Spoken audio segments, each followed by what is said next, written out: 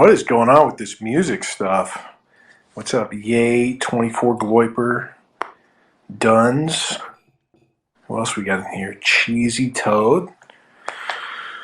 Let me know if you guys want to speak, and I will tag you in.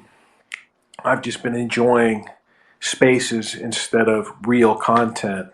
I put myself into this box where I'm like, I'm not going to do real content until after New Year's. I'm not a normal person if I don't take 2 weeks off at the end of the year. And so it's like spaces are good middle ground. And you never know who's going to wander in and want to speak. So any of you, if you want to speak, ask questions, talk about what's on your mind, send me a request. Other than that, maybe I'll turn the music back on and we'll wait to see who comes in here. All these features in spaces, I was either completely unaware of or they've just been rolling them out. All right, yay, Gloyper. Looks like you're connecting. Let's see what's on your mind. Hey, Wendell. What's on your mind? Hey, man, I was just watching the you and Wurzel thing going on, and I was just wondering, like, what was it that he said, or like, what was up with that? I missed half of it because I wasn't watching. Oh, okay. It's so we're like, oh man, only 5 days now until New Year's, right?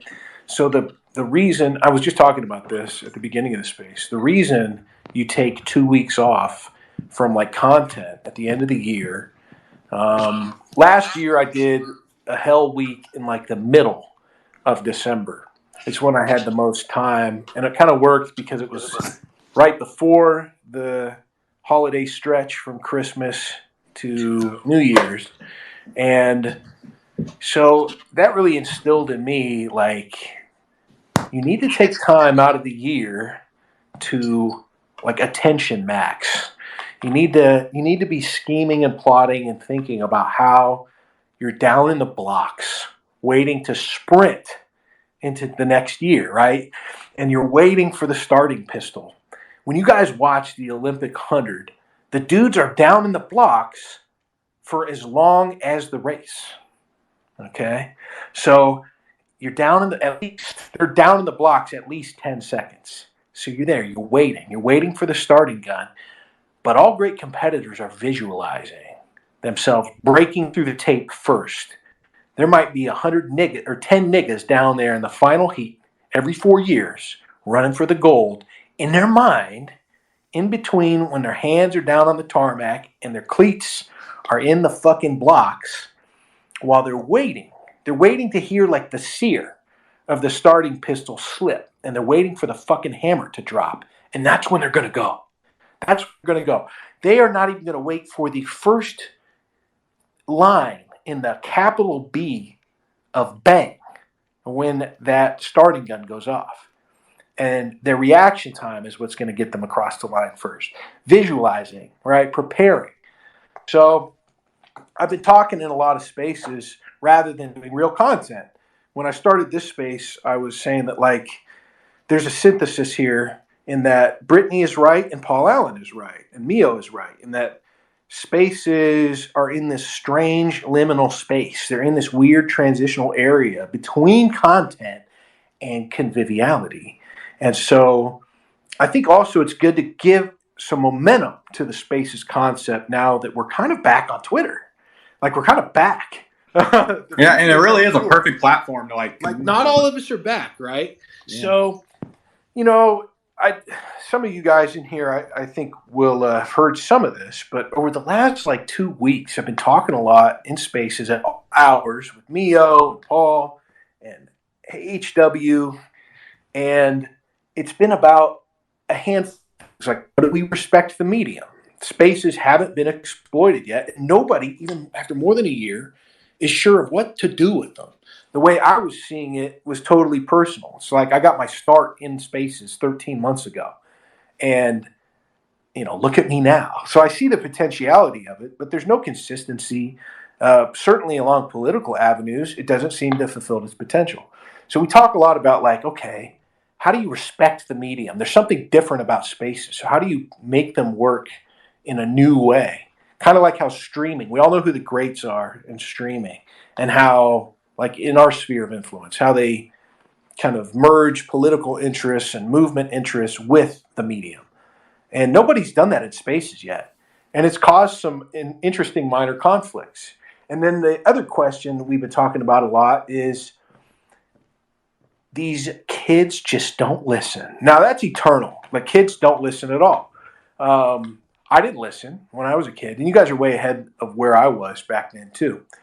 And so a lot of the conversations I had in spaces today and in that last one were about, like, I was wet behind the ears when Bookcat started streaming on Cozy at the beginning of February.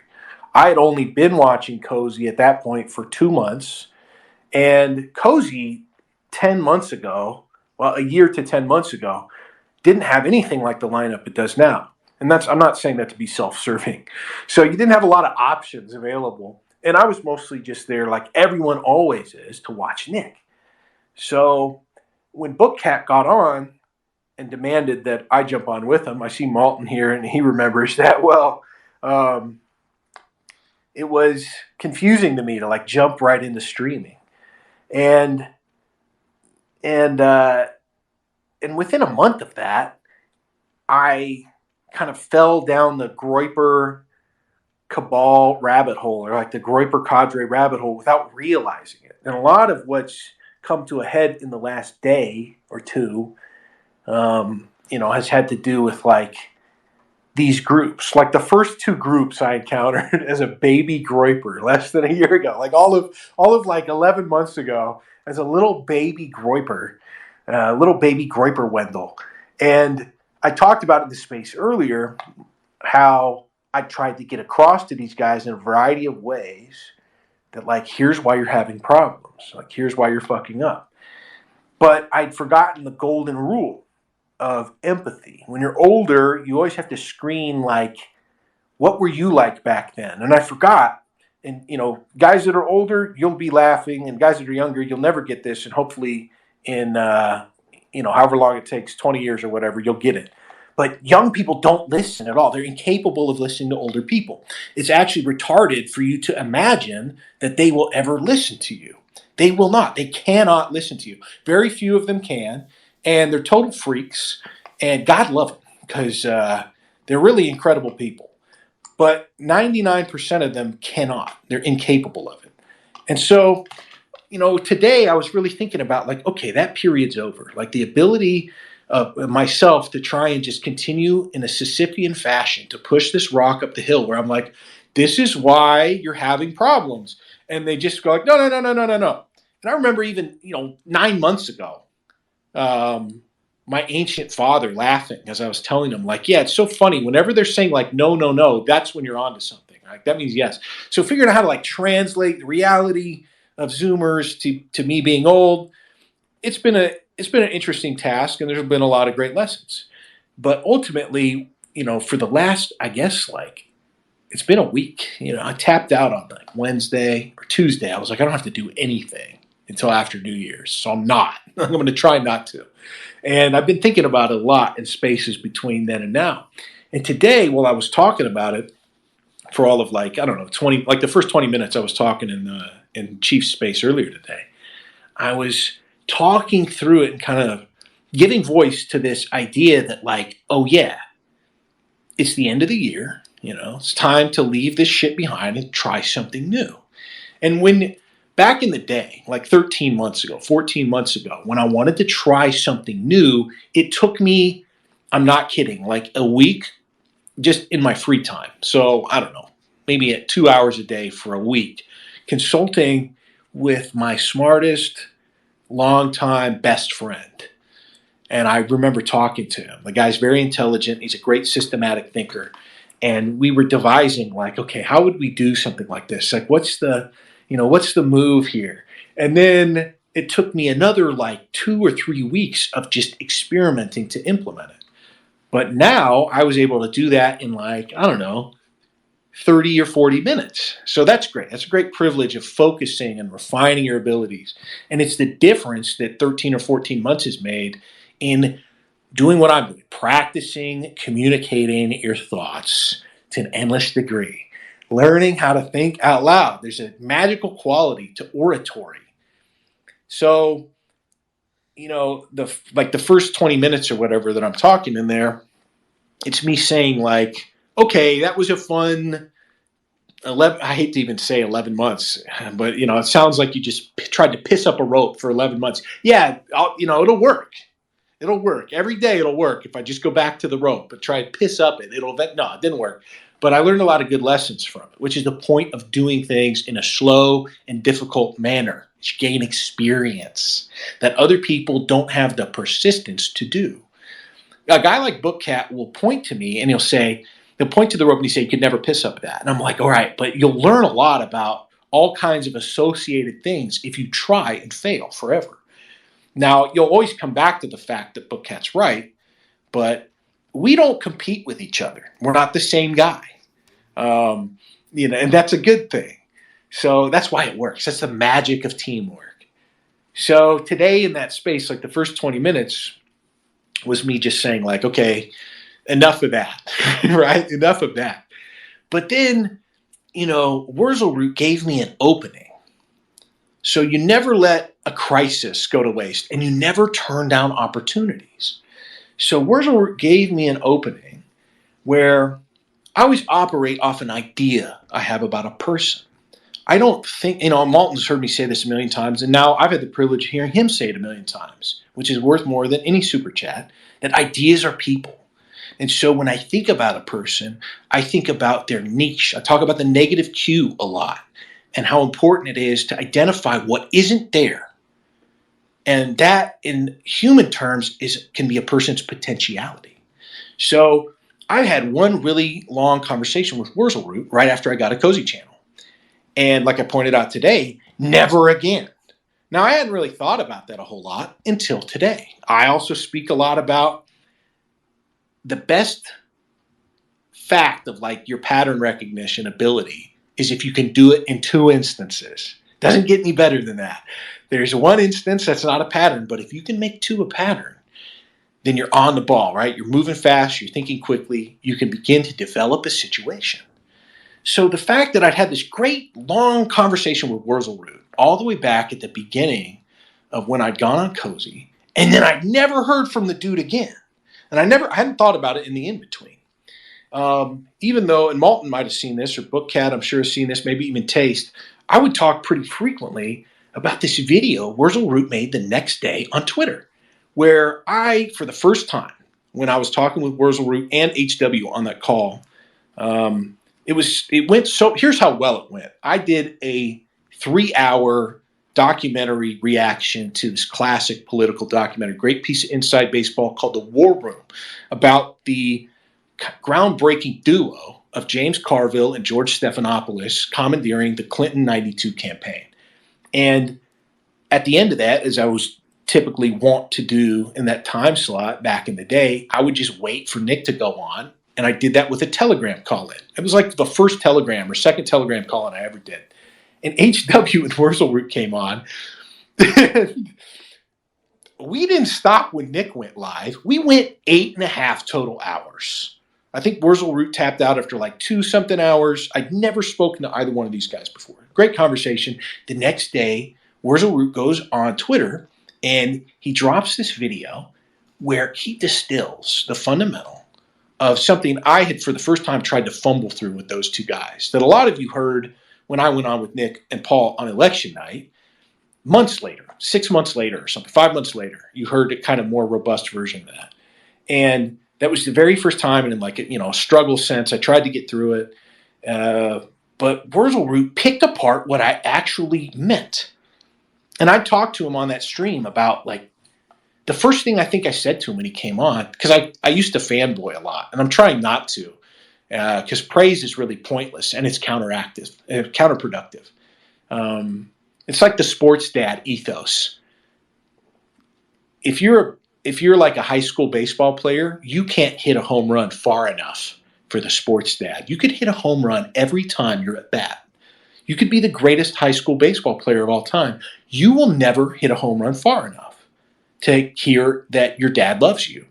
And he may not ever admit that he actually loves you and is proud of you until you've retired from your professional baseball career as a Hall of Famer. And then it's time. Then you can be praised, right?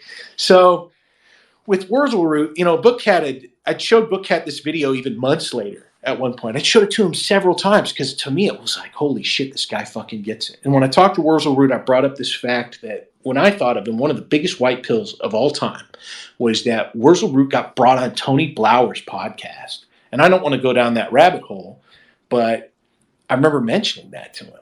So for all these things to come together, like Wurzelroot having an innate understanding of the importance of revisionism, that was something that I had just started to talk about with Bookcat just 5-6 months before that. I remember, not sour grapesing, but kind of good copying Bookcat back in the Gab chat days in December, or maybe it was early January.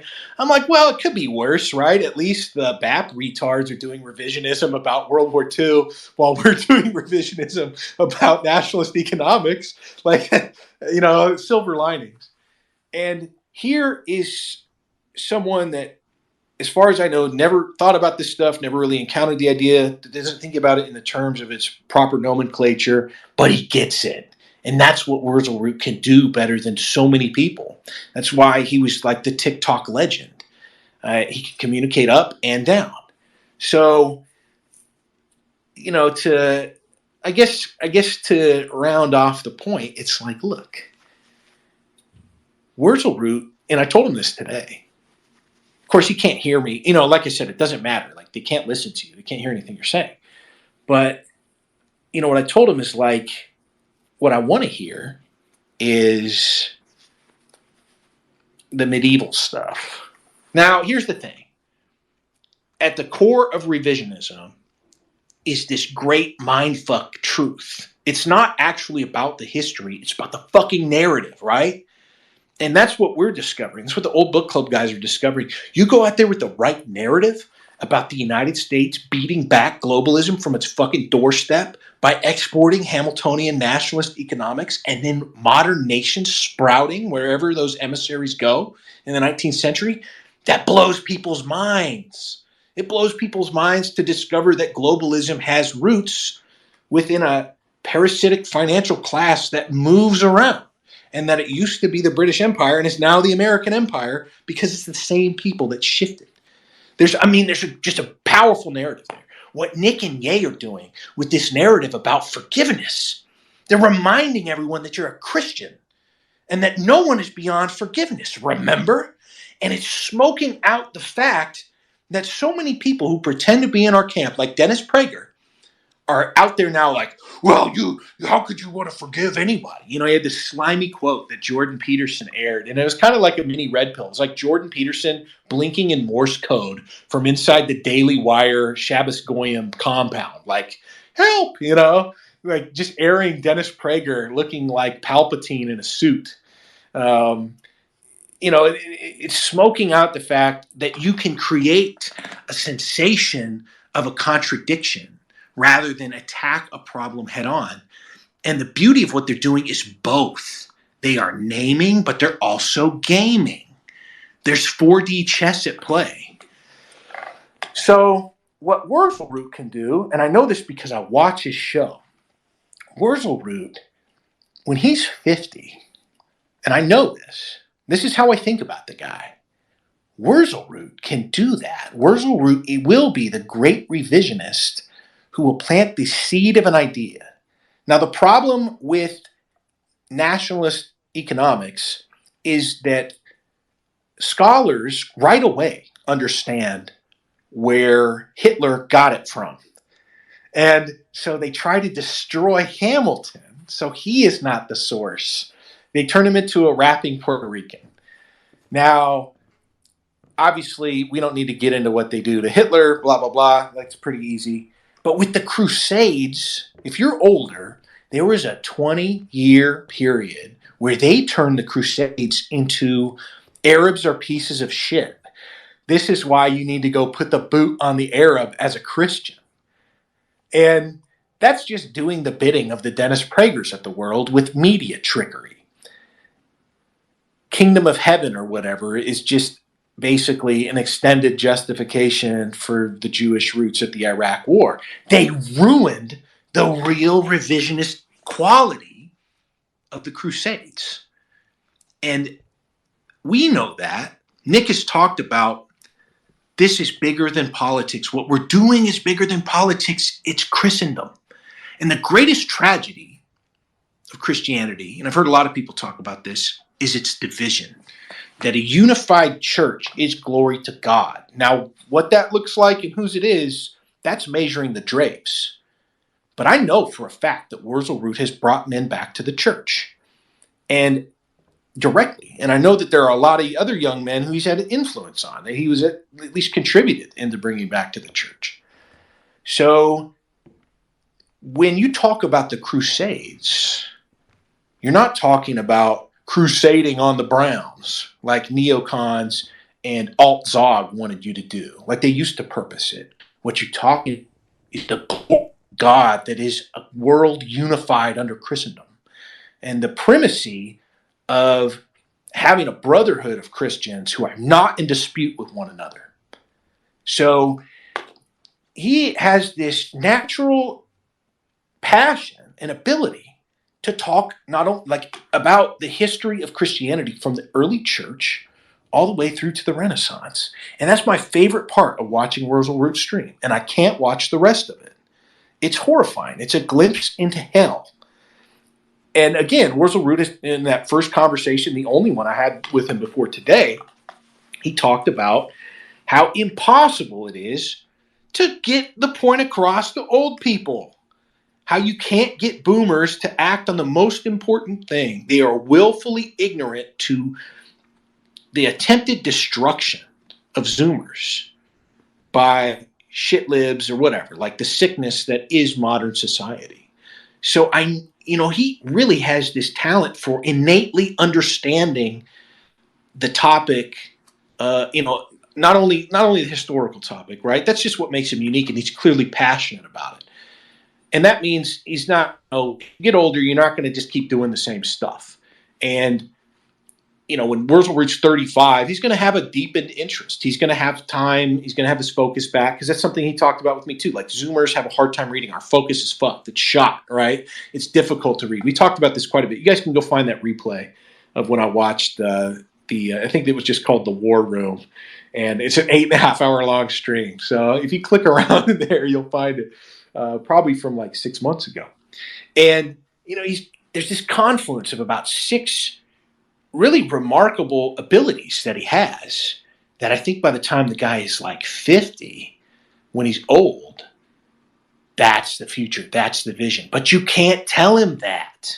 What am I going to do? Sidle up to him on the street? Hey, Wurzelroot, did you know that you will be the fulfillment of memeing your peers into understanding the Crusades as an attempt to maintain the unity of Christendom? No one talks about that, but it's such an obvious and easy to adapt idea. So what you do instead is you have an idea of a person, and you care enough about them and their potentiality to not let them get away with anything. That's what I was talking about for the first 20 minutes about Stizzy and the real friends. None of you will get that.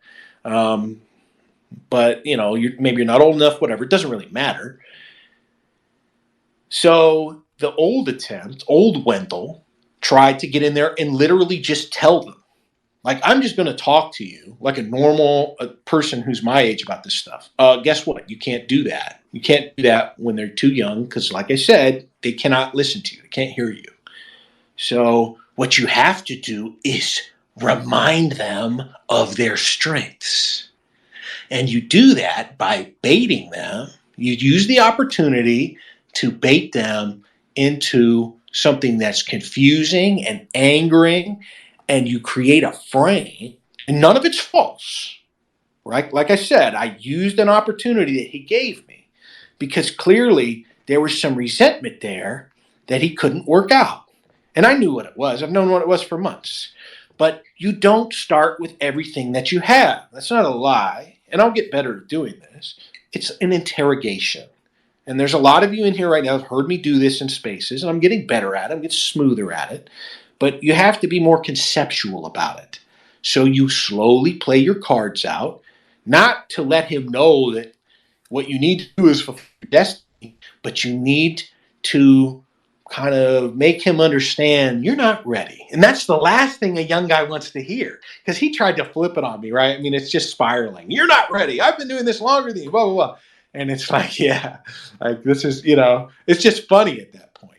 So what I'm doing is creating pressure, creating a lesson, an uncertainty. And it doesn't matter. Like if he reached out to me and was like, oh, come on my show or whatever, bury the hatchet, or I want round two, I could just straight up tell him all of this, and it wouldn't take as long, because this is the first time I'm saying it, so it takes a long time to say it.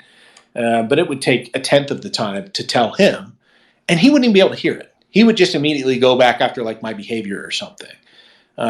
He would be preparing for what he thinks he learned from the last experience, and whatever. Like it wouldn't really matter. But the point is to remind him of his strengths. Remind him of his strengths. And I did that a little bit. I kind of weaved some of that stuff in there.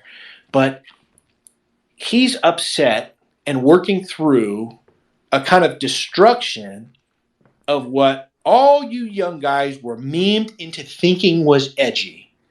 That's how good they are at this stuff. If you think the South was cool in terms of economics, you're just a shill for the British Empire's Jewish financial interests. And that's a tough ass pill to swallow. And he told me in the thing today that like he's halfway through it. He's in the bargaining stage of the Kubler-Ross cycle of grief. Now, I countered with like, yeah, and you're going to have, Harris was throwing gas on the fire. He said, oh, you're going to have an axe in your name. You're going to be Bookcat Struggle Soldier. No, that's not going to happen. He might believe it or agree with us, but he's not going to be our best advocate. He is going to learn that he wants to own me. He wants to destroy me. And he is going to try, and what I'm trying to teach him is lure me into a debate about something I don't know anything about. Now, I'll never fall for that.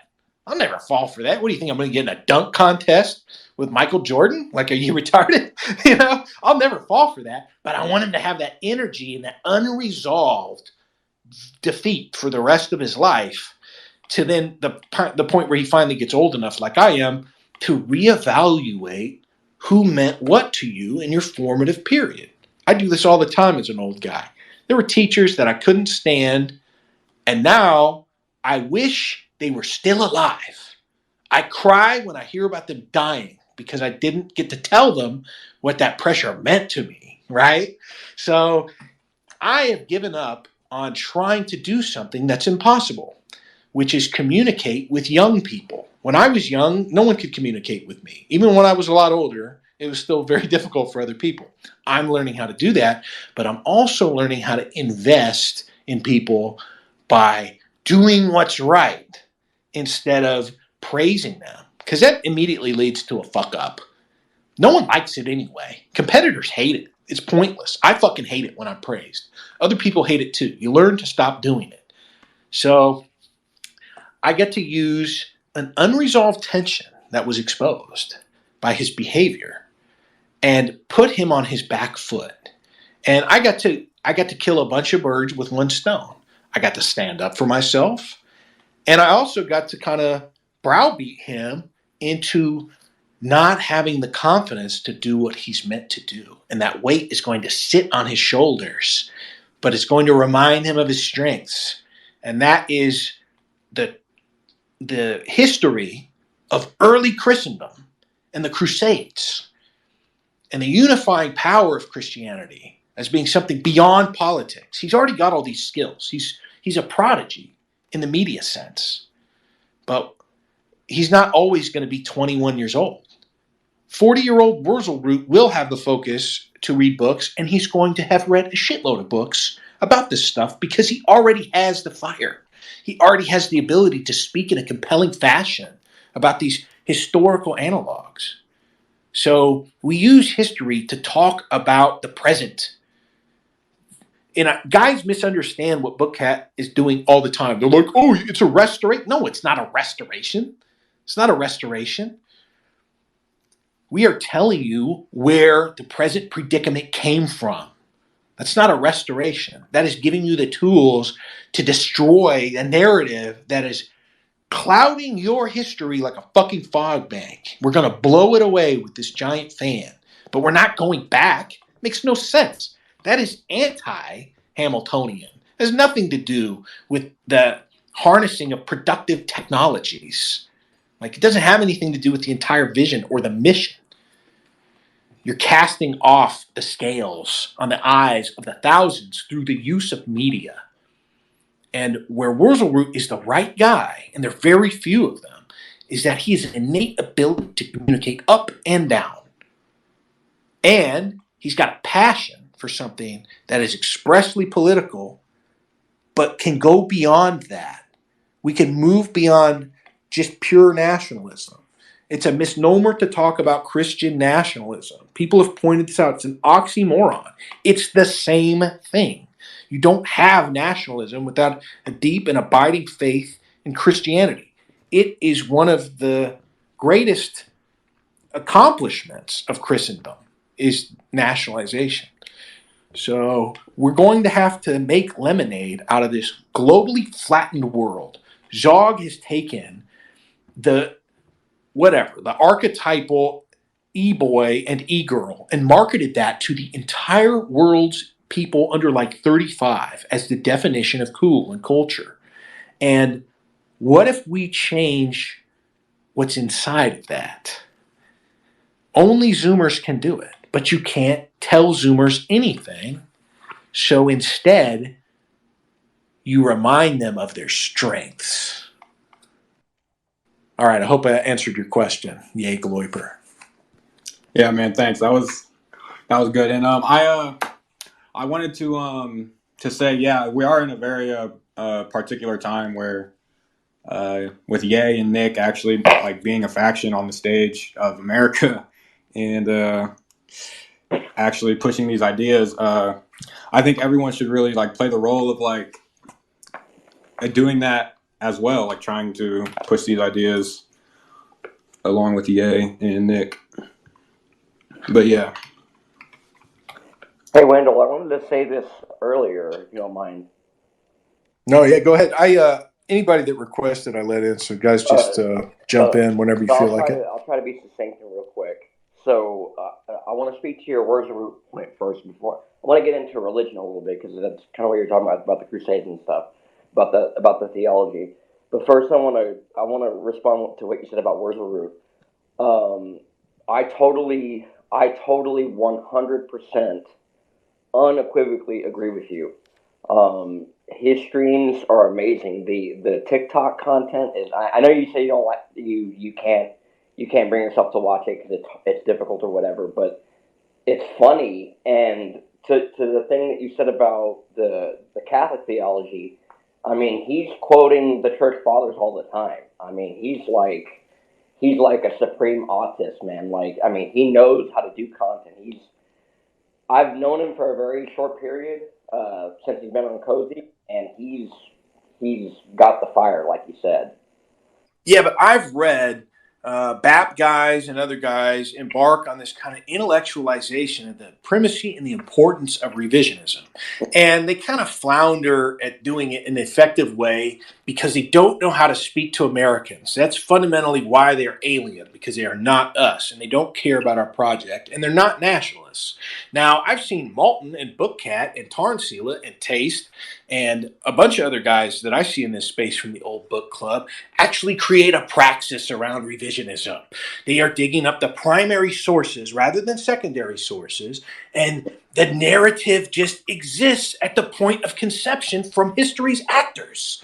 All you have to do is just relate it in modern language, which just means you read it and you think about it, and then you fucking go off about it in a space. But Wurzelroot, when he heard me fumble through it, I'm like, oh, well, see, the South kind of never actually left the aegis of the British Empire's economy. And so does that help you understand the Civil War a little bit better? Like, I just kind of put that together when I said it right now, right? And I remember That HW actually sounds and like Wurzel it. I don't know if Wurzel even responded, but HW was like, okay, yeah, that does, like, there's this narrative war has to just be about slavery. And then on the other end, it has to be about states' rights. But what if you add a third factor?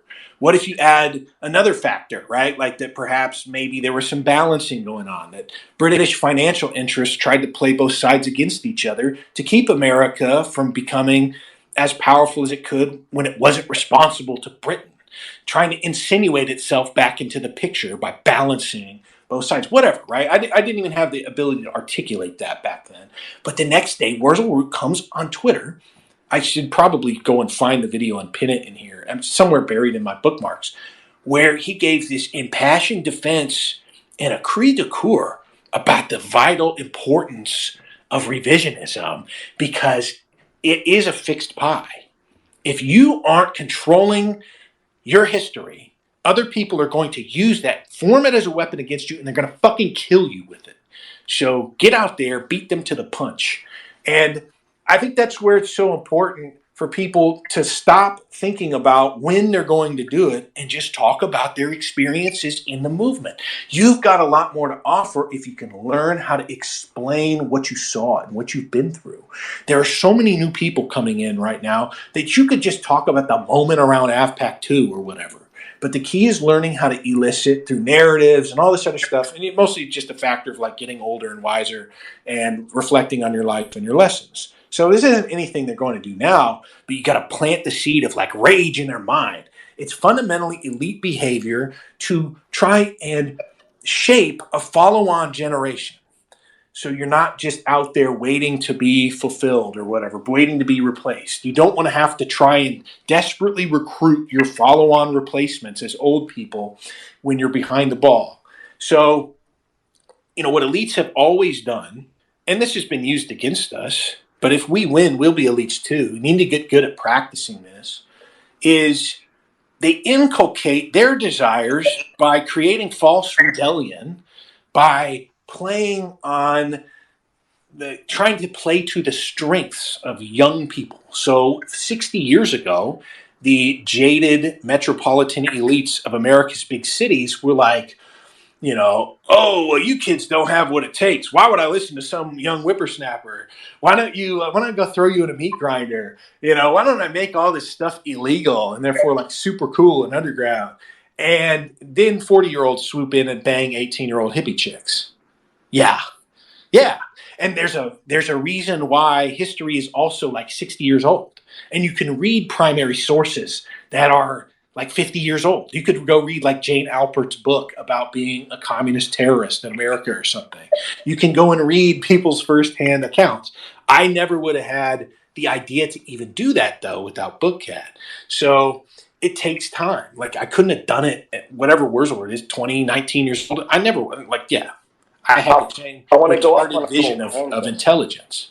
So I want to go off on that's a the key. tangent. He understands, Wurzelroot had a fundamental understanding of revisionism and its importance that stripped away and fundamentalized from a particular to a general.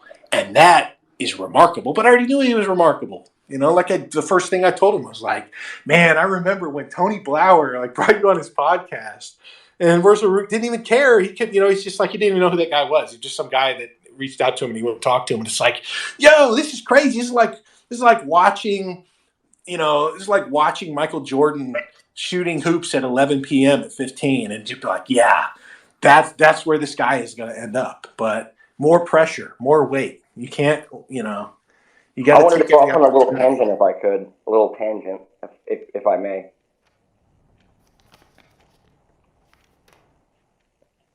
I have an interesting thought experiment or an interesting question for anyone in the chat who's probably Catholic. I want to see if anyone can answer me. I'm going to give the answer, but I'm just going to throw the question out there for a potential topic.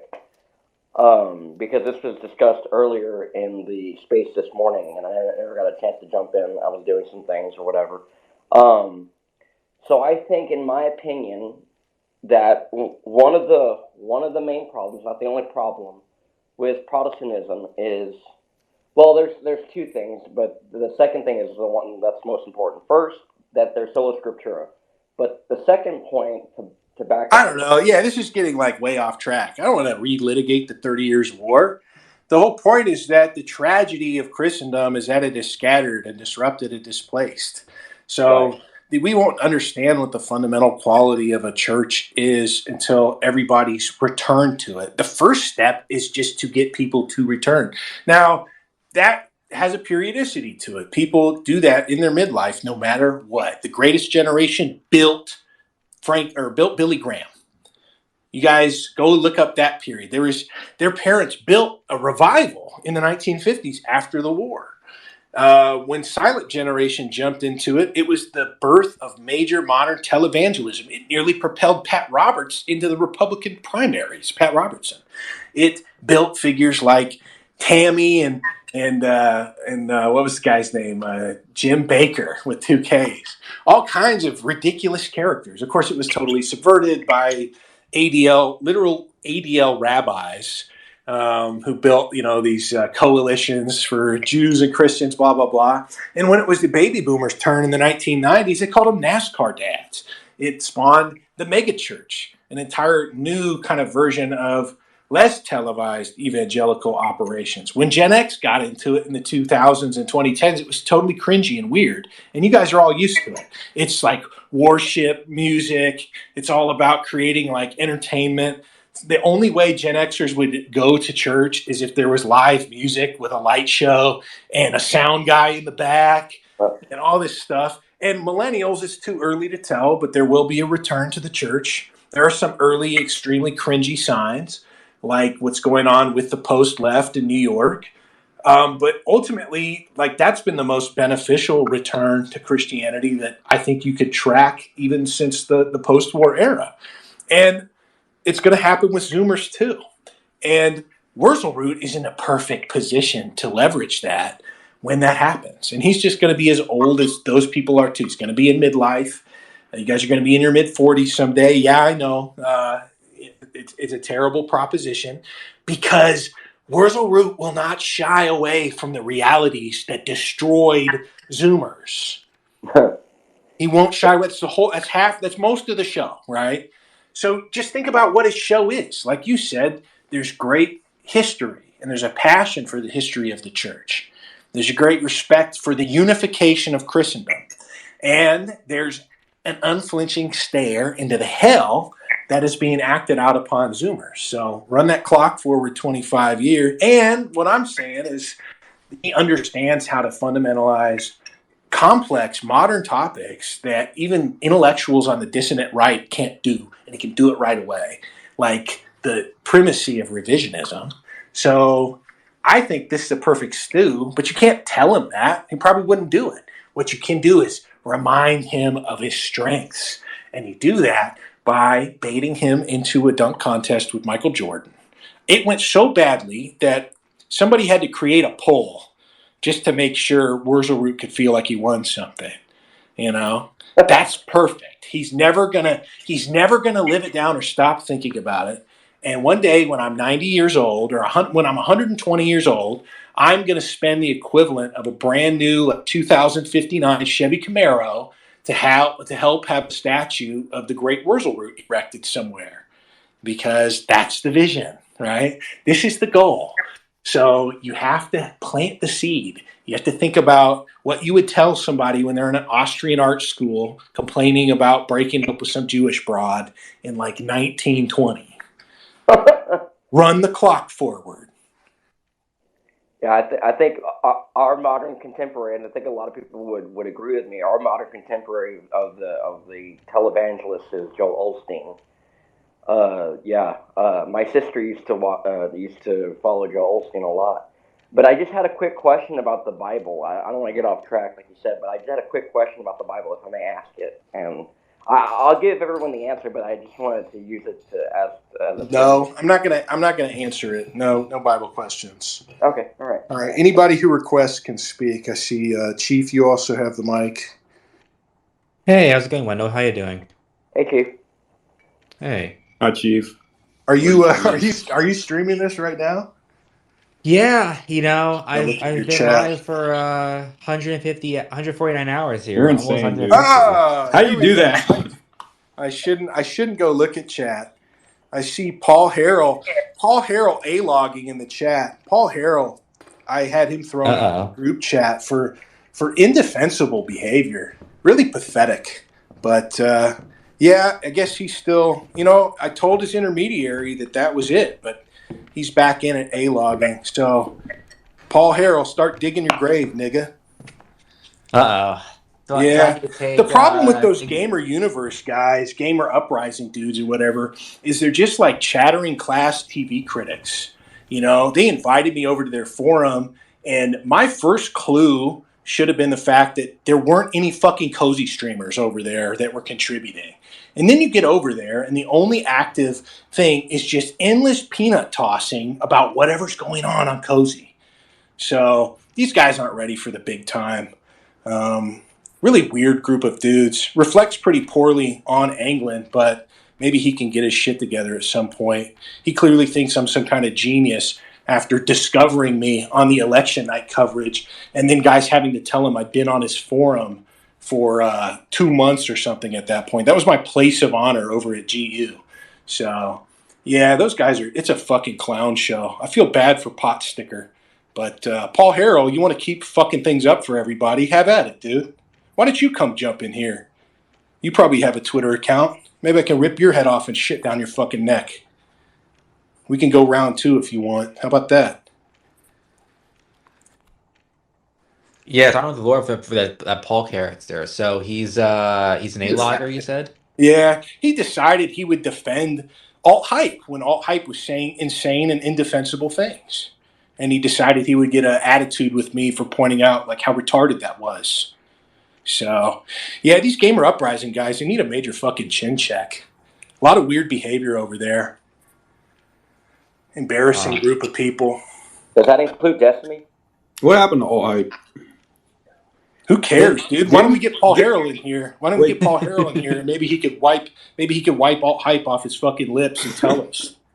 I always thought he was just jealous of Nick.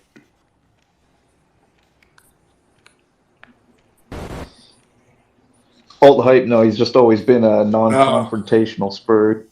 Paul seems to have stopped commenting in Chief's chat now that he knows I'm reading it. Fucking scumbag, dude. This is the problem, like this main character syndrome audience bullshit that happens.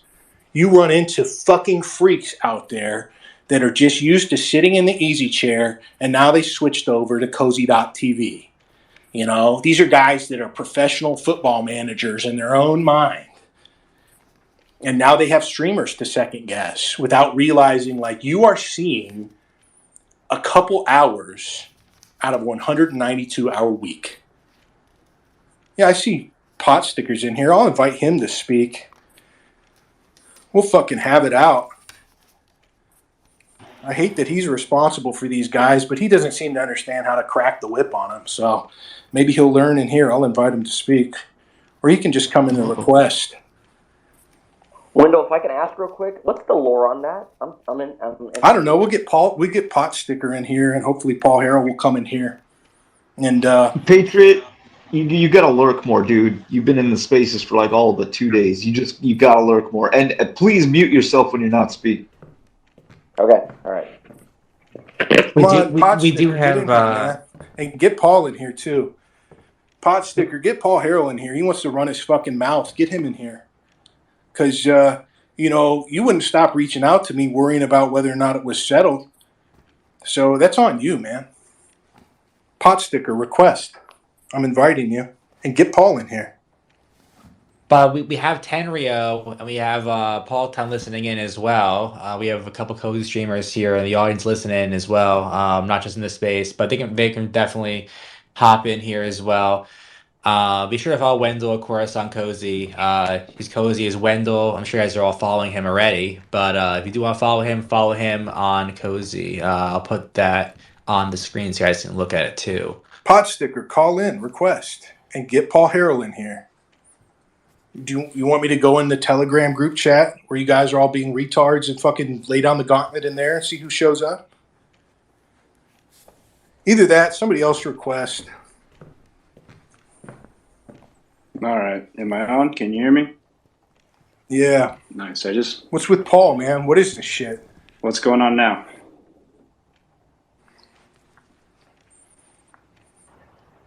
What's going on? Well, he's over in Chief Trumpster's chat, A-logging.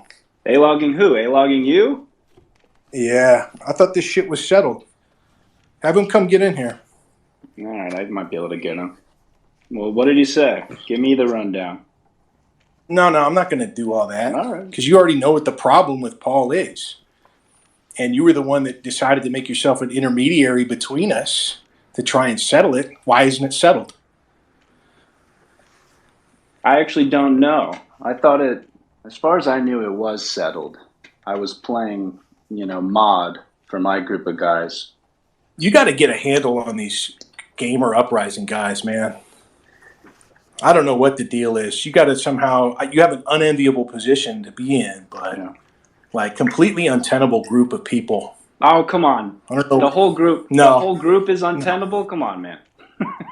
Come on. Yeah, I mean, it's like it's useless. That's not true.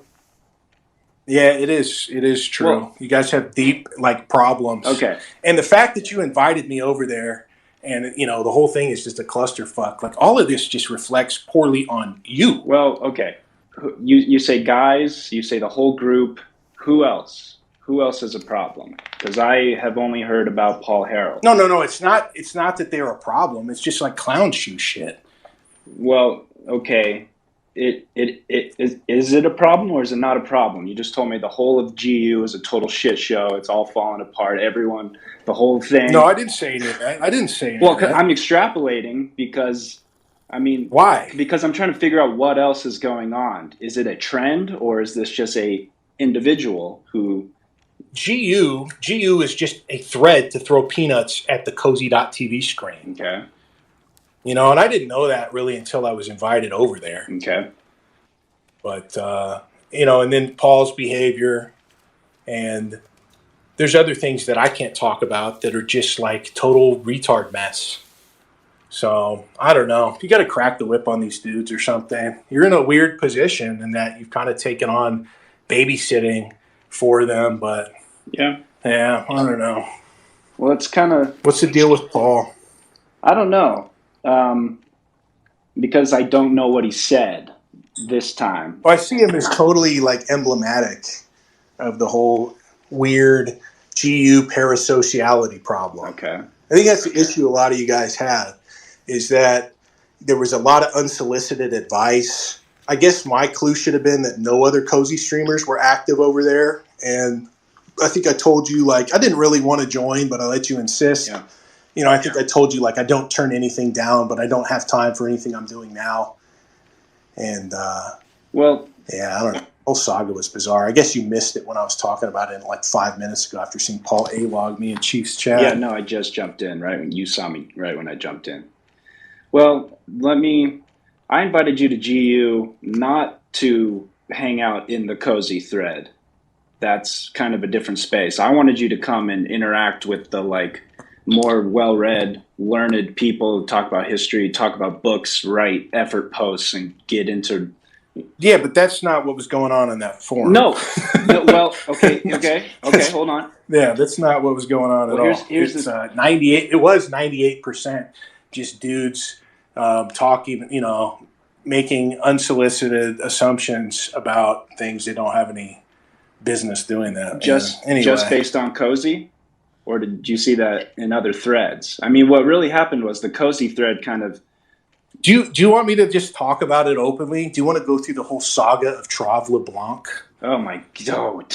Yeah, you know what? This is the issue, right? This cutesy shit. Just hold on. Hang on. It's where you come in here and you're like, where is this all coming from? And no, I'm I only know about it because listen, hang on, because I'm watching you try and bail out a sinking ship with a fucking bucket. What? What?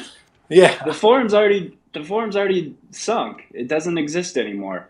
Yeah, I know, and it doesn't have anything to do with that. I'm just talking about the whole mindset over there. And what I'm trying to do in in all good faith is that is not the full mindset over there. I've been on that forum since the early 2020, and the whole mindset is not just, sitting around and gossiping about cozy streams. There's a whole That was other 95% of it, Well, and that's what I was- movement. that- Not like movement behavior. Right. Not guys thinking about themselves as America first. Just like literal armchair TV critics. Yeah, there is a lot of that over there because. So why come in here and make me drag you through that? Well, I don't know, because I'm like repping my guys. Like I said, those guys got me through a lot of hard times. We all helped each other through a lot of hard times. We went through all of it together over there, and we were just this little corner of the internet just talking to each other. We, for years, didn't even consider that other people were reading it, and people weren't really reading it until the last year, the last 6 months, heavily of that forum existing. And it became a lot heavier on just critiquing and micro. All right, where's Paul Harrell? What? I'm like barely got into my description. Yeah, but where is man. he? No, I'm talking about like where is he? He's over there talking shit in Chief's chat. Why isn't he in here?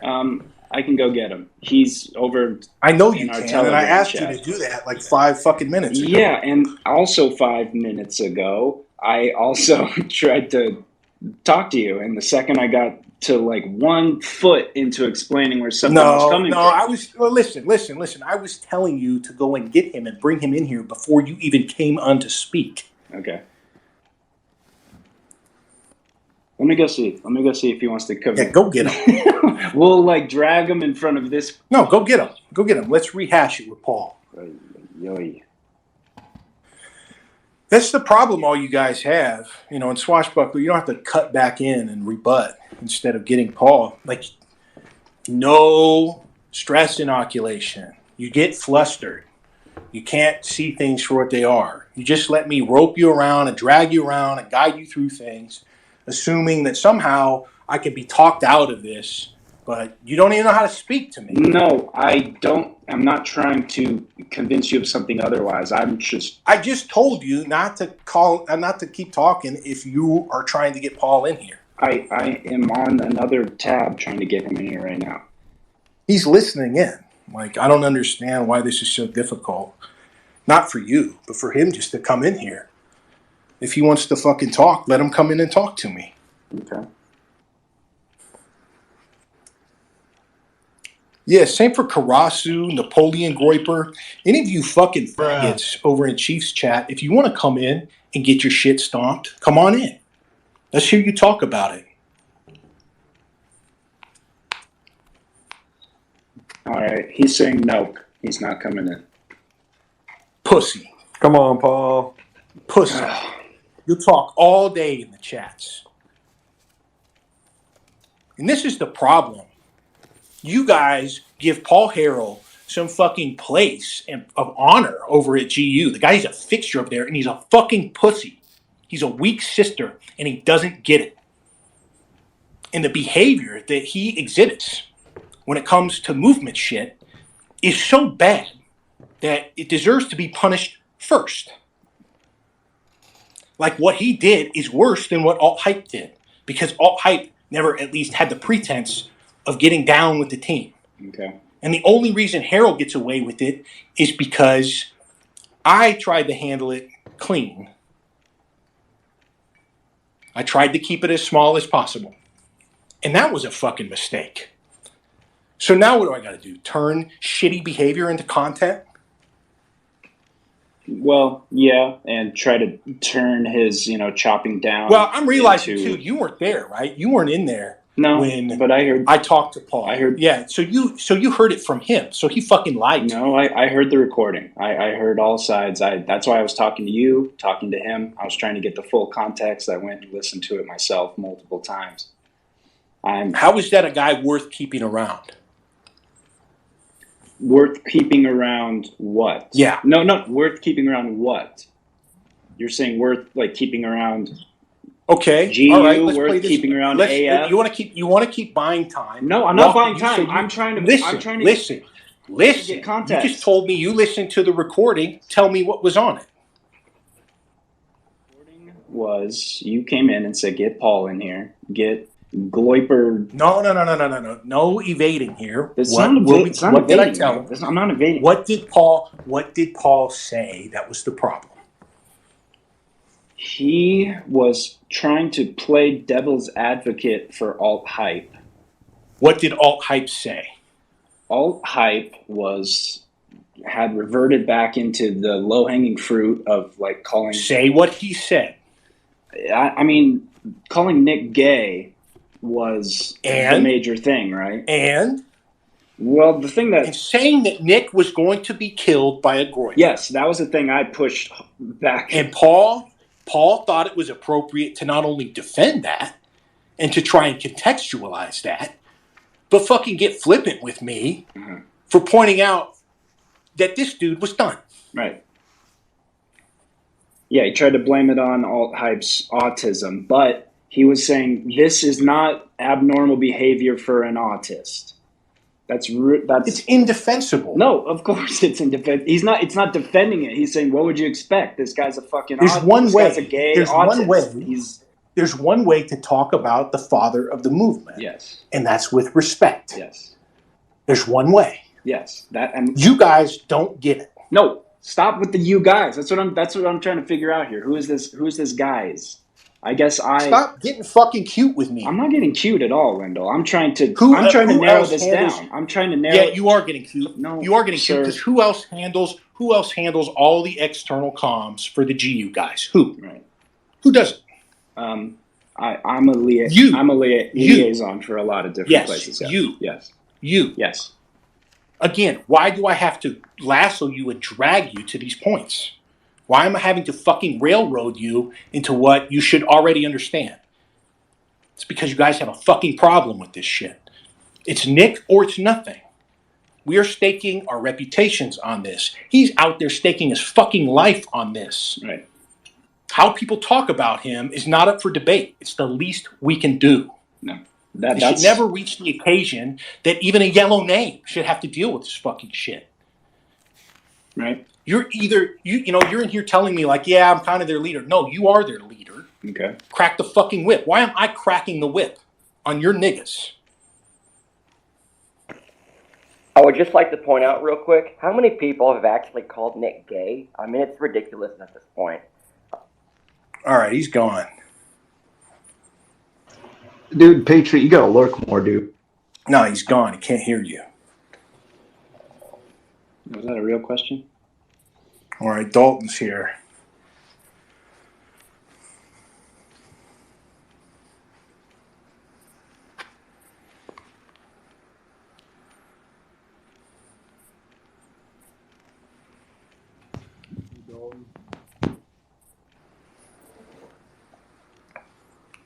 Hey, Dalton. How you doing, Dalton? Hey. Merry Christmas, by the way. I didn't say Christmas to you yet, so Merry Christmas. Yeah, dude. Merry Christmas. Hope yours was well. So what's going on? What's popping off over here? I was just having a nice laid back space, and Chief came in to stream it, and I made the mistake of going and reading the Cozy Chat on his channel and finding guys who were supposed to have buried the hatchet, have taken their lumps, and they're A-logging. So Wendell's having his first A-log experience. Wendell is building A-logs to create extreme content pressure on himself going into 2023. And it's good. That is good. That's sharpening and wielding the axe. Yeah, it's just tough. Like, guys out there, they just don't fucking get it. Like, this is a political movement. We're not here to make friends and dance around the fucking maypole holding hands. Like, what you have in common with other guys is supporting Nick's vision. And I was trying to get at the distinction earlier between, is this a problem of GU or is this a problem of AF? Because I made that distinction because, like, I was trying to set up GU. Well, if you guys can't figure out whether or not you're AF, it's 100% your fucking problem. Wendell, please, let me just set up this idea here because I think this gets at the heart of it. And maybe it's a misunderstanding of what you think GU is compared to... No, because I already had to walk you through admitting all of this shit. Let me take at least 1.5 steps into walking into what I'm trying to talk about here, if you don't mind. GU is a separate thing. It doesn't fly the AF banner. No, you're not a separate thing. Get banged on. I'm not going to get banged on then. I'm not going to say why you're not a separate thing, because Okay. it's not for either of us to say in public. But don't run that fucking game with me. I'm not You running guys a are game. halfway in. I'm not running a game. I'm not running. No. You have been entrusted to bring guys in at a level. I'm not going to talk about it any further than that. Okay. Yet, true or false? True. Okay. I agree. The fuck is wrong with you, man? Why make me continue to fucking drag the truth out of you? Why can't you just speak normally and effectively? Is it because it's much more comfortable for you guys to sit in a fucking audience like Paul Harrell and critique this shit without having the content mindset for yourself? This is... Brittany, I don't agree with her on anything but this. Content makes you a better communicator. I don't say anything in private anymore. I have to assume everything I do is being recorded because of fucking weird Asperger motherfuckers like the GU guys, like Ferdinand von Zeppelin. I don't appoint a clipper. I don't know who my clipper is. And then I find out there's a guy who's been recording everything I've ever said on the internet. Everything. And cataloging it.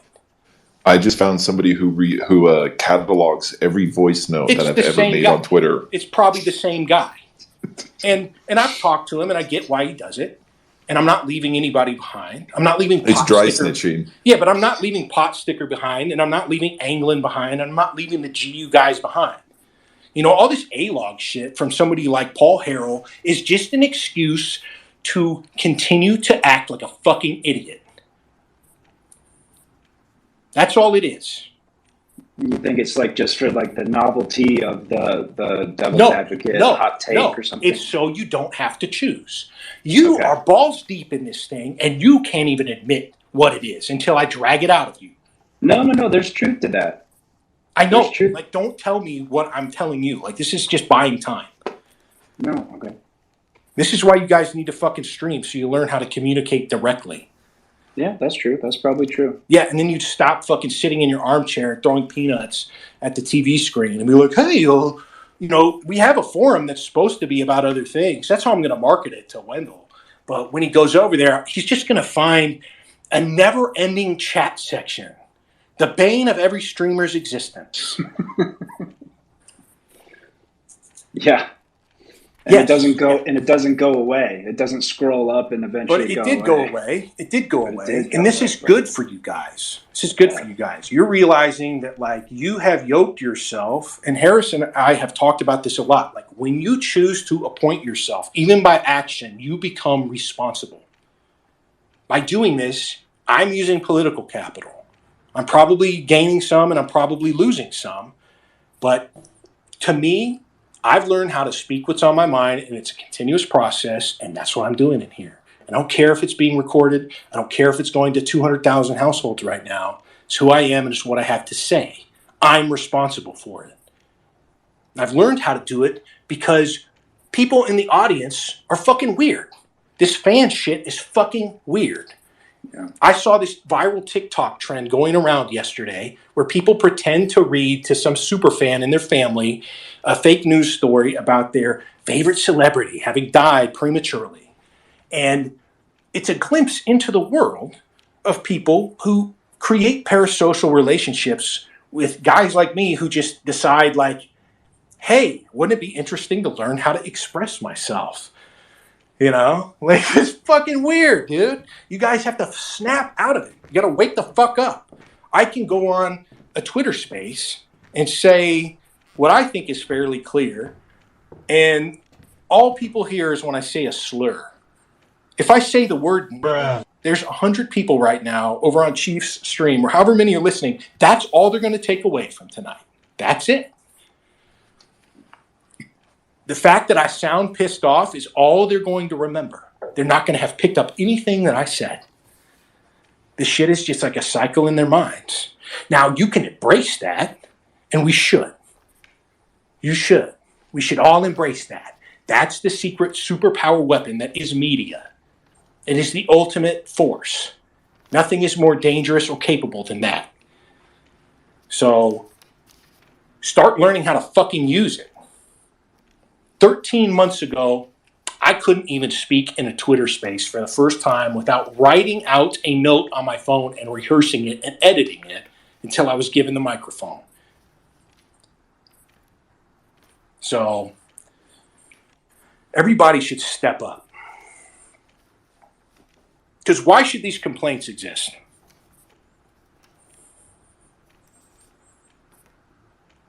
Pot sticker, why should I have these complaints? Because this is a vulnerable time, but it's also a time of great opportunity. And we don't know how slim the window is, but we have to push and give it all. We have to ride that feeling, that nervous feeling. No, the correct answer should be like, you shouldn't have these complaints. I mean, I'm trying to figure out I was trying to like justify why you are upset about what's happening. You know, so why should I have these complaints? Why? How is in any way any of this justifiable in a perfect world? And so I guess the answer is that we're in an imperfect world. Oh, well, I guess there's just nothing we can do about it. Well, there is something I can do about it. For some reason, I decided to start a space after watching an Italian movie and thinking about, like, I wonder what'll happen in this space. And I see dipshits come in here, or at least in Chief's chat, and I get to go off. So there is something we could do about it. We can literally attempt to hold each other accountable. That's the whole purpose of a movement in a manner bun. Bookcat's done that to me. He's tugged on my fucking leash. I know what the rules are now. And the purpose of it is to chop me down, chop Paul down in front of everybody. To make an example for everybody else too. Oh, is that what you know what? That's the worst attitude. For no reason? I'm picking on you for no reason. No. This is what I fucking mean. I can come in here and read off the list of shit that is your problem. You took on the responsibility. You took on the responsibility. You made it your fucking problem. And you've had months to do something about any of this, and you did nothing. Okay. And it's my problem.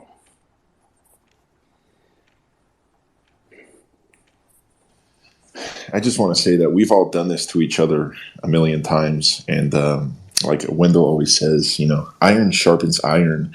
When you get owned, you just take it. Just take it when someone's telling you something and it makes sense, or if they know more than you do. Yeah. Just take it in stride. Just learn. And I know it's hard. It's hard to swallow your ego sometimes and admit that somebody's spitting that shit. Someone's telling the truth, and you're not meeting the standard. But he's telling you exactly what he does to everybody, and it works. So just trust the plan. Trust the Wendell plan. No, and trust me, I do trust it. Or complain about it and get dabbed on. Right, and I'm not complaining about it. I was actually speaking of it admirably. I'm saying you pull. I wasn't saying it with a snideness. I was saying this is good. This is how you build the bond. This is how iron sharpens iron. No, you said he's cutting you down. Yeah, he's chopping us down into something better. Are you a Christian? Yes, of course I am. You're not a victim. We're not victims. No. Christ is our Lord and Savior. Like, we're not victims. No, I was not speaking from a victim mentality. I really was trying to empower what you're doing here. I was saying we're doing this in public. We're tearing it didn't people sound down like and it, making. bro. Look, this is the only. I know, but this is the only avenue that I have to air my complaints. That's it. Well, let me just clear this up. In all honesty, I was not complaining about it. Wendell and I talked about it a little before. I was trying to echo that same thing he told me. No, we didn't talk about it before. No, we didn't talk about it before. We talked about, you said, I've done this a million times. I'm making better people. I'm getting rid of the chaff. Because you reached out to me on behalf of another guy. Yeah. Yes, but I'm trying to explain to you that makes you responsible for him. Okay. I hear what you're saying. You autistic fucking introvert motherfuckers need to learn how to flip that switch. You need to learn how to be personable extroverts, or you're never going to understand what the fuck people are talking about. We do not speak about things literally. There is an art to language. There's an implication. And the fact that you people can't understand the political rules of an inherently political movement means there have to be moments like this in the virtual environment where I break out, the flamethrower or something? All I have is invective. It's like sparring. You get in the ring, you hit each other a couple times, but you don't have to be like, oh, that was unfair. It's entirely virtual. Like, in the scheme of things, it's meaningless. It's just a fucking, intermediated conversation. You can take everything as an exam, as like a learning lesson, and you can say, okay, next time I get in there with Wendell, I'm going to do this and that. And I noticed he was not blocking, in one place. I'm going to hit him with the, whatever. You could just think about it a little bit, but I want to be. No, but and that's literally what I was doing. I was coming in here. I was echoing something he talked to me about before. I was saying, this is a good thing. This is how we whittle things down. I'm sorry if my tone came off like I was complaining about it or something. I'm not a victim of this. That is not 100% not. Now Harris is in here, so good luck. Yeah, but none of what you're doing, Sticker, is how to communicate effectively. Okay. You're not speaking your thoughts. You're buying yourself time and you're spinning your tires because you don't stream. You guys don't have experience doing this. You got to go into more spaces and talk to more people and learn how to respect the medium of a Twitter space, where it's just your voice being broadcast out to other people. Everyone needs to be learning how to think out loud, because otherwise shit just turns into this, like a bunch of dudes who don't get it, and then things go to a head. You reach a certain point and you wander in to friendly old Wendell space and you're like, oh, I've been fucking up? Like, news to me. And it's like, yeah, that's the problem.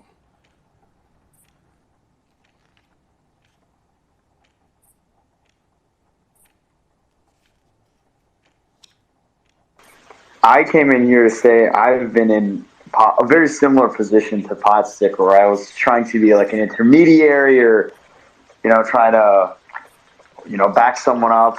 And it's like, I got this from Nick 2 years ago, where it's like I was responsible for this individual because I vouched for them in some way, and it ended up not being the greatest decision. And it's like I was flustered and red in the face, and it's like I wish I could make this entire voice call disappear so no one would keep talking about me, because I was the goober for a hot minute. I think it's beneficial. I mean, I don't look back on cringe moments in my past in this movement or in my life. It's like, yeah, those happened and I learned from them. So it's like, yeah, we all take our lumps, I guess. Yeah, people have made it impossible to speak privately now. I can't have a normal Twitter space for whatever reason. I'm not doing this with the intent of other people hearing it. It's just a fact of life. So this isn't some fucking performance.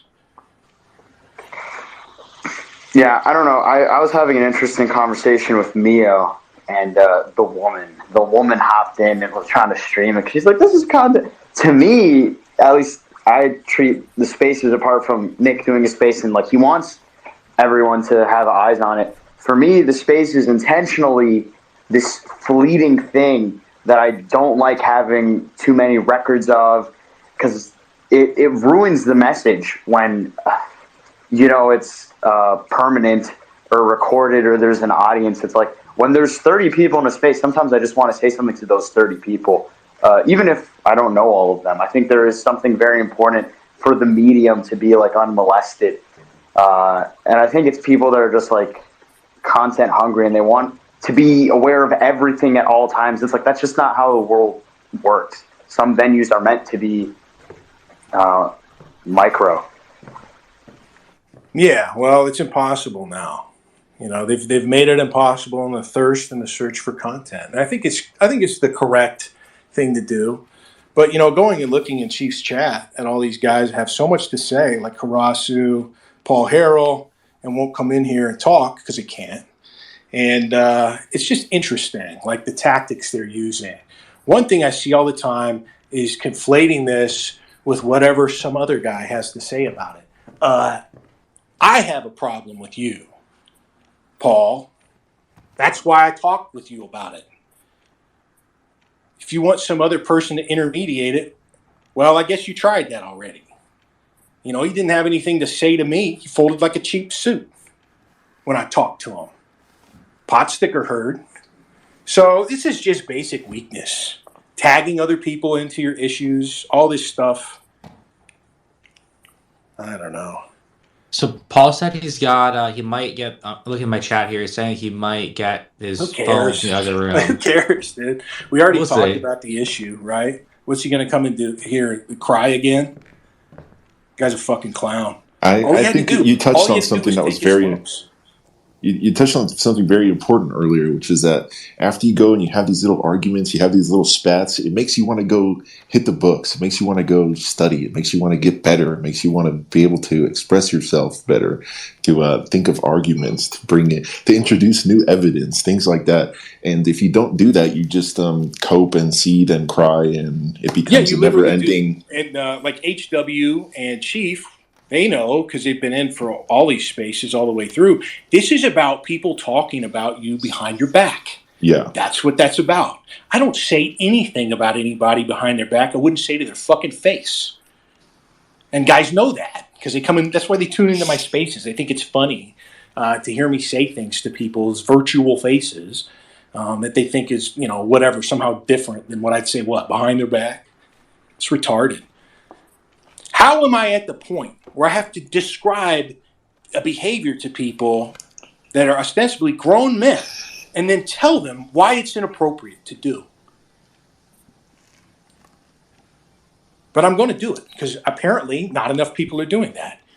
What about me strikes you guys in Chief's chat as somebody who wouldn't just take the easy W of standing up for myself at all times? What about the virtual environment is going to be different than the real world if it's just my voice?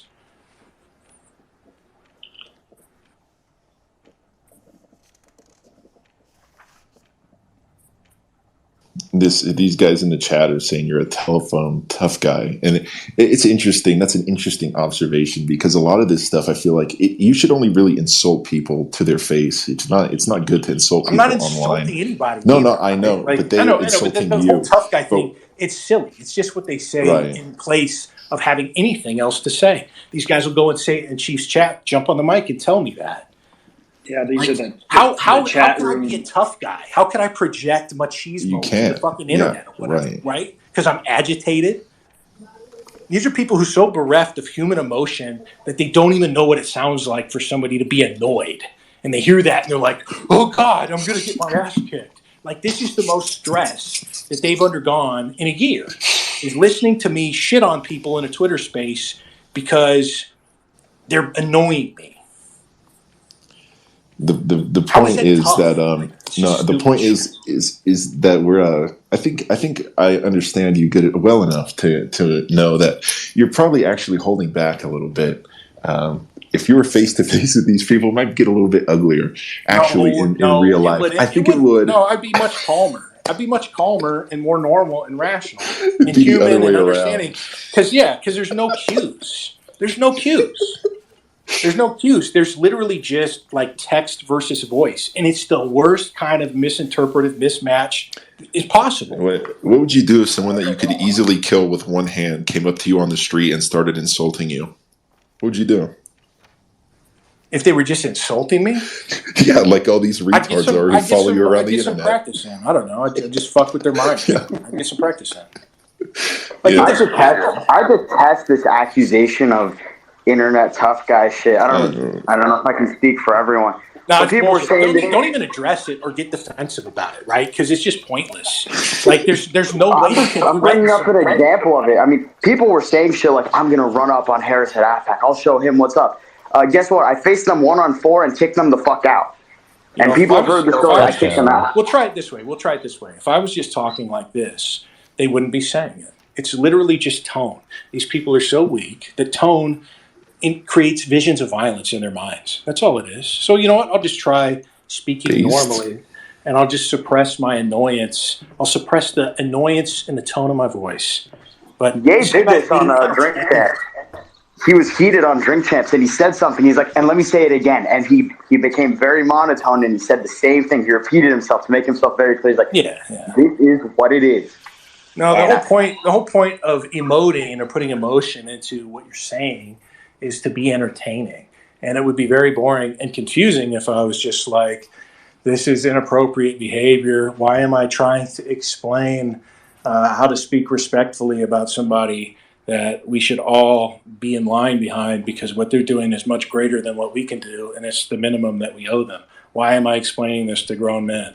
Why am I explaining the concept of respect and why it's silly to talk behind somebody's back when you could come in and talk to me in a space? Yeah, and they won't do it because they're afraid they have to engage in like face-saving behaviors, you know.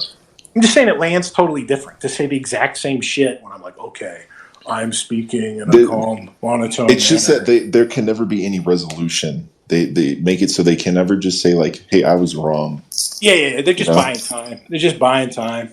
It's sidetracked. These people, we've been around the internet what if I say you're being an internet tough guy? Then you lose. Yeah. Then you have no valid points. All I'm taking away from what you're saying is how angry you sound, because things have gotten to this point where people are fucking retards, and you have to tell them that. You have to tell them that they're retards. Wow. What people who don't want to actually go do their homework or go practice or go get good, they just burn out. They don't last. So it's like you're talking to a ghost almost for a lot of these people. You know what I mean? Yeah. There's like a time limit on how much you could do this stuff. Like when you're saying like, oh, it's just me, I just get on and start talking. It's like, yeah, it's you talking about your interests. You don't really need a whole lot of input. But if you would like to share that would be great. But if you just want to sit and bite your ankles and snipe, then it's just becomes like a big pile of shit. It's like reaching in pudding or something. I don't know. Well, it's just silly too. Like in the real world, you guys go have a flippant moment with your boss sitting in the fucking boiler room in the cold call cubicle farm in a boiler room where you're expected to do 80 hours a week as a baby associate and get a concussion because he throws an ashtray at your head and fires you for cause. Big boy rules.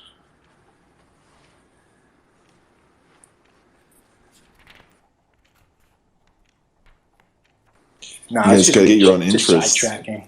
Well, look, get your own interests. It worked though too. It just totally sidetracked the conversation into something else. I wasn't trying to do that. I was just trying to make a point. No. I'm not shitting for that. It's just the internet tough guy's silly. Like, who's threatening who? Like, I will drive out to your house. I will find you and string you up by the ankles and terrorize you. Me, I do that on Gab actually. Yeah. What is that fulfilling? Nothing. I'm going to waterboard you with a 2-liter of Coca-Cola. Silly, dude. Yeah, when you start insulting people, like, what is how is this conversation supposed to evolve from there? Like, fuck you, no, your mom, no, your mom. It's like grade school shit. No, they just want to create an excuse. The audience feels awkward hearing this. They've never actually heard someone have a legitimate grievance with another person that they admit to. So they work their way around it by making excuses for the behavior of the offender. Yeah, I've also noticed that the spectators make any kind of a disagreement. It could be about anything into something that's like totally personal. Yeah, and they don't it doesn't have to be. Yeah, they don't even know what they're listening to. None of them even know the background. They don't know the relationship. They don't know the nature of the argument. They just hear two guys arguing, and they're like, "Oh, those two guys hate each other." Pick sides. Oh, one guy sounds meaner. But that's good content, though. It's good content. I'm scared of the way people's voices sound, and so I'm going to choose who's right and who's wrong. All right, anybody else who wants to request can speak. This is not the space I wanted to do, but I guess this is why spaces are so entertaining. You never know what's going to happen. Well, we were talking about, I guess you were, I hadn't called in yet. You were talking about forums, and this guy was saying, oh, my forum died. How the fuck does a forum die? Can someone explain that to me, how a bunch of people would get together and the forum dies? Because I've been on the internet for a long time now. Well, forums die when like mods get involved, but it's not because of a lack of content. Usually there's too much content. This is a guy that they're hounding to the ends of the earth for being the funniest man in America from 2012 to Well, up to date, right? So it's that guy's forum. So that's why. It was probably like a security thing. Try to get ever since Kiwi Farms went down, I think they were using Zen 402. So it was I don't know what any of this stuff is, and I don't use it. But I mean, you were saying, "Oh, I wanted you to get in there and talk about books and smart things," and Wendell said that's not what was going on in there. You know what I mean? Well, it used to go on a lot more. I was trying to get more people in there that actually had better takes on things and actually were going to have better commentary. That's why. And how are you going about doing that? By inviting Wendell? Well, yeah, inviting Wendell, inviting more people. But the registration was closed. It was invite only. Wang Lin had to go through and personally create the accounts for every single person. So it always took a long time for it to happen. But I think in the end, we shut it down for security because of all the info that was on there, and also maybe just to find a better hosting or a better thing. And it'll rebrand. So how did it get sidetracked so easily? If your big content idea was just inviting Wendell in there, what were you doing? It wasn't just inviting Wendell. It was, though. What other coaches you just said were it. posting there? Well, I mean... No, answer the question. Don't make me... I'm going to try and correct you. How many other... Just answer... Look, literally, imagine yourself in the courtroom, all right? How many other cozy streamers were actively posting there? I don't think any other cozy streamers were actively posting it. All right. But that's kind of what I was trying to explain earlier. GU is not cozy. It's not AF. Yeah. It's not affiliated. But you invited me and subjected me to that. Right. And I appreciate you giving it a chance and humoring me, I guess. I sincerely thank you for that. Well, why do you think cozy works? Because it's real. Because the spirit of Nick pretty much imbued it, and then everyone flocked around him. And it's a grassroots, it's a beautiful thing. It's blessed 100%. By God. Yes. Well, and almost everybody in here besides me and Potsticker and maybe Dalton, I have no context for how things degenerated around the singular focus of that forum on just what was going on Cozy. And so when I brought up a single name and Potsticker just said, "Oh God," I mean, that probably flew over everybody's head. But there's I just picked up on legitimate it, but I don't know what shortcomings it to this means. kind of behavior. It was just, it's just like any kind of fan thing. And I feel like... That was just the cozy thread. Right, but political movements aren't like a fandom. No, I know, and GU is not a AF-affiliated political movement. All right, do you want me to go back through this with you, or what? No, I'm just trying to give the distinction here. GU No, because we already were supposed to have settled this. What, 20 minutes ago? Yeah, GU is not AF. The cozy thread is not GU. How many? All right, tell me right now. How many GU guys are tapped in on that Telegram? Was it 12? We're up to 29 or 30. All right, of those 29 or 30, what percentage of the most active posters on GU do they constitute? The Telegram people are much more tapped into cozy and AF because that's. So are we talking about Pareto here, where those 29 guys probably contributed 80% of that cozy TV thread on GU? Yeah, the guys on Telegram were very heavy. Are you going to do me the favor of learning how to communicate like a normal person at some point? We're just going to host spaces where I train you. Why do I feel like a fucking prosecutor right now? Why is that necessary? Have you ever picked your feet in Poughkeepsie?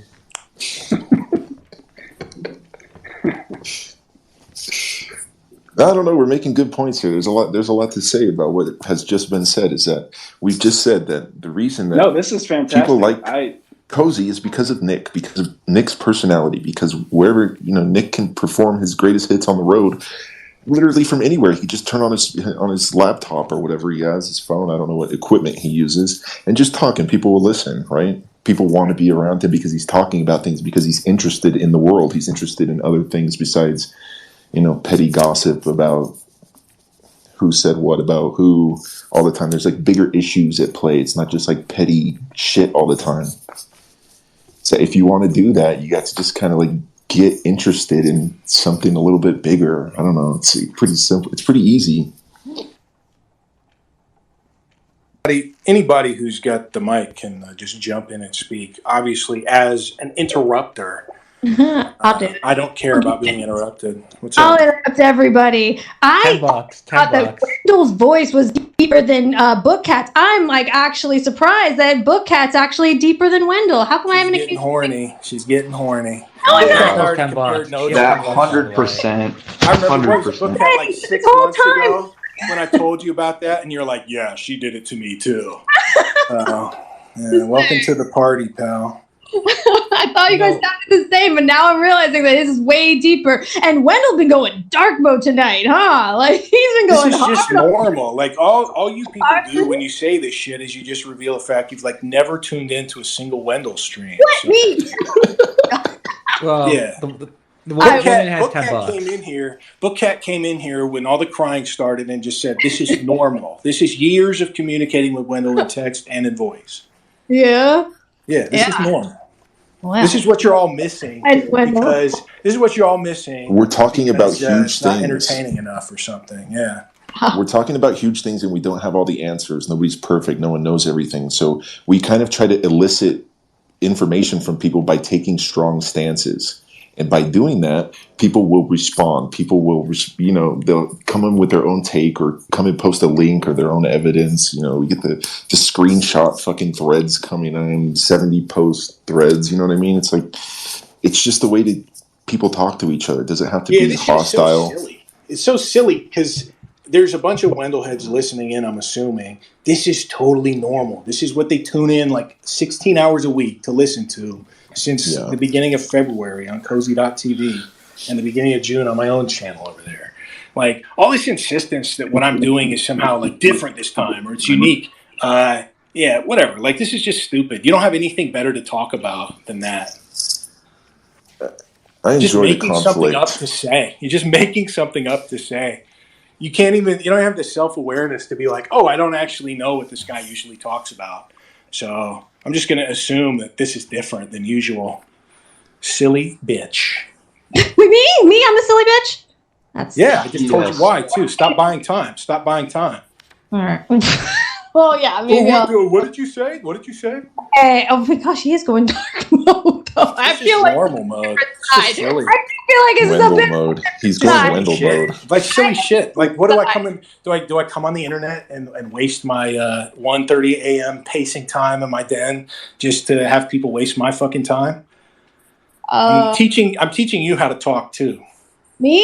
Yeah. Oh, you don't do that. That's a long lesson. It's going to be a very long lesson. I don't know. She's a woman and all, She won't learn. But you guys just, I don't know, go watch Law and Order or something. And watch How did you know? I started yelling at my TV when I thought it was... Well, from here on out, pay special attention to the courtroom scenes and learn how to communicate in direct fashion like a fucking adult. How about that? Wendell. But don't start turning on me too, all right? It's bullshit, right? It's just like what do the woke retards call it? Like tone policing. I'm not going to use victim language on you like that, but it's silly. Like it's just buying time. Other people hear this. You're just buying time. Like I'm critiquing how indirect you're being.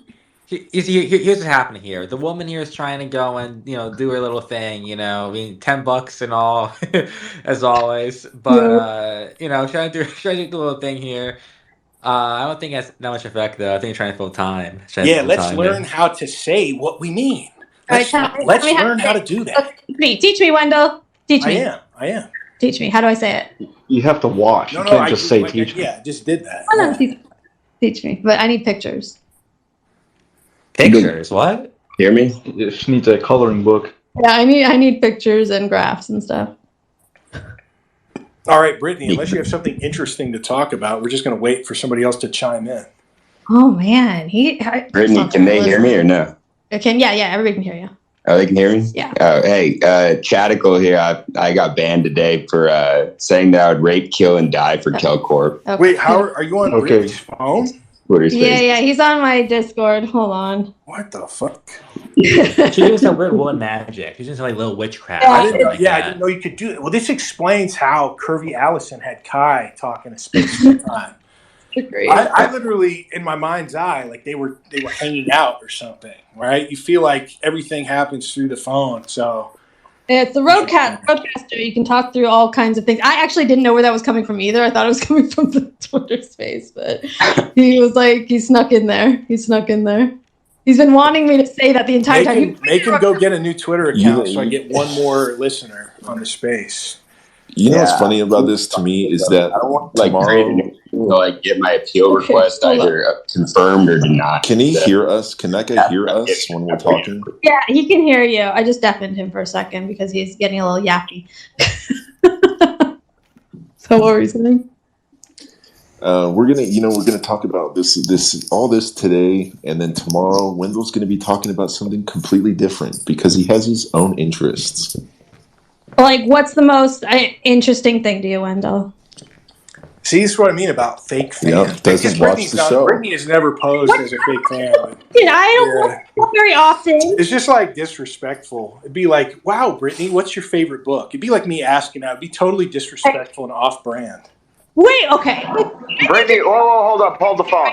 Brittany, shush. No. You're going to answer my question, right? Nope, stop. You're going to answer my... What is NatCon? I think you're turning on like everybody tonight, and I don't know why. No, that's just a question. This is just how. Oh my god! Yeah, this is just like normal, no bullshit.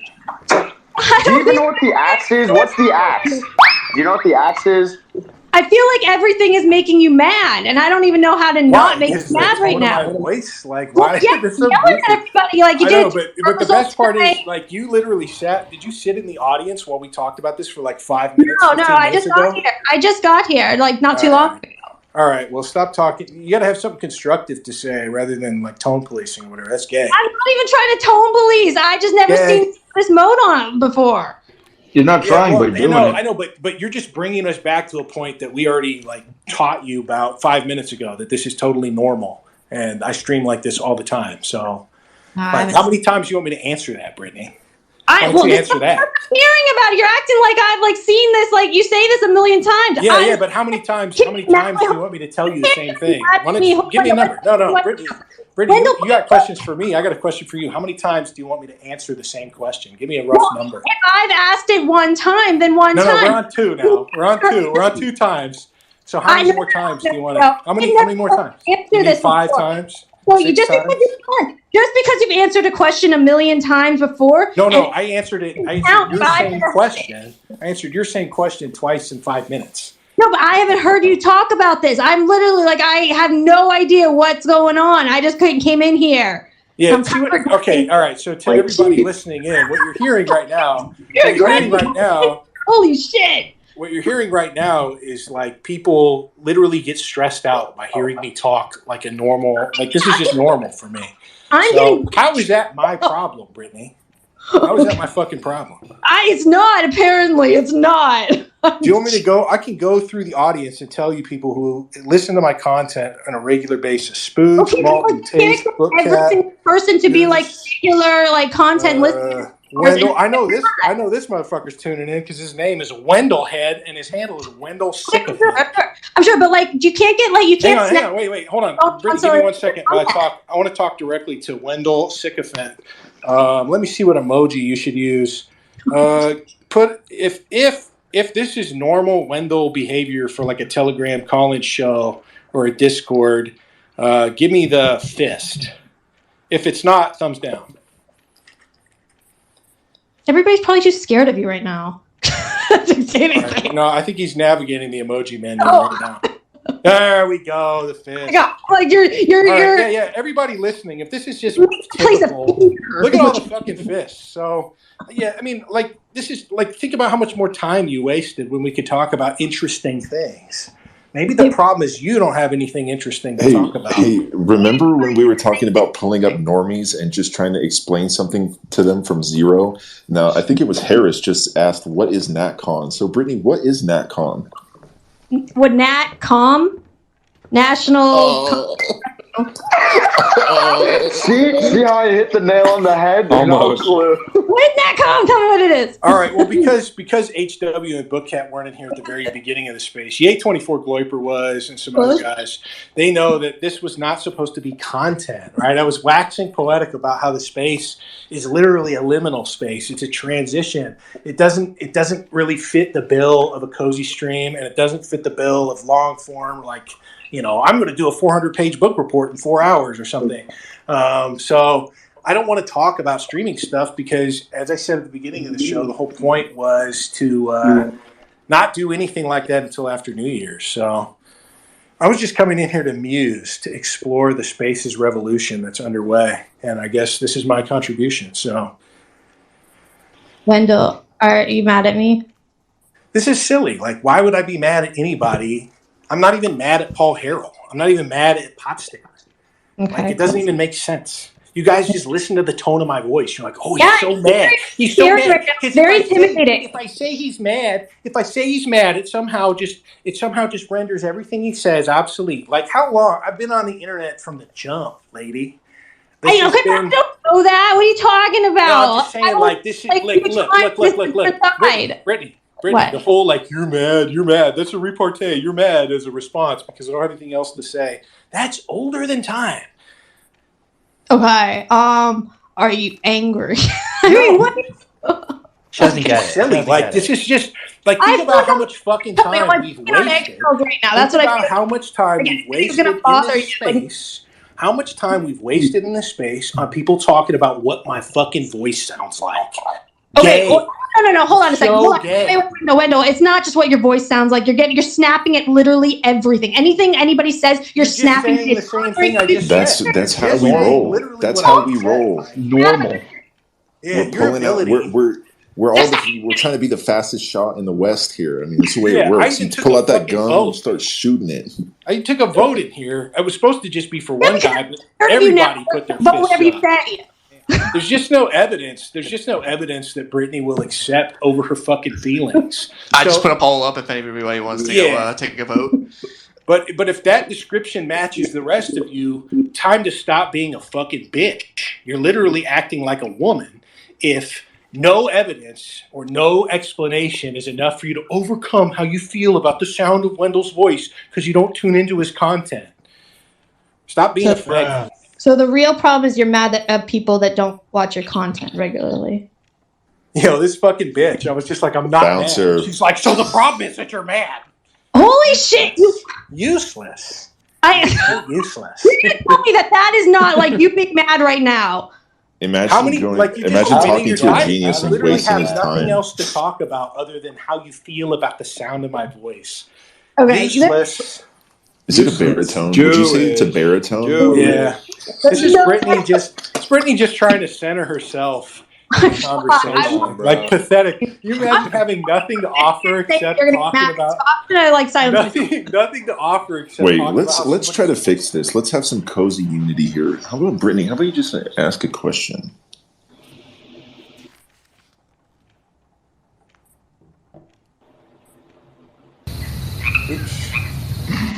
Women can only conceptualize things in like 3 emotions. It's about it. She's like, you're mad, sad, happy. All right. No more talking about like how my voice sounds or whatever. There's a bunch of guys with the mic. Talk. Hey, assalamu alaikum. Assalamu alaikum, Wendell. I love your TV show, your Cozy TV. I turn it in every time. Assalamu alaikum. How you doing? I'm doing great. I'm having a lot of fun, actually. This is the real key to Twitter Spaces, especially at the end of the year. You're like, all right, I've been thinking deeply for a week, and because things have finally slowed down, things have finally kind of slowed down a little around the holiday season. People just start acting like retards. So it's fun to come in here and wield the axe around. So I'm enjoying myself. But you never say wa alaikum assalam though. How come you didn't say wa alaikum assalam? Because I'm not a fucking raghead. What is that? Speak English. Say Christ is king. What is that? How about that? You're a fan of the show. Say Christ is king. Christ, yeah, say it. Say Christ is king. Assalamu alaikum. This guy was in another space, and he say Christ is Lord, JJ, or I'm removing you from the space. Yeah, if you Allah press is one. JJ Allah enough, is he'll tell one. you. There's no Jesus Christ. There's Isa. Yeah, Wrong. that's great. That's Wrong. great. Allah. Shut up. Wrong. Yeah, if you All press right, Really, JJ he's enough, He goes out of That's here. false. That, He's He out can of go. here. How's that for a Yeah. crusade? yeah, if you He can press him go. enough, he'll tell you what he really thinks. He'll start talking about how the Muslims are going to rape your they're going to breed your daughters. Oh, this your is underage this daughters. is a guy that followed you in here. Oh, brother. No, I don't think so. Maybe he could have followed anybody. He's been around a lot of the spaces. No, so he it can is. follow. Like, here, hang on. You missed what I did there. I realized that because you're the only person who can contextualize who this guy is, he followed you in here. All right? Like this. Potentially. He's like, hold on, man. Don't talk about my friend like that. Oh, my bad. Hey, I know this guy real well. Oh, so he I followed saw you him on here. another Well, no, I mean... Wait, was that bruh? Wait, was that bruh Mage that said that? Yeah, that was me. All right, you guys, Yeah, I'm not going to let you turn this into one of your spaces, so... No, he's been here 2 days and he's talking shit. Look, I've listened into enough spaces with your voices in them to know that you're going to turn my space into that. Not how it works. There's not even a co-host. There's just Wendell. All right, next. Yeah, you know what's even worse than the people who get on there and A-log is that there's even more people that get on there and say, I just wish people wouldn't fight. They don't realize that this is a crucible, that, this is more than just entertainment. It's like you say all the time, Wendell. It's like people just want to sit there and be entertained. They don't want to learn. They don't want to engage. They don't want to become something more than they were next year. Well, it's just whatever I want, right? Like, it's my space, it's my content. It's supposed to be some kind of reflection of who you are. So here I am. Like, this is we see this constantly in any kind of thing where we're trying to separate the chaff. Everyone's like, well, why do we even have to fight about anything? And it's funny, I've gone through the same thing, being kicked out of for not doing Malton's homework in the book cat thing. And he's right though. I'm like, man, why should I even be in there if I'm not going to be reading up on this stuff? And so he presses me to do it. And then you look when you're doing this, you look in the chats, and people, why are we even having to fight? I just want to watch the tranny clip roll. Like, why are people yelling? It's like, Yeah, they don't even get it. And I just want to let Sploots know that Grant Cardone followed me today. Thanks. Yeah, see, I'm glad you brought up Malton, and I don't want to embarrass the guy, but when I can just talk to Malton whenever I want, like the thin rule that you guys serve up is just glaring. It's like, man, what a waste of time. Why am I not talking to Malton more? What do you usually talk about? Because I actually this is my first time interacting with you. Garbage. This hanging is out garbage. with Sheep. Like, look, I'm not going to let you steer it into like trash content. You got to have something more interesting to talk about than whatever. He's like a Q boomer guy. No, don't fuck with this guy. Yeah. Ask a better question. No, let's see if we can come up with a better question. Tell me your life story. I mean, I'm just trying to figure out what you do. Obviously. I know, but why don't you just listen more instead of ask a retarded ass question? How about that? Fucking novel concept, right? A stupid question. All right, who said that? I can't even tell which guy this is. Start talking more so I can fucking remove you. All right. Okay, well, that'll free up some more speakers. Let's see, I'm going to add Vrillium. And I'm definitely removing this For the Ghost guy. This guy's fucking crazy. That guy's a maniac. Get some help, dude. Well, I can't hear that guy. Removed him. That guy needs. Thank you for doing that, because I wanted to talk on the issue of some of the people that host spaces, and this is true of like almost any space I see. The hosts give co-hosts as like status. They'll give co-hosts to streamers, or they'll give co-hosts with people with large followings or whatever, because it's like some cordial exchange. Like, oh, like I reckon you need to have higher choices in who you permit to control your spaces, because they end up bringing like this revolving door of lol cows, and it's like there's a bunch of, you have like a glass door, and you see a bunch of gnats and mosquitoes and snakes bumping into the glass door, and you're look, content, there's conflict here, and it's like, but for what sake? It dirties our own space to be surrounded by certain people, and you bring in these lol cows, and you have the same conversation with them week after week, and you know their ins and outs, and you keep bringing them in. Just be done with these people. Be done with them. I'm sick and tired of hopping in spaces and it's the same fucking people with the same fucking complaints, complaining about Nick or Cozy or whatever, and it doesn't fucking do anything. We're spinning tires and covering our car in dirt to stop it. Who are you? Hey, who are you? Shut up! Beardson's talking. Fuck! Oh, shut the fuck! Oh, okay. Hey, am I here? Can you guys hear me? Let's go! Hey, Beardson. Merry Christmas. Hey! These Twitter spaces suck fucking ass. Why are you guys still doing this stupid bullshit content where you listen to fucking dumbass retards talk about the most inane shit on the fucking planet? This shit is negative content. It fucking sucks. And I want everyone to stop immediately. Mio needs to stop. Everybody needs to stop. Twitter spaces fucking suck. You know what, Beardson? I disagree. I don't give a shit if you disagree or not because you're fucking wrong. I agree with Beardson. And, I'm glad Beardson jumped in because now you guys all know that the tone of voice that I had was just the same tone of voice anybody subjected to the torture of a Twitter space reverts to. So thank you, Beardson. This is why the guy is the old legend. Love Beardson, a great teacher, clearly. I'm sick of it. I'm sick of every time I log, like for the past 2 or 3 days, I log into fucking Cozy, and what is it? Some fucking lazy nigger fucking streaming a Twitter space. I'm sick of it. It sucks. I don't want to We just need to be more elitist about it. I think we just need to be a little bit more elitist and pick and choose. Pick what he said. Beardson's got a great point. It's not niggas bringing this stupid shit to Cozy. It's lazy. It sucks, and I'm tired of it. Real, 100% correct. This is great. He turned this space around single-handedly by hating how terrible and retarded all Twitter spaces are. It's fucking genius meta.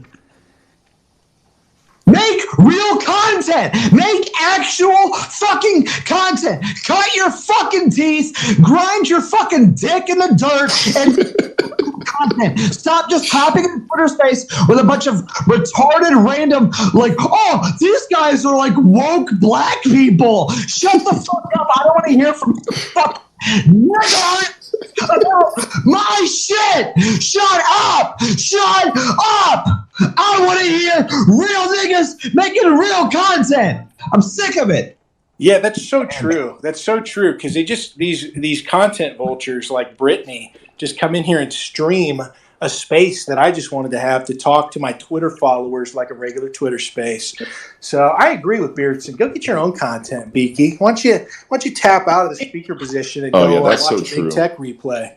Why don't you do your usual? So I was like told about this. I didn't realize that you're gonna go like hardcore on everybody that likes tone policing. Stop fucking tone policing. Yeah.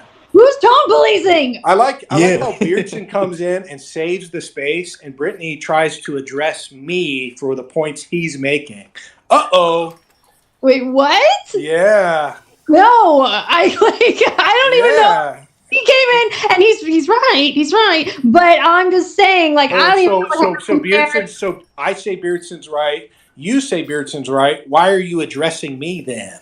Huh? Yeah. You've been a dick to me all night. I don't even know what I did to you. You're just being a dick. You came in here in a space that I control, that I don't want to be as retarded as a normal space, and you retarded it up. So enjoy. Okay, whatever, man. Oh, yeah, by the way, every single person in this space is a for even being allowed on Twitter. I'm not allowed on Twitter. I got banned in fucking 2016. I got banned before Baked Alaska. I got banned before fucking Alex Jones. I got banned before Nick Fuentes. I got banned before everybody. And you want to know why? I got banned because I'm the hardest fucking nigga in the paint, okay? And I'm not allowed in Twitter spaces. So every single one of you people in this space right now is a fucking fed in my eyes. You're all feds, every single one of you, okay? Because I'm not allowed back on, and you guys are. You guys can just make accounts and hop in, make content. It's temporary. No, Beardson's right, though. Beardson's right. Like, the only reason I'm allowed to be in Twitter Spaces is because I don't tweet. I don't do anything with my fucking Twitter account. It's like being a pussy or something, like hiding in the sewer. You know, I'm like doing the equivalent of like, you know, hiding under the fucking dung heap in the daytime to stay away and like scavenging the fields. It's a degraded existence. He's right. Man, Beardson, he doesn't miss. He did wait to go on stream to say it, though.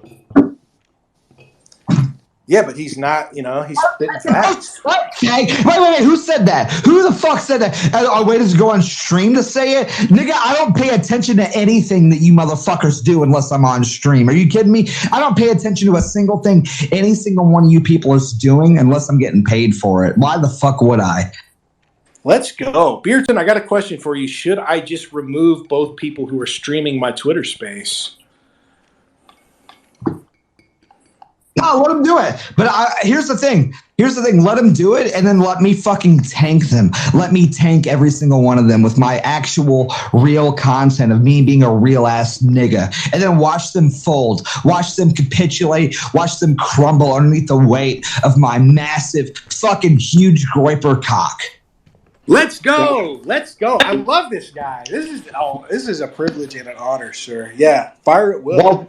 While two of them are streaming the space, one of them is streaming Beardson addressing the space.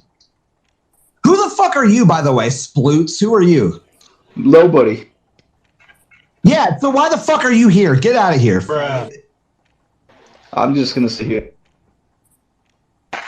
Why are you talking? Here's the thing. This is the problem that I have with Twitter Spaces is because there is a clear hierarchy, right? There's the cozy streamer, and then there's fucking everybody else. And what has happened with these Twitter Spaces is we let every single random fucking retard with 300,000 followers have a fucking voice as if he hasn't fucking even though they haven't fucking done anything to earn it. They haven't grinded their fucking dick. They haven't been canceled. They haven't been fucking demonetized, deplatformed from fucking anything, and we let these random f***s talk. No offense, Sploots. I don't know who you are, but quite frankly, I don't fucking care either. You're just some Twitter space riding along on the fucking coattails of people who actually cut their fucking teeth, who actually sacrifice shit in order to get ahead. Fuck you. I'll take it. I'm loving it, man. I tried the trend of fucking streaming a Twitter space once. I wanted to blow my brains out. There's literally nothing to do but babysit someone else's shitty content. So Beardson's right. I wish there were a blanket ban on streaming cozy spaces. We need to let one be one and one be the other. He's so wise. It just sucks. It's all shitty content, dude. I'm tired. Dude, I tuned into Chief Trumpster stream the other night, and what was it? It was some fucking random Gloyper getting blown out by some fucking random blacks, and he couldn't cut his teeth, and he's like, "Oh, well, we're gonna help him get there." Why? No, dude. My first debate ever in my internet career was with fucking Forney, okay? And Matt Forney used to be a big deal back in the day. You guys may not know the name now, but 4 years ago, 5 years ago, 6 years ago, was a big fucking name. That was how I cut my teeth, was fucking people like Matt Forney, people like those fucking flat earther retard wignat fans. And guess what? I won every single one of them. I didn't have to come into some fucking Twitter space guys, I don't know what I'm doing, and I'm bad at this, but please stop being mean to white people. It's embarrassing. You guys are embarrassing us. You are embarrassing Gloypers. You are embarrassing the America First movement. You're either, it is not a matter, this isn't like a skill that you learn. You are either innately born with it or you are not. And clearly 90% of you niggas are not born with it, and you need to just listen and learn and give all of us money. And then shut the fuck up. No one needs to hear your takes about how Hitler was actually a cool guy, or white people are based, or TPUSA is cringe. Shut the fuck up and let the real niggas who know what they're doing and are good at talking talk. Because all you guys are doing is taking up microphone space away from the real niggas that get it. Shut the fuck up. That's so real. That's so true, dude. So true. Twitter spaces need to be banished away behind closed doors for people to practice without anyone seeing. No one wants to hear you honking on your fucking violin. They want to hear your concert performance. There's always this idea that you're going to get someone up there and they're going to say something smart, and it doesn't usually happen a lot of the time. You know what I mean? Like, you expect to have like a conversation like you would have with your friends or something. Like, oh, I'm going to meet somebody who's really smart and interesting in this Twitter space. And then they just like badger you with idiot questions, and they're asking you like, who are you and what are your interests? Like, is this a fucking interview? I don't know you. Why are you speaking to me? Why am I allowing you to speak to me at all? You want to fuck me? Like, is that what this is? Like, you want to find out how baseline before you have kids together? Like, what is this fucking like idiotic ass? Yeah, I know. So true.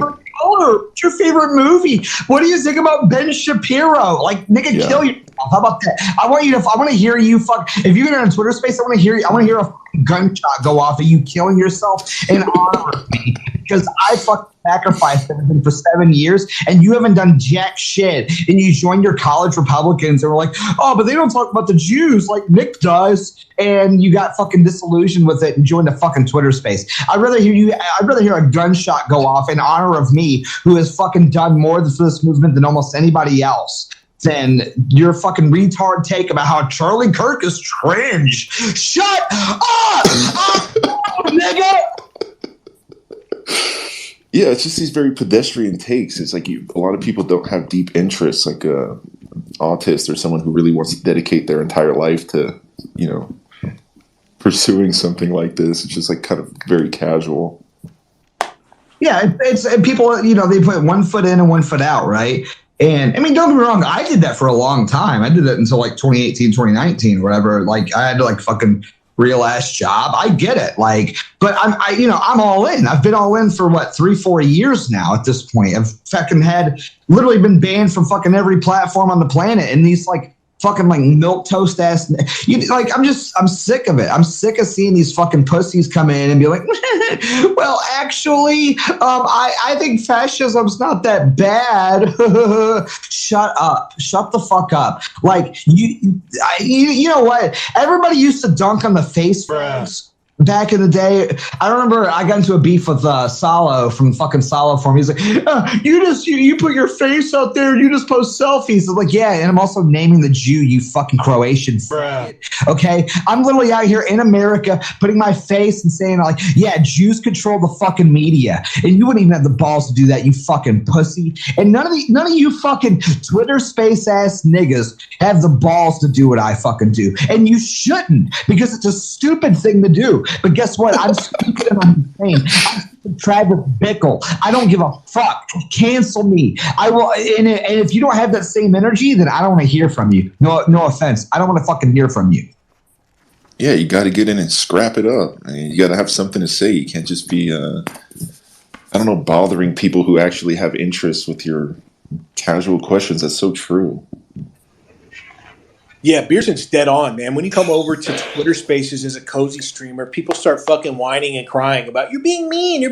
You're like, no, make content. Like, you're being fucking annoying, And they're like, what, are you mad? Like, oh, maybe I'm the internet version of fucking mad because you're boring. You're wasting my fucking time. Like, you're putting me in the go-off zone. No, Beardson, what do you think if it was just moderated better? What do you think if we just didn't let everybody come up here and talk? Would it be better then? If it was only e-celebs, like actual e-celebs, I would be fine with it, right? And like my e-celeb, I mean like literally anybody that's actually worth a shit.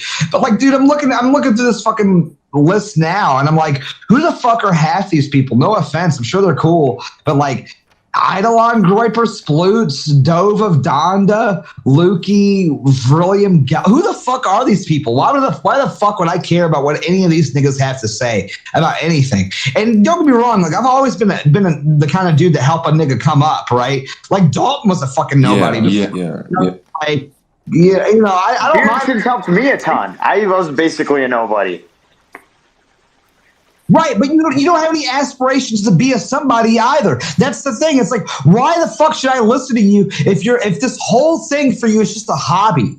You know what I mean? If you're just like, I'm just having fun on the internet. Yeah, I don't care. I'm not having fun on the internet. I'm not here to save the fucking white race. I'm not here to fucking topple the Jewish order in this fucking country. Okay? Like, I don't give a fuck about you niggas that have one foot in the door and one foot out the other trying to live a fucking normie life. Okay? No offense.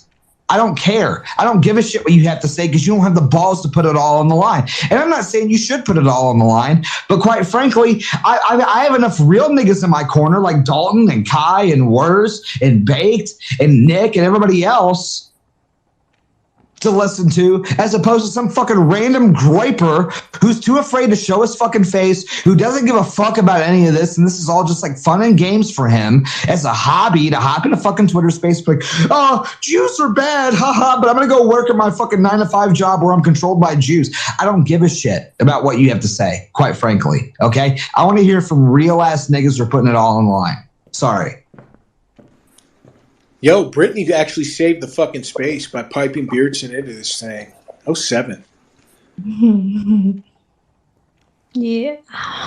Well, Beardson always does. Beardson, I'm loving it. I'm loving this because. Oh, yeah. You don't have shit to people's tone now, do you? Goofy ass bitch. What's your fucking problem? You're like a dick dog. Bitch. Like, shut up. Like, you've been such a freaking dick. Ass Brittany. You're a dick toad. Oh, yeah. Wine. Yeah, the problem is if I remove your stupid ass from the speakers, Beardson goes away. So I'm in a fucking dilemma. I shouldn't have said your name.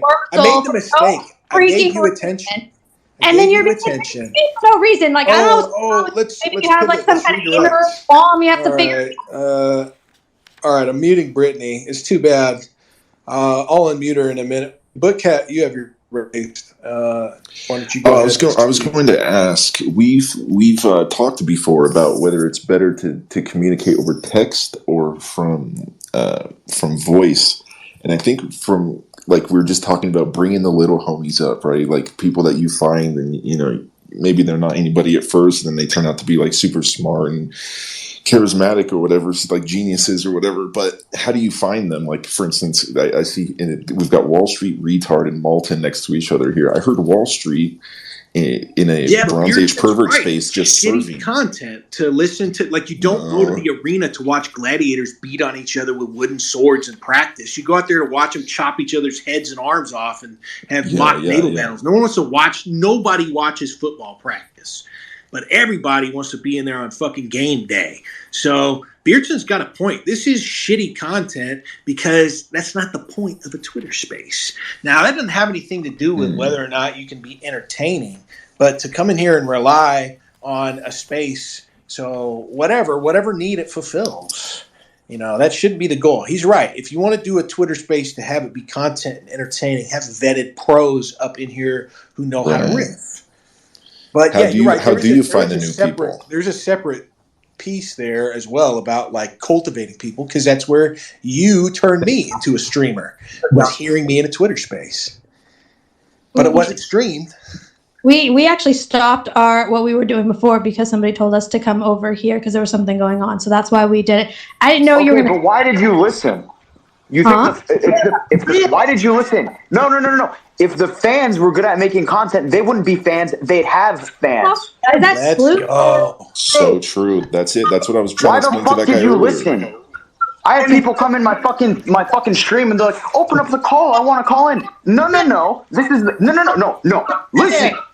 Stop. This is when I'm streaming. It's my fucking stream, but they fucking don't. So stop. Oh, some random fucking faggot came in your chat and said, "Hey, Brittany, you don't have content. Come stream this." No, that's stupid. You shouldn't have fucking listened. Yeah, clearly, because everybody's going insane tonight. Like, jeez. No, we were doing something else. They told us to come watch this. We decided to watch it. I made the mistake of even like speaking in this because Wendell's going off on your garbage fucking titles too. I missed that, Chief. Very disappointing clout chasing title on this fucking shit, because that is not at all what I talked about when I was asked what had happened earlier in that space. So you know what? Fuck this shit. I'm throwing Brittany out. I'm just removing you, and I'm removing Chief for these trash ass titles. So go find some other fucking content, vultures. Beardson is vindicated. Okay, well, that opens it up. We have more speakers. Anybody who I catch streaming this on Cozy you'll be summarily removed because Beardson came in here and articulated a million times better than this little baby streamer, aka Wendell, could ever do. So that's 6 years in the game versus a tawdry, paltry 6 months for me. So I can't wait to stream another 5.5 years so I can be 10% as good as a guy who I'm 1% as good at now. That's the goal. That's the vision. All right. Anybody else? You can speak. Well, for me personally, if you don't mind me talking, I think it's one of the best things I've gotten from Twitter Spaces are like just hearing you talk and then like being able to be here and just ask like a clarifying question about something that I wasn't sure 100% about, or like, and it's actually taught a lot to me. So like maybe there's not that much construct to having like people like me or like Eidolon or other like just smaller accounts in, but it does help clarify a lot.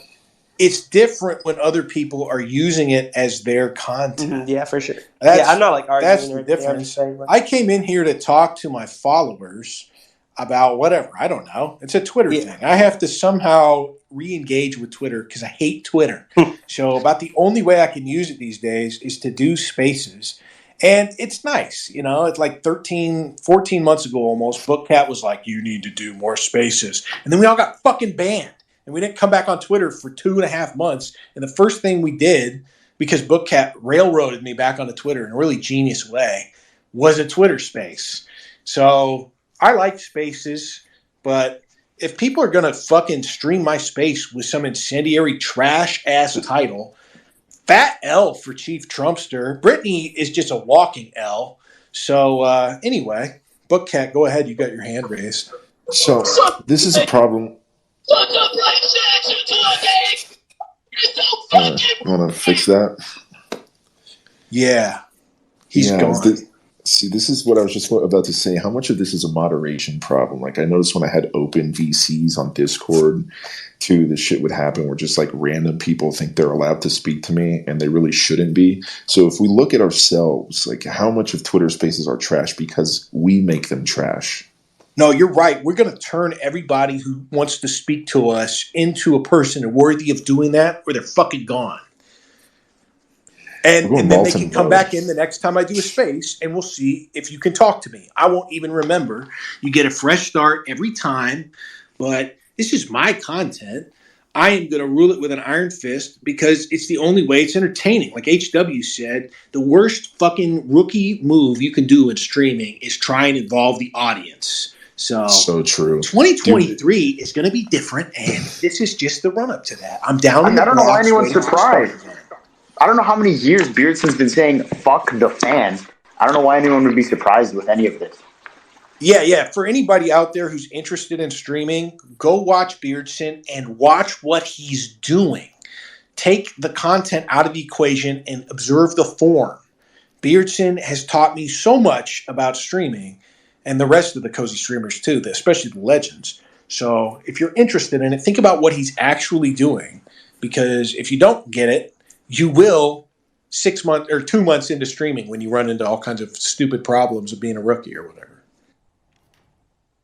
Yeah, it does. It does feel like a lot of rookie mistakes.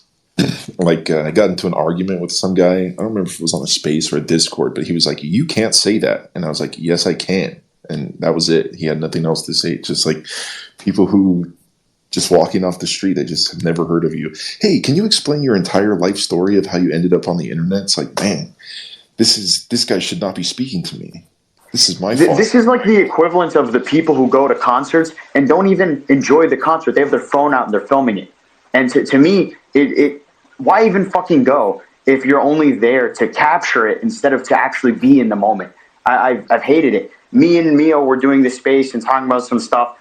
And the second Brittany joined, I left. I was like, kick her or I leave, because like I'm not here to make this like some artifact on someone else's bookshelf. I'm not doing that. Yeah, Brittany's got a nose for content because that's how she makes her money, right? So Brittany's very serious about what constitutes content as like a content scout in a way, but she is not the content. Like she's not like Ralph or something. She can't carry a fucking show by herself. Maybe she'll learn, but that's not my fucking problem. Now, anybody else who wants to speak can go ahead.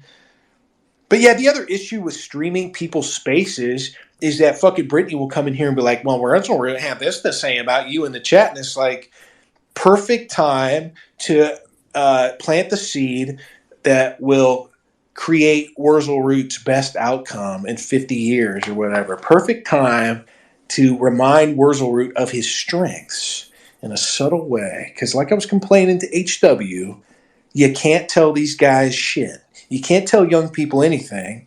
So the key is to put them in a situation where they'll think about what they're good at instead of you telling them that. And I'm glad you're on Cozy, Wendell, because you don't do a lot of the shit that like every other Cozy streamer knows. If you intentionally make some drama thing or you clickbait with drama in the title, the stream is exponentially more popular. Everyone's circulating, everyone's watching the replay. But you don't do that. You do these long form, like almost like monologues where you're talking about certain topics that you've read up on. And it's just so infuriating that no one has like any ounce of personality, and all they are is a venue for like spitting fire. And it's like there's almost no substance to it at all. And yeah, the people are the worst. It comes and the people who are eating that shit up is because they want to be in the know. They have like FOMO. They don't want to miss out on the current like fire.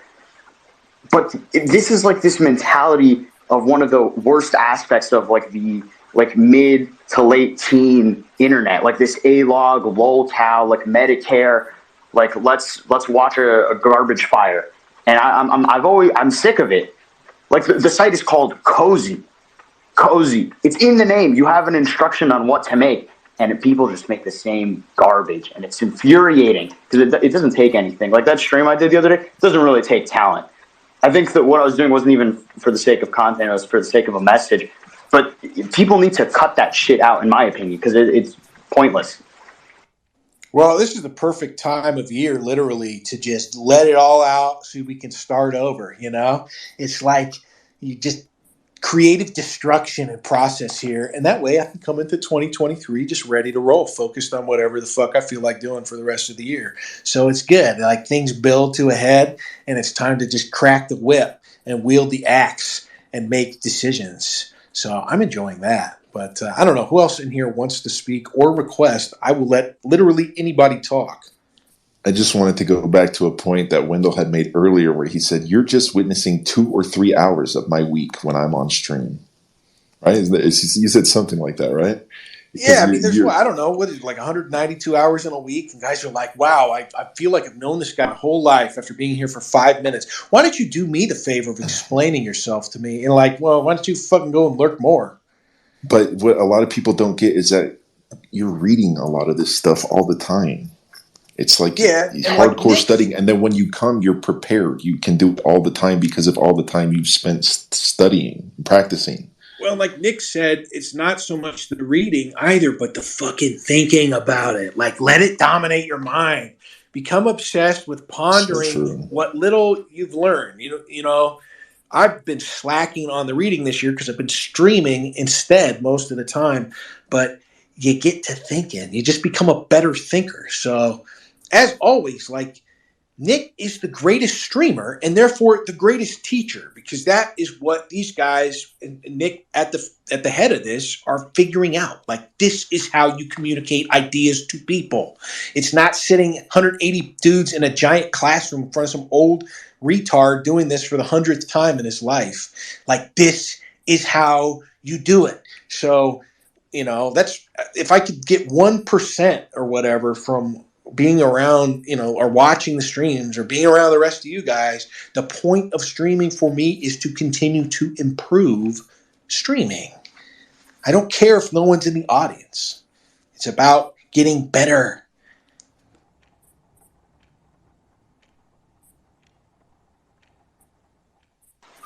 I think I'll have my parting words as the night gets longer, but I really just hope this Twitter space meta dies. Because I just can't, it's so infuriating to, like, I have to watch myself when I'm on stream, and that's enough. And I come here to wind down, and I have to check to see who's watching, so I can, like, like watch what I say or whatever, and it's ruined both the streams and both the spaces. So I just hope that what Beardson did and the things we've been talking about like puts a fucking nail in the coffin of this, because it is like pure Zog 10. So true. I think my goal going forward for spaces is not to let them fuck with the cozy content and instead just do them when I can't sleep. And that way I'm real on edge and I'm ready to strike, and I have to be thinking fast when I'm in suboptimal conditions. I'm tired. I know that it's the worst way to start the day. And so I feel like for me, it's like wading in. Who can take me? I'm taking on like 1,000 midgets or something. Like I know I can beat up 10 midgets, 20 midgets. Can I beat up 1,000 midgets? We'll see. But I'm not going to be fucking streaming my Twitter spaces because I hate Twitter. And I only hate Twitter spaces a little bit less. And I want to be on Cozy doing cozy things. But if I'm on Twitter, I'm going to be doing Twitter things. I'm going to be looking for scalps. I'm going to see who wanders in and wants to go toe to toe. And, I think that's what they're for. That's what I'm going to be using them for. Like, I'm not going to be taking shit out on the cozy stream anymore. I'm going to be doing it in here. And if I catch anybody streaming it, they're gone.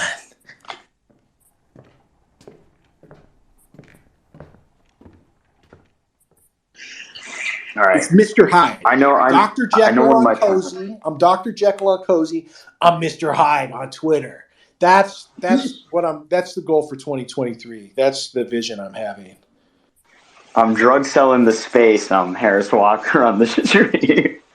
Let's go, dude. Twitter was about like teeth out. I don't know why people are so upset with what's been going on this like past few days. It's like the only time Twitter has been fun is when you're teeth out and hurting people, and people are somehow upset when that has been translated to the spaces. So Bookcat is doing the Tiger Woods fist pump right now.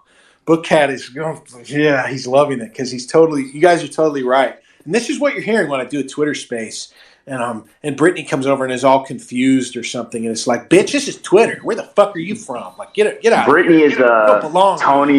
Is Tony, is his name Tony? Who am I thinking of? Who's the golfer you just mentioned? Tony Montana. Tiger Woods.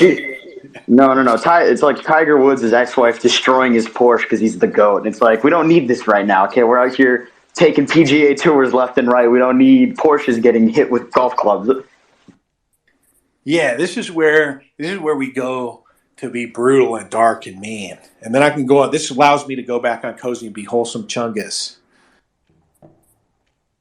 All right, Eon Animus, you can speak. Also, HW, if you're getting out of here, 07 King, always a pleasure. I don't want to praise you too much, but great job out there. And here's to 2023. Thank you, Wendell. I'm glad you're around. You're one of the brighter guys. I'm terrified of ever crossing it. I'm terrified of it. Yeah, but that's funny you say that because like Bookcat and like a handful of other guys out there, you haven't been wrong yet. So that's a rare talent. So you're very right all the time, constantly vindicated, and the best part is not just me saying that. So don't worry. All right, thanks for having me, Wendell. God bless everyone. Good night. All right, God bless. Good night. Yeah, I'm approaching the Wendell space with respect here. I think it must have been a week or two ago, I did come into one of your spaces with Chase, and there's a little spat there. But all right, before you continue, like, bro, have you been in a coma or something? I think that was literally a month ago. I think that was right after Thanksgiving. Sorry, my work's crazy. My work is kind of crazy. Time dilation is spaces are taking over your mind. No, all right. Anyway, yeah, continue, and don't worry about being respectful. You can be whatever you want in here.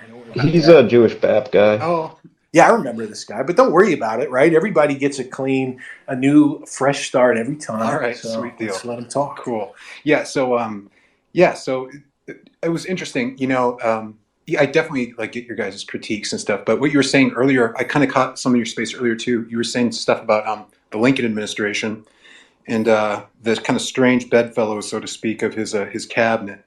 And I thought that was an interesting point and something maybe worth thinking on too. I mean, as you guys are talking about, how do you find more people? How do you expand the movement? How do you do all that? I think part of that, the blood sports is good, I think. And, the iron sharpens iron. I definitely see that, and there's definitely a place for that. But, I think it's important, too, to kind of make some considerations about, who you kind of point the steel at, so to speak. Because there's some people, I think, like Chase, when I came into that space about a month ago or so, like Chase is, he's kind of on the fence with the BAP guys. He's not on good terms with those guys. And the same goes for me.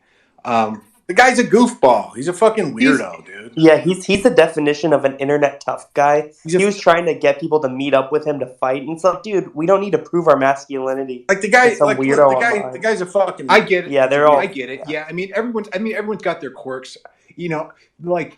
Bro, the guy's out there talking about the different types of aliens that abduct people. I know. From where they're fucking from and what their New World Order plans are, and how, like, the root of a lot of grassroots New World Order awareness comes from, I can't even remember, the Pleiadians. This nigga, go search that fucker's profile. I can't because he's banned, but I caught that dude talking about, like, when it's distinct when the Pleiadians abduct a person, they tell them that it's necessary to create a new world order. Don't you think that's a little charming? These people are fucking weird, dude. Don't you think it's a little bit They're charming? fucking weirdos. I know, but that's what you heard in the space. Is like, weird people create conflict with normal people.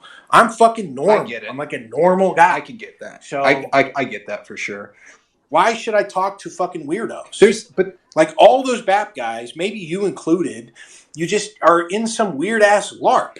Like this whole aesthetic thing and all this weird like fucking LARP shit and aesthetics, blah blah blah. Like, Greek statue, use I can has cheeseburger context. It's fucking weird ass behavior, man. Just be yourself. No, I mean, I get what you're saying, and I kind of agree with you actually on a lot of that stuff. But I think there is a dimension of like aesthetic presentation. And, I think you guys have a very particular way that you guys present yourselves. Yeah, but you're coming in here and talking to me like I'm gatekeeper of the movement. I'm literally just a fucking guy who started streaming on Cozy like 7 months ago. I wasn't even a Gloyper until recently. I don't mean to talk to you that way. I mean, yeah, but look, there's only one guy who can control the pace of whatever goes on at the movement because the movement's one guy. Sure. It's one guy. I get it. I'm not that guy. Like, I can't come in here and answer for anybody other than myself. I'm not the head of fucking recruitment. And the last thing we want is to be a fucking shit magnet for weirdos. Do you want to find out because you laid a nice cushy bed for some dipshit that 8 months later the guy you put in charge of something is talking about the Pleiadians? Get real, dude. I know, but that's the problem you BAP guys have. Or Urantia. Listen, you guys get on with the BAP stuff, and he explicitly tells you not to organize. The whole to be clear, I don't get the on whole with that. anti-political stance of BAP infects everybody that listens to this dude. So you don't think about the realities or the praxeology of political movements. Well, we can't have, I know, but listen, you can't have fucking whack jobs in the camp. We have way too many of them as it is, and they create conflict by not understanding how to act correctly during times of crisis, even when they're very minor. They freak out when they hear the sound of my voice in a Twitter space. They fucking shit their pants. Like, that's how many problems we have with the guys that are already there. They'll come in here and they'll cry about the sound of your voice. So what do I need to extend an olive branch to people for when I'm on a Twitter space just to kind of be annoyed and angry like I always was whenever I was on Twitter? I'm just in Twitter mode. I'm not here to fucking recruit. Well, let me say one thing on that. I mean, the benefit, like, so Chase might be a weirdo in some respects, and I can get that. I mean, and to me, I find that endearing. I'm that way, but yeah, but you got to think about it from my perspective. You're somebody from outside our camp. You don't throw down with us. You haven't bent the knee. You haven't gotten in the back of the line, and you're telling us that we need to let in fucking retards. No, that's not what I'm saying. This is what separates what you're saying from just basic enemy action. No. Answer that question. What I'm saying is that you should build coalitions. You're not going to get everyone to bend the knee. That's the bottom line. That happened. How many times do I got to tell you this? It's going to be the second time now. That happens at the top. We have a leader. Leaders negotiate your relationships with people of power and their movements. Okay? I need you guys to think about politics. I know that's like a foreign thing to everybody outside of America First, but that's why it's a movement. That's why it has a conference. That's why it staffs candidates. That's why it has people all over the fucking place. That's why Roger Stone has a Cozy channel. Like, what we do is different from fucking around on Twitter. We come over and fuck around on Twitter, but that's just what I do when it's fucking 2:30 in the morning, and I need to get all this shit out of my system so I can go into 2023 and do whatever the fuck I want on my channel instead of be annoyed. Right. Well, I think what you're doing, I mean, trying to whip, kind of, you're cracking the whip in a way, and you're trying to kind of push the culture in the direction you want it to go. That's what? No. Why am I cracking the whip? No. I'm not saying that in a bad way at all. No, hang on. I know, but I know you know this. Why am I cracking the whip? It's because you need to enforce discipline. You need to have order in the movement, and you need to have certain presentability. No. I already told you this, but it's because, and I'll stop doing the Socratic thing, and I'll just straight up tell you, it's because I don't want to be more annoyed than I already am. I don't want to be around people who fucking annoy me, and you can literally get them to change their behavior by talking to you. That's just basic, like, sociality. So that's what's going on. Sure. Okay. I mean, that works too. But I mean, no, it's not that works. It's that's what I'm doing. It's not that there's an alternate explanation or some level of analysis. I'm setting you straight because that's what I'm doing in here, and that's what you've been listening to every time you tune into one of my spaces. Well, fair enough. I mean, all I would say is that I think you might have a little more influence than you might give yourself credit for. I mean, that might be one thing. And this is how I'm using it. Do I sound like a guy who's not self-aware to you? Every time you do this, fair enough, agree to disagree. No, it's not. I'm telling you what goes because I'm aware of what I'm doing. I literally have an explanation for it, and I'm not searching for that. Because like I was talking about with HW and Bookcat, before you jumped in or came on and allowed you to speak, we think about this stuff a lot. We take it seriously. Yeah, I mean, I do too. I'm at a different angle than you guys, but no, you don't take it seriously. No, you're not involved in politics. You're not involved in a movement. I am. Yes, I am. No, you're not, because only one exists, and it's America first. That's why we say it's Nick or nothing. What are you in? American Virtue? No, Are you in Bull Moose Project? I'm a precinct chair. He's in the National Justice Party. I'm a precinct chair of the Republican Party in my neighborhood. So. Exactly. That's why you don't fucking get it, because they don't bleed anything down to you. No one can even explain what the Republican Party stands for or is, which is why it's negotiating this bizarre realignment. It's under pressure from the National Conservatism Conference. It's under pressure from MAGA Inc. It's under pressure from Populist Inc. It's under pressure, in no small way, from America First. So when we talk about a movement, we know what we are. No one can define the Republican Party, and that's the fucking problem. Yeah, I mean, there's lots of pressures. I'm saying that there are, I mean, like you said, there's the MAGA faction. There's lots of different factions out there. But the best way to cultivate power, I mean, my opinion speaking here, but the best way to cultivate power is to network with different factions and to find. How do you know what the leadership of America First is or is not doing? I don't claim to necessarily know what they. So then why are you talking about it in these terms of what's best for it or what isn't if you don't know? Well, I'm saying in your case, you have a very aggressive approach to how you do conflict resolution, and that works for some people. But no. I do whatever I want in the content that I control. How many times do I need to tell you that I'm not in charge of recruitment or I don't hold station or position inside America First or whatever it is? You have this language of politics that you learn from watching pundits on Twitter and probably watching cable, and you think about the world in this very general concept that what you need to do is this. Do I need to tell you for a third time that it's one guy and that our leaders negotiate our relationships with powerful figures and their followers? That is all taken care of. It's so far above my pay grade, it would be borderline insubordination for me to even comment on it. And I'm not going to be baited by you into talking about movement business one way or the other. Oh, I'm not trying to bait you into that at all, bro. Not at all. I'm not trying to do anything like that. All I'm saying is even the identification of that, behavior is discipline, right? It's discipline, and that keeps me from talking out of school. That's commendable. All I'm saying for your show in particular is that, if you were to build a relationship with Chase, for example, he's got connections. Let me finish my point. I told you I don't do that. I'm very aware of what my niche is. Politics is a team sport, believe it or not. None of us step on each other's toes. We have a very narrow lane, and we do what we can inside of that. you don't understand what you're even looking at. So why try and get me to reveal the inner workings of something that I clearly am not going to do? That's certainly not. Probably, let's just assume, That's not because what I'm I doing. cannot. I'm saying you have your own show. No, it is, and there's a distinction without it. There's a distinction without a difference here. What you're doing is fishing, and you're not from our thing. So I'm not going to talk about internal business, even as a series of hypotheticals, because guess what? I don't know anything about it. And that's what separates me from guys that think that they can talk horse race stuff based on the little scrap of information they have, plus the behavior they learn from watching pundits on the TV. I'm not talking out of school. Okay, I'm not. And no one else should should finish my point. I'm not trying to get you to do that. But all I'm saying is that if you wanted to build a relationship with Chase, he's got like 10K followers, and he knows a lot of. Look, let me finish I know, my but point, that's the man. hard I stuff. get- No, I I'm get not your going to point. I'm not going to let you finish because it's like it's not on the table. You are not showing me that you can like learn from me telling you things directly. It's not a difference of opinion. I don't reach out and forge alliances with people with a minimum 10,000 Twitter followers because that somehow counterweights against their Pleiadian tendencies or something. It's not what I do. What I do is what you're experiencing now.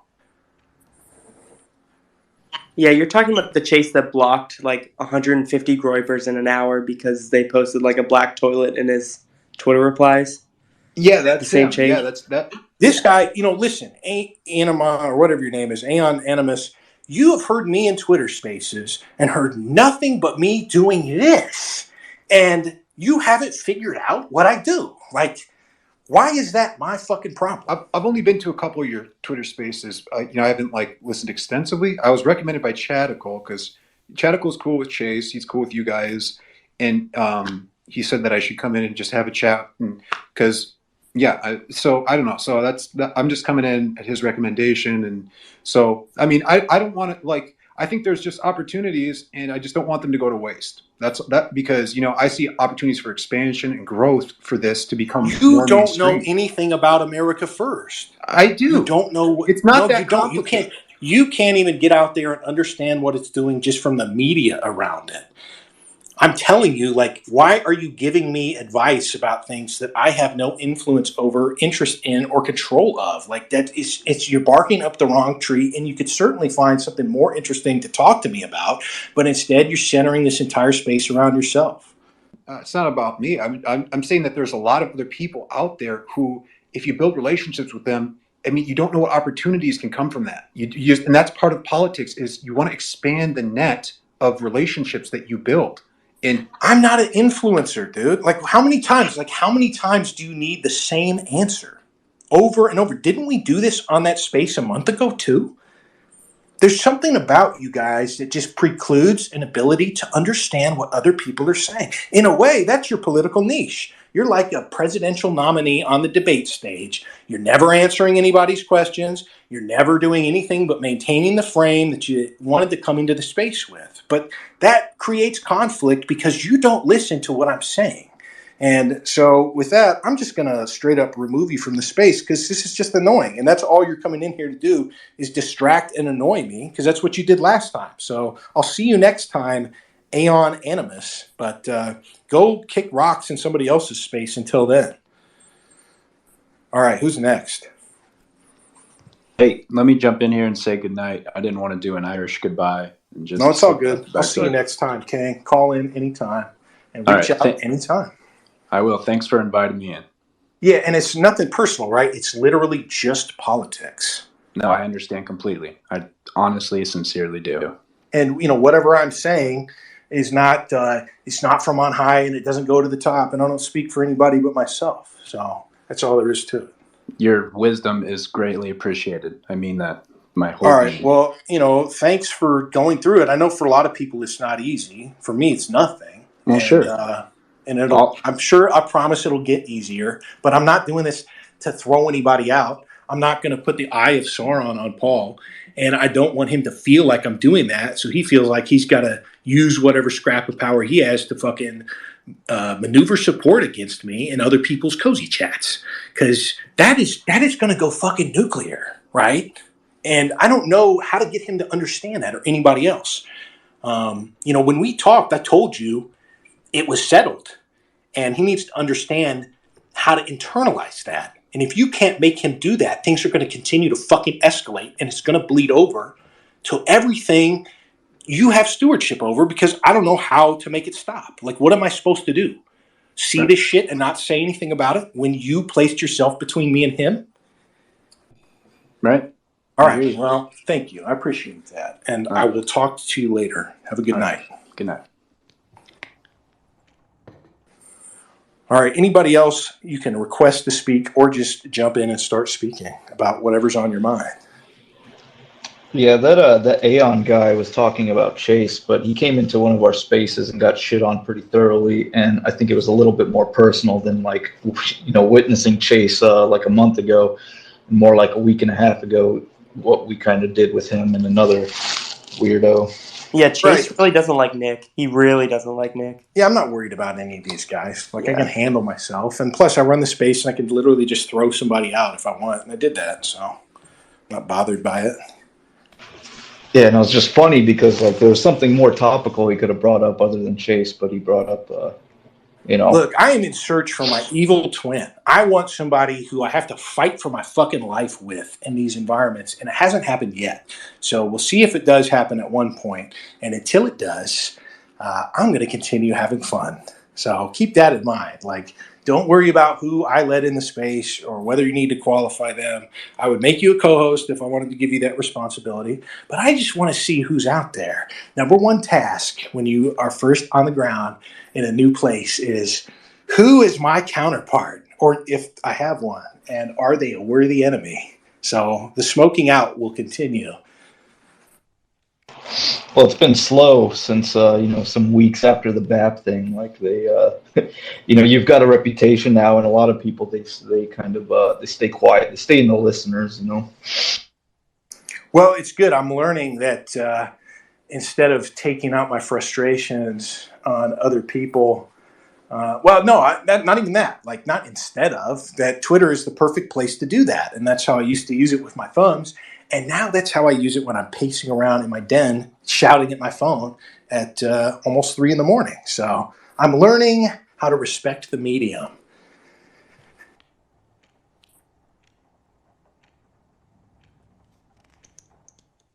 Well, if Twitter is a canvas, you are Da Vinci, sir. This is, if content is king, we crown you tonight. This has been very enjoyable, and I just want to say thank you so much for all the edifying, and yeah.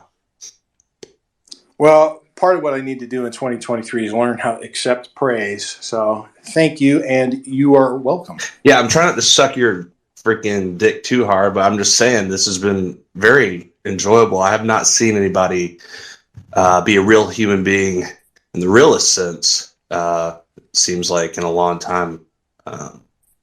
It's like coming back, it's like going back into a place that you never, I don't know. Twitter. I loved it'd be like going back into prison, right? You'd be like, all right. I watched the documentary about Rikers, which isn't a prison. It's just like a nasty jail on an island, in New York.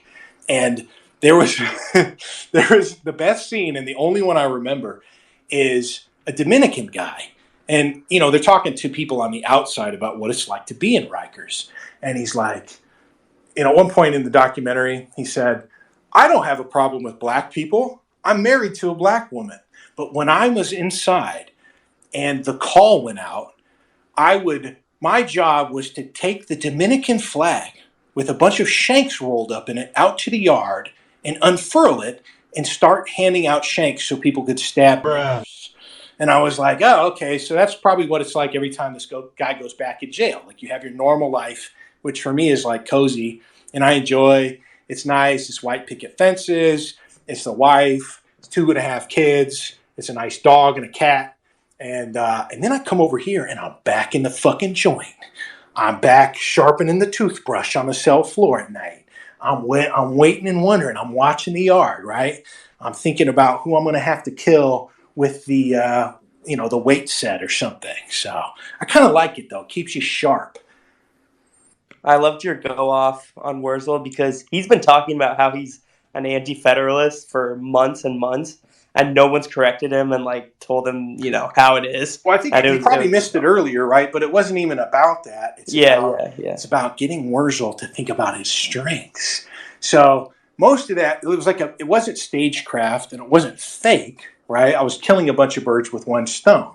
You're thinking about things that maybe you want to magnify to create a sensation that, like, what would you have hated the most when you were young? You're probably still young now, but some fucking old ass boomer be like, yeah, you'll get it when you're older, kid. It's like that kind of bullshit, right? So I want to have him carry that weight to think about what he's great at, because Wurzelroot's real niche is revisionism of the Crusades.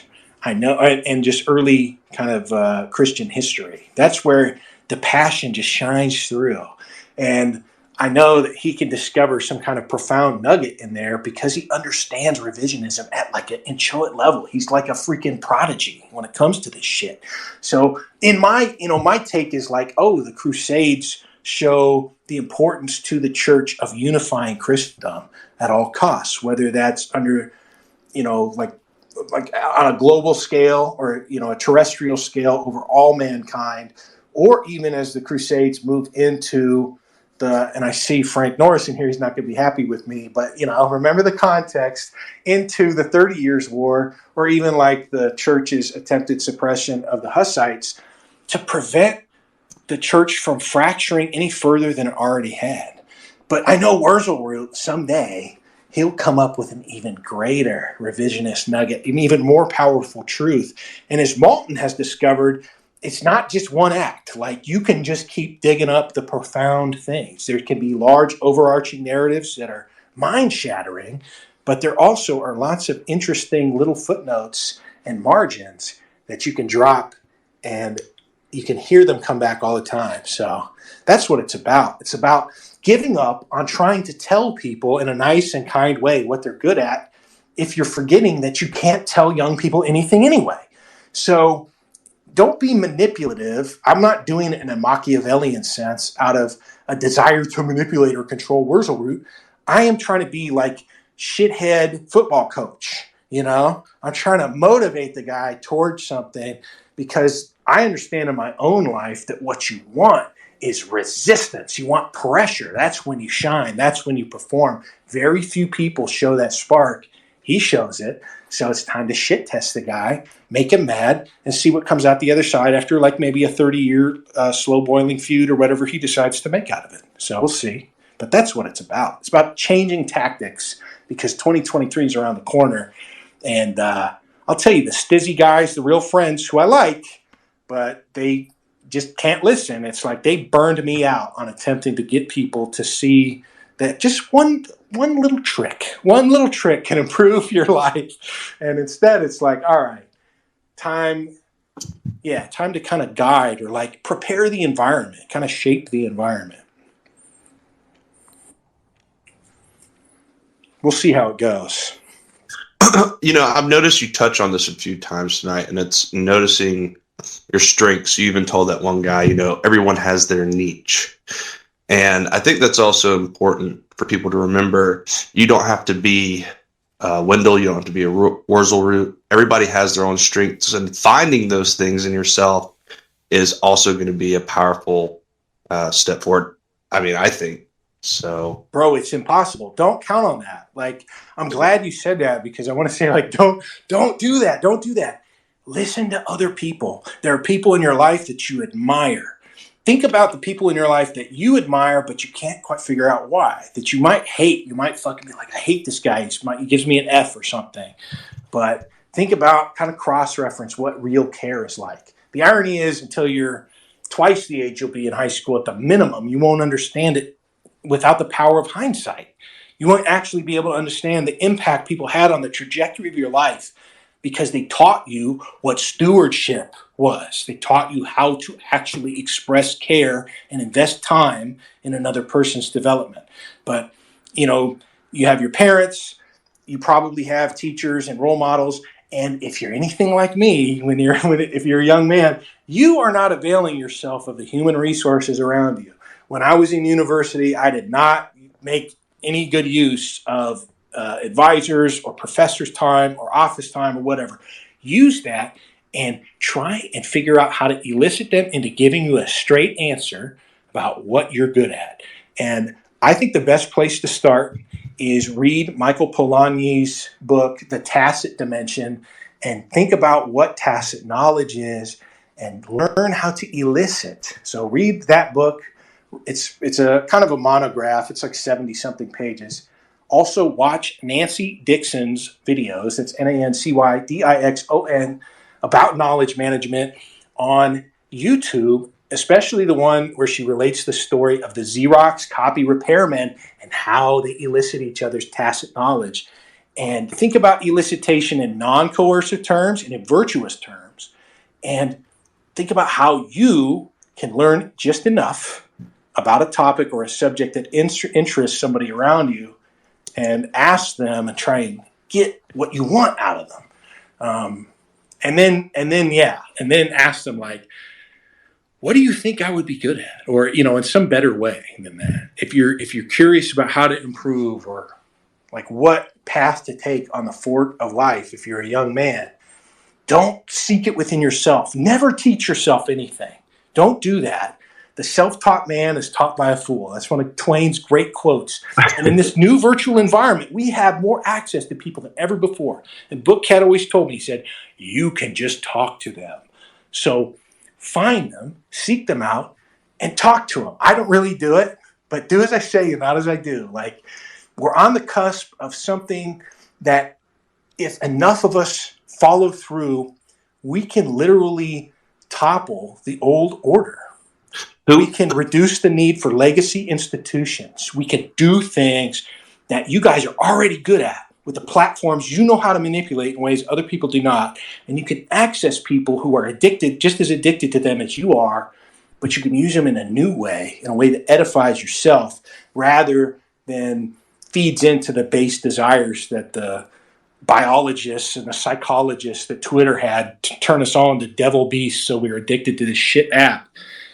You got to flip it on them. So don't teach yourself, and don't try to do anything other than know yourself. And that's difficult. And that requires a lot of thorns and roses. You have to balance the line of being brutal and ruthless with yourself about your performance and how to improve that as a general quality without impacting your self-esteem and your relationships with other people. Beautifully said. Who was the guy you mentioned right before Nancy Dixon? Polanyi? Michael Polanyi. Polanyi. Yeah, he's Jewish. His brother was Karl Polanyi. But Michael Polanyi wrote a fantastic monograph called The Tacit Dimension. If you reach out to me on here, I'll just send you I'll let you borrow my copy, my virtual copy. I wouldn't want to fall afoul of any Digital Millennium Copyright Act or whatever, but it's pretty remarkable philosophical treatise. And I worried about it being too dense or something. Like sometimes you wonder how it's like this old training scar where people asked you what kind of music you like, and then they told you you're an idiot with bad taste, and so you gotta worry a little about sharing things with other people. But I did recommend it to a guy in my Discord, and he read it all, and he read it within 24 hours, and he loved it. So I feel a lot more confident now. But basically, Polanyi came up with this concept that we know more than we can tell, and the idea is what does that mean? And in the corporate world, it birthed this concept of knowledge management, but 40 years later, where corporations and their greedy, evil interests actually tapped into something pretty remarkable. That's where Nancy Dixon makes all her money. How do you actually get to the expertise of an expert? And you guys all know, without me telling you, because as soon as I say it, you're going to go, that makes sense. It's just trading stories. It's good narrative. It's people talking about their experiences. That's elicitation. But elicitation is also tradecraft in that, like that Aeon guy, I was throwing up firewalls, not for him, but for myself, saying you're coming in here with a misunderstanding of America First. I can't afford to tell whether or not that is deliberate, and it doesn't matter. What did I say? It's a distinction without a difference. And by telling that guy, you are probing. Even if he's not, and odds are he isn't, he's learning not to probe.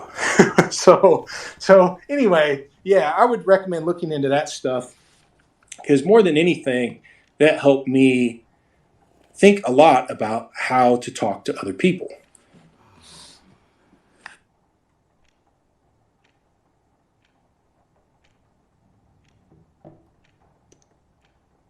Well, I'm going to check those books out, and I think I'm in your Discord, but I hardly ever go on Discord. I nuked it. It's gone. It's gone. The saga of the Discord has ended. And I took advantage of that crisis to also totally nuke the chat section of my Telegram. So people will, the great filter now will be those who are confident enough to try and reach me directly. And maybe I'll whittle it down further, right? So you can only literally talk to me if you come in and speak to me. But everybody else who's listening right now, they're like, oh, I thought this guy was some vicious asshole. I could talk to Tadpole just fine, and it wasn't because he came in here just to compliment me. It's because he asked me something that I'm passionate about and interested in. Yeah, I'll take that as a compliment. But yeah, it is right. The Aeon guy, he led with a compliment too, but the questions created conflict. Yeah, well, it's not all about just complimenting somebody, but that's how I genuinely felt by, this whole thing. I had a very confident father, was raised well. Some people don't have that. I'm not here to figure it out, but yeah, I just want to point that out too. Like, I don't like to imply things or whatever, but it wouldn't be like some negative docs for me to say this, but yeah, good family life, very stable, very comfortable, very privileged, as far as my background. So, but when you talk about that, people will just use it as an excuse, and commonly people will be like, oh, well, it's just some quirk, or your memory's good for XYZ reason. I know how much work I do. Bookcat talked about that. Like, there's a lot of gas in the tank, and those other 180 hours a week that I'm not streaming or talking in a Twitter space, you're not there. So don't let that kind of separate you or whatever. Don't worry about anything other than just fucking improving a little bit every day, not burning out, finding new ways to stay focused and stay engaged. There's so many ways to remain engaged. I don't care if you use you should use your imagination. If you hit a dead spot in a book and you just can't continue, go look up the author on YouTube. Go look up the author or the title of the book on Twitter, on Goodreads. Find other media around it. Find a way to keep it moving, keep it interesting, and try handwriting notes. Try delivering an oral book report in the shower. Just stay motivated, stay engaged. Whatever you do, don't stop for very long, because if you stop even for a little bit, you'll stop for a long time. So don't burn out. Figure out how to take breaks, take time off, but know that you're doing that to prepare to shift. Like, I took 5 days off around Christmas. I had to force myself to do it, but the bargain was I'm entering a fucking chrysalis, and I'm going to come out the other side changed. And that's what's going to weigh on my mind while I'm deliberately doing nothing but thinking. Hey, Tadpole, I put those books in the Jumbotron. Oh, heck yeah. Thank you, man. Appreciate it. Yo, big shout out NJGloyper. Great guy. Hey.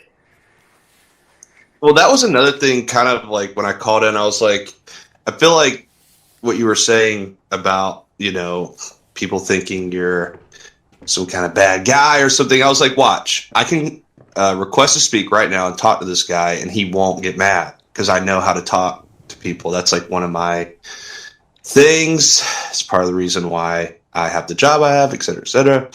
But I think people are intimidated or whatever, maybe sometimes, who knows. But the point is that anybody can call in and talk. You just kind of have to know how to talk. And well, it is for important. me, I'm holding myself to that, right? This is about me. It's about me.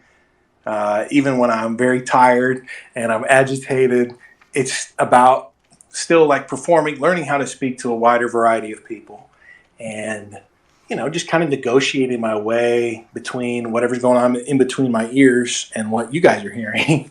And I hear it just a little bit before you do. Whatever the lag is between my own voice entering my ears and it entering yours, that's the first time I hear it too. So thinking out loud, figuring out how to be a real human being, express yourself.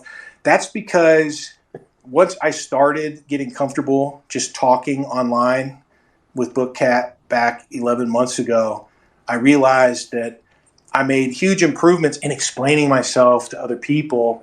And that was something I hadn't necessarily identified as a stumbling block in my life to that point.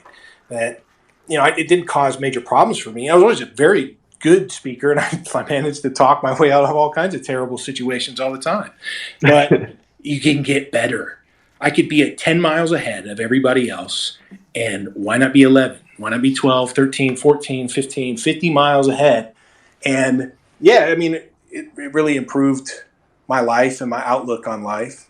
You got to be careful not to just use it as therapy. It's very tempting to just get in the go-off zone and take out whatever is going on in your life verbally on other people.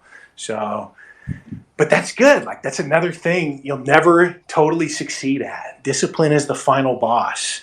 And if I can finally conquer my need to swear and say slurs and figure out how to keep people from getting upset with the tone of my voice, that's a nice feather in my hat one day. And I'll get there, and some of you will be along for the ride if I continue to not be able to go to sleep or go back to sleep and instead do a Twitter space. So I appreciate it. All right, so I'll kill the dead air.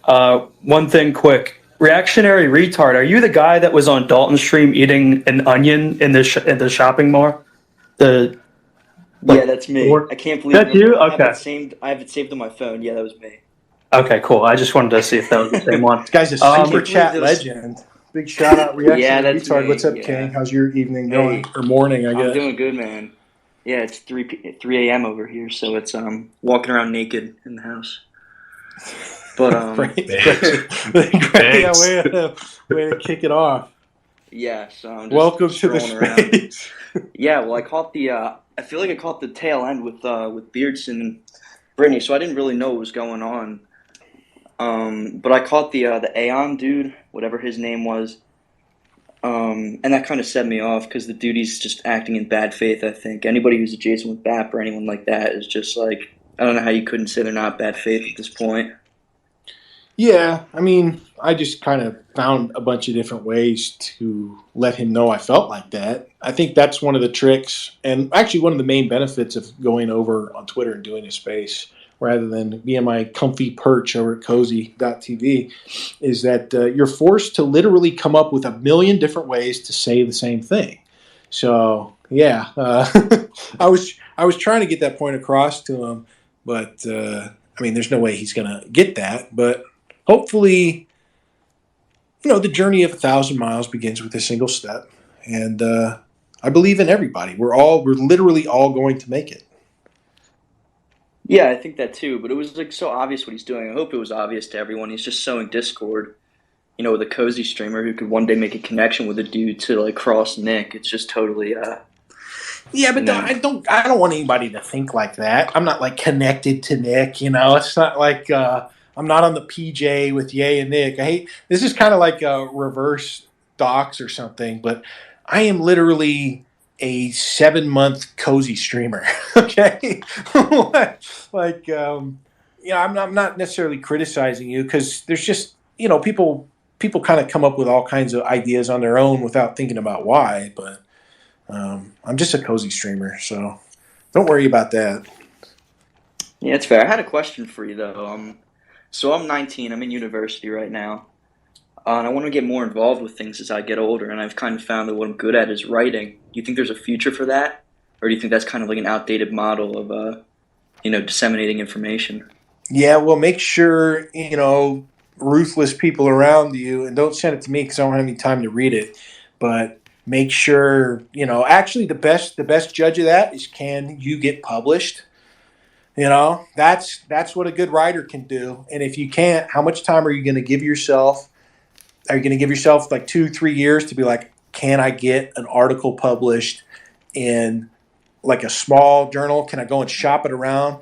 Do I have the ability to withstand tons and tons of rejection? Can you get something published in like a blog? And then, what's your time frame for trying to get something published in like a legit outlet as a freelancer? That's a test of whether or not you can write well.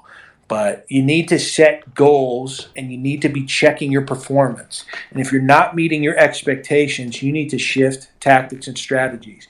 And the best investment you can make is going to something like, a specific workshop for people who do what you see yourself as doing.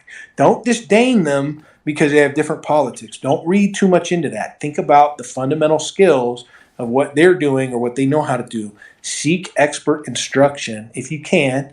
Request it as a gift, dude. Old people, like your relatives and stuff, they will literally jump at the chance for you to engage in some kind of specific training or instruction. But if you think you're good at something, make sure you're getting brake checked by real pros, and don't discount the possibility of you going out seeking that and doing it. But it's going to take some extra work on your end. But that's a good thing to do at the time you have when you're burnt out on writing, when you have writer's block, to remain engaged and focused on the goal. Just if you can't crank out another sentence, start thinking about where you could access writers that you admire, or find who taught them or where they went to a workshop. Think about how to identify, how to improve yourself in a professional manner. So that's my general advice on that. Yeah, thank you. I'll do that. I'm at a pretty small college. There's a lot of opportunities with writing professors and whatnot. Do you think there will be outlets like in our spheres in the coming years for people to publish that? Well, there's already, Vince has an outlet.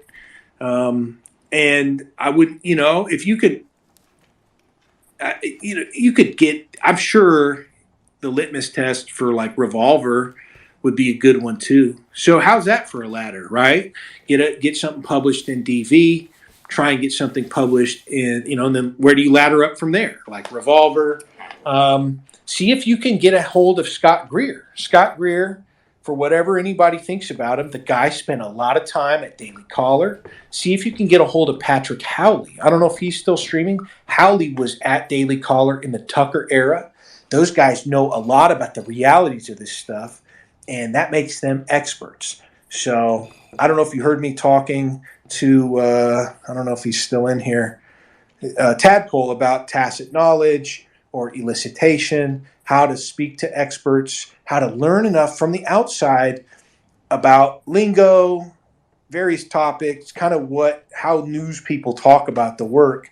So they are just talking to somebody about their interests rather than trying to take you back to square one and explain how things work. You've got a lot of opportunity to reach people who are vetted writers that hold cozy channels. I don't know, you might have to be creative in reaching out to them because it seems like a lot of those people don't actually publish. But what if you tried sending a super chat to Jack Hattersfield, or, you might even try through the chat or messaging him here on Twitter, or Tom Papper. Those guys would know a lot about having to crank out a consistent product. Ed Zoll, he was a White House press correspondent, from what's it called? Crosstalk News. John Miller, he's probably super busy all the time. He was a White House press correspondent for The Blaze. So there are people in our circles that you can talk to that if you can figure out how to approach them the right way, ask the right questions, they will just they will give you endless free game. Also, Vince, that would be worth a super chat. Or, maybe figuring out a good way to approach him. I don't know, in his Discord, some other way. A super chat has to be worded just right. But, Reactionary Retard, you got a lot of experience sending those in. You might be just the guy to do that. So think about the people who are doing things around us that have experience with that. That's a great place to just start. Yeah, thank you for that. Yeah, I've taken my lumps with the super chats. I kind of, I've worked out how to send them now. But thank you. I appreciate it. And you know what? Not even maybe. Don't reach out to them as Reactionary Retard if you don't have to.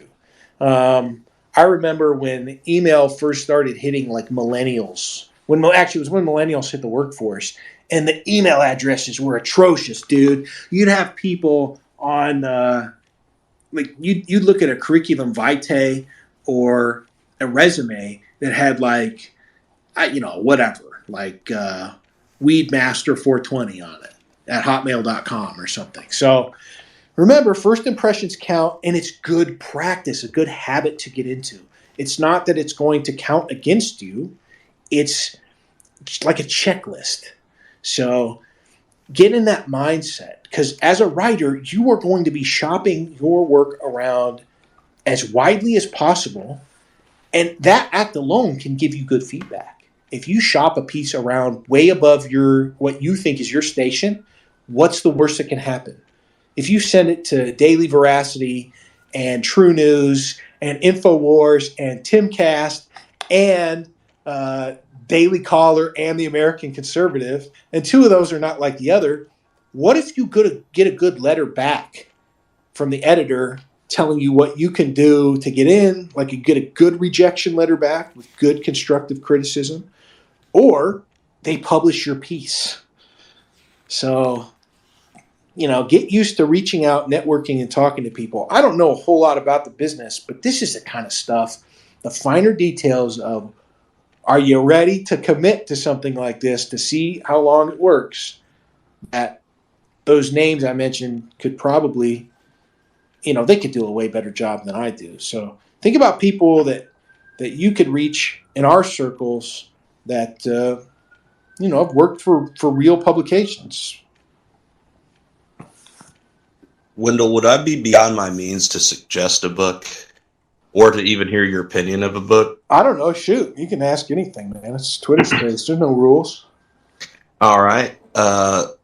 You should, and if you've never heard of it, definitely check it out. How to Win Friends and Influence People by the Carnegie Institute. Yeah, that is supposed to be a classic. It's a classic. It's the first self-help book. It's the first book of its kind. It was, they tell you all about it in the beginning of the book. It's like, My problem is book paralysis. I saw Tarnsealer was just in here, but he's not anymore. And, he knows all about this. I'm glad he's around because I don't have problems compared to him. I remember BookCat told me he had like, what was it, like, I can't remember, 0.8 terabytes of books, of like ebooks or something. So, but yeah, I don't know. I probably have 3,000 books in my anti-library. Like Taleb calls all the books you haven't read but have your anti-library, and that's a true reader has a giant pile of books that he hasn't read. So, I'm glad you recommended it. At some point, I'll probably read it, but don't hesitate to check in with me and continue to recommend it. You've never read How to Win Friends and Influence People? No, I mean, even if I'd read like 10,000 books in my life, think about the 10 trillion books that I could never read. No, you're the master of books, other than BookCat. But I'm just saying, I couldn't believe that. That's crazy. I didn't know that you hadn't. Well, a little cheat code I like to use sometimes because you can't always read. Sometimes you're working or you got to do other things. Audiobooks. What do you think? How do you feel about that? Is that a say no or? I'd never tried it before, but I did just try it the other day in a weird way. I tried the built-in. I read a lot on an iPad because I have the 13-inch iPad, and so it presents PDFs to you in native size.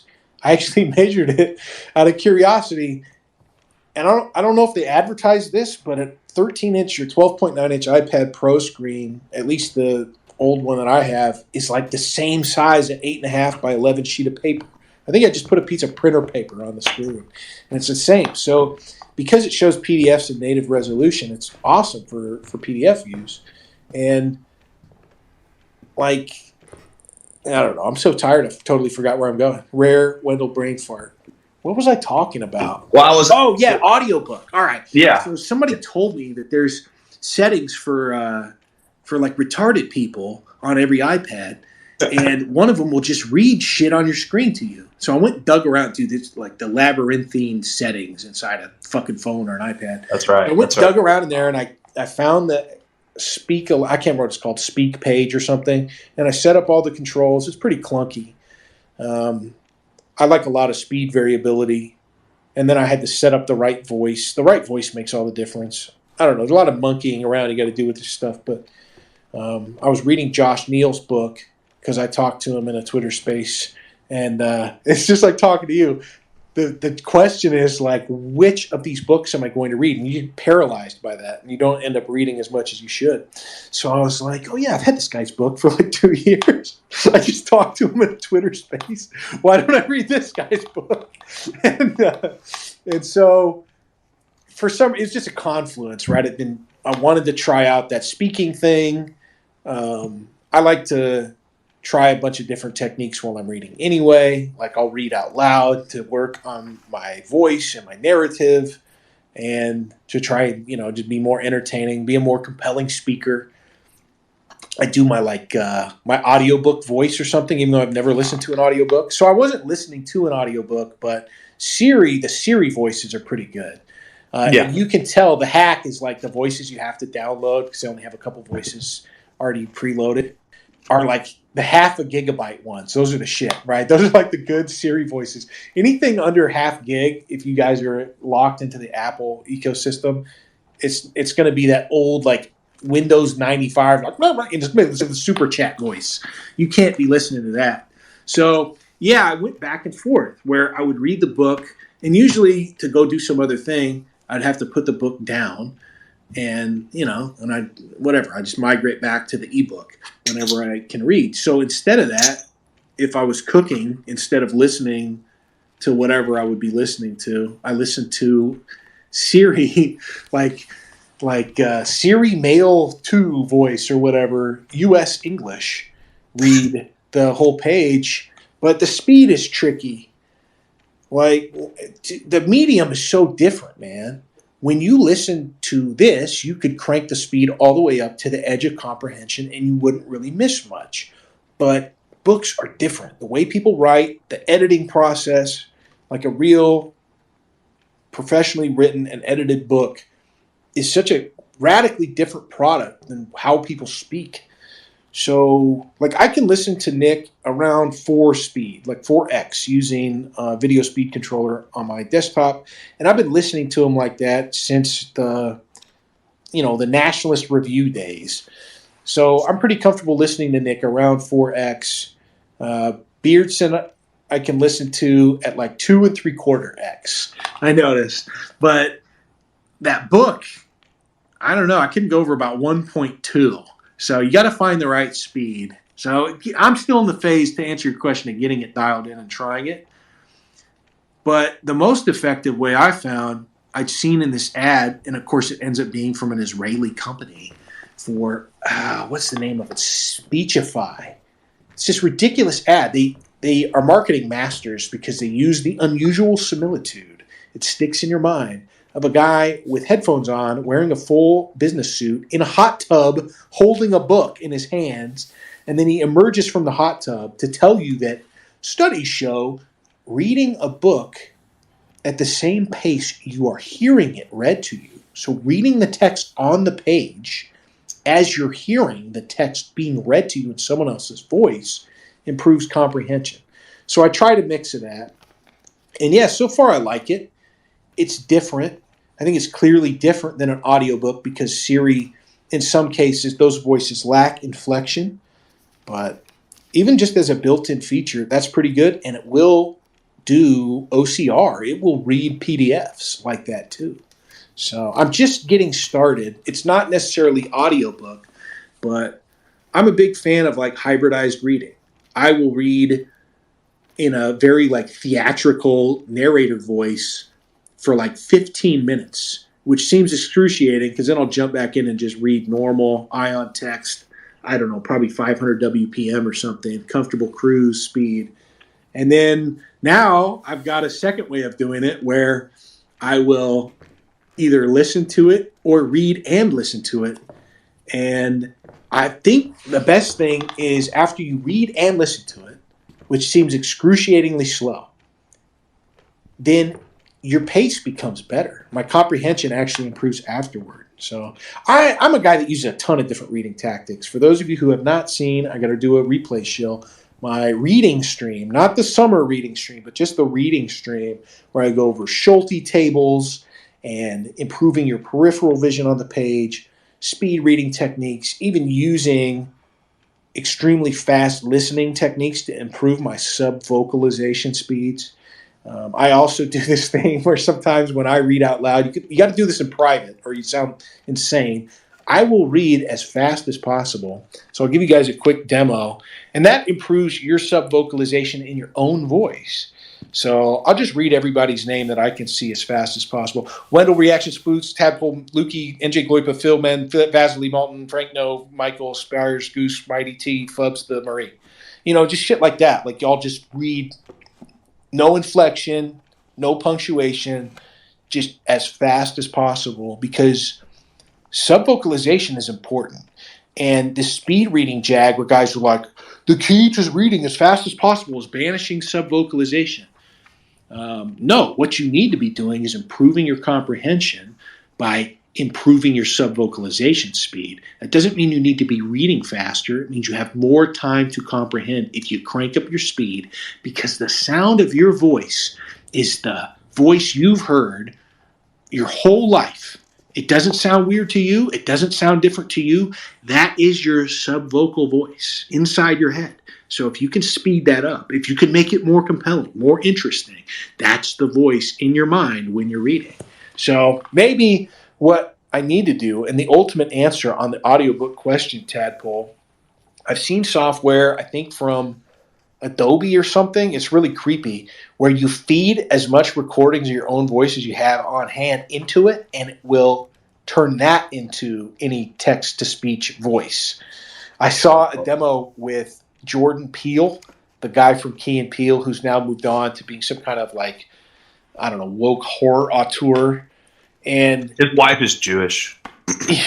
Well, his wife's Italian, right? Isn't his wife Chelsea Peretti? I thought she was Jewish. Her brother founded BuzzFeed after he learned the tools of the trade, the tricks of the trade from Andrew Breitbart when he hit a triple dinger. Breitbart didn't just set up Huffington Post. He didn't just set up Breitbart. He set up Huffington Post, and that's where Jonah Peretti, Chelsea Peretti's brother, came into contact with him and learned from the master. But he learned those skills setting up Drudge Report for Matt Drudge. So anyway, interesting aside. But yeah, there's some demo from like 5 years ago that I remember seeing where they fed this dude's all like 50 hours of recordings of his voice because he's an actor into their software, and then they had him say all kinds of fucked up shit, right? Which is spooky, but it's like maybe the voice we need, because I think we're close. You just need some kind of synthesis of things. Would be your own voice. I certainly have hundreds of hours of recordings now, thanks to streaming, that I could feed into it. But I think that would be the most interesting, because it would be like you're the voice in your head, right? Anyway, how's that for a fucking Wendell answer on the audiobook question? No, it's a great answer. What do you think about audiobook? Have you checked that app out at all? No, I'm just getting started. I'm always very slow. I like to walk everywhere, metaphorically. I read a great book called Deep Undercover by this guy who goes by the name Jack Barsky, but that's not his real name. And that's a great book. Don't read that for whatever you think is going on in it. Like, that's a great book to analyze what he's really talking about and what he's doing, because he's super narcissistic.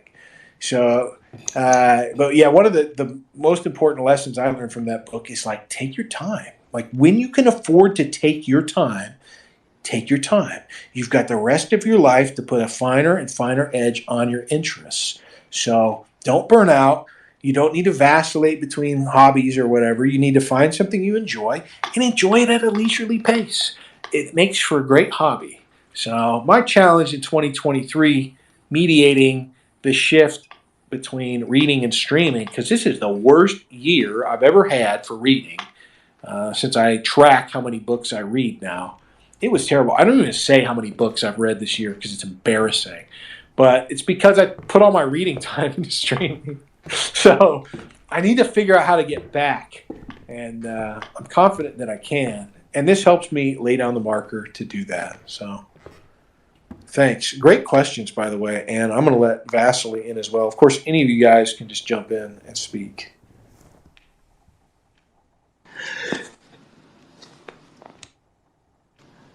Hey, Wendell, I just wanted to show some appreciation for your streams. Besides the Till the Kingdom Comes stream, your summer recommendation stream was excellent. Also, I'd read some Bukowski before, but the recommendation for Factotum was really good. I had read his Ham on Rye before and really enjoyed it, thought it was hilarious. And then read Women, made the mistake of reading Women, and he got a little bit degenerate by the end of it. But the good thing was that he turned me out to John Fonte. I don't know if you ever read him, but That's the Dust and the Bandini Quartet is really good work. Are you familiar with him? No, I don't think so. And I only read Factotum. I do this thing where I just like go around and read one consensus book. It sounds normie and cringe, but no one really actually does this. Just go hit up those fucking lists. Go hit up the critics' consensus lists of good fiction. And the way they construct them is they try and fit like different books in there. It's not very consistent. So you actually end up reading a lot of extremely weird avant-garde books that became huge sellers because the author managed to do something no one had ever done.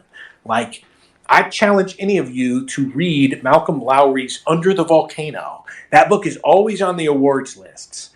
And remember, it's kind of like the art thesis, the modern art thesis.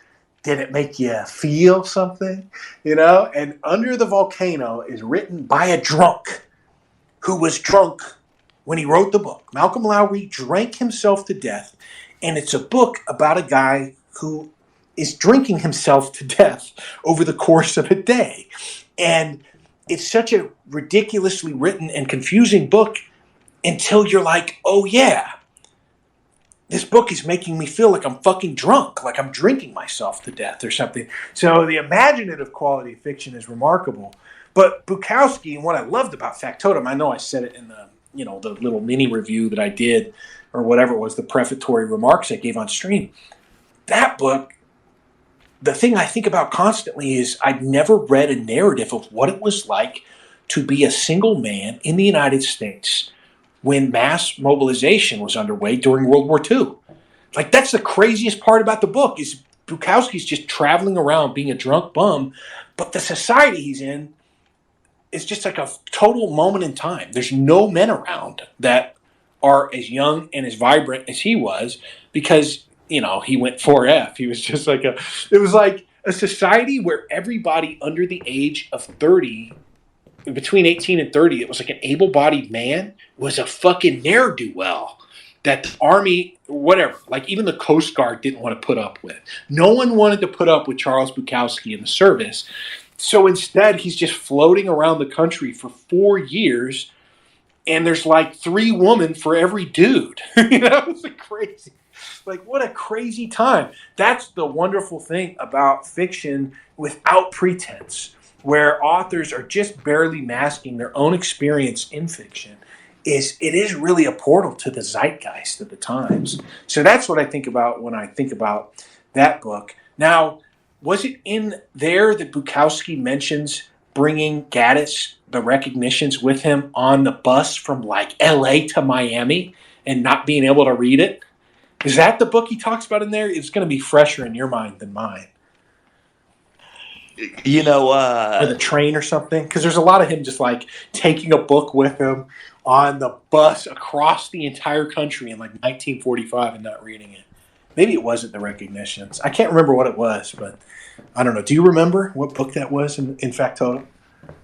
you know, I don't actually. It's been several months since I read it, and I got kind of blurred over by the other reads. But no, that's a hilarious part about him. Is it's just the realistic style that he has. Well, not realistic, the honest.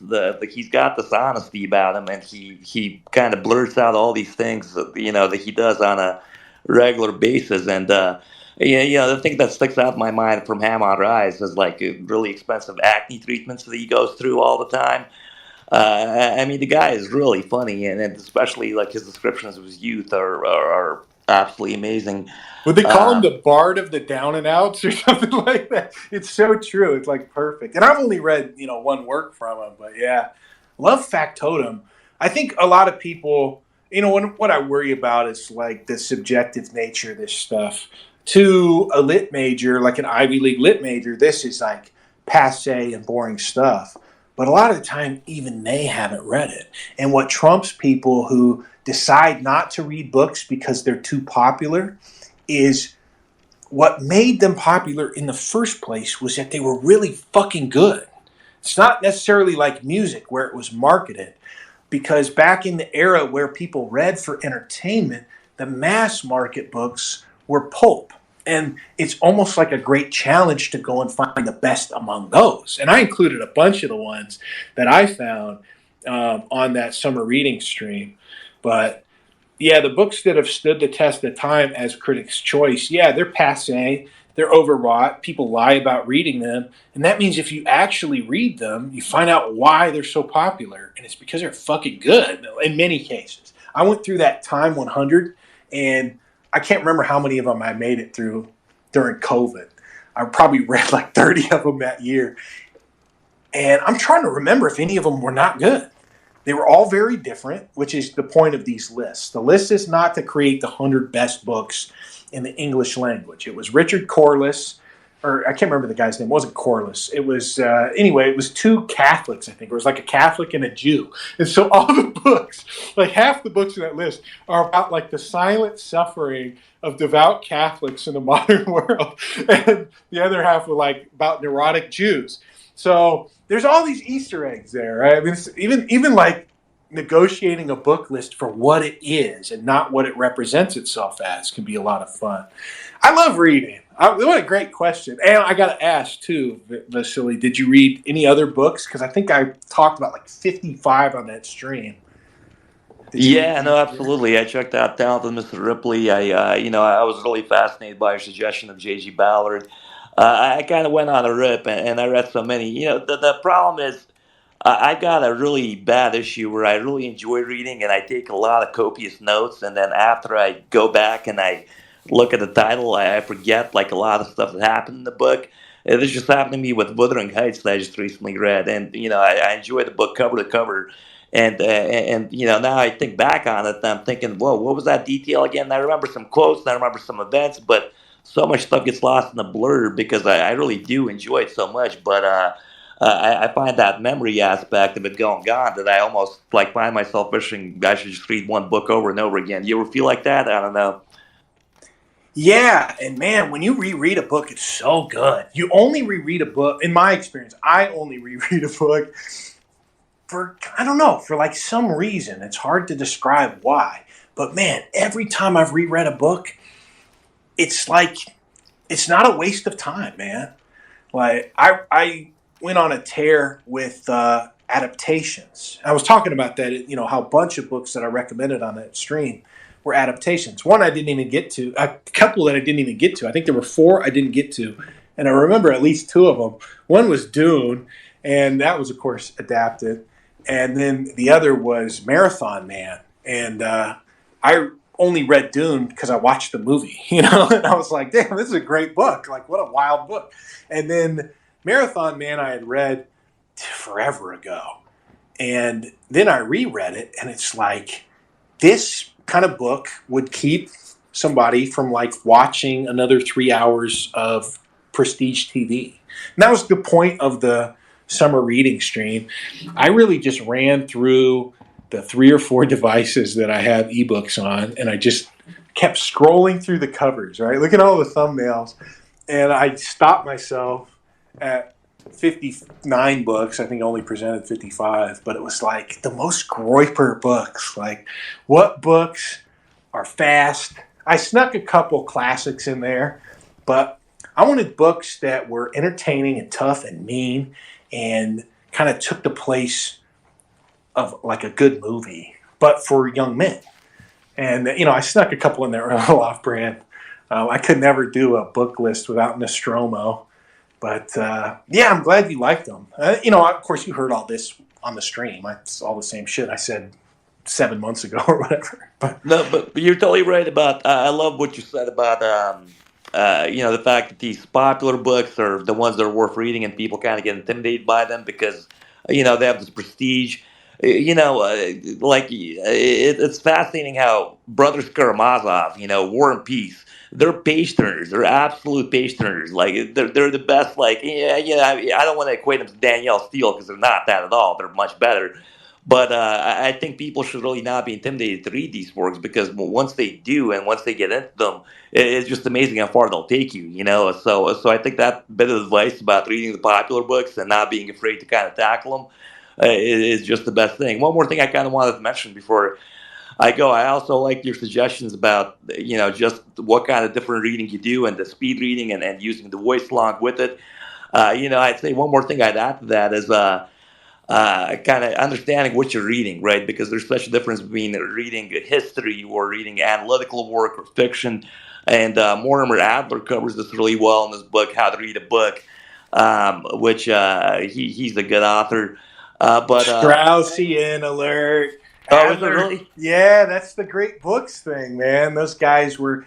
I remember a year ago today, I had up on the whiteboard, I have like Strauss, Adler, Bloom. Yeah, that's all the classic stuff, That's why they don't have anything to do with great American heritage. Go read Alan Bloom's The Closing of the American Mind if you want the ultimate super Strauss student, like narcissistic freak out, appropriating Western culture, Western history, all the we language. It's someday, I don't know, it's probably even too spicy. But years ago, I heavily annotated that book when I read it, the ebook, and dude, the notes in there are just like, it's just constant Wendell go-off moments, just written in the notes section of the Kindle app on an iPad.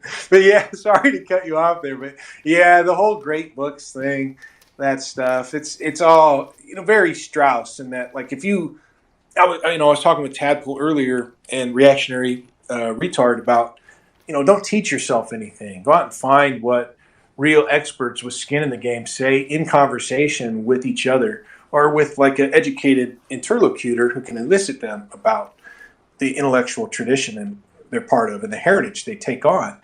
And, when I was listening to Jack Murphy, who had just become a Claremont Institute Lincoln Fellow a few months before this. So that was summer 2021. He was making the interview September 2021, I think. And he was talking to Glenn Elmers, who is the preeminent biographer of Harry Jaffa, who is the creator, like the founder of the West Coast Straussian school of Straussianism.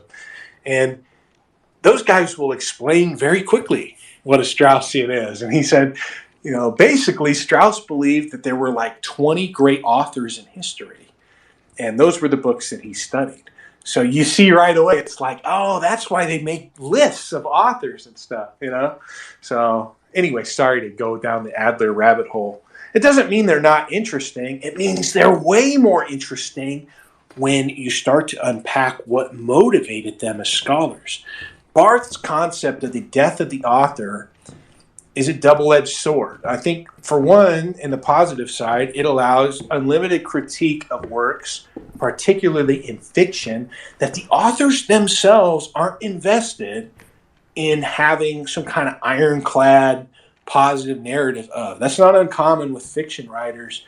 They're not quite sure what they've created either. They just know that through their own exhaustion and then the committee process of being edited, they created something they were finally just, whatever, I don't want to fucking deal with this anymore, right? So it's not uncommon for fiction authors to not, especially in lit, to not want to opine too heavily on the motivations of their characters because it's difficult for them to understand their own work. Fowles, great author, couldn't end a book, man. If you read The French Lieutenant's Woman or the Magus or Magus, however you pronounce that word, he cannot end a book. And it's the greatest strike against him. You read those books and you're like, this dude, you read the first one, one of the two, the first Fowles book that you read, and you're like, man, this guy cannot end a book. He couldn't figure out how to end it. And then you read one again and you're like, same issue. This guy cannot end a book. And then you go and read about him and you read about those books and you find out that Fowles issued for like the rest of his life new endings for those books, like every 15 years. He just couldn't end a book. So even he didn't know much about what he was writing. Even he wasn't sure. But when we get to interpretation and what do they call it? Secondary sources, that kind of history, you better know their biases. Malton knows. I went Wendell mode on some other guy in Malton in Bookcat's Discord the other day because they posted a snippet from Hofstadter without knowing who he was. And Hofstadter, it's so open and obvious about where he derived his method of interpretation that I found it in Malton was like 2 minutes in the first 3 paragraphs of his Wikipedia page, where it's like Hofstadter was always roundly critiqued, even in his dissertation era, for just making shit up. Just open interpretation of history based on his whims, without citation, because he'd learned at the knee of a guy whose revolutionary ideology was secondary source supremacy. And it's like, be careful letting foxes in the hen houses. Be careful learning from Adler without learning about Adler either before or after. So it's like the boxing ref. Protect yourself at all times. What do you say? Defend yourself at all times. When you're talking about works of interpretation that have to do with culture and history, that's media that can really impact or affect your mind and your perspective. There's a first mover advantage in ideology. Everyone wants it. That's why they'd be a lot more scared of cozy.tv if they were allowed to know it exists. Because having somebody like Ethan Ralph introduce you to the Ukraine conflict with Dalton as the war goes hot for the first time, no propaganda will ever work on you ever again about the Ukraine conflict when you sat through that. If that was your first day on cozy.tv, and everybody had their first day on cozy.tv, and that was your first day experiencing news coverage from the movement lens in that style, you are inoculated probably for life. So that's the aside on when to let the author die or whether or not you should in the first place. We're talking about Bukowski and Factotum like he's just creating a memoir, and he did. And I mentioned that, but it's passed off as fiction for a variety of reasons. This is very common as well. I mentioned that about Gustav Hasford's book, the one that got turned into the one that got turned into Full Metal Jacket, the Short Timers. That book had to be passed off as fiction, or he would have been arrested and probably executed in Fort Leavenworth for war crimes. So, yeah. Anyway, that's part of staying engaged, though, right? It's look into it deeper. There's points where I can't pick up a book, where I can't read. My mind is racing, but I can go and fall down a Wikipedia rabbit hole. It doesn't really matter what it is, so I just go read about the author, or I'll go search the guy's name and the title of the book, or I'll just use endless keyword combinations to find what other people have said about it throughout the ages on Twitter.com, and that's when you start to get an idea of who the person actually was. And you asked about rereading, and that can happen too. Like you'll get new eyes. That Paul Gottfried book on Strauss and the conservative movement in America, I'll be able to reread. Every time I go back over anything in that book, it's like an entirely new book to me. I'm always gaining understanding of the topic and context by sitting and thinking, not by reading more books, but by thinking and just kind of generally letting ideas weigh on my mind and guide how I approach my access to information and how I talk about things. So remember to give yourself time to like saturate, incubate, and illuminate, and don't just be bookmaxing, which is good. Like it's a good way to prevent yourself from creating unrealistic demands on how much you should be reading and keeps you from burning out on reading altogether. Yeah, I confess I'm more of a fiction guy, so I haven't read up so much on the philosophy, and since childhood I've had this habit of not trying to learn anything about the authors because you know how it is. You kind of want to take a work for what it's worth by itself, but it's a good habit to get into. That's why I appreciate your streams. You read The Talented Mr. Ripley, and it was probably because maybe some part of it was because I told you guys that what's her name, Patricia Cornwell, I can't remember what her last name is right now, but she was like the most vicious, evil bitch of all time. Like everybody hated that woman, and the book is just venomous, man. It's so sinister, and you'd think like the movie doesn't really come off as very scary or sinister. But the book is just different. It's like Have you seen Blue Moon? Have you seen the Elaine Delon old film? It's absolutely fantastic. Is it a Ripley adaptation? I know they did a bunch of them, and she wrote a bunch of books about Ripley too. Yeah, no, it's an adaptation, and it's I mean the tone, just the acting, just everything. It's I mean it's a different era, you know. Yeah, but after you read enough of these adaptations, you don't know what to do first. You don't want to watch the movie first because it'll give away the best parts of the book that they just shamelessly rip off from it. And if you read the book first, then the movie sucks in almost every case. I think I said on that stream that only 7 days in May, and I can't even remember the other one where the book was better than where the movie was better than the book. Godfather. I mean, it's got to be Godfather, right? Mario Puzo's a great author, but the Godfather was a terrible book. I don't know, man. There's pieces. So? There's pieces of Godfather that are very good, but I read that book when I was a little dinky kid. That's one I probably won't reread. But I was just about to mention this. Andy Worski Jr. Gloyper stock going stratospheric because I was just about to mention the only reason I would read a sequel to the Ripley books is to read it before I watch The American Friend, the Wim Wenders movie, which was one of the adaptations with Bruno Ganz, who later go on to play Hitler in their Untergang or whatever that movie was. But anyway, anyway, I don't know. Well, to take it back, adaptations. But people would read, they would hear you say like, "Oh, I read Rambo. I read First Blood." You know, the book Rambo is based on. They'd be like, "Okay, like that's fucking stupid." That book is super fucking crazy. Like, that's a wild, chilling, and weird work. And I read the books that Morell followed up with, all trash. They all fucking suck. So sometimes dudes just crank out one banger, one kind of paradigm shifter. And the superlative qualities of that book aren't necessarily literary. They're just like, I don't know. It's like that one justice, I think it was Potter Stewart, said about obscenity. You know it when you see it.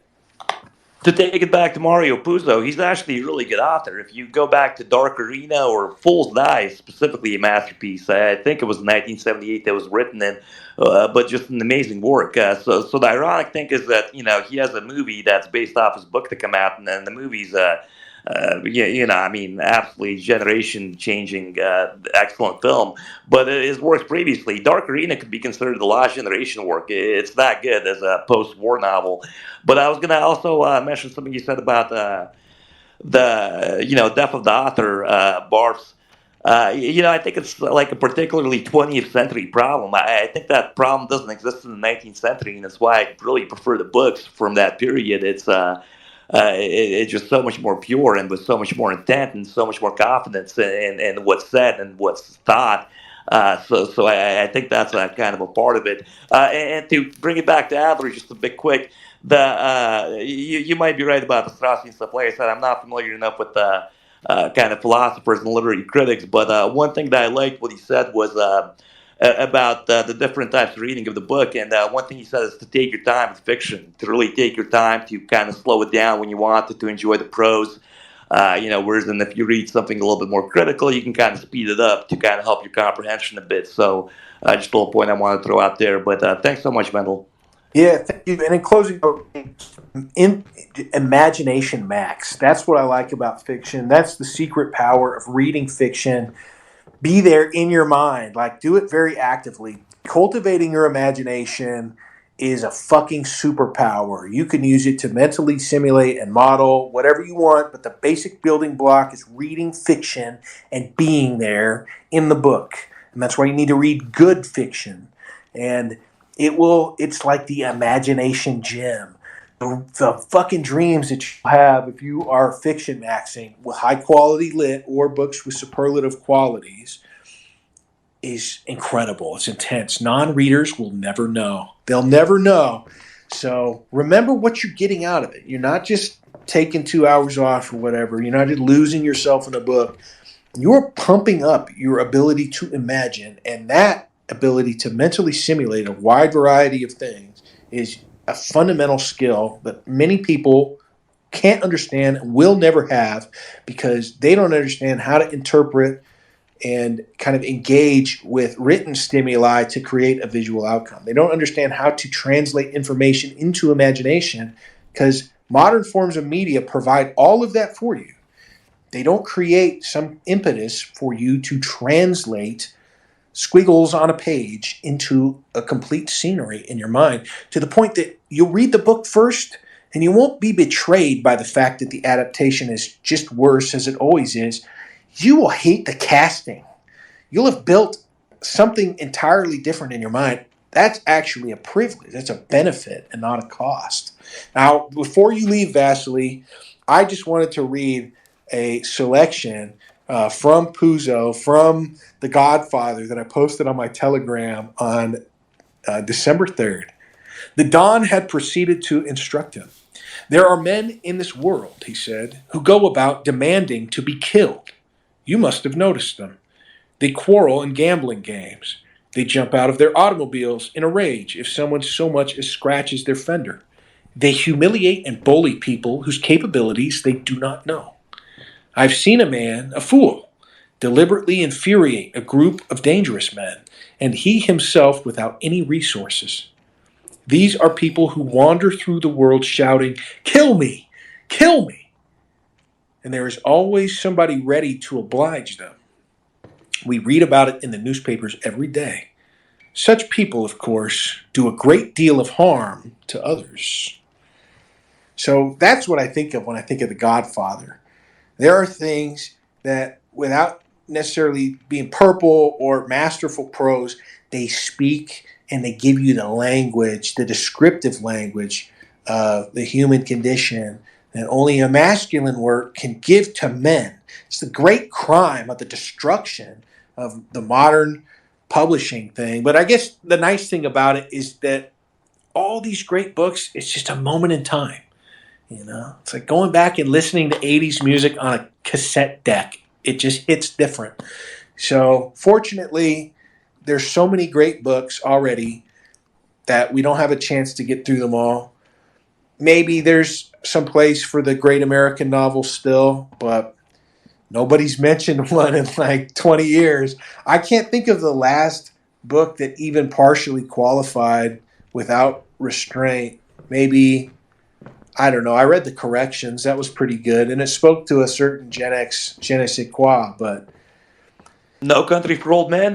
You don't think that's... I think Cormac McCarthy kind of qualifies it's now. an artifice, man. It's not like it's too fictional. That isn't real. Nothing like that has ever happened to anyone. So it can't be a great American novel. Same for Blood Meridian. It's just not real. That's not at all realistic. Like, it doesn't actually speak, to the like the human experience that anybody ever understood. None of that ever happened, and nothing like that really ever happened in that way. But The Godfather at least speaks to something we know is accurate. I'm not saying it's a great American novel or whatever, but it's way more realistic. It's way more identifiable for certain people. You know, you can just look at the prosecution of John Gotti. Go read the prosecutor's opening statements in the federal trial against John Gotti if you question whether or not things like that happen. But yeah, I don't know. It would be nice if somebody wrote something that spoke to us, but I think what Nick is doing is much better than writing books. Like, we are figuring out how to mediate with a real novelty, and that is the shift to the digital era away from text. A return, in a sense, but also a progression. No, I agree. I think the great books are done. I completely agree with you. What Nick is doing is we're back to more spoken important. word, man. We're back to verbal culture for the first time in like 500 years en masse at the elite level, too. I think that's what's happening. And I'm not sad to see all that other stuff go because there's way too much to read anyway. So, you know. Well, I mean, you know, the thing is, people like you and I will still have it. You know, it's a shame sometimes to think that other people might not, or some people might not get to share it or engage in it. But no, I think you're right. I think it's time to let some things go and let the new era begin. And thanks for doing what you do. Yeah, thanks for calling in. And perfect example of, you know, it's just funny. If you were in here earlier, I don't know if you were.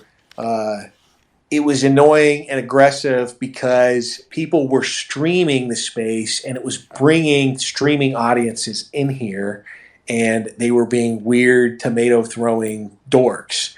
And that's what happened when I self-streamed a space that I was hosting too.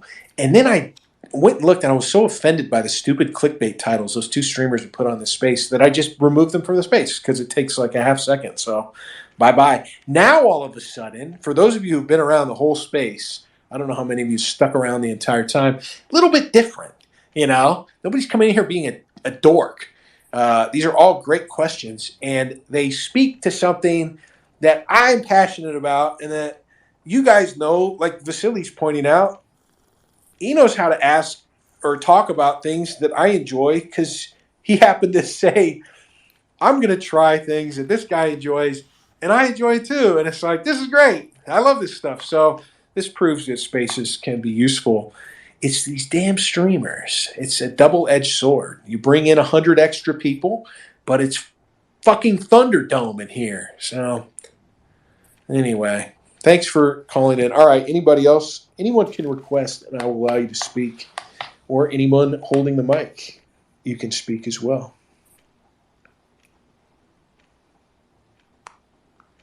Yeah, sure. I guess I'll just say I agree with you. I guess it kind of adds context to what was going on earlier.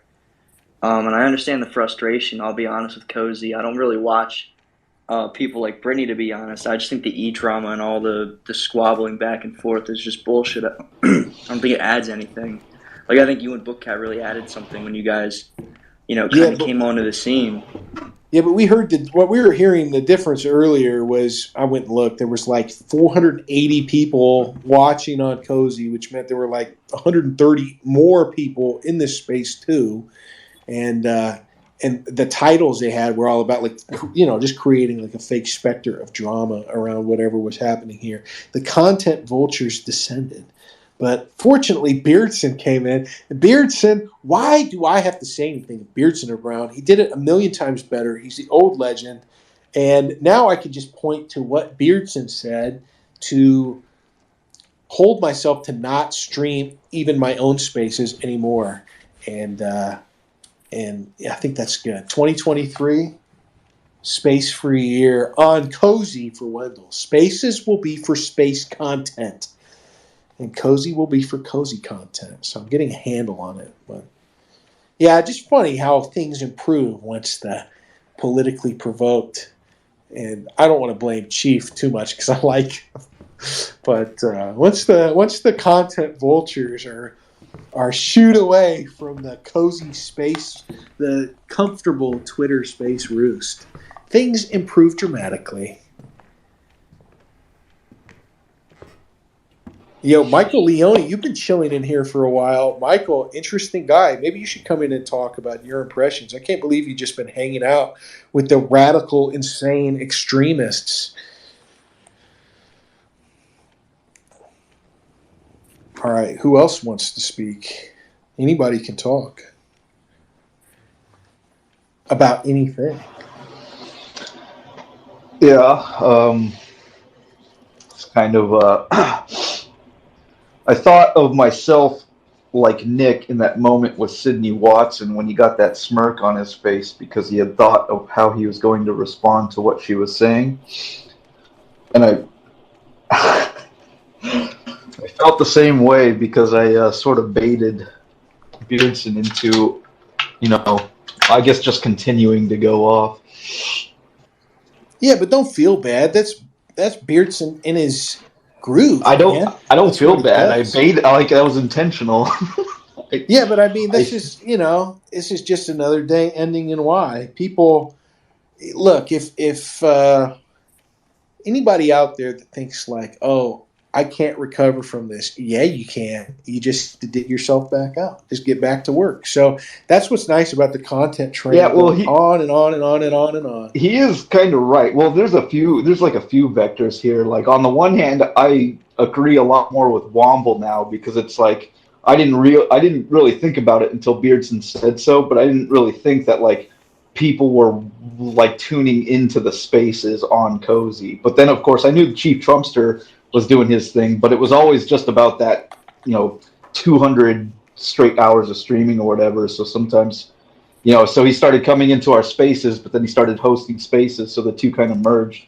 But well, I'll just say this: like Beardson is the old legend for a reason, and if Beardson, even if he's, whatever, it doesn't even matter. Like Beardson is right. It's not that I'm not going to counter signal Beardson on principle. It's that Beardson understands content.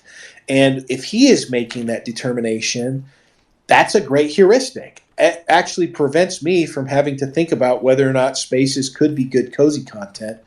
It's like, okay, great. Leave it to that. Brittany had a point in those spaces she was doing with Neo where she was complaining about learning how to be more entertaining at all times. Like never losing the content mindset. That doesn't mean whatever you're doing is fit to be streamed on Cozy, and that's great. Like that's literally Hegelian dialectic.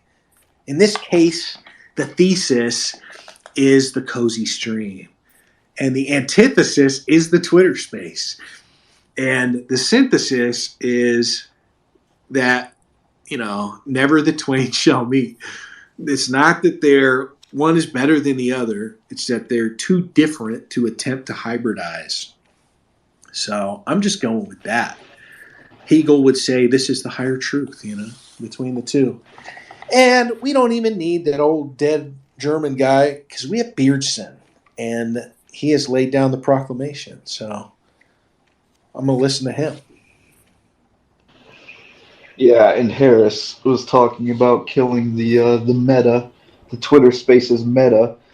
I personally, I haven't really been on Cozy lately because it's a lot easier to kind of like interact in spaces while I'm working all day long. But I didn't realize there was a meta going on, so it was kind of funny that Beardson starts going off on about on all these specific moments that happened in spaces.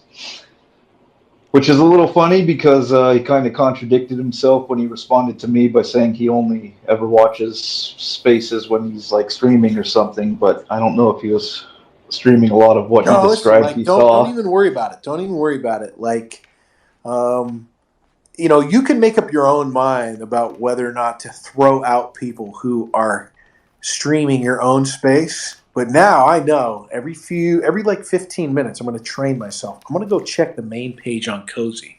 And if somebody's streaming my space, I'm going to go pick through the audience. I'm going to find you, and I will throw you out. I will literally nuke a space rather than spoil Cozy.tv with my shitty content because someone else is deciding to content jack me.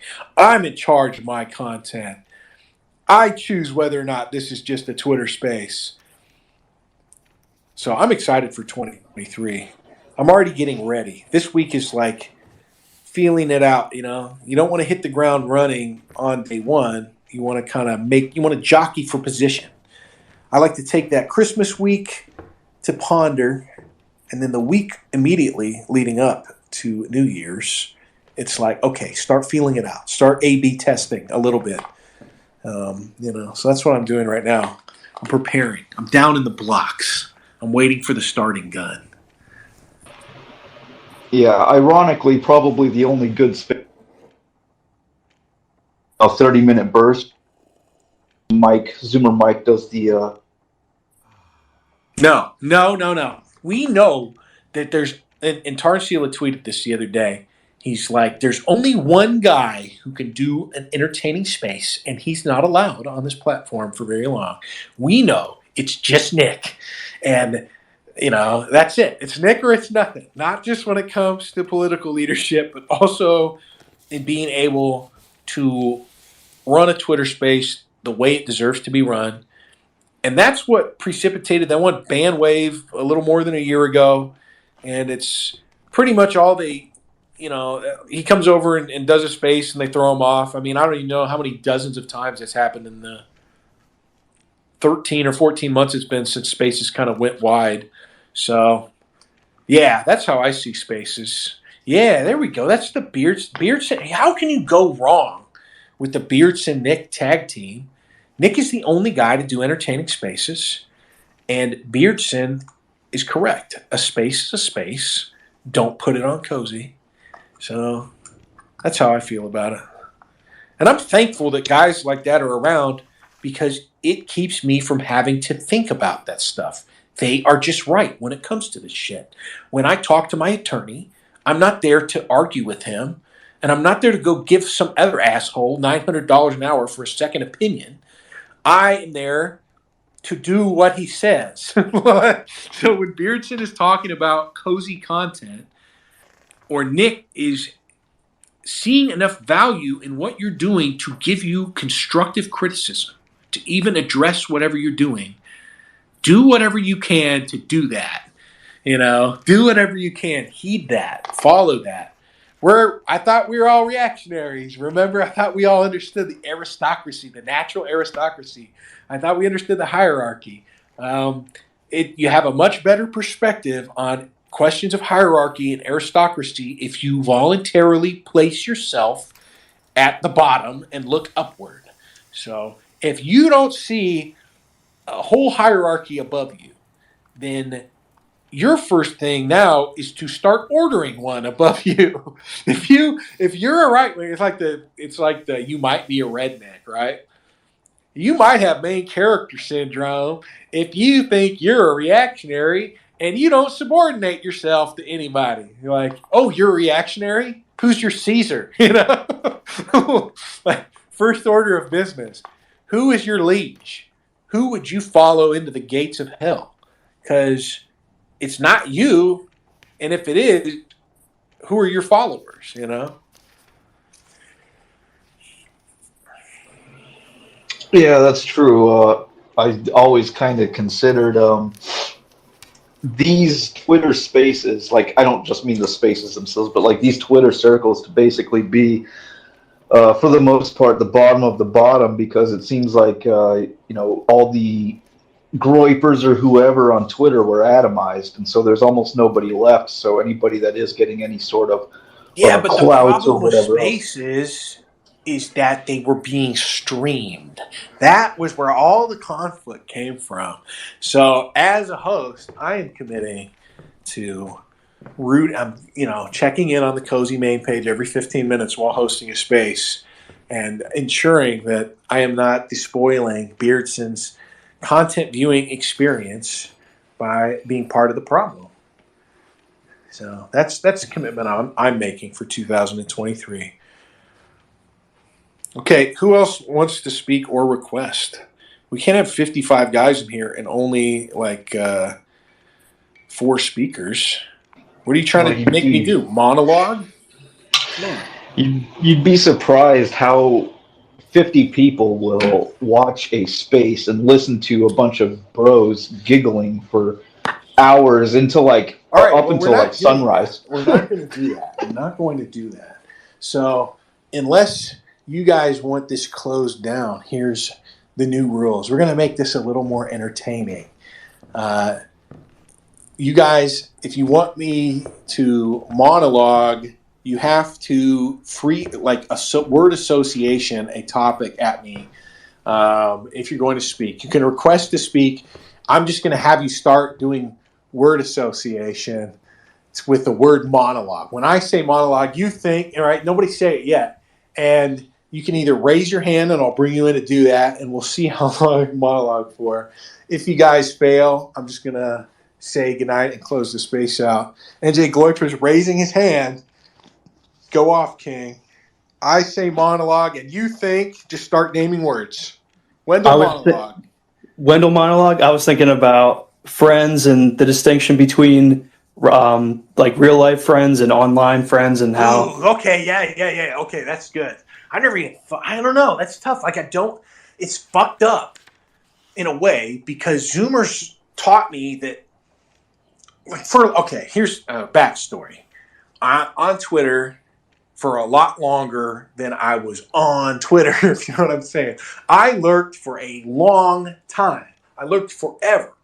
And then at one point, I decided, and it was probably it was weeks ahead of time. I was like, I'm going to start talking to people on Twitter. And it was like a big deal for me. I literally lurked on Twitter without having an account from, consistently from, I would say like mid to early 2011 until, I can't remember. I always say this. It's like, I don't even remember the order it happened, but whichever one came first, if it was the Boston Marathon, BOMBING, or the Dorner incident, either one of those, I don't know. I don't want to look it up and ruin it, but whichever one of those came first, that's what got me over onto Twitter with an account. So I could just because everything becomes easier with an account. And then I was barely interacting, if at all, but mostly just lurking all the way through Gamergate, all the way through Trump coming down the escalator. And I didn't really start interacting, like having an actual, like a normal person's Twitter account, like an active Twitter user account, until after Seville, like a month after Seville. And maybe it was just because things were like totally crazy. The dead cat bounce era of Twitter, of dissident right Twitter, was bonkers, dude. It was so awesome. And maybe that was it. Like, it was just, I had a lot of opinions. It was the Wild West. It was time, right? And so I remember like telling myself and setting a date, like, this is when you're going to start like having the kind of account that you've been interacting with. And I was just following a ton of people and lurking. That's what I'm doing now anyway. I basically lurk on Twitter. Spaces, at least in group chats, give me an outlet to not use Twitter like I used to. But I jumped into it with both feet, and the craziest thing happened. I started having to give opinions, hot takes. This was the hot take era of Twitter. This was at the end of the fave era. Old head moment. They used to call likes faves or favorites. And so I had this really broad, follower list, or I was following, right? I was following like hundreds of accounts from all over the spectrum. I was very interested in all kinds of internet politics, and I just like to go, look at that. It was a very interesting time. As Nick has mentioned, things were totally scattered. There was no organization or leadership of anything at all. There was just like this whole spaghetti noodle mess of different strains of ideology. And the Trump victory turned into this insane street fighting era all throughout the first half of 2017, from the inauguration through to Seville. And that is what unified everyone at Seville. That's what created the pressures of Unite the Right. It wasn't that the monuments were being torn down. That was a big part of it, but there was a totality of the circumstances, and that brought everybody together. And then what happened, and there was the dead cat bounce, and then Nick picked up the torch, and you are here, right? Like that's the awesome part about it.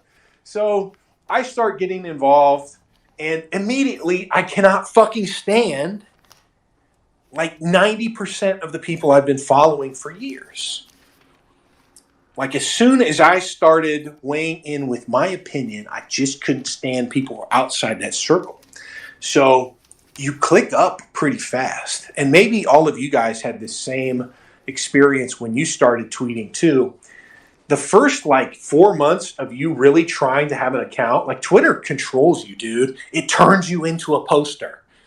And it turned me into a poster. I was checking analytics. I was thinking about like when to tweet. When should I make this tweet? Like, oh man, this will really hit. And then you learn when you get your first viral tweet, like it was a throwaway. It was just some throwaway, like stupid tee-hee joke. So you put all this time and effort into effort posting. Nobody cares, dude. Nobody cares. There are things that I was the lone voice in the wilderness on that are just starting to enter public consciousness. And it's not because I tweeted it. It's because I just went and streamed it. Or I talked about it in this space. So, and you know, back then, I didn't think about internet friends. I'm fortunate, and this is just a normal part of my life. I have this group of best friends. And I don't want to make anybody envious, but I love these guys. Like, and we have been friends our entire adult lives. We have been all of each other's best friends our entire adult lives. And we talk constantly, and it's great, right? So I have a really good set of friends. It's literally like a full-size car or a mid-size SUV. It's a literal crew. There's not much you can't accomplish with 4 locked-in guys. And, you know, and we're all very complimentary. We're not anything like each other. So I always had a very strong sense of my friends. And I went to a Northeastern prep school. So it's a very weird kind of experience compared to people who went to regular public high school, in that my school chums were from all over the world, and they went back all over the world eventually. Most of them did the prodigal son thing, which, I don't know, very tragic, and I could talk about boarding school at great length. I think the first time HW called into my stream, he got me to talk about, great elicitation. He got me to talk about boarding school. Like, I don't know, it was awesome. But because of that, like, I have this huge gap where I grew up with guys, but because we didn't ride the river in high school together, all my like adolescent coming of age friends are guys that you're never gonna see them again in all actuality. But that doesn't matter. Your school chums, you have a totally different bond with them than anyone else. You live together in an extremely high pressure environment, a total campus where even like corporal punishment was possible. It almost never happened. And you had this extreme high caliber, you know, it's a prep school. It's whatever you think about, you know, I don't know if you guys think about this stuff at all, but like the very stuffy Ivy prep kind of thing. Anyway, don't get me started on boarding schools. Don't get me started on the Ivies. So friendship means a lot to me in the real world context. I'm an old guy, and the internet didn't really permeate consciousness to the point that these like phenomenon of people creating like marriage or something, or couples, like internet dating wasn't even a thing until I was well into an adulthood. People talking about friends they met on the internet, not really like a thing in your formative years. And I already had my core group of friends, and as mentioned, 2 very distinct groups of friends. Now, I was on the internet to talk about politics, and that was like a constant for me from the forum era onward.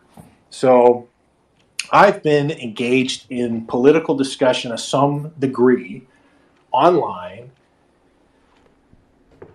longer than like Wi-Fi was proliferated. So when I came to Twitter, that's what I cared about. Ideology. Like, you can do the math.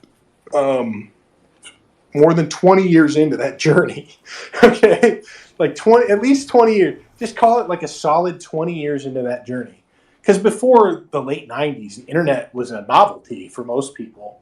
It was expensive.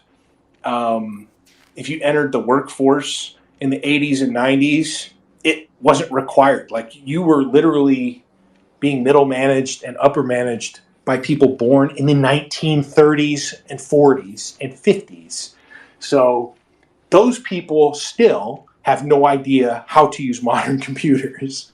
And they didn't then either. They were not a critical part of your work. So, all of this idea about like socialization on the internet, it came from bandwidth. It came as the internet transitioned from like a total novice, or not a novice, but like a prosumer model where people using like $40,000 computers 40 years ago were accessing the early internet, to social media. And that doesn't hit until really like the Facebook, MySpace era. So I've never been comfortable with the idea of friends online for the reason that I already had established lifelong adult friendships long before the internet was an actual like addiction for me. And my use of the internet is as a library. It's a place to gather information and more recently to explain myself. And that's very different than using social media for what it's intended for, like to be addicted to it. So meeting guys like BookCat, I still remember the first time Nick liked one of my tweets. It was in early September 2017. I think it was either before or slightly after, or maybe during the breakup of Nationalist Review. And that was, man, it was such an amazing time. And that is when it felt friendlier than ever. I don't know why. Maybe it's when you come and dip your toe in the water for the first time. Everybody's friends. Everything's great. It's kind of like turning into a streamer on Cozy, coming out of the audience. All of a sudden, people have all these nice things to say about you. They're coming out of the woodwork. It's like Sally Field's Oscar acceptance speech. They like me. They really like me. It feels great. It's a honeymoon. Everybody goes through a puppy love phase for the first time, your first experience. So even while I qualify it with like, yeah, there was this great winnowing where I became totally intolerant of other people and ideas, that was because I was finding people that I could communicate with, and there was an intercourse of ideas now. We were, reply guying each other and stuff. And so to me, it's about like camaraderie and not friendship. We're here to focus on establishing a common vision. Back then, all bets were off. People were feeling out and kind of engaging in just Twitter level debate. It was somewhat rare that it crossed over into video debate. Like the Weekly Sweat was where it was going down, dude. That's where weirdos like Pat Little were getting bounced. People like Spencer were coming on and basically being escorted out of the building. Like, that was pretty rare. What is totally normal now in the streaming era, just 5 years later, back then was the culmination of Twitter discourse. It was like the last stop. Now Twitter is so fucked up that it's just kind of like a sideshow. It's still just its own thing. So as far as like friendship goes, it never factored into it for me. This was about establishing a hierarchy of ideas through competition, through argument. It's through like a vigorous scholarly discourse. I know that sounds retarded, but that's where BookCat and I come from. That's why the aggro shit that other people ascribe, oh, why are you mad or whatever? Like, are you kidding me? Like, there's guys that I'm in a group chat with now with BookCat that I've been in group chats with on and off for nearly 4 years. And all we used to do was brutally eviscerate each other out in public on the timeline. We used to destroy group chats. To use an unusual similitude, it was two guys like with blindfolds on, but with full auto Glocks trying to murder each other, in a dark movie theater or something. It was fucking chaos. Nothing could get done. And we weren't doing anything anyway. Bookcat pushes back on, and I'm like, we didn't use group chats for anything back then anyway. We were just sitting around bullshitting. And he's like, that is something. Something was happening. And I'm blinded to that because I was mostly just in there trying to cut some other guy's head off while he was trying to cut my head off. So I didn't give a shit about the internet friendship thing. And I still don't. I think what we do is inherently political. I think the movement is why we should all be here. And you need to check yourself if you're in it for any other reason. If you're here to have friends, know that if you fall short or they fall short, that friendship has to cease to exist. It's nothing personal. It's just politics. Your whole life you've heard people just cast aspersions on political activity by relegating it to the domain of just politics. And I'll tell you straight up, the longer and the deeper you peer into what politics actually constitutes itself as, its instantiations, what it means, what a swamp creature is. There's an idea of a swamp creature, but there are swamp creatures. And, I don't want to get hyperbolic and say, it's a million times worse than you can imagine. What it is something that a normie can't comprehend, and that guys that are in this thing and think of themselves as political will have crises of conscience and cognitive dissonance if they were just to read the Wikipedia pages of people that they thought were their homies or something, because they don't understand that leaders negotiate the relationships of movement, rank and file with other powerful figures. And that is so far beyond your purview. It's not worth considering. It's not worth thinking about. Friendship in politics. Go read about it. Go read, I think it was either New York Mag or something. Go try and find a eulogy for Paul Behrens, Behrends, written by some reporter. It's probably one of the few articles out there, but maybe from what you look up for Paul Behrens in Google News, you'll be able to find the tone of it. It'll be in Atlantic or NY Mag or one of these. And it's from a reporter who was, using Paul Behrens as a source. That's what a friend is in politics. That's who's going to write your glowing fucking eulogy, is a person that was squeezing you dry. And in that, she goes on to describe the relationships he has with his friends in politics the last time she saw him. And it's just vicious backstabbing or whatever. And you forget to invert the normal world and its morality when you examine the political system. Guys burn out and lose their minds, and they can't figure out. They try to read the tea leaves, and it's like, no, did you forget to flip it? Did you forget to put on the hell goggles when you looked at politics? This is why there's a movement. This is why things are untenable. So why we can't define what either political party stands for. This is why we can look at the morass around us and know that we have to win. That's how fucking bad things are. It's not a bug, it's a feature for us. I look at stuff that makes me mad and I remember to put on my political inversion glasses and I say, this is why we will win. This is why we'll win. So if we're here to engage in a lifelong struggle over the steering wheel of a superpower, if we're here to try and figure out how to put as much energy as possible behind not first among equals, but our Caesar, so he can make a crack in the edifice of this, this nasty, this horrifying, dark rock beating heart or whatever evil shit in the Beltway. If he can the only one guy can put a crack in it, and all we're here to do is support him. What are friends? You better have them in real life. You better have people that you can vent to, or else what are you doing? You're going and talking to a therapist about politics or something. You better have friends. Figure out how to do that. Don't feel bad if you don't. You have the rest of your life to make real friends, but know that what we do is subject to codes that are determined by our leadership. And that, you see guys come and go. So I can't get on board with the virtual friends idea without qualifications because I don't think that's realistic. And I don't think it exists in what we do. Remember why we know each other. Remember how we came into contact with each other. Remember what I really mostly stream about.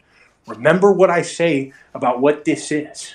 You may have heard me and Bookcat and Paul on stream a couple weeks ago during what fortunately was kind of the wind down from the never-ending mushroom cloud media blitz. Nick and Ye just terrorizing the minds of America's upper class for 18 straight days or something. It was beautiful. But we were all just exhausted. And as you're wont to do in the field, there were some war stories being traded, right? I mean, it was beautiful. But, in that moment, we talked a lot about the real nature, not only of what we'd experienced in the thing, but kind of like the impossibility of explaining this to other people, which means you can't go out there and talk about this stuff to your real friends necessarily. I have those 4 best friends. One of them understands what I do. I can talk to one of them, without talking, whatever privilege stuff, but he gets it. He understands. He was tuning into Bookcat streams from the very first time Bookcat streamed. And him and his wife are basically they're pretty much normies. And I was so thrilled when they were like, that was great. And I was like, okay, this is not just crazy people thing. This is not just something that people inside this can understand. So the relationships you're building are based around camaraderie. We share something way deeper than a friendship. It's just different.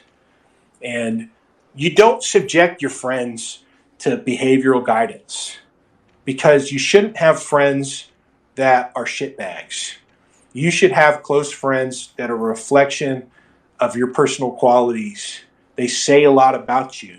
This is kind of like a business dork thing. A lot of you aren't old enough to have established this core group of friends because it takes a long time to figure out who's left and who's really important to you.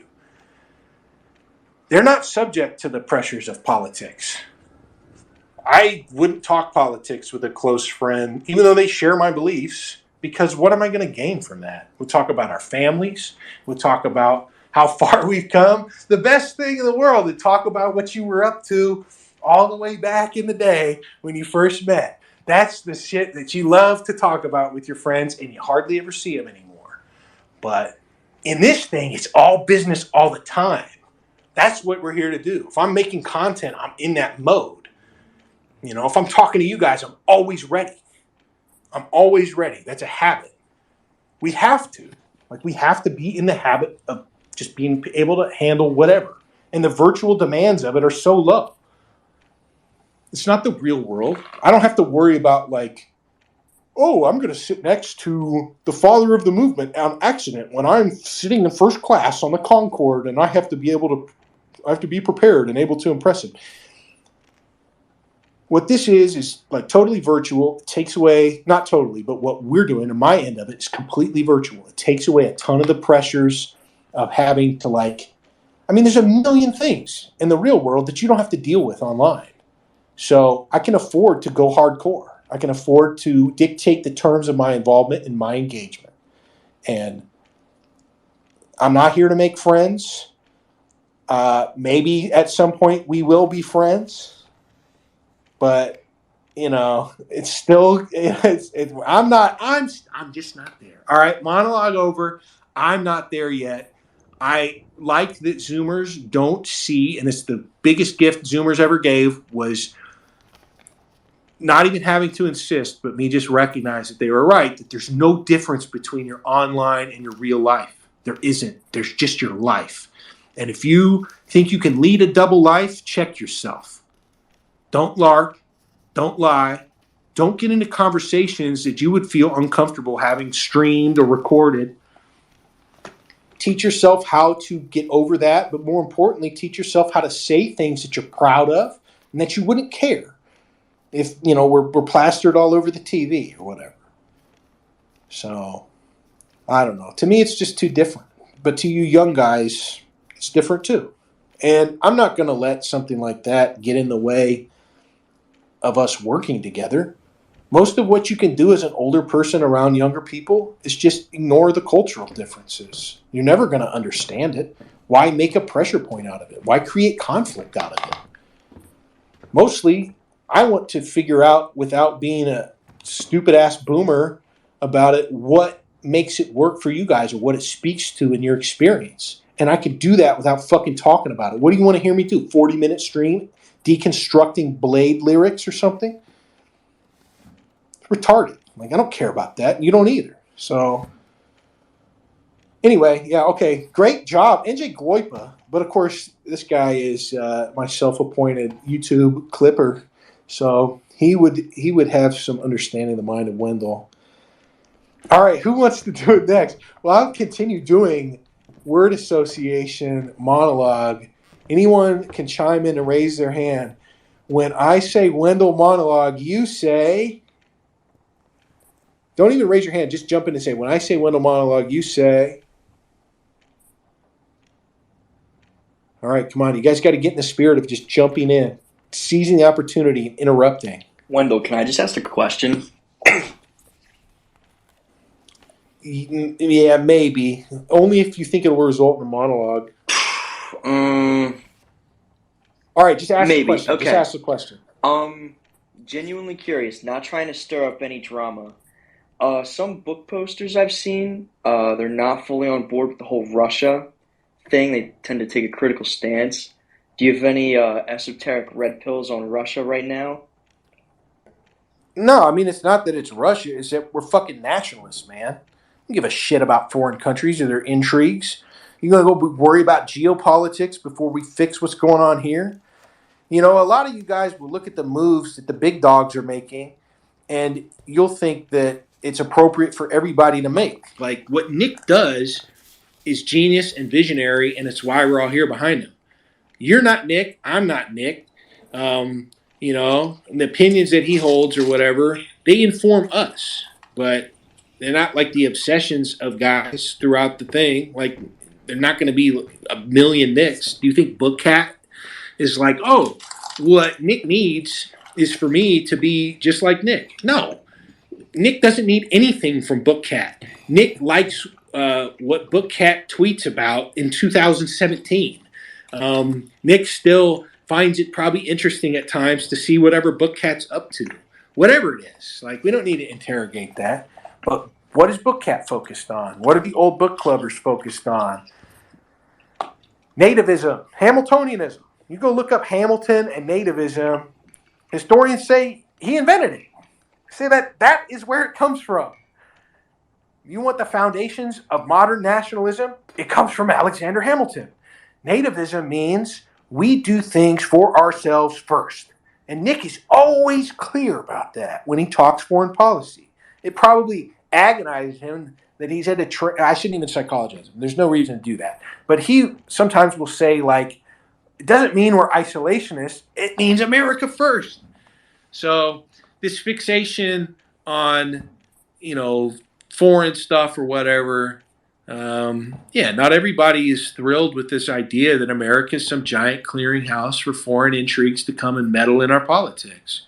I get why it could be an advantage for rising dissidents, but it's good for people to maintain standards. That is a check. A synthesis is not anything other than the outcome of the struggle between a thesis and an antithesis.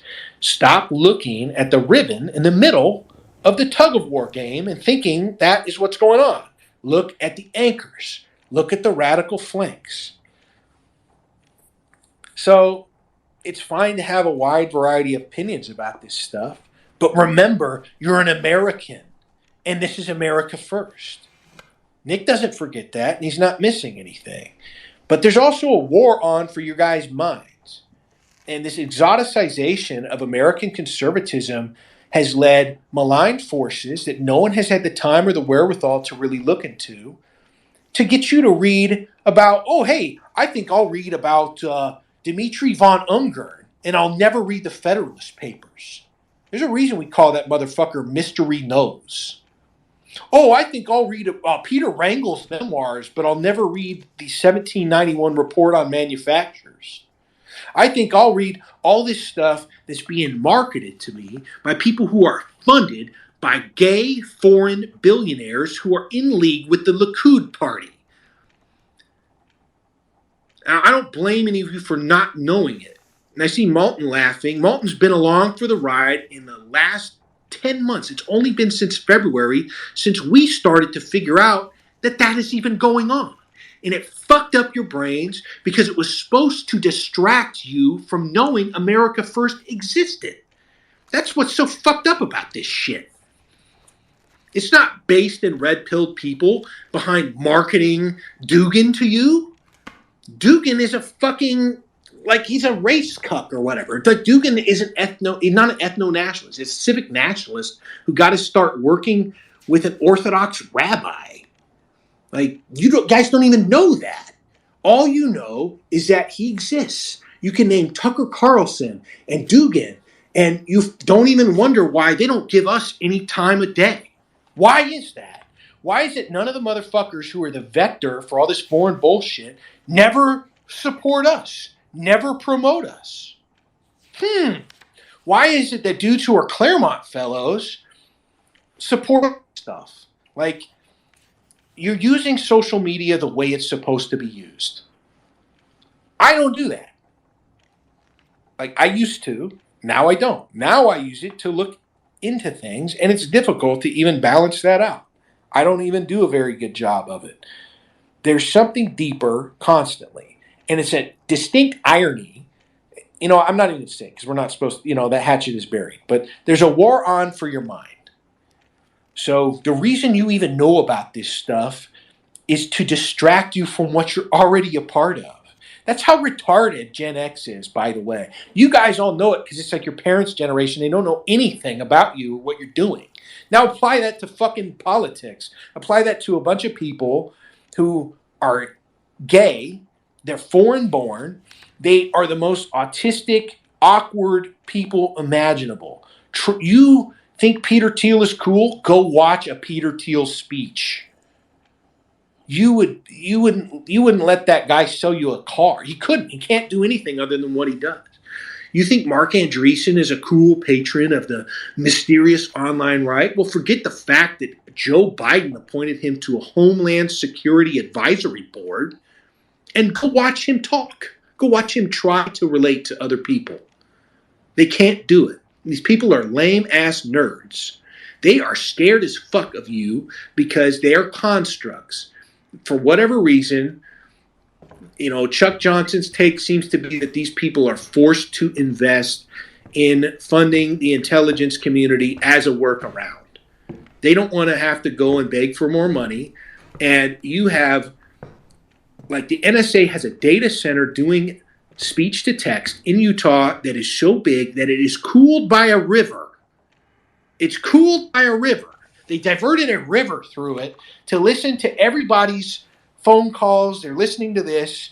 When, after the total Gloyper victory, some Wendell head, NJGloyper's spiritual heir or whatever, because we'll all be dead or in the nursing home or something in the final analysis, they'll be writing some totally fake version of what we were up to by thinking they know us, by reading transcripts of, the phone calls I made to my dad where I joke about, man, the Wendell heads are really missing out on a fire stream right now. And we're laughing. Oh, they'll be interpreting without context. And this is the privileges of winning. So remember, like, these people, you can literally identify them. For some reason, it's innovative for me to come in here and name names. That's fucked up, dude. That's fucking retarded. I didn't know. Bookcat and I, and Malton was there. Bookcat and I, we didn't know what the map of the modern American right was after we linked up with America First, like 360 days ago. Literally, like 370 days ago. We linked up with America First, And it's like, what is the modern right? Like, what are these think tanks? We thought they were friendly to us online, and you find out that they really just want to absorb your best ideas because they are so busy networking that they'll use whatever they can find through Twitter, like journalists. They're spiritual journalists, to then represent your views with zero passion or invective and really very little understanding to level themselves up in the world. We didn't know that. We sensed that. Bookcat sensed it because he's the second most instinctive man I've ever encountered, and the first by a mile is Nick, and Bookcat sees things coming from a single instance a year out. But Nick almost conjures things into reality, in my experience. So that's why I listen to these guys. That's why I unquestionably just do what they say. Now, like, I have to learn how to take praise without giving undue praise, which is really any praise. I have to learn in 2023 how to be fucked up sports dad and be like, oh, you hit a home run? How come you didn't knock it out of the park? Oh, you hit it over the fence? Why didn't you knock it out of the fucking park? Drop and give me 50. I have to learn how to do that to you guys so you can become aware of your strengths. I can't tell you anything, but I can kind of create an environment where you will always want to impress the people you admire. And to do that, you'll dig deep and you'll be ruthless with yourself. And me praising you does not do that. So I have to learn how to stop, but I also have to learn how to accept. I got to learn how to be gracious. I got to learn how to accept people appreciation or whatever, or their praise. Mostly just as a way to kind of just, to hit the kill switch on it. So, yeah, I don't know. It's very self-serving, and I need to be as humble as possible and seek virtue wherever I can, because like the rest of you, I'm fallen. I'm a sinner. And so when I say, like, Bookcat and I were just curious about the map of the modern American right, what we didn't realize is that if we didn't know, nobody did.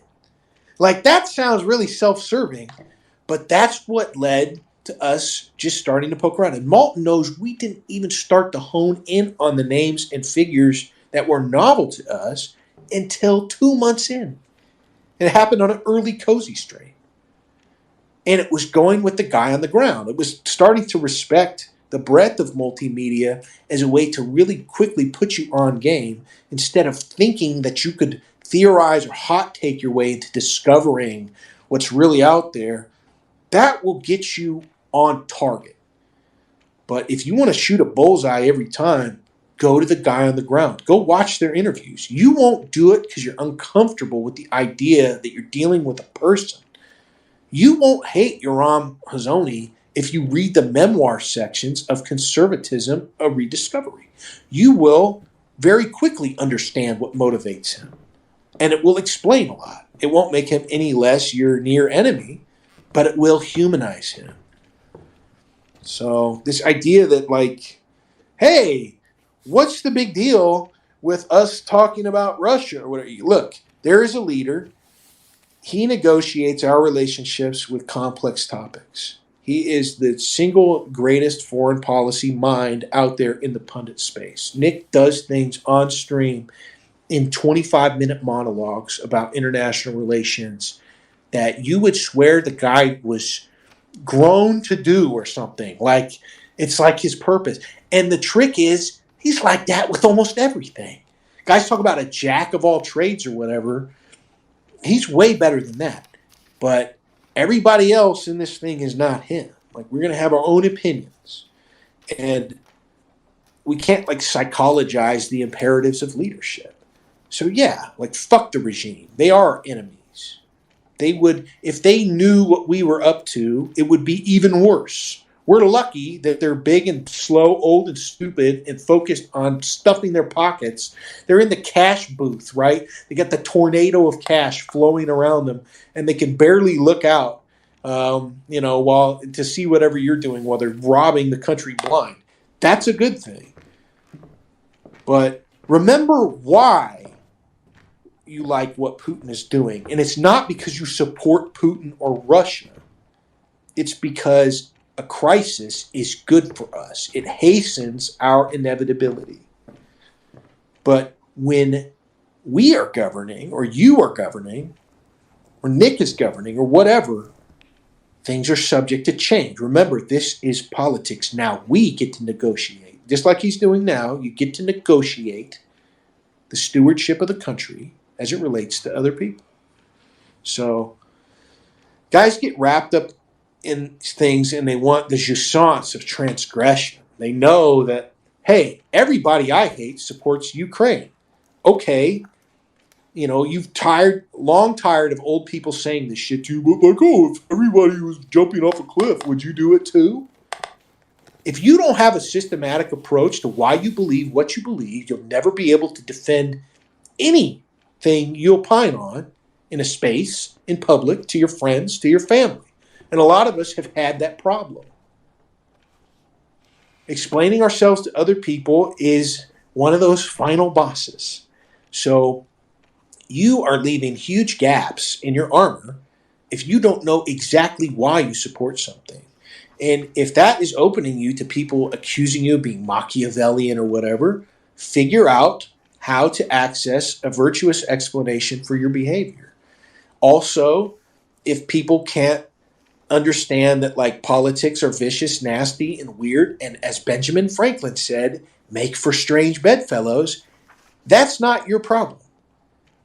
All these guys want to hold what we do or are doing accountable to standards that they don't even maintain for the Republican Party. That's not about having standards for us. That's about them coming up with excuses to continue to minimize us. So just remember, it's not like nothing is what it seems in politics. And if you think you have something figured out, lurk more, sit down, think more. Don't rely on yourself to come up with explanations for things. Go out there. How many names can you name? Right? Maybe run that through. How many times have I asked somebody why they believe what they believe? Rather than get the wrong idea, because I feel like, well, somebody isn't supporting what I support. I'm taking that personally. Have you talked with them about it? So politics is a complex topic. And international relations is a wilderness of mirrors. And it's not at all what they teach you in school. The reality of it is vicious and insane. Where the rubber meets the road, you wouldn't believe how nasty it really is, and you'd wonder why you didn't already assume it was like that. When I talk about special mission units, guys think like, oh, he must be into it because cool guns and like action movies starring Navy SEALs. No, it's because it was developed to be an extension, a direct extension of the president's imprimatur in foreign affairs. It's a novelty, something entirely new. That's why it's interesting. It's completely vested in executive privilege. And when you go and read those guys' memoirs, the ones that burn out because they can't reform the system, go, try and figure out how many times you read in a book. Go read like Tom Greer, I can't remember the name, Dalton Fury, or a stupid pen name he used. I read, Kill Bin Laden. He was a Delta Force operator. Delta Force, the first special mission unit. They live for presidential directed missions. And, early on when he's talking about his the troopers or whatever, his squad mates, Delta Force uses British terminology because, came from an officer exchange with the Brits. He's like, yeah, these guys would be, this guy in particular, he would have been a criminal on the outside. That's what it is. That's the reality of this stuff. Statecraft, all that, and politics in general. Like, nobody gives a fuck about voting in politics. You guys ever notice that? You're going to start to understand what the elites are like if you go far in this thing. There's a real truth to what this is. And then there is convincing an electorate to vote for your candidates. So, like, if you guys can't deal with the bipolar world of politics, you will. You will, or you're going to stop listening to me and anybody else in this thing. You're going to go do something else because you can't handle it. So that's my monologue answer on the Russia thing. Great question. It completely met the thing. So what you should have said is, well, anyway, it doesn't matter. You nailed it. So 07s. All right, who's next? Who's got the next one? When I say Wendell monologue, you unmute and say...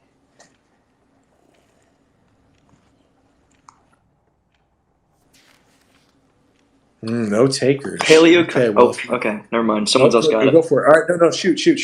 Do it. All right, I was going to go with the Paleocons and their connections to Straussians in later days, like Paul Gottfried.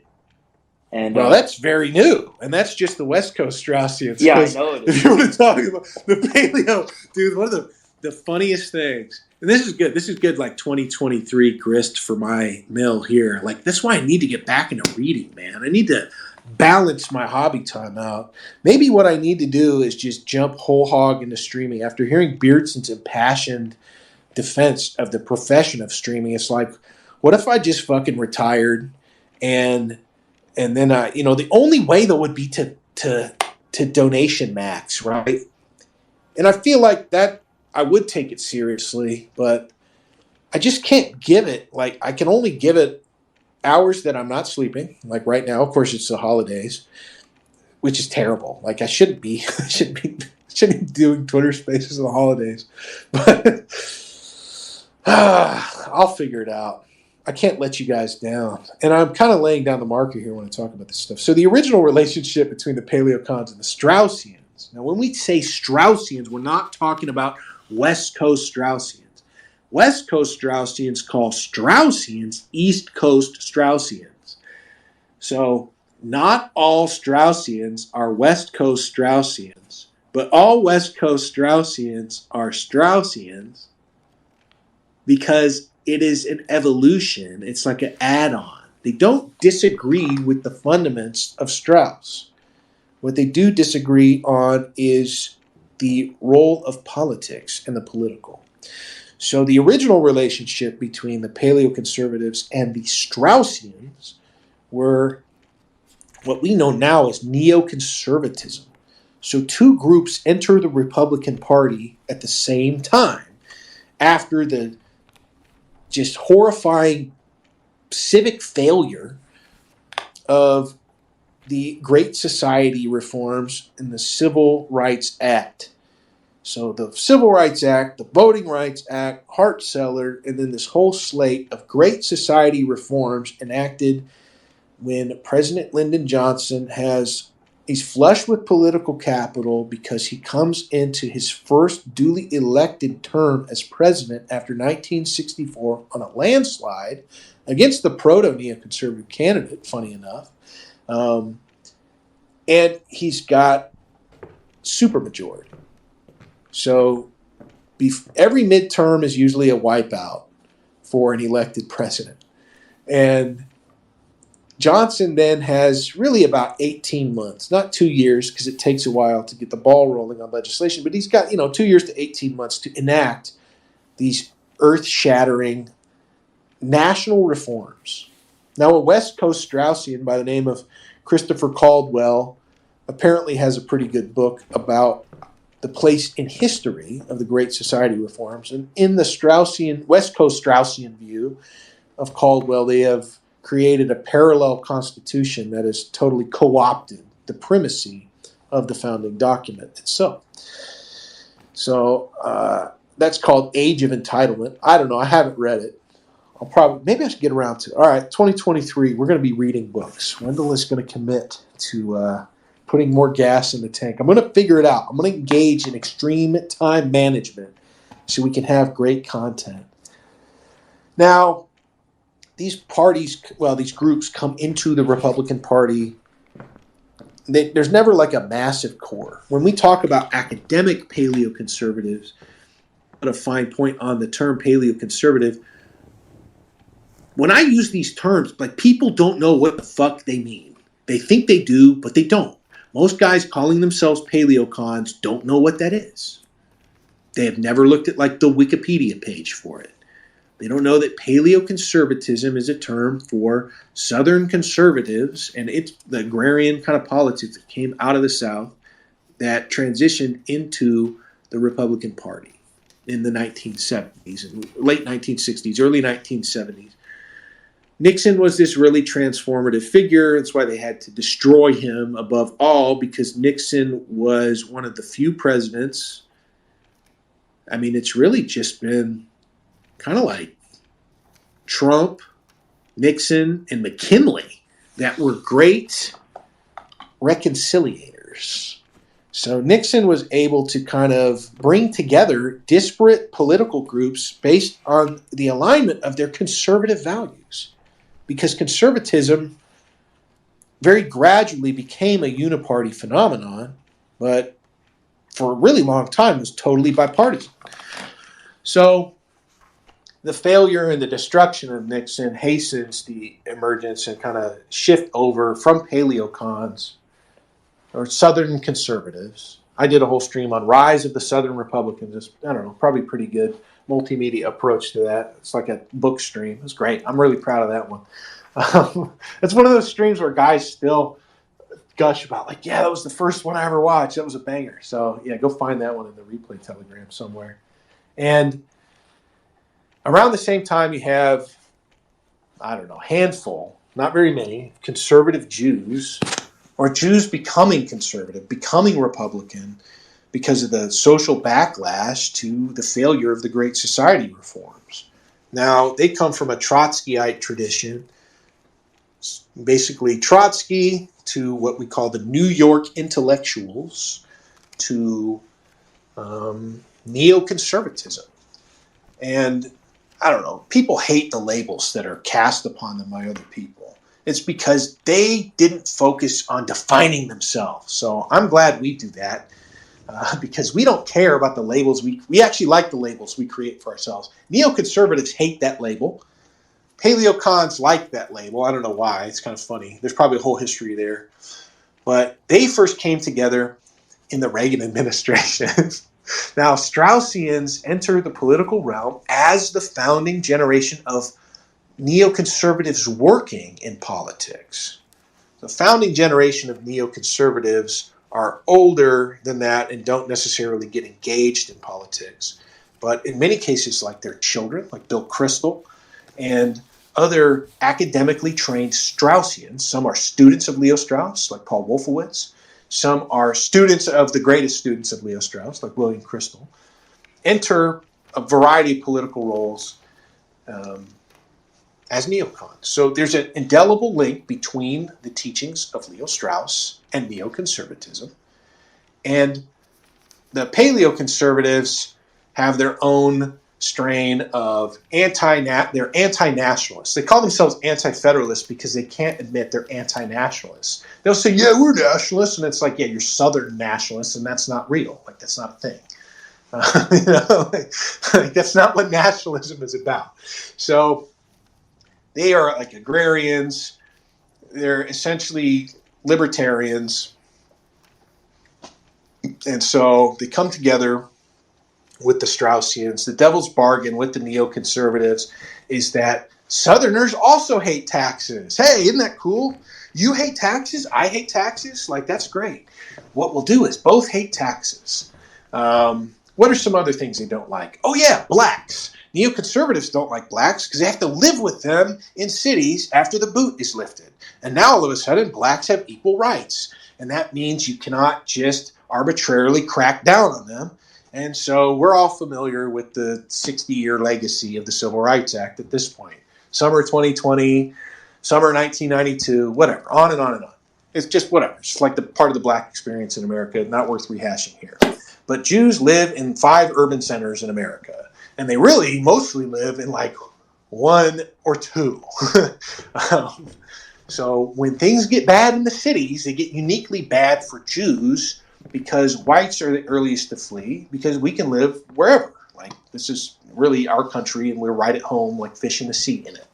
You know, I think it's Paul in here, or sorry, Schmal, and, you know, like, he understands being at home, he's like a founding stock guy, in his own domain. Like, he gets it. It's not weird for us. We don't feel strange. We're not others. We're not outsiders. So we don't have to sequester ourselves in ethnic ghettos that no one has ever left from our family since they arrived here. So it's very stultifying to feel like you're being set upon by a group of people you were tricked into supporting by your less scrupulous leaders. Or like you're seeing with this post-left phenomenon, people try and just jump immediately over, even though they were part of the problems they created. There's this one woman that the BAP guys like going after, some weird name, Rizoma School or something. She like fled the United States for Argentina because she couldn't deal with the consequences of being pro-woke, and now she's, anti-woke or whatever. We see it all the time. Like, okay, whatever. It's not really great to have you guys here. The neocons had to, they kind of insinuated themselves into conservatism without ever being conservatives. They were just reacting to the consequences of their actions as Democrats. And meanwhile, the paleoconservatives were trying to say, like, as new members of the Republican Party, I can't remember the exact quote, but it's like, it's great if the horse shows up to church, but we don't let her lead the choir, right? Like, these people shouldn't be given leadership roles. Well, they got outmaneuvered, outflanked. The best single instance of this is the nomination of Mel Bradford to lead the National Endowment for the Humanities. And he was replaced by a Straussian. So, a Straussian who would go on, William Bennett, to work with arch-Straussians Alan Bloom and non-Straussian but member of the New York Intellectuals and foundational neoconservative spook, Irving Kristol, to fund all kinds of student newspapers like Peter Thiel's student newspaper, Ann Coulter's student newspaper, Yoram Hazony's student newspaper, and MCEA. So, there was these bitter battles to establish position as newest members in a very new Republican Party. The realignment was finally settled by the election of Ronald Reagan. There were these lurch years as the old right was dying on the vine. Realignments happened like clockwork every 2 generations from the founding of each American party. Every 2 generations. You guys can go and read The Fourth Turning by a different Strauss, William Strauss, I think his name is, not Leo Strauss, and his partner Howe, Howe. And they mapped that out along with a variety of other interesting generational coincidences and generational theory. So, the realignment is decided. You have all these new members of the Republican Party. The new Republican Party, you have multiple legs of the fusionist stool. I don't need to necessarily get into all of them, but the legs of the stool are big business. They are Southern conservatives who are new to the Republican Party. They are Jewish neoconservatives who are new to the Republican Party. And then you have like a smattering of Southern Baptist interests that have spread throughout the new pressures of evangelicalism, the modern media affectation, and the kind of, I don't know, it's like a dead echo at that point of, I think it's the third Great Awakening of the 1950s. So think like Billy Graham. And the way they all were brought together under the strategy of Frank Meyer and not Edwin, well, Edmund Fielner was part of it, but, the other guy, I'm drawing a blank, I'm too tired. Paul Weyrich. Yeah, there we go. Let's go. Paul Weyrich was, you offer big business what it wants and it funds the movement. This is the backlash to the consumer revolution. So in the 1960s, media got a little bit out of hand. It became possible for people to kind of pamphlet and leaflet and spread their own information. People could create their own source of media. This is the newsletter era. Postage got super cheap and everyone was literate, and you could, for several $100s in today's money, have your own printing press in a way, and you could create through cheap ads and nickel and dime papers and the ad sections of national publications, you could actually find a captive audience.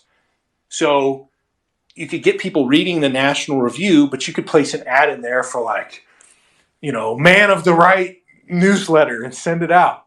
And through this kind of newsletter effect, people became aware of the fact that the reason that, your rivers in the industrial section of the United States were on fire and would kill you if you swam in them was because businesses were just murdering people.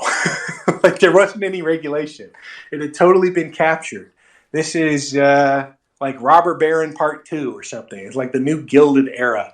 And there's a consumer revolution. People discover that pollution and lax regulations are killing us. They are giving birth to babies with fucking thalidomide claws. They are concerned about the environment for the first time. There's an exposure of mass corruption in the Bureau of Reclamation. What's crazy about the Bureau of Reclamation scam, if you've seen Chinatown, you're basically aware of like the urban consequences of it in a sense. But there hasn't been a need to dam up a river in America in the Southwest since a stop was put to that practice. They overgenerated power, like hydropower from these dams to the point that the Southwest has exploded in population in the intervening 50 plus years. I believe Lake Powell, the dam at Lake Powell, I can't remember the name of it. It's kind of caps the other end of the Grand Canyon on the tri-state border between Nevada, Utah, and Arizona. That was the last one. And there hasn't been a need to create more hydropower or more irrigation, even as the population of everything west of the Rockies has exploded since then. So there was a revelation of mass corruption. Obviously, the Nixon revelations didn't do much for public trust in government. There was a conservative revolution, not a conservative, but a consumer revolution. And there was a backlash to that from big business, which, crazy enough, hadn't been that involved in politics due to labor movements being a major political force, a major mediating force in one party, in the Democrat Party before then. And so big business now starts to shop around for people who will react to this dual pressure of entrenched massive labor power and the consumer revolution, which is murdering margins and subjecting them to regulation. So a conservative lawyer named Lewis Powell drafts a memo called the Powell Memo. And Nixon tries to head off the Powell Sprint, which is just a reaction. In short, like it just says big business needs to get more involved in funding the Republican Party rather than maintaining a center position like the Rockefeller Republicans and the impact of big finance on the center of the party, and also trying to negotiate with a entrenched labor system that has gotten fat and old and tired and vulnerable. So American labor has the bloodiest history of any country in the world. Communists love to bring this up. And it's true, like the American labor power slaughtered its way into a system of negotiation with American big business. They literally bombed and shot and slaughtered their way into a truce with big business in the Democrat Party that basically prevented large American corporations from courting the American right. Now, some of that also had to do with the premature anti-fascists of what people who involved in understanding parapolitics call left CIA. So there were a lot of real communists in the American intelligence services because they were the only people who were organized on an international scale before the outbreak of World War II. So when the government got involved in regulating the existence of an American right, the deep state was responsible in the post-war era for preventing an American right wing from ever existing. And if you're an America First guy in here, this is what Nick has done. Nick is making something possible had never been allowed to exist since Charles Lindbergh was destroyed for attempting it. A legitimate American right.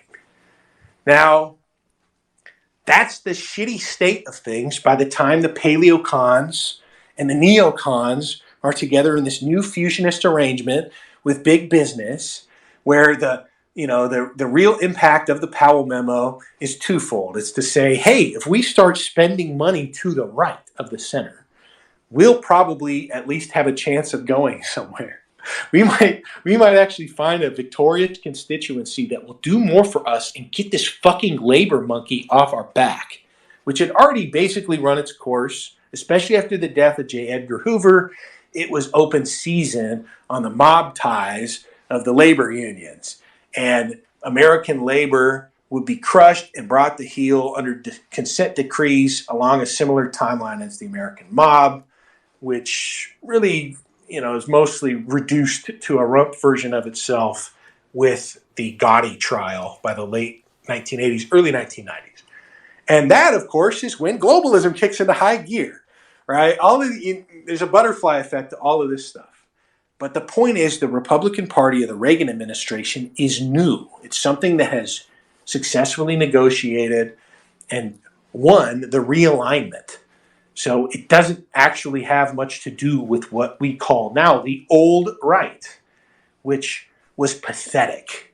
The old right was the most pathetic period in Republican Party history.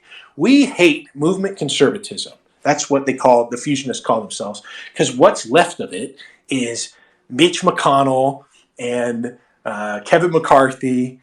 It's a dead and dying party. It's had its 2 generations in power. We are trying to negotiate whatever kind of realignment or ride it out. We're trying to figure out who will win. I was thinking the NatCons were in the lead, but it turns out Mitch McConnell will just broker another stolen election. He doesn't want them to replace him either. So pretty funny, but it's still up in the air, and that benefits us. Now, back then, you had this totally new Republican Party. It's big business, really for the first time getting involved in what at the time was a right-wing politic. That's what's crazy about Reagan. Like, it really was innovative and crazy and right-wing. And the free market concept was innovative and crazy and right-wing. And, it was battling to the death against the kind of ossified, entrenched Keynesian system of the war and post-war era. All this stuff was new and exciting and cool. Like the edgy college students of the early 1960s on the right were supporting William F. Buckley. William F. Buckley, that's how bad shit was in the late 1950s. Like a literal CIA operation. Buckley was a CIA man. Burnham was a CIA man. Burnham's sister was in the CIA. You couldn't fucking throw a rock anywhere in National Review headquarters without hitting a fucking sheep-dipped spook. But the media was, 3 or 4 national kind of legacy outlets. Like, the way they shaped people's perception was an entirely different level than what we're subjected to now. We're the media now. That's how far things have fallen. That's why we're succeeding in no small portion. But yeah, they come together and they get in this huge argument. Neoconservatives, especially Straussians, have their own hermeneutic. They have a totally bizarre way of interpreting the history of civilization.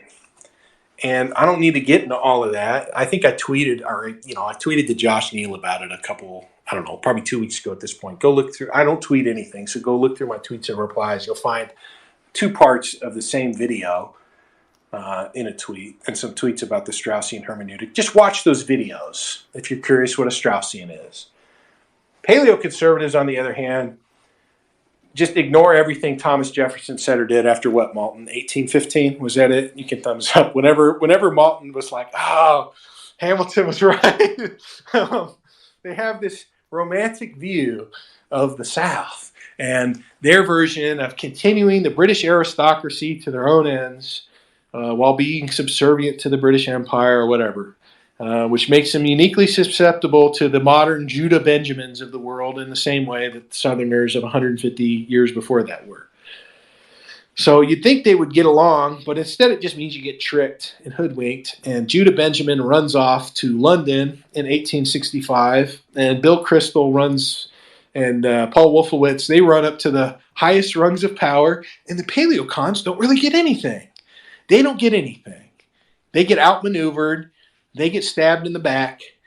They get, and one of the great crimes that Democrats commit is insisting that Lee Atwater was a racist, with the N-bomb hidden, concealed tape or whatever, secret recorded conversation of Lee Atwater saying, like, what you do is, in 1960, you got guys out there and they're saying N-word, N-word, N-word. But then you can't say that anymore by the 1980s, so we're saying welfare reform. We're saying means testing, And there's this uncharitable view. It's like, oh, see, that we're masking the real racism at the roots of this. No, what Lee Atwater is telling you is what happened. The greatest story about the Paleocons is they were the last ethnically conscious conservatives in America. That was beaten. It never really existed for Republicans because the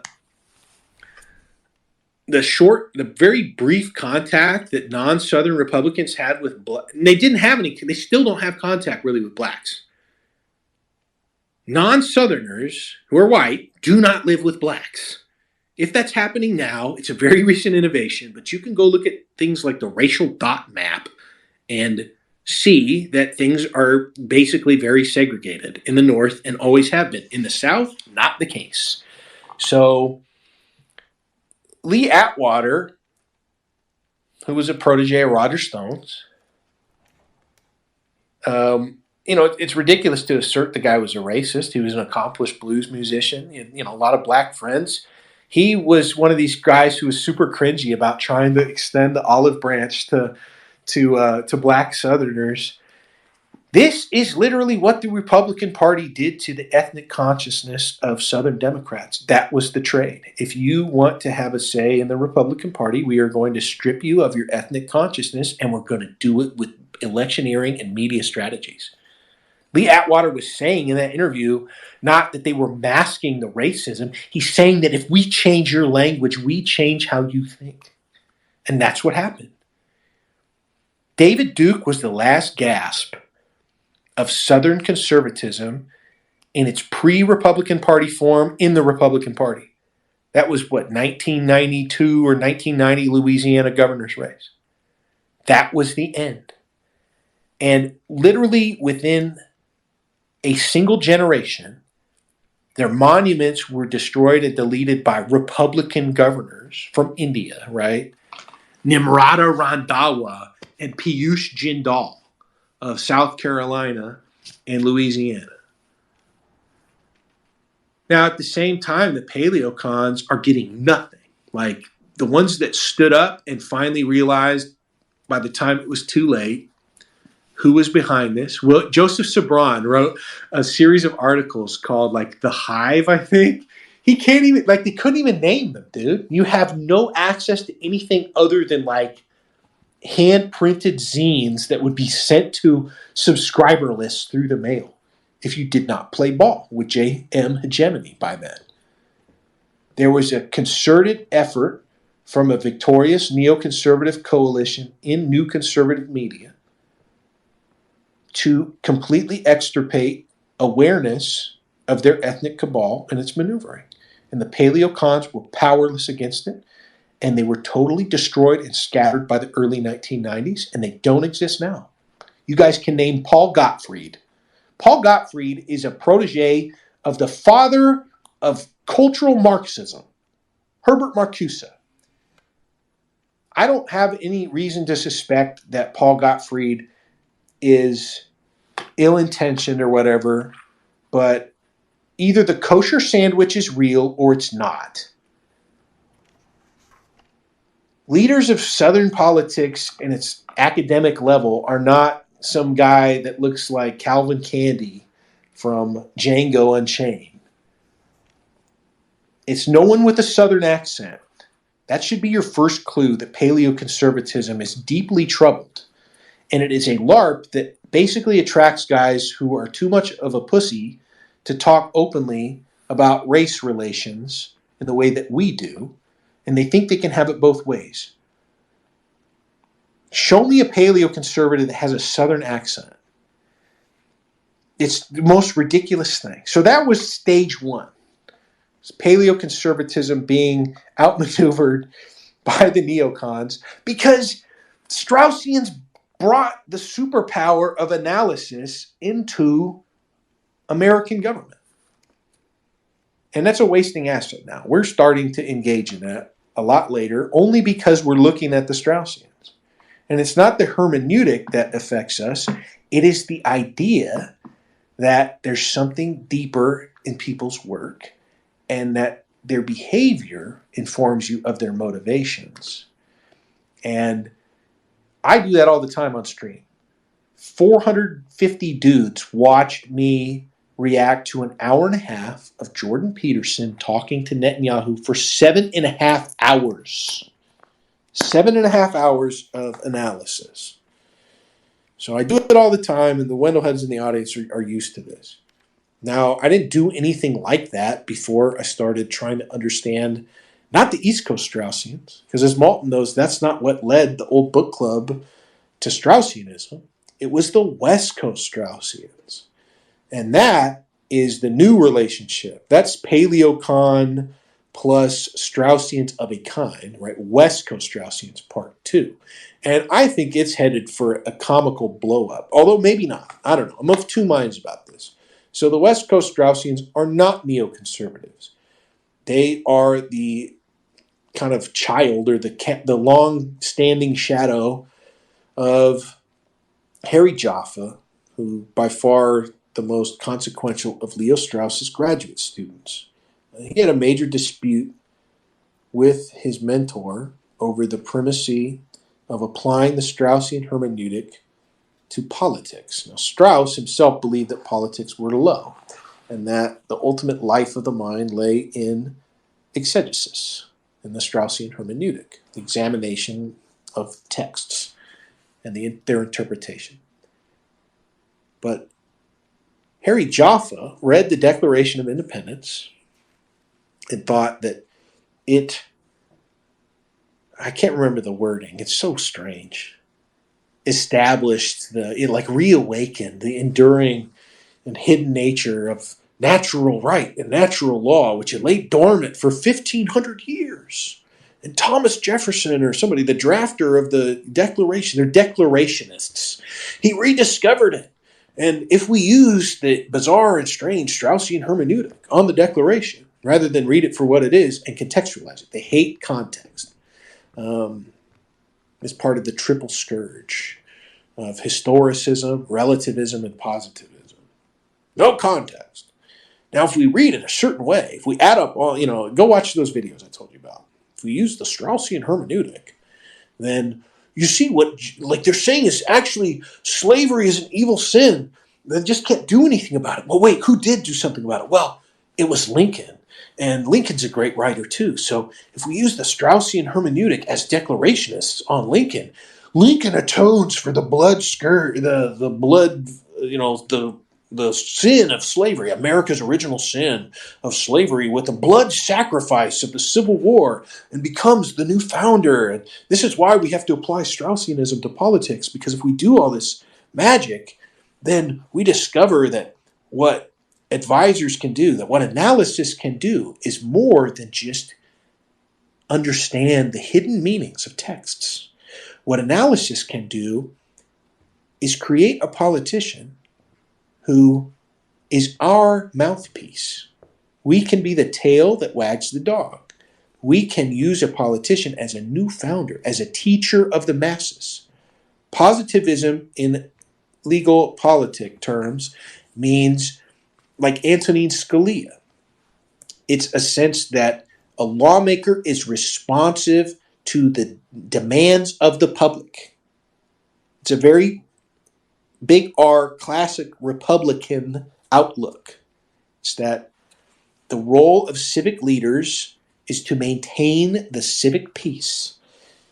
Now, Straussians, especially West Coast Straussians, they consider that positivism. They think the relationship should be inverted.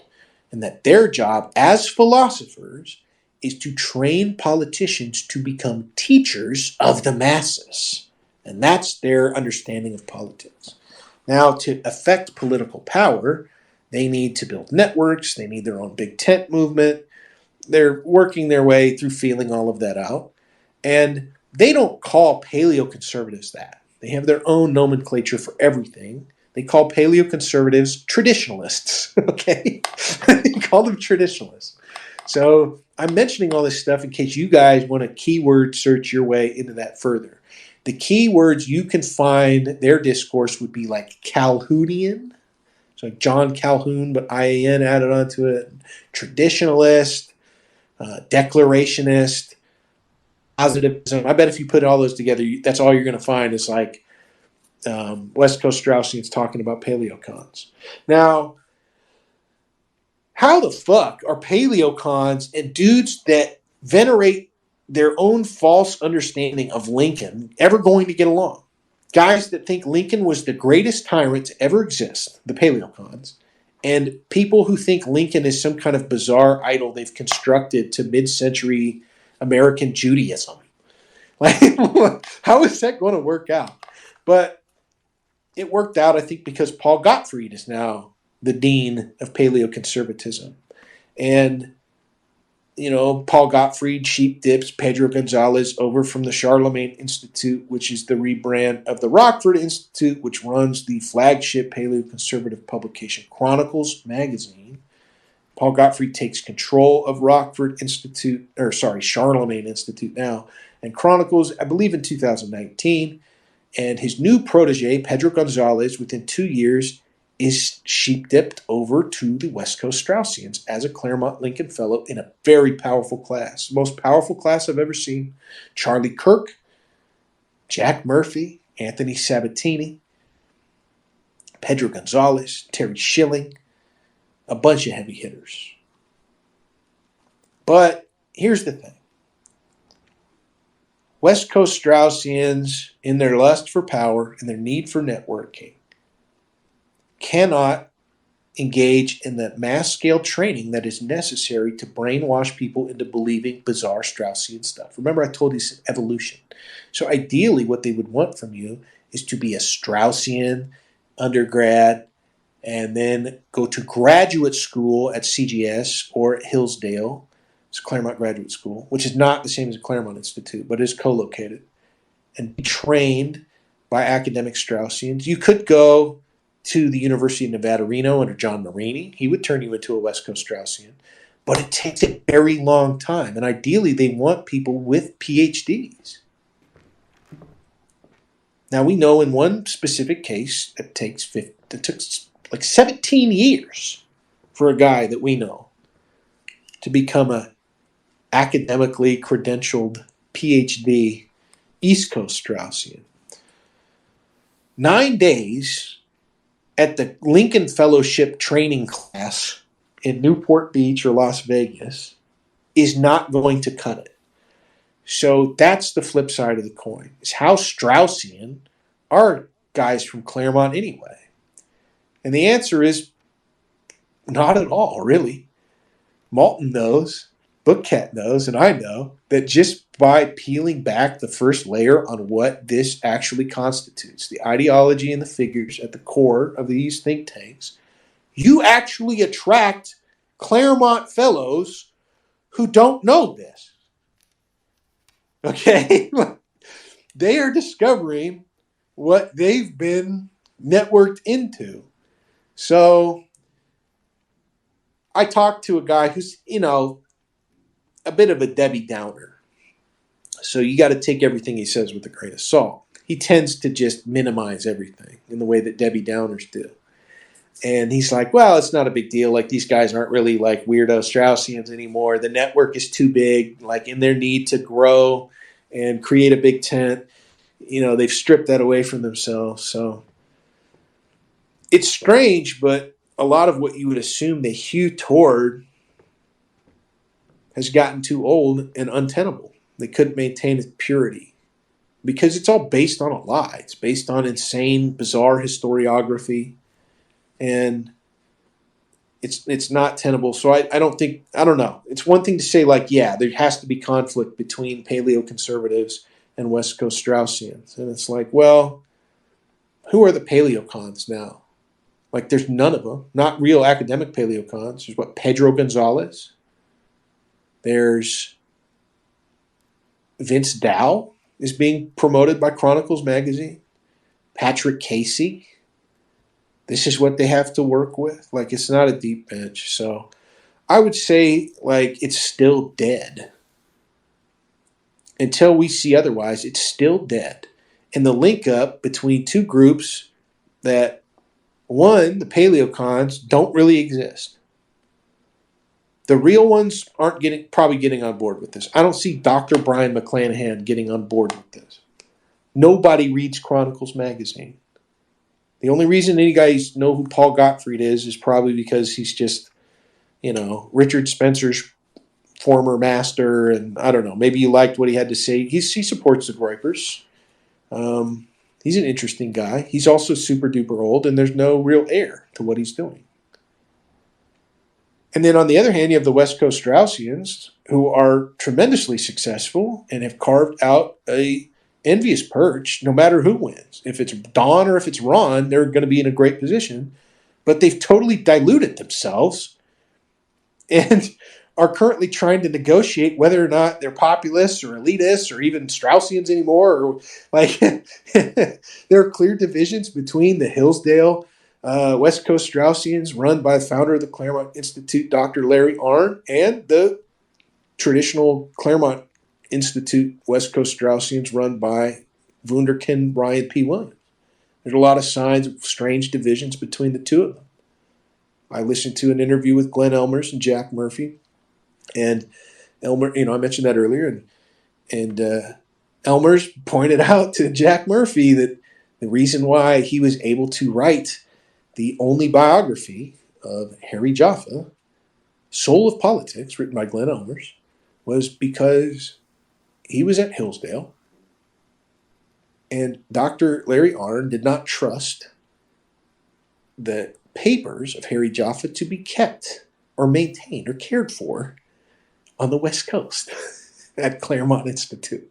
So there's some strange divisions. Now, I will say that Hillsdale was kind of ground zero for the marriage of paleoconservatism and West Coast Straussianism. But it's a weird, slow dance. You could look at the Twitter timeline of Miles Smith IV and search his mentions of Jaffa or Strauss. But ultimately, there doesn't seem like an actual fusion going on, and I don't think it really means that much. I mean, we'll wait and see, but how much of one is going to be left, or each other is going to be left when they fuse together, and what is there to really fuse? So, gigantic answer, great question. I can keep doing this. This is great. Who wants to go next? Wendell, I have another one. Let's do it. What's the word? What's the idea, the concept? I say Wendell monologue. You say compartmentalization, maybe. I don't know if that's how I'd categorize this, but I was thinking about how I'm getting better sleep. I live in a studio apartment. I'm getting better sleep now that I close the door to my bedroom and only open it to go in there and sleep. Okay, well, I just mentioned Jack Murphy, and he has been posting lately about how he uses, like, Jack Murphy, that guy, he's got like the modern equivalent of Ivan Drago's high-tech Soviet boxing laboratory going on with the wearables, dude. This guy is tracking like everything. I think it's actually pretty based. It's cool to see guys out there guinea pigging and kind of staying in tune with whatever they're, I think it's a good way to remain focused on your fitness goals. That shit becomes harder and harder and harder the older you get anyway. So he's like, I think, trying not to die early or something. He's on this big crusade to optimize his health or whatever.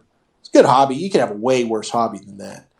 And part of that is like, I don't know, he's somehow tracking his REM sleep. I don't know. I've never used any of these apps, but it must be some thing that you fucking wear. Or I don't know what it is, a camera that watches you sleep or something. So he's tracking his like actual meaningful deep sleep.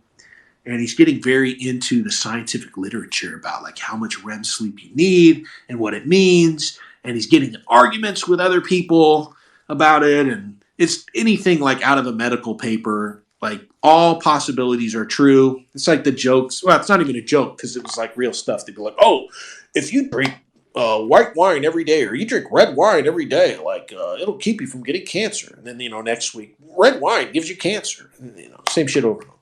But anyway.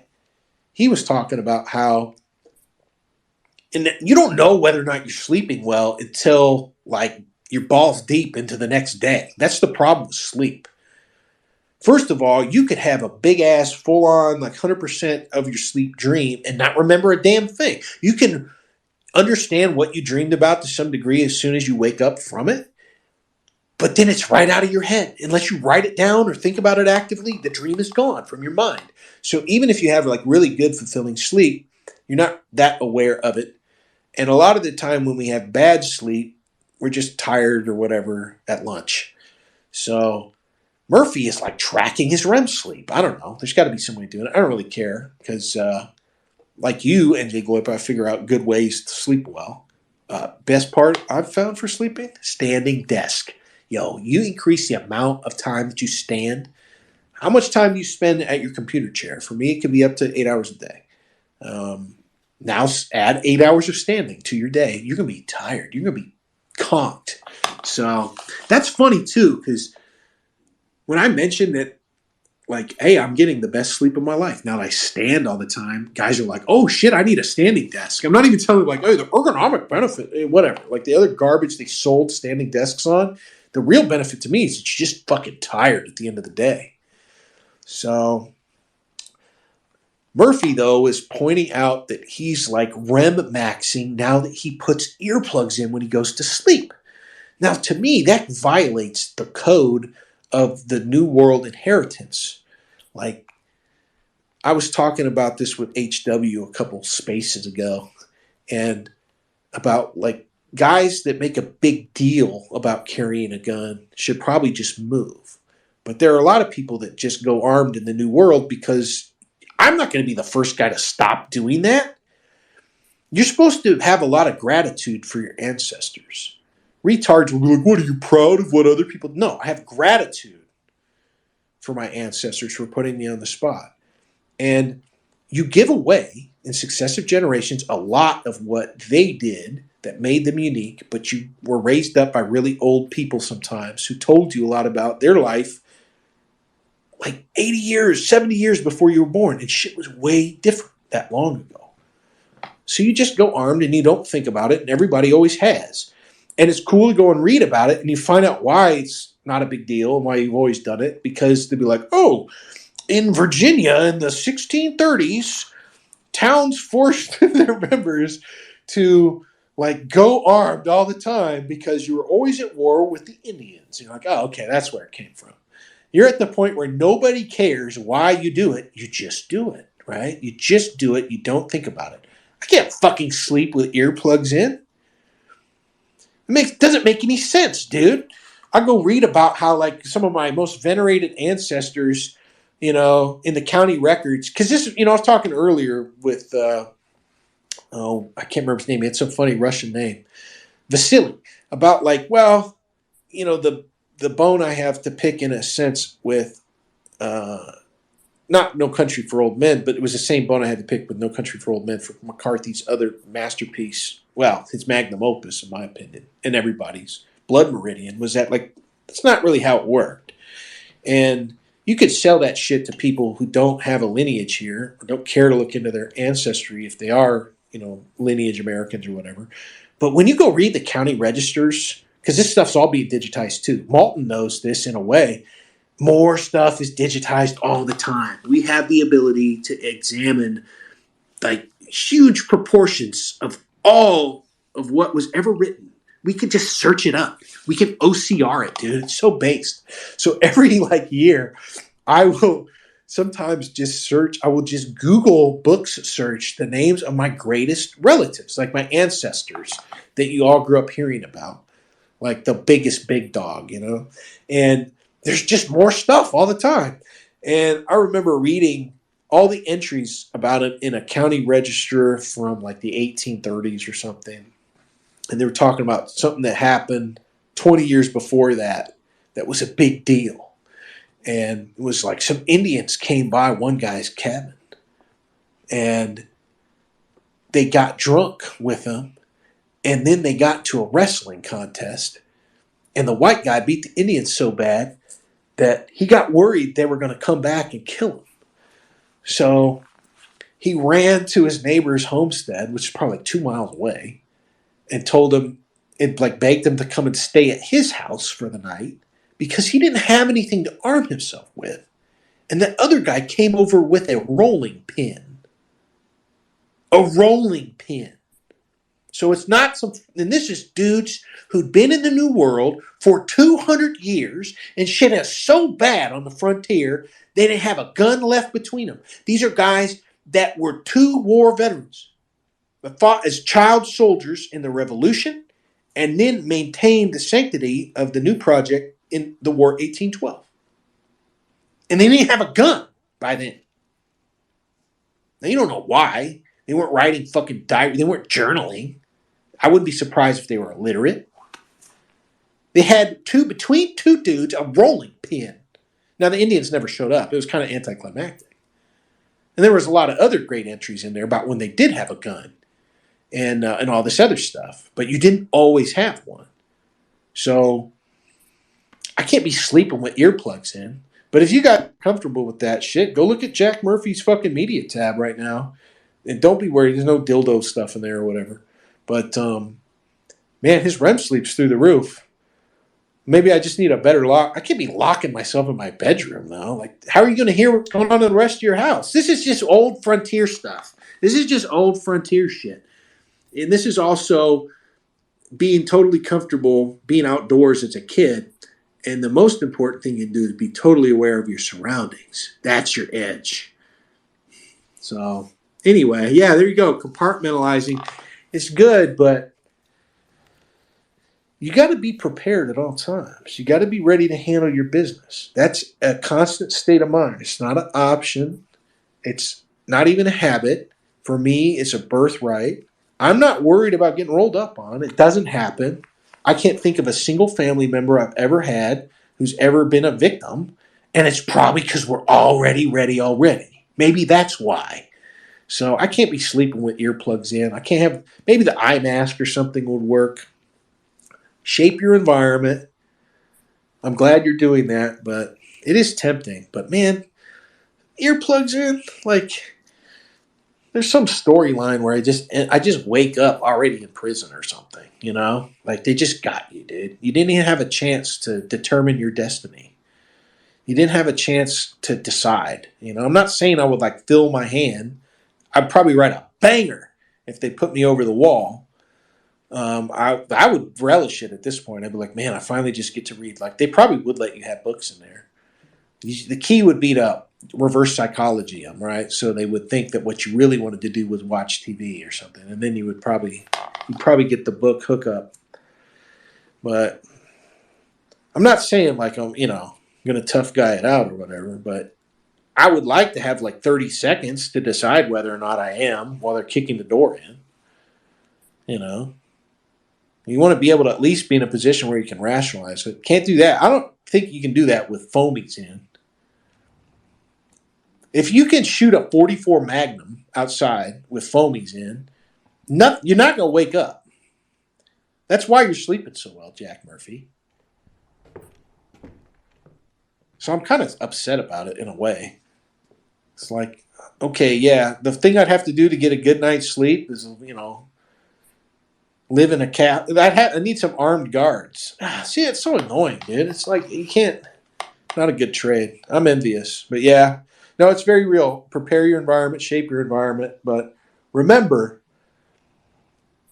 you're still accountable for what happens in your domain. You need to be the master of your castle. And I don't know that you can be doing that with earplugs in. And you got to be careful trying to do it with the bedroom door closed too. You can't hear what's going on in your house. So, Anyway, yeah, just get a standing desk. Just get exhausted. You need to be getting more exhausted at the end of the day. I'm saying this at 5:40 in the morning after I slept 3 hours because I haven't been standing at my standing desk. I'm too relaxed. I drank way too much hot cocoa while watching an Italian movie, and I got fired up. But it's the holidays. It's the perfect time of the year to do that. I won't be able to do it for literally, well, it's like 358 days. So, all right, next. Hi there. How do you feel about what happened recently with the election lawsuit in Arizona? And also, do you think that everything surrounding that election is going to become the blueprint for most of America? I don't pay any attention to electoral politics. They will not let Carrie Lake win. They won't let Blake Masters win. We don't have a shot in the current system. The real magic here is cultural. So sorry, that's like a non-answer, but I don't know. I don't watch the news anymore. I don't really care about horse race politics. That shit is a dog and pony show, and anybody to the right of fucking Mitt Romney does not have a chance. You will not get elected. It's being stolen constantly. They would love to throw me off Twitter for saying that. I don't care. So sorry. Sorry about the non-answer, but that's about as engaged as I get in this stuff. No, it's all right. Thank you. Well, okay, so I guess the answer is, I don't even know what happened, but the answer is they will steal elections from the national conservatives. Like, Mitch McConnell will broker a deal with Chuck Schumer to keep Peter Thiel's assistant from being elected to their Senate. Like, that's how bad shit is. They're definitely not letting Carrie Lake anywhere near the governor's seat. But this is also why we have to win, right? We have to find. This is what's great about parallel stuff. You throw us off Twitter? Okay, that's not the end. That's not really a roadblock to whatever we're up to.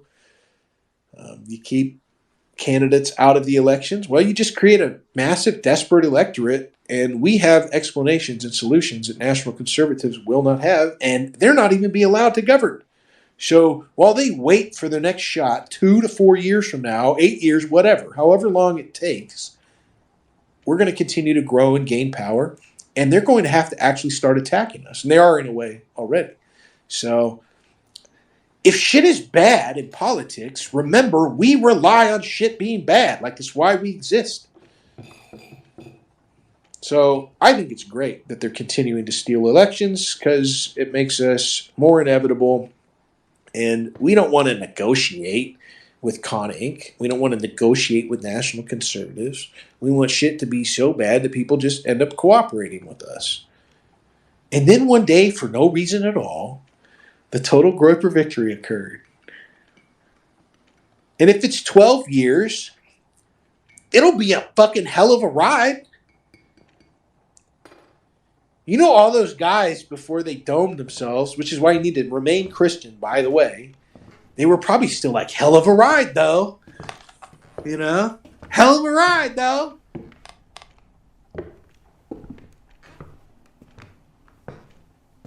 And they didn't all die.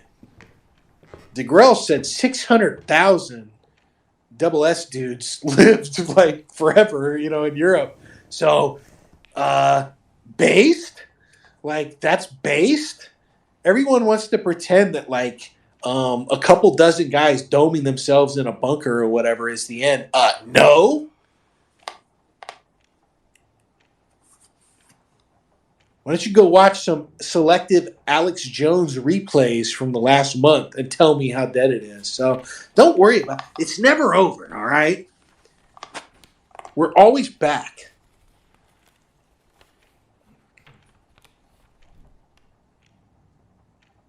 Anyway, I'm permanently white-pilled. All right. That was a little bit of a better answer. I kind of rallied.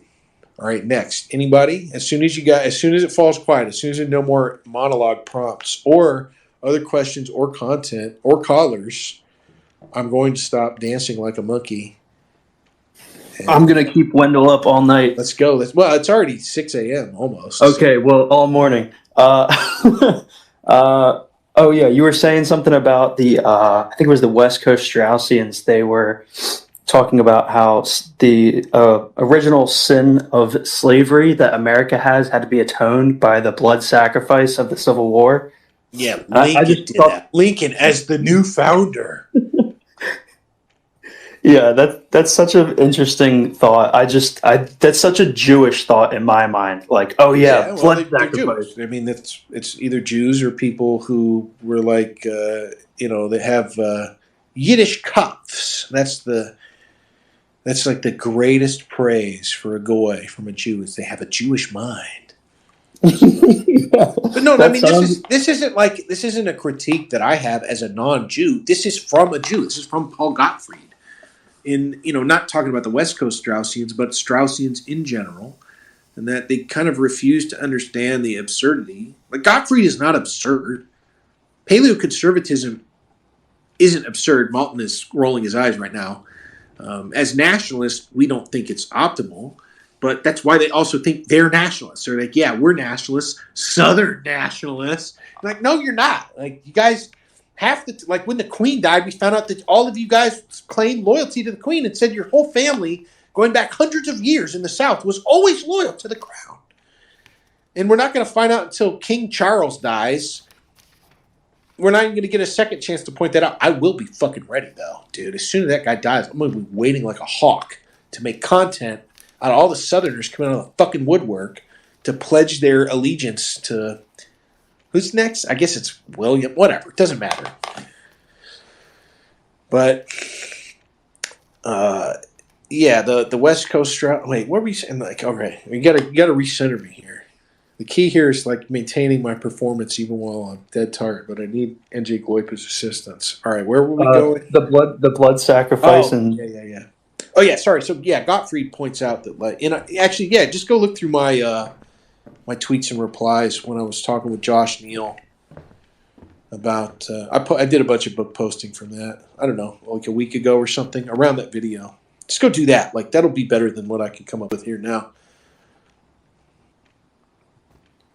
But yeah, no, I mean, that's Gottfried's critique of the Straussians is that maybe when you tell people that, hey, context is gay, we don't need context, all context is bad, I'm going to come up with 3 separate names for context and talk about how worthless it is. Dude, Straussians are fucking crazy, all right?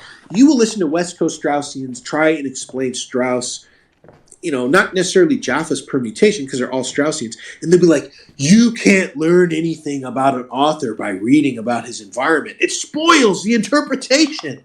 You could never go and learn about Plato by reading about Greece. That's crazy. Like, what the fuck are you talking about? And it's just so they can have, well, no, not even for them. It's for Strauss. Like, Strauss did this all to them. That's what's so funny about it. And Gottfried is just pointing it out. And Gottfried's a Jew. It's not like it's a totally a Jewish thing. And, of course, 2 Jews, 3 opinions. And Gottfried has always enjoyed being attacked by Jews. And that's what's funny is Jews that get down with Paleocons are just in the vein of the Southern Jews. There's a rich tradition and history of Jews in the South, much richer and much longer and more established than Jews in the North. They ran business in the South. 40 pre-war, pre-Civil War Southern mayors were Jews. It's just part of the fabric of being Southern because it remained in the image of the British Empire. So it makes sense. Like this, it tells you more about what was going on in England than it does necessarily what was going on in the South. They're just twins of each other. So Southern Jews were always very different. They weren't Northern Jews. They were Jews that worked for the British Empire. Like, Jews from the Pale of Settlement in Germany did not work for the British Empire. They were like radically different kind of Jew. And those are ones that came over after the Haskalah, so the emancipation of German Jews in the 1870s, and then Jews that came from the Pale of Settlement during the Kishinev pogrom in the 1880s. So radically different types of Jews. And there were Jews that came to the United States, well, what would become the United States, the New World, through the expulsion that occurred, the expulsion decrees that occurred as a result of the church and state discovering the perfidy of the conversos during the Spanish Inquisition. So I can't remember the guy's name, but you guys remember during the Monument Wars or whatever, the fight over some conquistador's monument and statue in New Mexico, and a guy tried to kill a dude with a skateboard and got killed with a pistol? Remember that one? You guys remember that one? You thumbs up if you remember that one.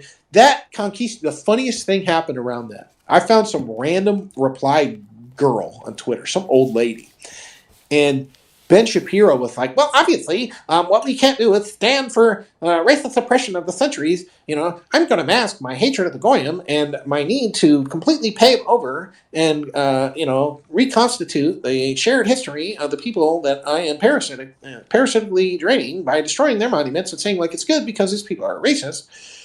When, in fact, I just want to create a monument to myself because everything I do is new, and I'm new here, or whatever.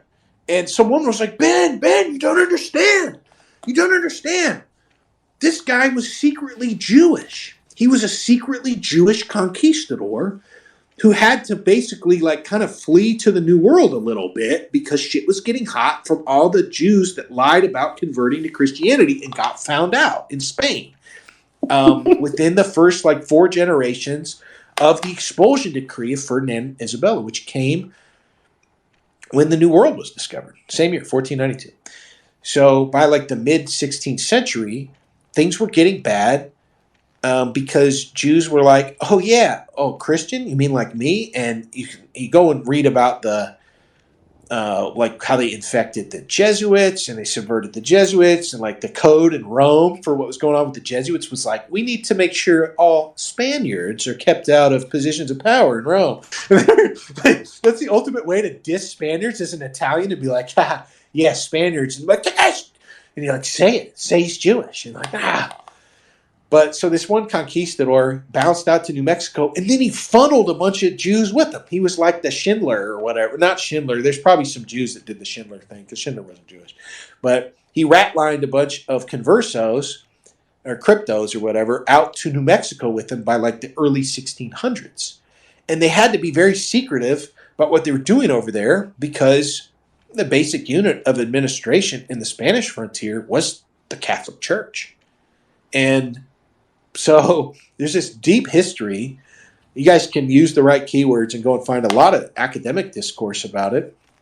And there, I see Paul from, or Schmal, sorry, he's here. It was the same deal in Texas. The best way to find it is just think about, Spanish territories in the United States. Well, what would become the United States. So Spanish New World territories.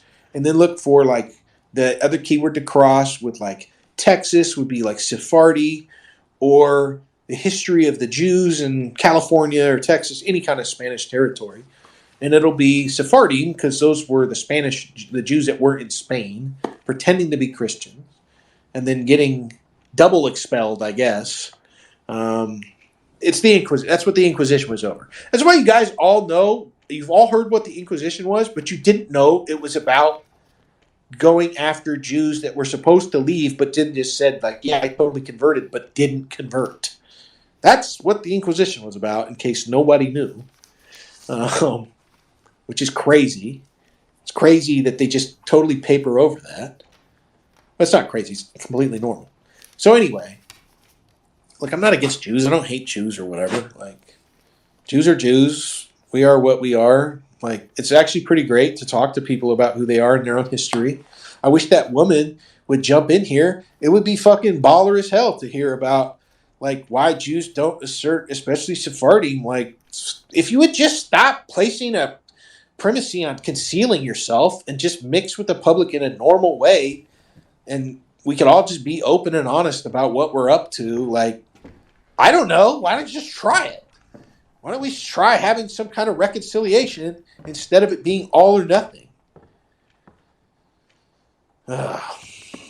That's just me being the good cop, though. But yeah, anyway, that was a funny story that I remember from Twitter. You just randomly encounter people and you fall down fucking rabbit holes, dude. That's why, as much as I hate Twitter, I also kind of like it. It's a love-hate relationship. The worst kind of relationship, dude. You can never, it's why you can't ever get divorced either. There's that old joke, Groypers will probably like it. Women, can't live with them, can't kill them. That's how I feel about Twitter. Like, I can't live with it, but I can't stop using it. I wish they would just ban me. Maybe if I keep saying slurs and spaces, they'll just fucking ban me at some point.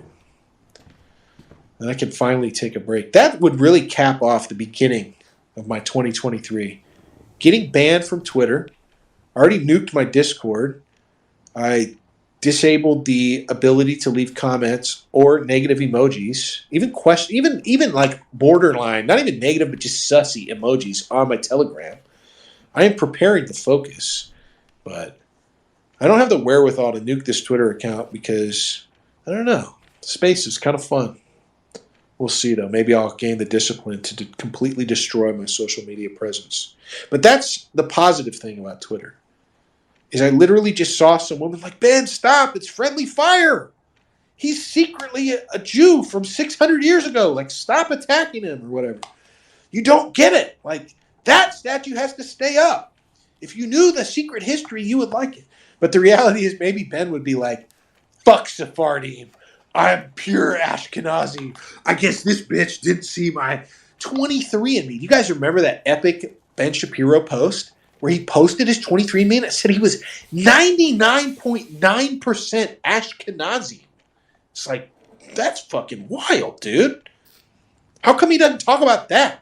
If Ben Shapiro would just talk about that and what it means to him instead of like, what you need to do is like pretend that I am an authority on all things conservative. Like, I'm here to trick your grandmother into thinking that what I do is actually a replacement for Fox News because I'm young or I don't know, whatever. If I wear a hat the same color as my hair, maybe you won't notice it. Stop promoting Israel or whatever.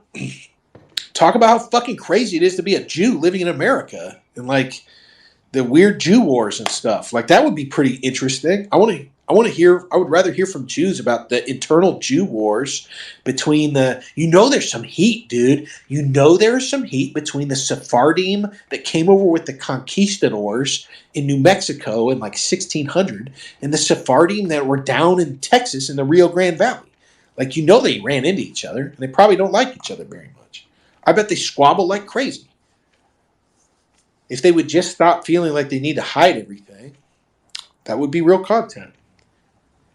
And then one day, for no reason at all, we all just started getting along. That's what I really liked about Dead Cat Bounce era Twitter, was it was just straight up rogue anthropology. All of what we're doing is because the Academy has no room for us. It's been totally captured and turned into like sloppy, slow, retard stuff. All the energy is out here. Most of the dissident right came out of a deep curiosity about expectations not meeting reality and finally burrowing down to, in some cases, and I think some guys get too obsessed with it, the innate differences between people and an attempt to understand how much of that is genetic and how much of it's environmental. So that's why I know all this stuff. Not because I had to necessarily read about it, but because you had to be around like weird HBD people on one end of the spectrum on Twitter, like literally HBD Chick and Steve Saylor, and then on the other end, before I guess immediately post-election 2016, they didn't ban anybody, dude. So like the other side of the spectrum were guys like, I can't even say their names, but they're probably too homicidal to be allowed on Gab these days on the end of the Wignat spectrum. Like that was the bracketing of the dissident right. After you kind of transited out of HBD was just like, they were still outside the Overton window, and they still are.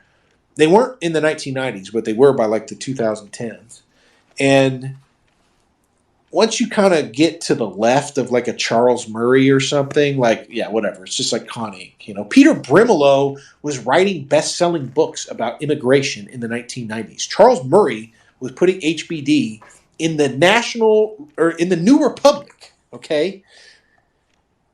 That's how bad shit got in the Bush era, or in the post, like, that was after the Republican Revolution. That's how fucked up the neoconservative dominated Republican Party, where the deal they brokered with erstwhile paleoconservatives, but really just Southern conservatives, just became totally Republicanized.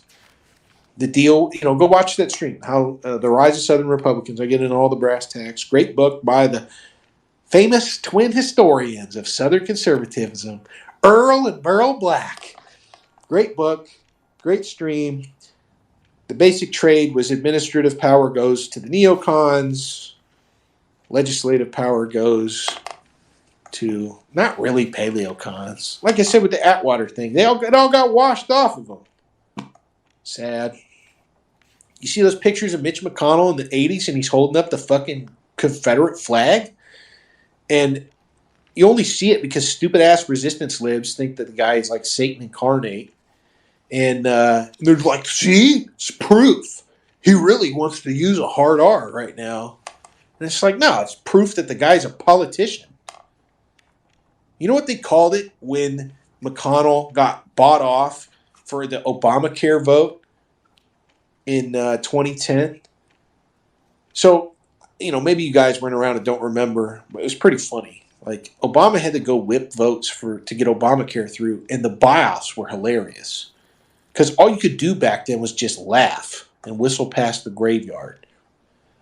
It created the Tea Party movement, by the way. Like, that's what turned it into a red wave in 2010, which, of course, was just all for naught. Anyway, I don't want to get to that. That's why we're here, actually. So it's kind of good that they think they can absorb your energy, because it's not entropic. Like, trying to hornswoggle the Republican base in 2010 midterms results in Trump. So, based. A month ago, Trump has dinner and is blown away by the father of the movement, the greatest streamer of all time. It's not over in 2010, right? It's never over. But yeah, there was a 3-week period. I remember it was around like March to April, I think. I can't remember when Obamacare got turned into law, when they finally bribed enough people. It reminded me of the extremely subversive movie Lincoln, written by Tony Kushner, who's one of these great Jewish revolutionary guys, right? He's got the Michael Jones would call it the Jewish revolutionary spirit, where Tony Kushner just likes to stick his finger in the eye of everybody, even Jews, which is super funny. He wrote Munich for Spielberg, too. And Munich just completely destroys the original narrative written by the surviving commandos that went around on Operation Fist of God and murdered all them Arabs that were responsible for, you know, the 72 terror attack on the Olympics in Munich. Sorry, I can't say Berlin when the fucking movie's called Munich. 6 a.m. moment. So Kushner reworked that into, like, you know, kind of a weird and sad and dangerous story, because he's probably anti-Zionist. And he's got a history of doing that. So the way he subverted the Lincoln story, of course, on behalf of Southerners, was exposing the machinations of Lincoln in employing a Southern political operative to go around and bribe legislators to make the 14th Amendment law. And so, I don't know if you guys saw it, but it's a hilarious, like, piece. They focus half the movie on Lincoln sending an operative out to bribe the 14th Amendment into law. Like, this is what happens when two Jews team up to make a movie about Lincoln. They just couldn't resist. It is pretty funny. But this is the Obamacare situation around, like, March to April stretch, the home stretch. All this hilarious shit is happening every day where they're bribing some new guy. Dennis Kucinich, a.k.a. Cooch, there's so many bizarre and wacky politicians. Cooch is fairly minimal compared to somebody even like Darrell Issa or James Traficant. But Cooch is, Obamacare is not enough for Cooch. He wants single payer. So Obama literally flies out to Cooch on Air Force One and puts him on the plane with him. And when Air Force One touches down, Cooch gets off the plane and supports Obamacare. Like, what happened on that plane? Ben Nelson. They called it the Cornhusker Kickback. They go and bribe Ben Nelson from Nebraska. Of course, Ben Nelson gets fucking shit canned for getting bribed, but, you know, whatever. He delivered the pork. The Cornhusker Kickback. Oh, yeah, McConnell, the bluegrass buyout didn't happen around Obamacare. It happened 2 years later during the government shutdown. McConnell held out. That was it. That was a pretty funny little tempest in the teapot where the Tea Party energy, the pre-Trump energy was still around. It was 2012, 2013, I can't remember, where they all went and, oh, you're going to make it so I can't visit national monuments while the government shut down? I'm going to go visit national monuments. Like, that was how gay shit was before Trump. Like, this was the rebellious energy of a party that would nominate Mitt Romney, you know? And eventually the bill clears with the bluegrass buyout when McConnell gets, like, I don't know, $170 million for a bridge and a dam in Kentucky. But that's who these guys are. They're politicians. You're supposed to know that. And yet, you know, I see Michael in here. Michael, for some reason, has been here the entire time. Michael, what is wrong with horse race followers? Like, you know all these people are politicians, and yet you work yourself into some kind of excitement about how real. This is the first real one. He's going to be real. Wait till you're 40. None of them are ever going to be real. They're all bizarre, power-hungry people. They're not Cincinnatus 2. They don't have some clear-eyed ideological vision for what they're doing. Nick pointed out not too long ago, I think on the eve of the election, that you know things are bad when they're just running straight-up retards. It's just puppets. Like before, at least, it was like a businessman or a veteran who didn't know anything about politics getting strong-armed and kind of railed into representing powerful interests. But now it's Herschel Walker and John Fetterman. But this is also good. This is why we will win, because this is how bad things are getting. The emperor has no clothes.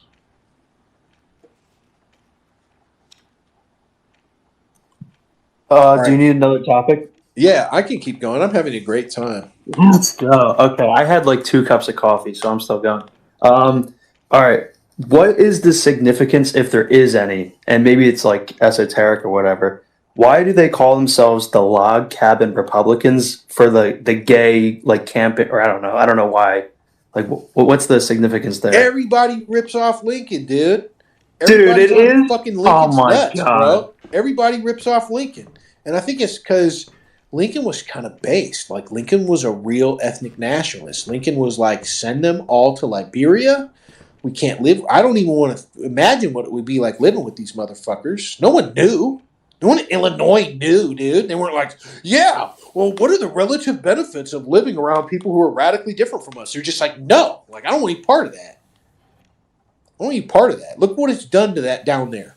These people, by now, are responsible for breeding and spreading 45 million of them all over this country. You imagine how retarded that seemed before they moved out of there? You would hear stuff about that. You'd be like, what is the deal, dude?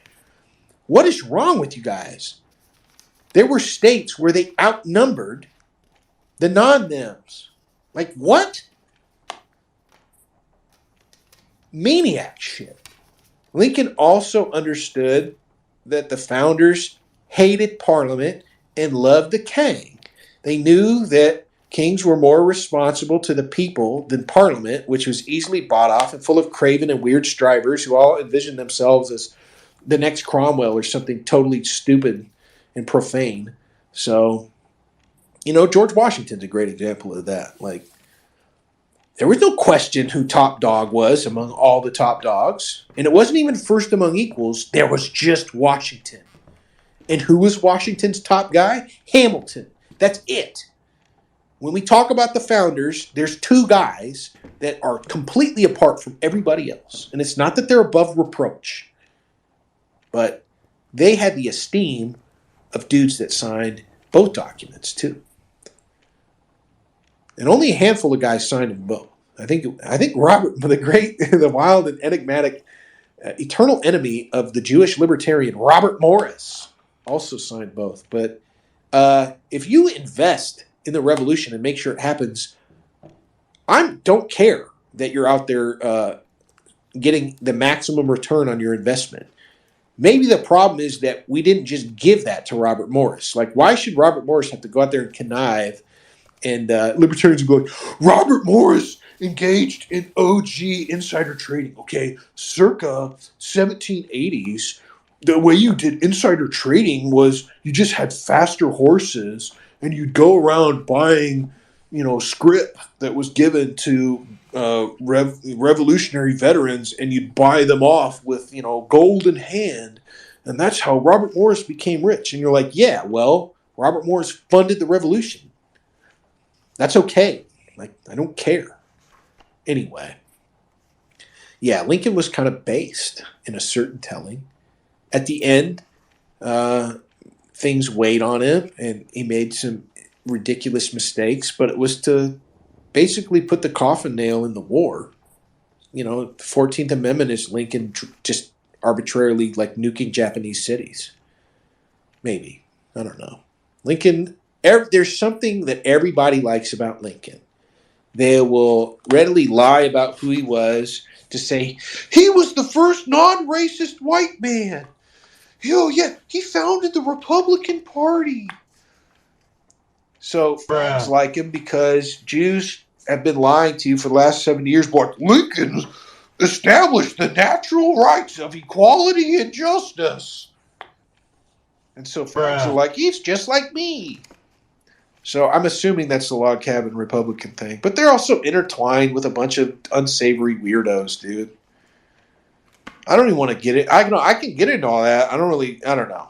We start to get into like the various intersecting lavender mafias of DC. Richard Grinnell is literally balls deep in the log cabin Republicans because remember, like friends all fuck each other.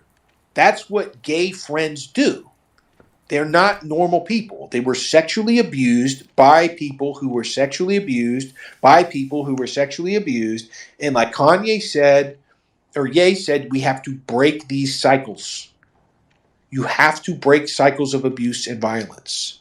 It literally creates unthinking, uncaring, unfeeling, pleasure-seeking, power-hungry nut jobs with no stake in the future that will insinuate themselves at an insane scale into your governmental affairs while concealing what they do.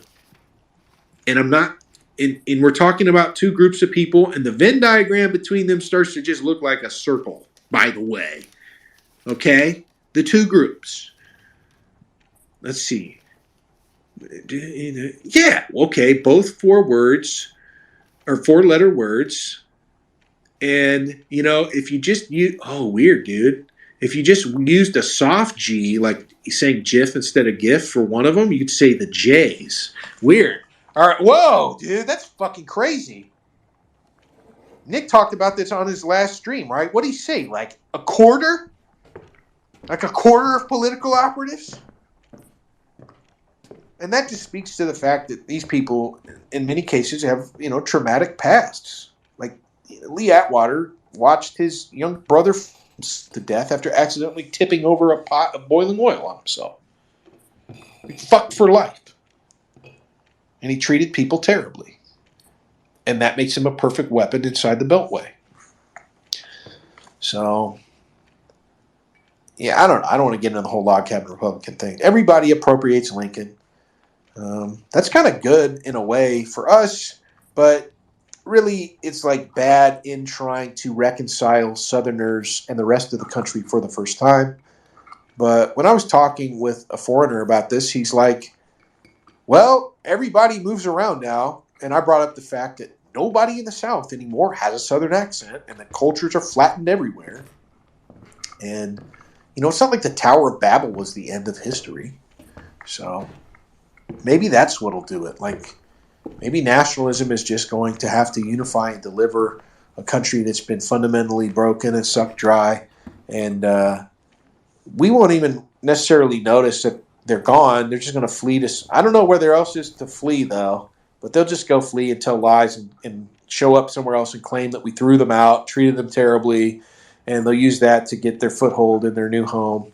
And they'll think it's the greatest thing ever. The first generation of them will think it's the greatest thing ever, just like Leo Strauss did, without realizing, like, oh yeah, you just got here. Would you give it a couple generations? But where are they going to go? China? You can't blend in over there. You can't pretend you're us over there. Russians already know about it, I think, and it's not going to be Russia. Everybody else has been brain drained, so I don't know. Maybe like this is the new world and everybody's last stop. It sounds so terrible. Like we have to make it work here. There's nowhere else. Oh, man, that's some Old Testament shit right there. All right, it's getting too dark. Next. Yeah, what are the top 10 books you would recommend reading for the coming year? Well, I already recommended The Tacit Dimension by Polanyi. So that's Polany. I think NJGloyper. Oh yeah, look at this guy rocking the billboard up here. There it is. I think the book is up there in the billboard somewhere, or maybe that was just the Nancy Dixon link. So yeah, I would recommend Tacit Dimension. I would recommend Thinking Fast and Slow by Kahneman, but only if you treat it like a textbook. Like take it very seriously, take notes, do all the exercises cold, don't cheat. People like read it like an airport book, but it's actually very interesting. Compilation. Gary Klein's Sources of Power. Okay, is that 3? All right, we're up to 3. Pete Blaber, Mission, The Men and Me. That's 4. 5 would be Sean Naylor, Relentless Strike. 6. Keith Stanovich. There's 2 books, but I think Rationality and the Reflective Mind by Keith Stanovich. So Rationality and the Reflective Mind. I have to make sure I'm elocuting here because I'm not just like in conversation mode. You guys are literally trying to figure out what I'm saying. So Stanovich is spelled Stanovich. And then after you read that, or maybe before, I don't know that the order really matters, but you should read all of these together. The Bias That Divides Us by Stanovich. It's a gay title, but I'm sure he didn't pick it. So let's see. We got 2 Stanovich, Plump, Kahneman, Blaber, Naylor, Polanyi. So that's 8. Oh, yeah. Timur Kuran. I always fuck up the order of these names, but it's either, I think it's Private Truths, Public Lies, or Public Lies and Private Truths. Either way, Timur Kuran, Timur, last name Kuran. So Private Truths, Public Lies by Timur Kuran. That's 9. And 10, what would be the right number 10? I don't know. I would definitely try Influence by Robert Cialdini, Cialdini. Great book about persuasion. And I'm not going to stop. I can't stop at 10. Definitely read Francis Yates, Art of Memory. That's a very good book. That's FrancesyAtes. And to kind of keep engaged along the same mnemonic lines, or to see kind of read a much more digestible and entertaining book with a lot of great praxis in it. Foer is the author's name. Foer, Moonwalking with Einstein. That's a great book to read with Art of Memory. All right, I got to finish. I'm just going to keep naming books, so I got to stop here. Maybe I'll stop. Oh yeah. The Information by Gleik, Gleick, and the book is just called The Information. That's a good one. That's a great thinking book. And all of these books are associated with one another. So, and if you like The Mission, The Men and Me, and Relentless Strike, read those around the same time that you read Klein's Sources of Power and Kahneman's Thinking Fast and Slow, because Klein and Kahneman created a lot of the curriculum that would turn into the brilliant ideas. So Blaber, who wrote The Mission, the Men, and Me, he's writing about concepts that he was trained on by Klein and Kahneman, and he's putting them into practice in the field without telling you that they came from them, okay? So that's the context there. And Relentless Strike is about kind of the overarching picture of what all the Pete Blabers went and did with the breakthrough in thinking. And that's a pretty good book, actually, to start thinking about Michael Flynn and what would become the Flintstones and kind of the National Security Council core of the Trump administration. Relentless Strike, that's a good one to kind of tap into that. But yeah, if you like Relentless Strike and Mission, the Men, and Me just on their own merits for a different view from Blaber's sister unit, try and find a first edition ebook. I always just do everything ebooks, and you can message me if you want me to let you. I'll let you borrow my digital copies from my personal library. I wouldn't recommend that anybody. Anyway, just email me and I can find this stuff lickety split. But yeah, try to find like an early edition of No Easy Day. I think the guy wrote that under the pen name Mark Owen, but his real name is Matt Bissonette. And yeah, I think that's pretty good. That's a pretty good list. If you could read all those books in a year, you're going to be thinking a lot about thinking, and you're going to think a lot about how we have people running around on executive letterheads doing things with that information at the tip of the spear, taking things basically that only the finance world before that put into use. And it's just interesting. It's interesting. The guys that care the most about cognitive performance are guys that are like trying to make as much money as possible for some reason, and guys that are out there doing things on the authority of a presidential letterhead in the dark and in total secrecy. That's kind of weird. But yeah, those are idea books, but also how they're put into practice. So have fun thinking about thinking if you read those books. And great question. Next. Anyone can request to speak. I see a lot of people in here who don't want to talk. And it's good to see Bobby in here. Big shout out to Bobby, Mungo. Friends old and new. Bobby, the only person that I know of for sure who tuned in to the very first ever Bookcat Wendell Tarnseal conversation pre-stream, because I remember he wrote a great comment on Bookcat's Gap. I talked about this the other day. He was like, I listened to the entire thing while I was doing homework or classwork or something, while I was studying. I think it was like 4 hours. And he's like, it was great. And it was like, okay, this is what we need to go on. And within a couple days, like 2 days, Bookcat had gotten a Cozy Channel. So big shout out to Bobby. All right, next. All right, I'm going to go if no one else goes. Yeah, just keep it going. All right, here we go. I was thinking about revisionism because we were talking about that earlier.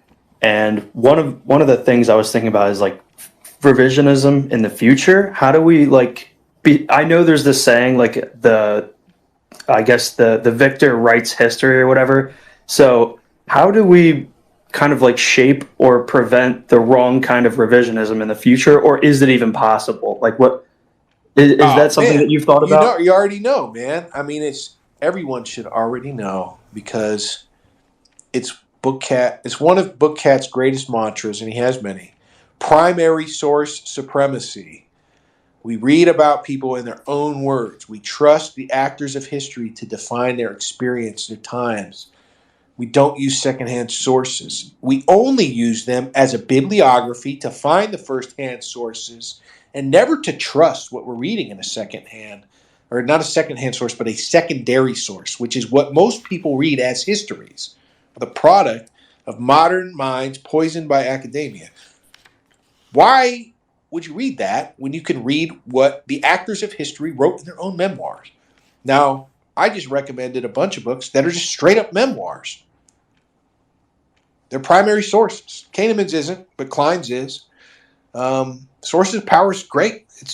It's how a hardcore nerd does a memoir. It's awesome. Blaber's book, a great memoir. So read firsthand accounts. Read firsthand accounts. That is how you can virtuously engage in narratizing revisionism. Revisionism isn't bad. It just means you're revising something. It means there's, like in politics, we call it a realignment. It's fundamental to any kind of movement behavior, and it's fundamental to nationalism.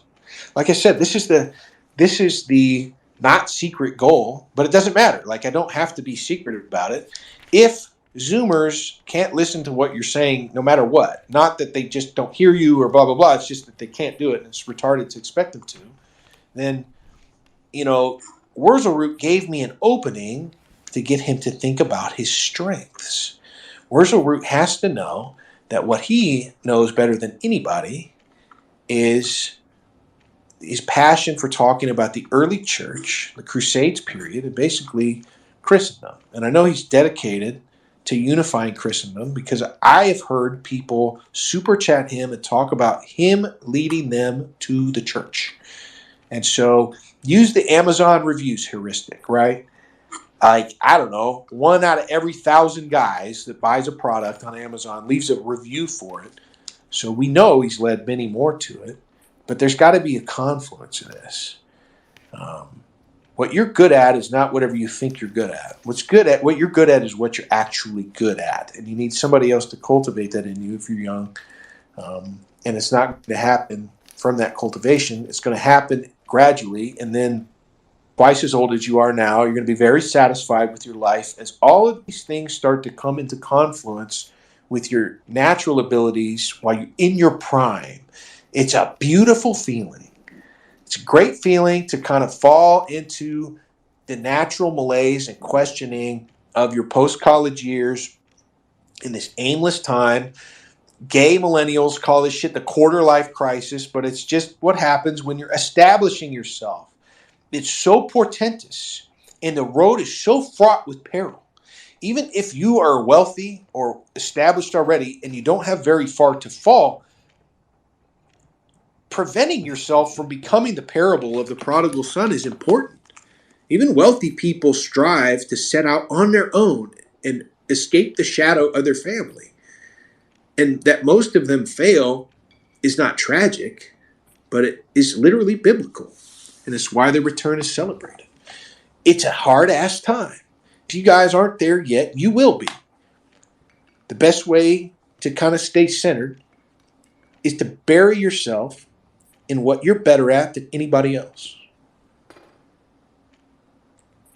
There's something by then that you are peerless in. If you're a great competitor and you have the spirit and the heart of a competitor. Yay, in that, Drink Champs interview, he said something really fantastic about how he has the heart of a competitor. He didn't say that, but he said, we always pay attention to whoever is selling out stadiums. Ye knows a lot about who's at the top of the charts, and it's not because his kids might be listening to Top 40 or whatever, because he wants to know who is doing what he is doing or is near it. He wants to know who his fast followers are. He wants to know who's doing Ye shit. And then he said, we also pay attention to what's going on in the fashion world. It's not because he's a consumer.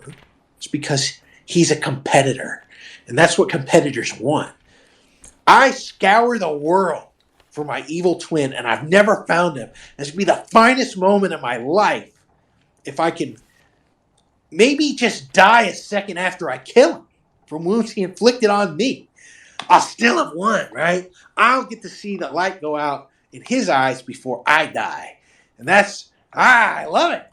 What Michael Jordan always wanted was to fight for his life against another Michael Jordan. But there's only one Michael Jordan. And he got there through hard-ass work.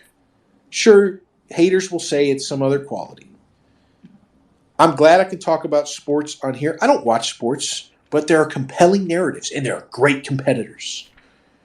There are guys in sports that if we were in a hot war, you would much rather have Tom Brady sitting up in a fucking F-22 Raptor, dropping chinks into the Sea of Japan like it was nothing. And you know he'd probably be better than anybody else who's doing that because there's a hierarchy.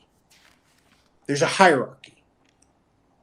There's probably some fucking killer who sits in a skyscraper with a supercomputer and he's just raw dogging deals who would be much better off in charge of a nuclear attack submarine if shit was hot. But that's not how the world works. That's not fulfilling.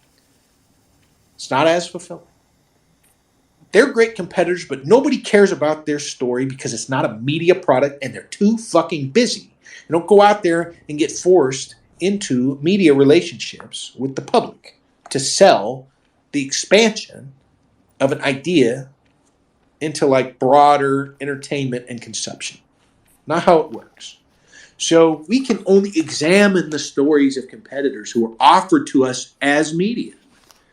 But there's a lot of compelling stories there. And it's useful because, for better or worse, and I happen to think for worse, you can communicate it upward and downward. Everybody and their dog comes together at a pro sports event. The people that you cannot see and don't want to see you are up behind the tinted glass eating fucking caviar in a box. And they're not really even paying attention to the game because they're just there to meet other people who are big dicks. And, it's a lot easier than going down to the marina and trying to meet yacht owners or something. Like, this is just where wealthy people congregate. But there are also people in the nosebleeds, who by hook or by crook got that ticket. And it's the only time they'll ever go to a pro sports event. And they got to do it for $8. And maybe they didn't even get to eat enough ramen this week to do it. Like, society all comes together there. You can communicate the stories of great competitors upward and downward. So Steph Curry, who needs no recognition, talked about like one of the most annoying things in the NBA is being like 6'3", which, still fairly tall, but not in the NBA. And fans come next to me for photographs, and they look at me and they say, man, we're almost the same height. I could have been an NBA player. Like, maybe if he was, if he had real power and he was a wrathful person and he had the heart of a felon and not a competitor, he would just murder that guy and no one would really care all that much. Sports heads wouldn't even, I don't know. They'd be like, well.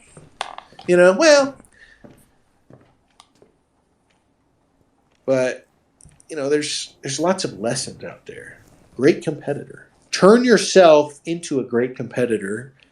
Ignore the weird, endless churn and the lack of decision or direction you have because you're waiting for things to go your way. Put your head down. Excel. Pick your path and your trajectory. And exploit your advantage every day. And constantly test and take time to look back and evaluate realistically whether or not what you're doing has worked. And if it's not, think about how to switch it up. Don't let yourself plateau. If you're unhappy with the position you're in, it's time to continue to progress. Do whatever you can to take the next step. That might mean shedding your responsibility to people underneath you. It usually means that. So you are going to need to cultivate people who are loyal to you because you did them a solid. But they can't be pieces of shit either. So, like, from a management perspective, the best way you can manage your underlings is to correctly identify those who are worthy of an investment of your time and cultivate them. The standard heuristic when you're in your mid to late 20s and you maybe have a small team under you is reminds me of me syndrome. I'm not kidding. Like, there is a kinship. There's something that you are recognizing in them that you understand that puts you in the spot that you're in. So, management, everybody hates it, but it's a fundamental skill. And it's always an enabler when done correctly and never a disabler. Almost all issues that people have in their life, whether it's in groups or solo, comes down to whether or not you have basic organizational skills, whether or not you can manage your time. Get a handle on that as early as possible, which doesn't, you're not going to do it in college. Nobody does it in college, right? Those guys you don't know because they have their shit together in college and they're not hanging out with you or whatever. Like, you just don't know who they are. So use that kind of uncertain time while you're waiting for your prime to come, and it will. By the time you're in your mid-30s, I mean, this is what you see even in professional sports again, right? This is when guys actually become greater than ever. So all your shit comes together. You finally have wisdom and age. You can literally talk to anybody of any age now without them noticing how old you are. That's a superpower too. But you can't get there until you're like in your, I don't know, early mid-30s. But don't just wait for it to show up, or it won't. Like, you have to keep your head down, and this is the time to ruthlessly improve.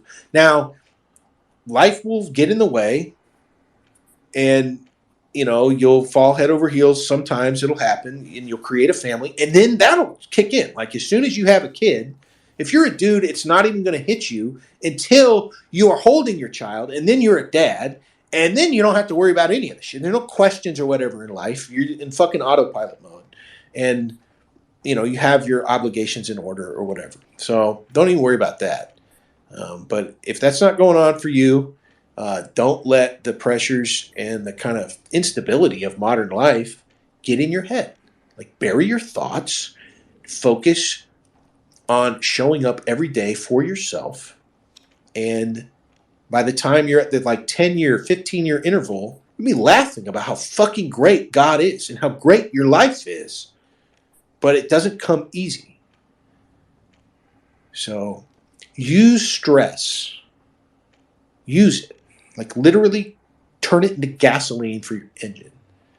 First of all, you get into the habit of being able to perform under stress. You are tricking and teaching yourself to perform under stress. And you need to have an accurate understanding of yourself to know how stress manifests. So don't fall into vice and don't fall into thrill-seeking behavior if it could literally threaten what you're doing. If you're jumping out of planes to deal with stress, that might get in the way of the rest of your life when you die. If you are racing people, you know, if you're doing 60 rolls on the interstate at 3 a.m. in a Hellcat because you're stressed out, that might threaten the fact that you need to stay alive to continue to succeed. And for people who have an investment in the life of the mind, that ends when you die. Some of my greatest role models stopped when they died. They were effective communicators and intelligent people, and they were still doing remarkable things at the end of their life. So, you know, Ali talked the other, I don't know, it was probably like a month ago at this point, but he said something very profound about the hallmark of great people in politics is that they work themselves to mental exhaustion frequently. So train yourself to get into that mode. Don't become obsessive. Don't neglect the trappings of your life. If you're a single man, especially in the work from home environment, maintain your environment. Maintain your quality of life. Always take care of yourself at a basic minimum if you don't have a woman around. If you have a woman around, she'll, you know, that'll work itself out, especially if you're on the right. She's, you know, whatever. She does what you say. Women aren't right-wing. They just have husbands. So, but remember that. Like, that will fuck up. That will take like half of your efficiency off right away. If your environment sucks, like NJGloyper was talking about compartmentalizing, like placing a premium on getting good rest and good sleep. Like, make sure your shit is together. Make sure you're eating right. Like, have discipline.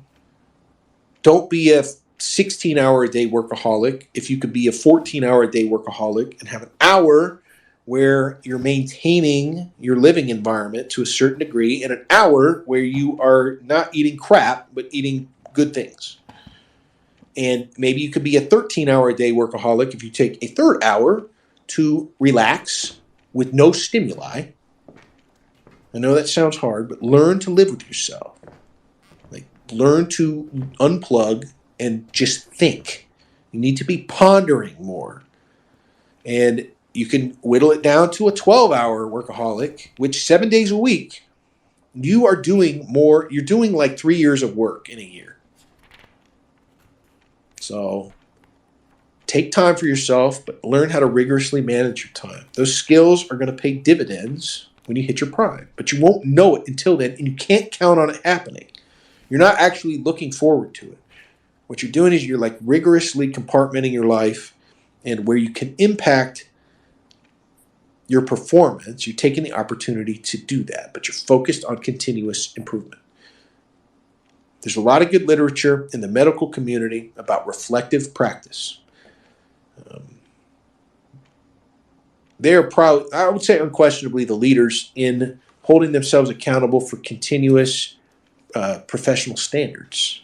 So I want you to think about professionalism. Go read the Wikipedia entry on professionalism and place a premium on being professional, understanding what professionalism is, how to spot other professionals.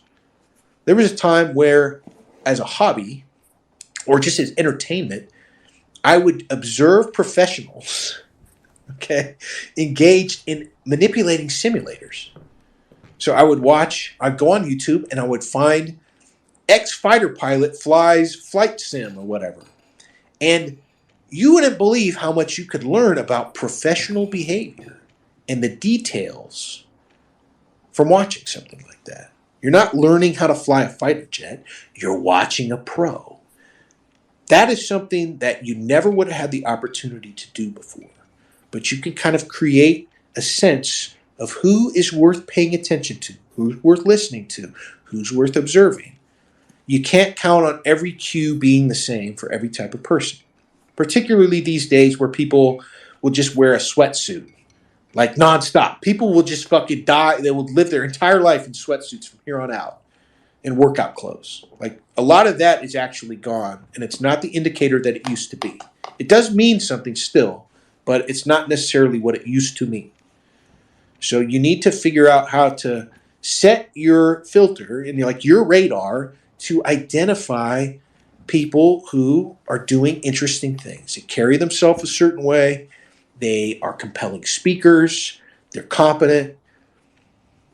You have to be careful if you're going into environments that induce a lot of stress because you have to survive them.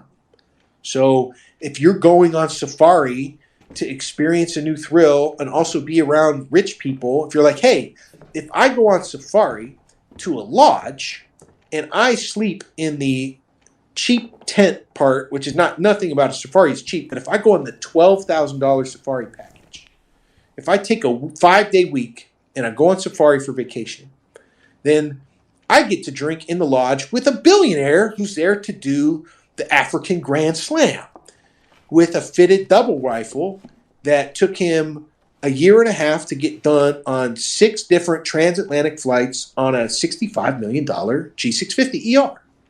And I get a drink with that guy, even though I'm over here with a 270 Winchester. I'm here with a $2,600 rifle, and I'm out of pocket $15,000. And I'm not going to do this every year, but I'm here to shoot kudu.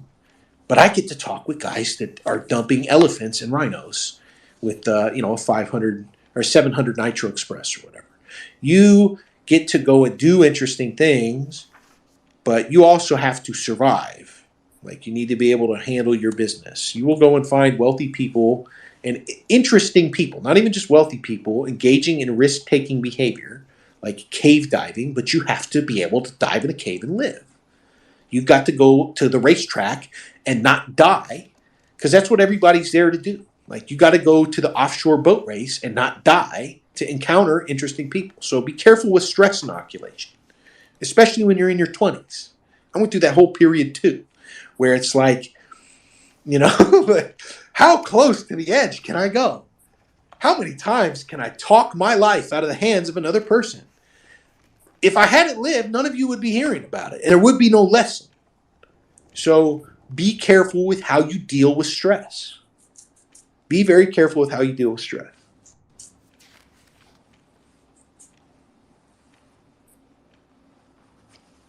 I'm going to carry a gun and go to the gas station at 3 a.m. in the bad part of town to get a thrill.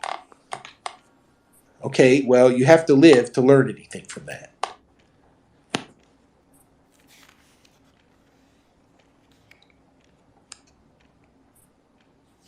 All right, anybody else before I just start getting like extremely old? I'll talk about old guy things. I'll keep you young. I got another one.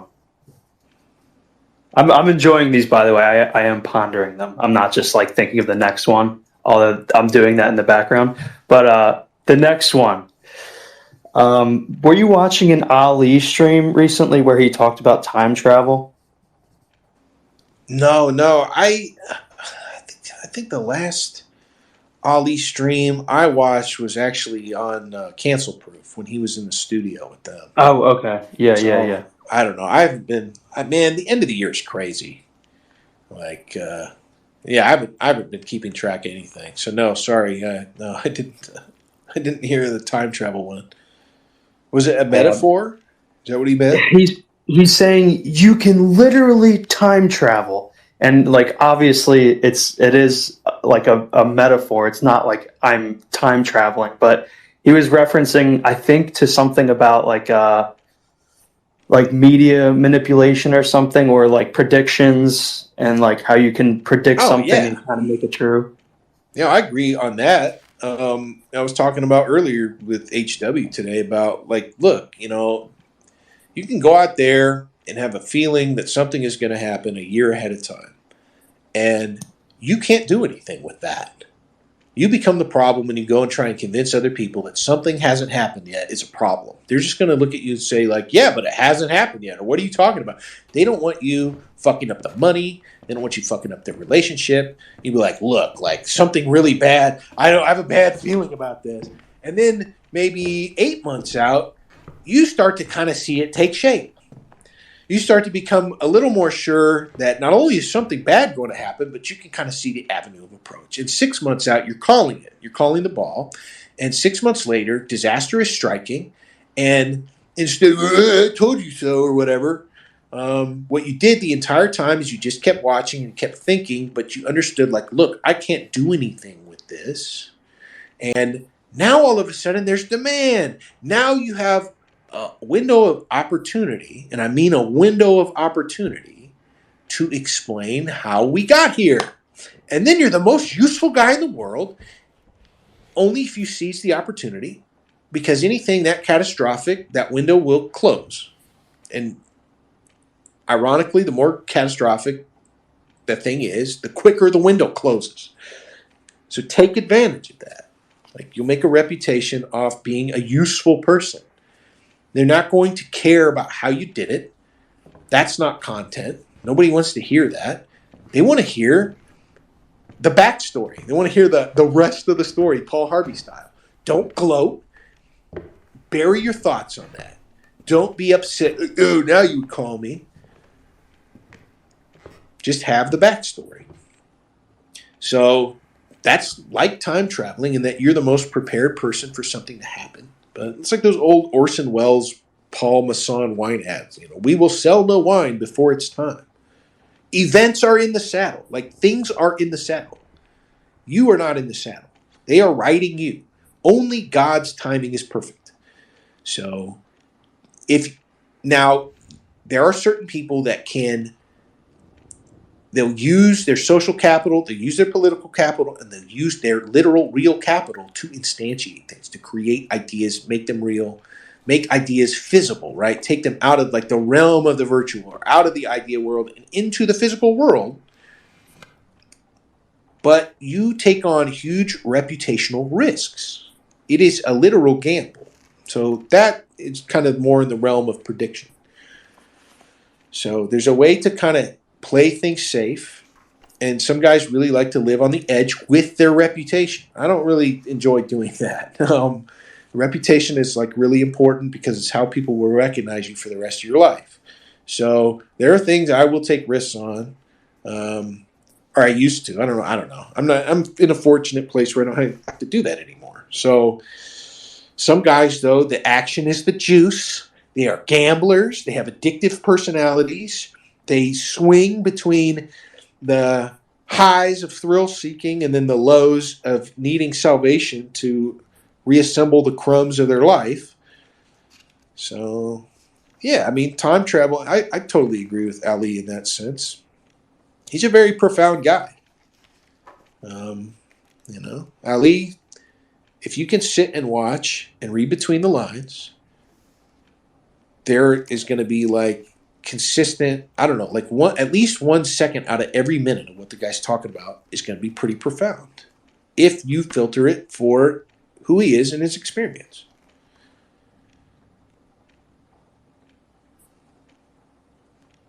But remember, it's just politics. Like, filter everything political through the political filter at all times. Okay? It's not like the real world. It's not making cornflakes. It's not, administering the power grid or something, and it's not learning how to splice fiber optic cables. It's politics. Never forget that.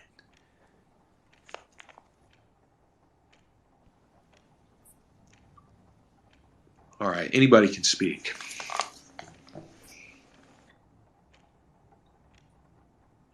I was reading The Secret Team by L. Fletcher Prouty recently, and he writes a lot about the National Security Act of 1947 and the NSC, and he sort of portrays it like it's this thing that was created and became like a tumor on the executive branch.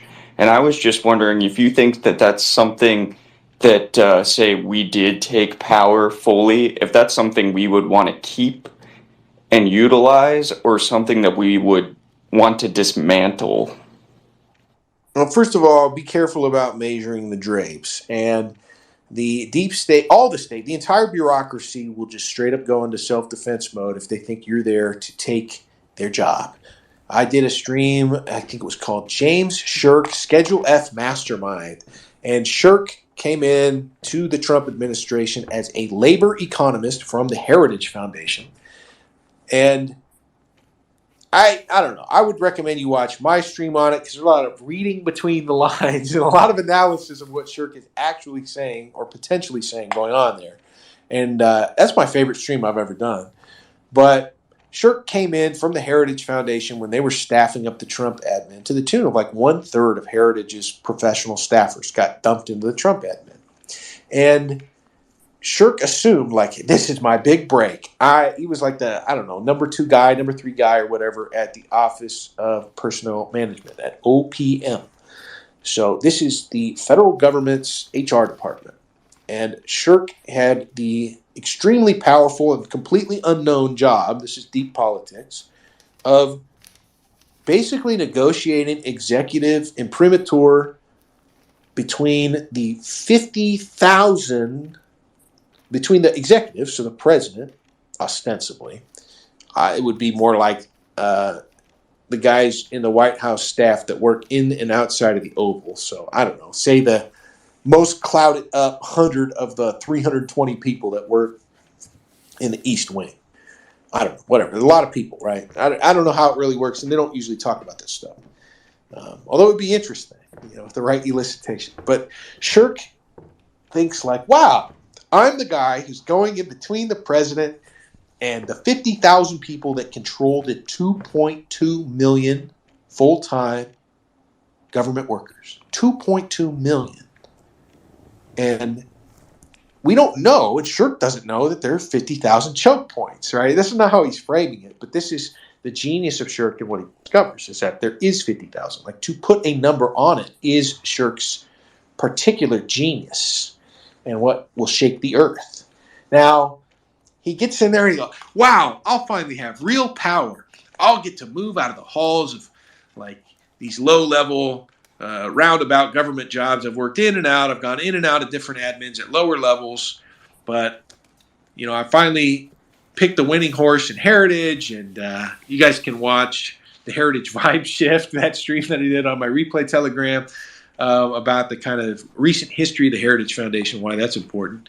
And because Jim DeMint made a big bet on just believing that there was going to be a Republican president in 2016, not anticipating that it would be Trump, that I'm in a fantastic position. Heritage is staffing the White House. They're sending everybody. I get to go over there. I get to negotiate the executives' imprimatur and power over the bureaucracy.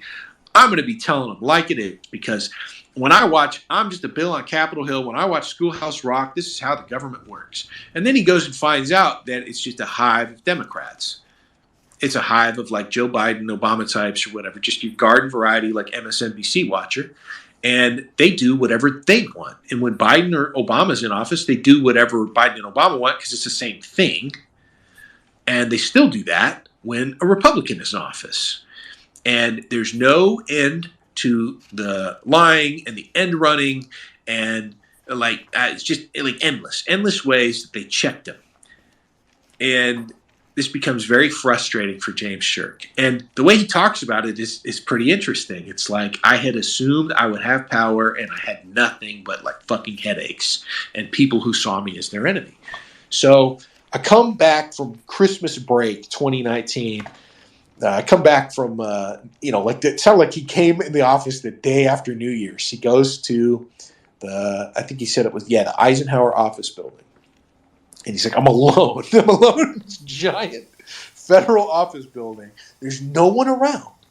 And I'm just like aimlessly wandering around. And he doesn't get into why he's there, but it's because he's kind of told us in a way, like for 2 years, I haven't been able to do what I thought would be my job, my dream job.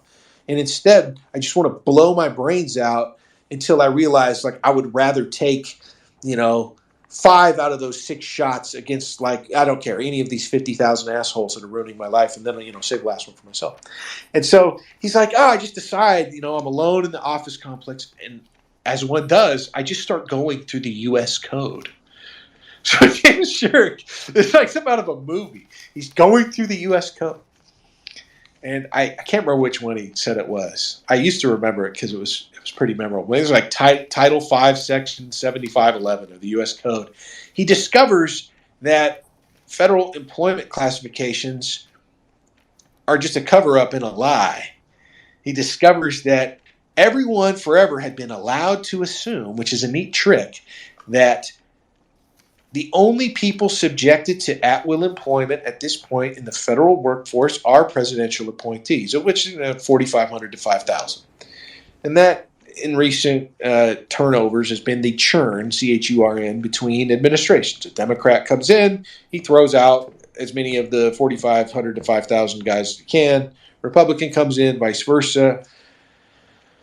Shirk discovers that Schedule C, which is the federal employment schedule that covers not presidential appointees, but policymakers and people who decide policy. It doesn't cover presidential appointees. And that's crazy. Like, it's crazy that like everyone just assumed it was a certain way, because who the fuck is going to go through the U.S. code? Who's going to flip through U.S. code? The whole point of having laws so numerous is that you can't find anything in there. You're not going to crack open a book that's the size of a pillar.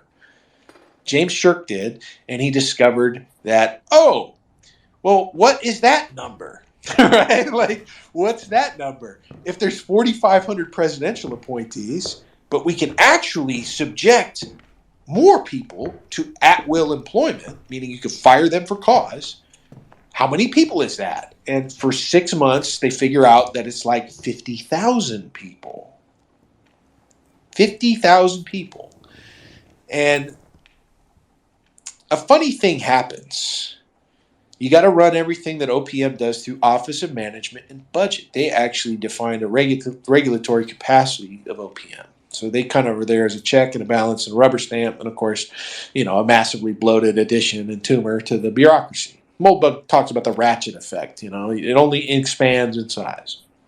And so they start bringing in a bunch of these 50,000 to be like, well, you're not going to be subjected, re-subjected to the realities of Schedule C. We're going to create a new schedule called Schedule F, and we're just going to politically reword your reclassification to the all-new, cool Schedule F. Don't you want to be reclassified to Schedule F?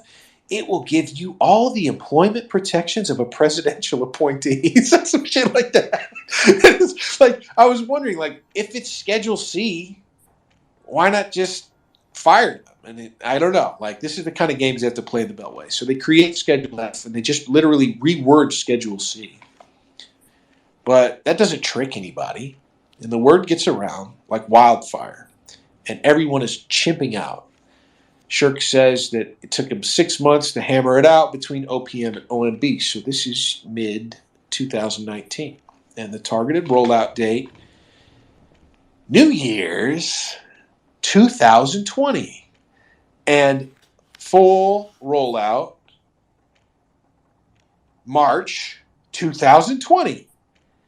And Shirk, in this interview, is talking about, like, oh, well, the worst offenders are the CDC.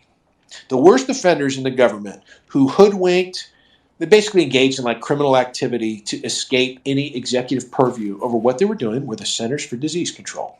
They were the worst. And I even went and read, this is how pissed he was. I went and read one of their memoirs after they got out of government service. You could tell this woman was really giving them the runaround.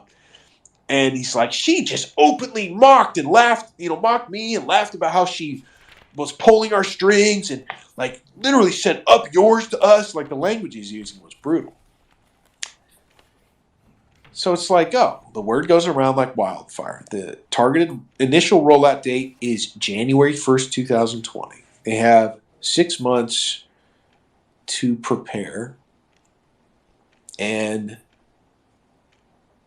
5 months later, a clandestine CDC-funded lab. And he doesn't say any of this, but it's like, oh, what else happened? Remember, things happen at the same time. People mysteriously could not understand in our thing that the day after the midterms, Sam Bankman-Fried got wrecked, and so did Andrew Anglin. And they're like, whoa, it's just totally separate news. It doesn't have anything to do with the midterms or each other. It's like, so temporality is important. Chronology is important. Things happen on a timeline. Always be filtering for that. What else do you know that happens? Well, it says, what happens in 5 months? Well, a clandestine lab in China that the CDC has funded. All of a sudden, this horrifying and insane CDC-created virus, why would you make something in China? I don't know. Maybe to do what James Shirk is complaining about for an hour in an interview with Jeffrey Tucker before we even get to the attempt to implement Schedule F. End run executive purview.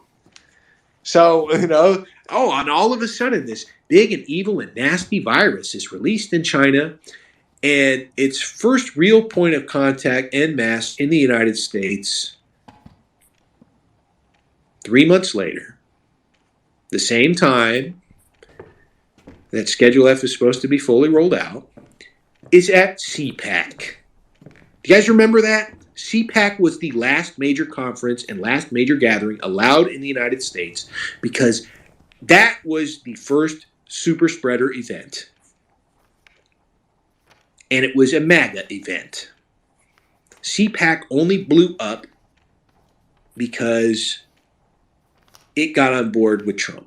CPAC, I think Kansas Zoomer pointed this out. It took 30 years of CPAC to get 1,200 attendees. AFPAC did it 3. So James Shirk is saying we're all ready to roll out Schedule F implementation, and the whole bureaucracy knows it. And they're all pissed. They're all trying to murder us. But, and then just weeks before we're getting ready to trickle out, COVID hits. And, understandably, all the bureaucratic resources have to go in combating COVID. And then, by March, it's in full swing. And that's why, and he doesn't say like it's used to steal the election, and then Schedule F implementation is the last gasp of the Trump presidency as an executive order by the time it's too late to do anything about it. In a country that's been completely upended in the throes of COVID. So anyway, this is the kind of response you will provoke by telling them you are going to fucking fire them. That's probably like when you spoke about that the first time, it didn't quite click with me, but it just clicked with me now, and that's probably the most interesting angle of that time period that I've thought about or heard. It's kind of crazy, no one has really. put that out there. That's why it's my favorite stream, because it's just like, oh, how convenient. But so, and then David Azrad from the Claremont Institute had a good panel that I watched about how, the NEH is very important to Straussians. National Endowment for the Humanities. It's great eminence grise position, meaning like a great eminence where it's deep politics. Nobody's aware of the NEH. Nobody thinks about the NEH. So relatively easy to min-max one of your important people in there and give them full control over the federal grants that go to cultural activities, like how to fund documentaries, how to fund museum exhibits. Very important to elitists.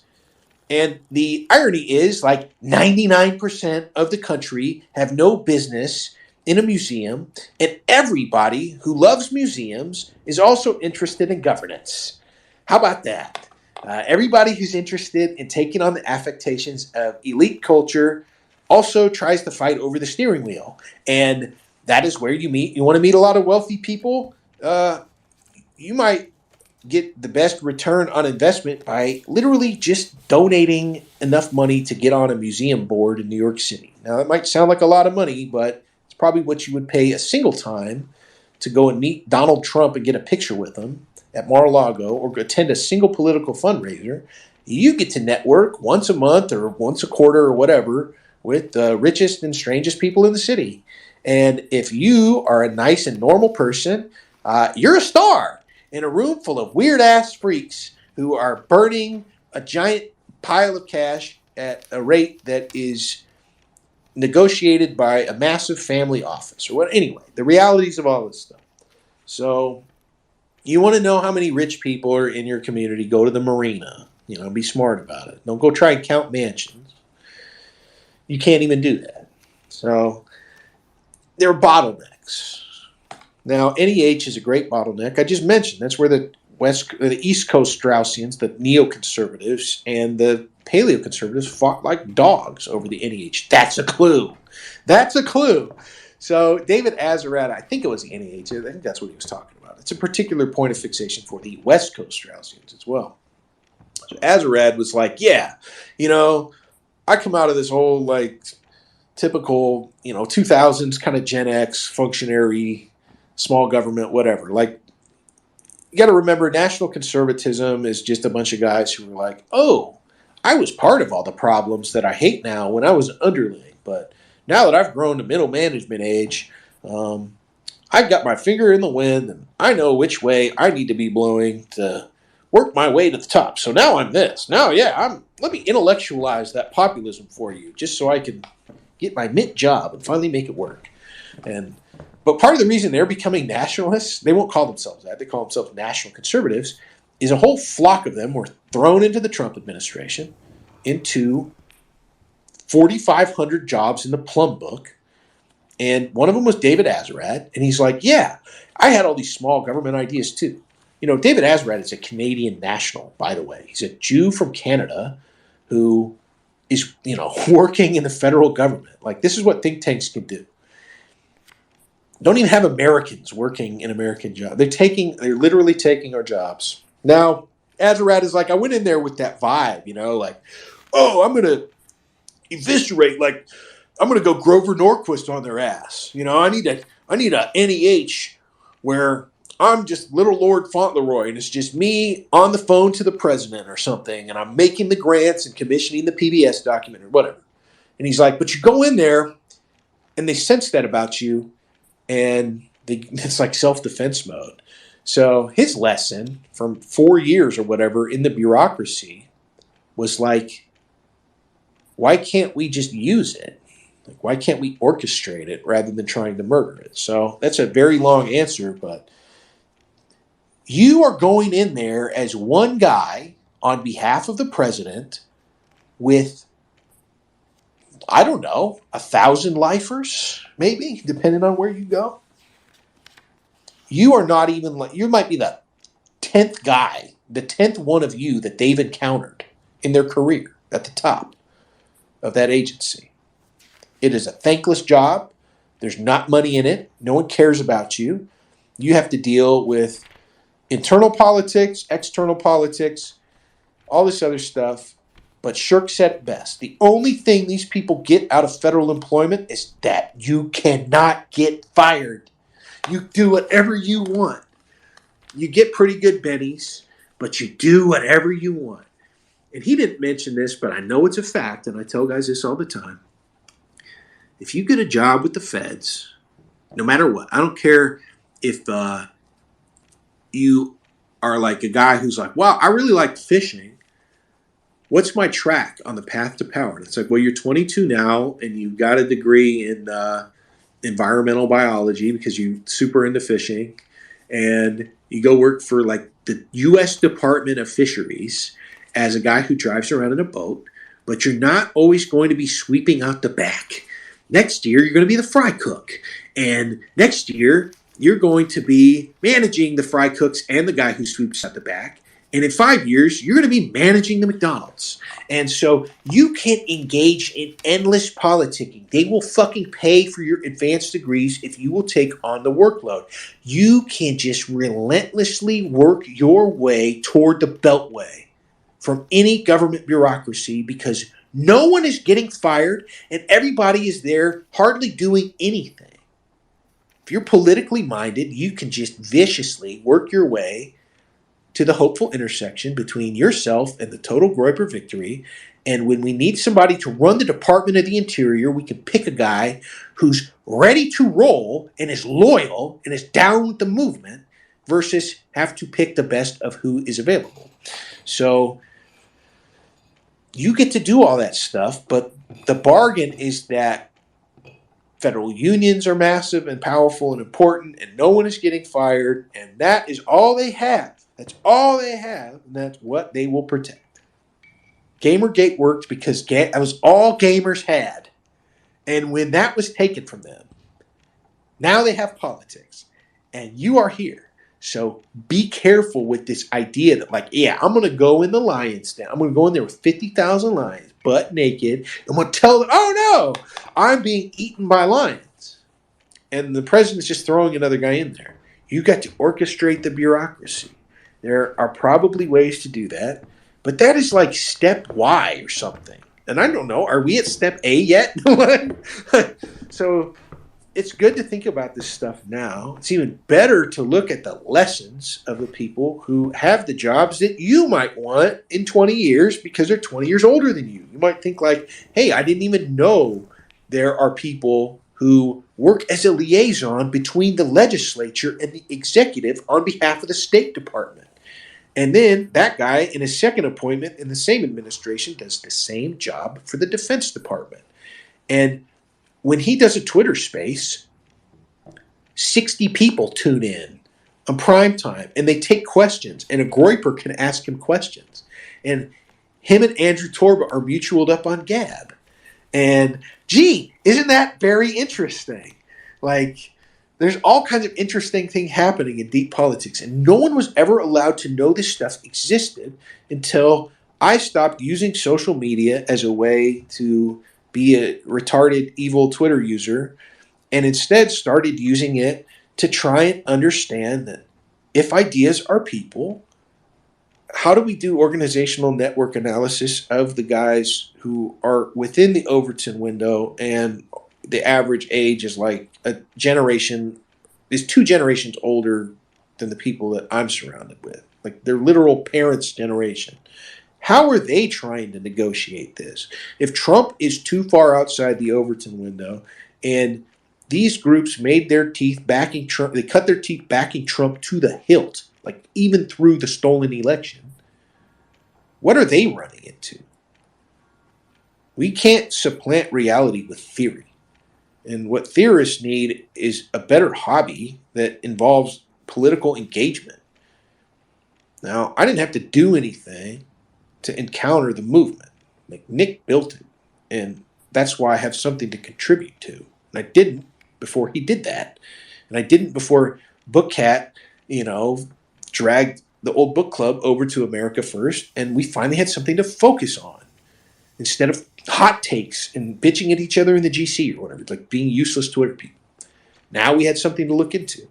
Now we could take a systematic approach toward examining what governance was. And it takes a long time, but you get better at it. It took us 2 months to figure out, like, hey, maybe we should watch an interview with the guy they built a think tank around. And now I just do it in a second if I want. You will get 1,000,000 times better at things that you couldn't even imagine doing, but you have to examine whether or not it's worthwhile to do that. Got to be accurate in your self-reflection and perception. And you can't be out here making guesses if you could just go listen to the guy on the ground like you were sitting one seat behind these dudes in coach or whatever. Like, damn, that's an interesting story. And you might even be able to talk to some of these people if you want. It's hard. I don't do it. I'm not going to bullshit you guys. I don't do it. I'm always out here, and all teachers do. Like, just do what I say. Like, don't worry about what I am or am not doing. But maybe that would be a great niche for some of you wondering about how to generate content. No one is talking to these people about the realities of doing this shit. I found that interview with Shirk and goofy-ass libertarian Jeffrey Tucker, the literal bow tie libertarian Jeff Tucker, had 140 views in 6 months, a year. Ridiculous. I had like 300 guys watch it live. No one cares about this stuff. They think politics is Morning Joe, Fox and Friends, 3-minute news hits, the Twitter news cycle.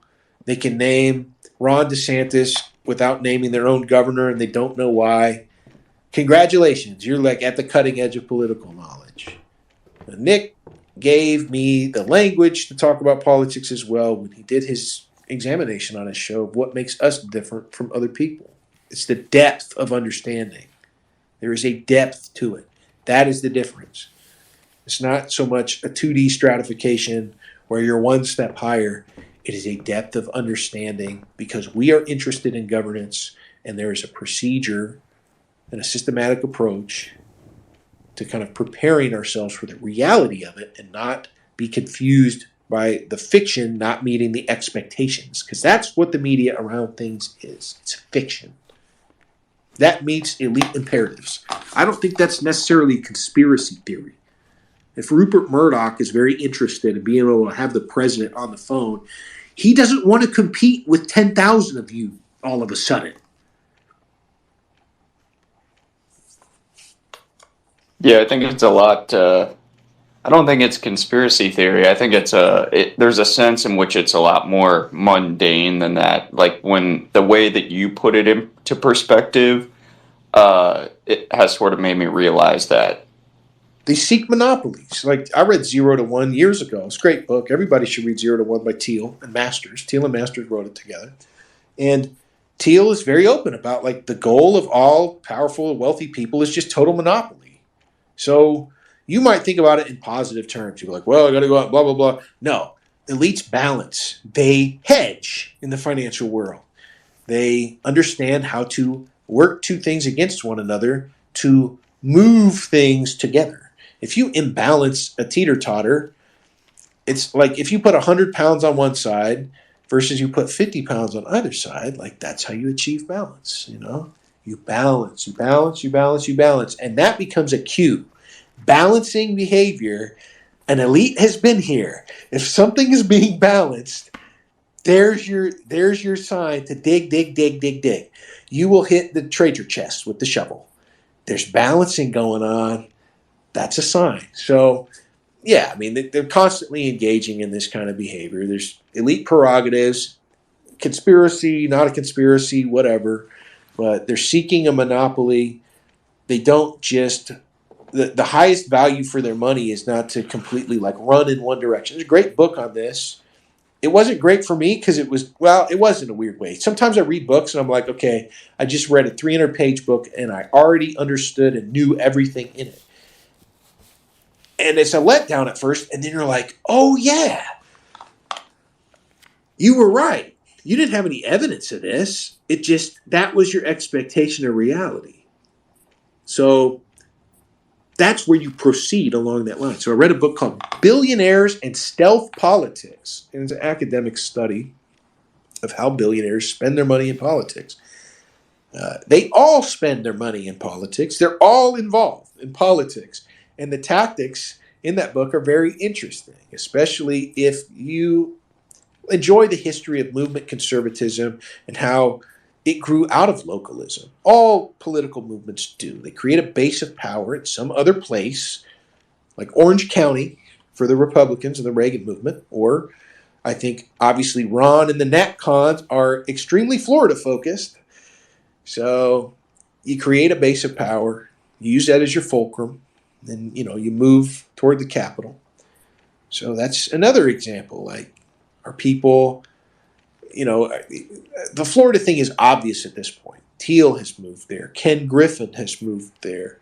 I don't know, 10% of Wall Street due to the lockdowns moved there. There was a run on Florida private schools in Miami because so many dudes were moving down there from Wall Street. So that's a sign. There's a power shift underway.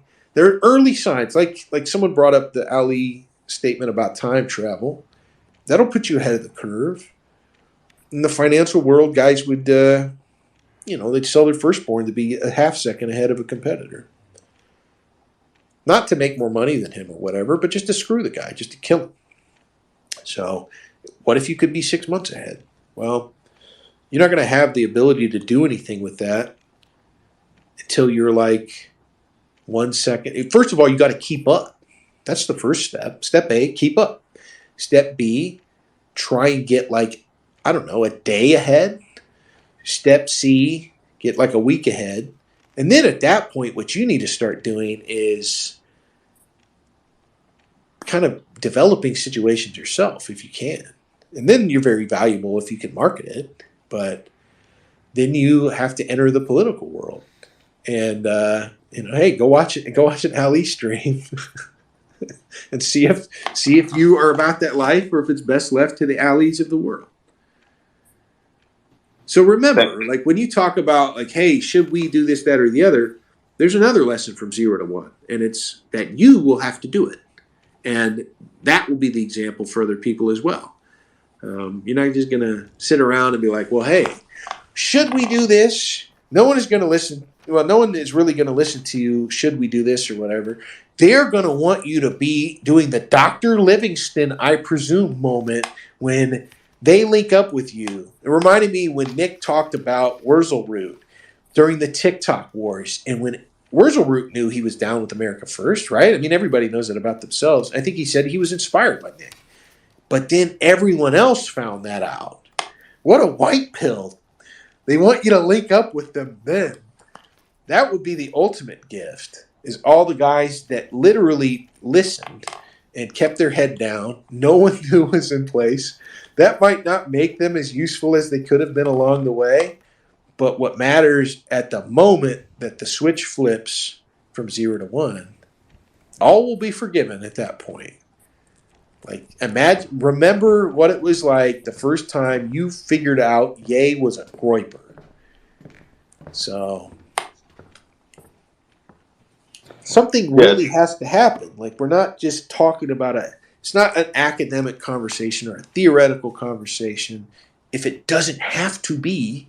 And so we can go out and identify people who are trying to navigate the same situations. That's retconning it too. I didn't do that. I didn't go say, well, who was in the same situation or whatever.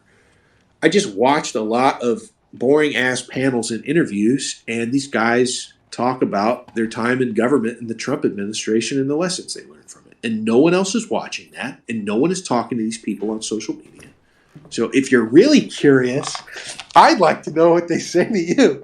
You can even come on my show and talk about it if you do, or you can make your own content about it.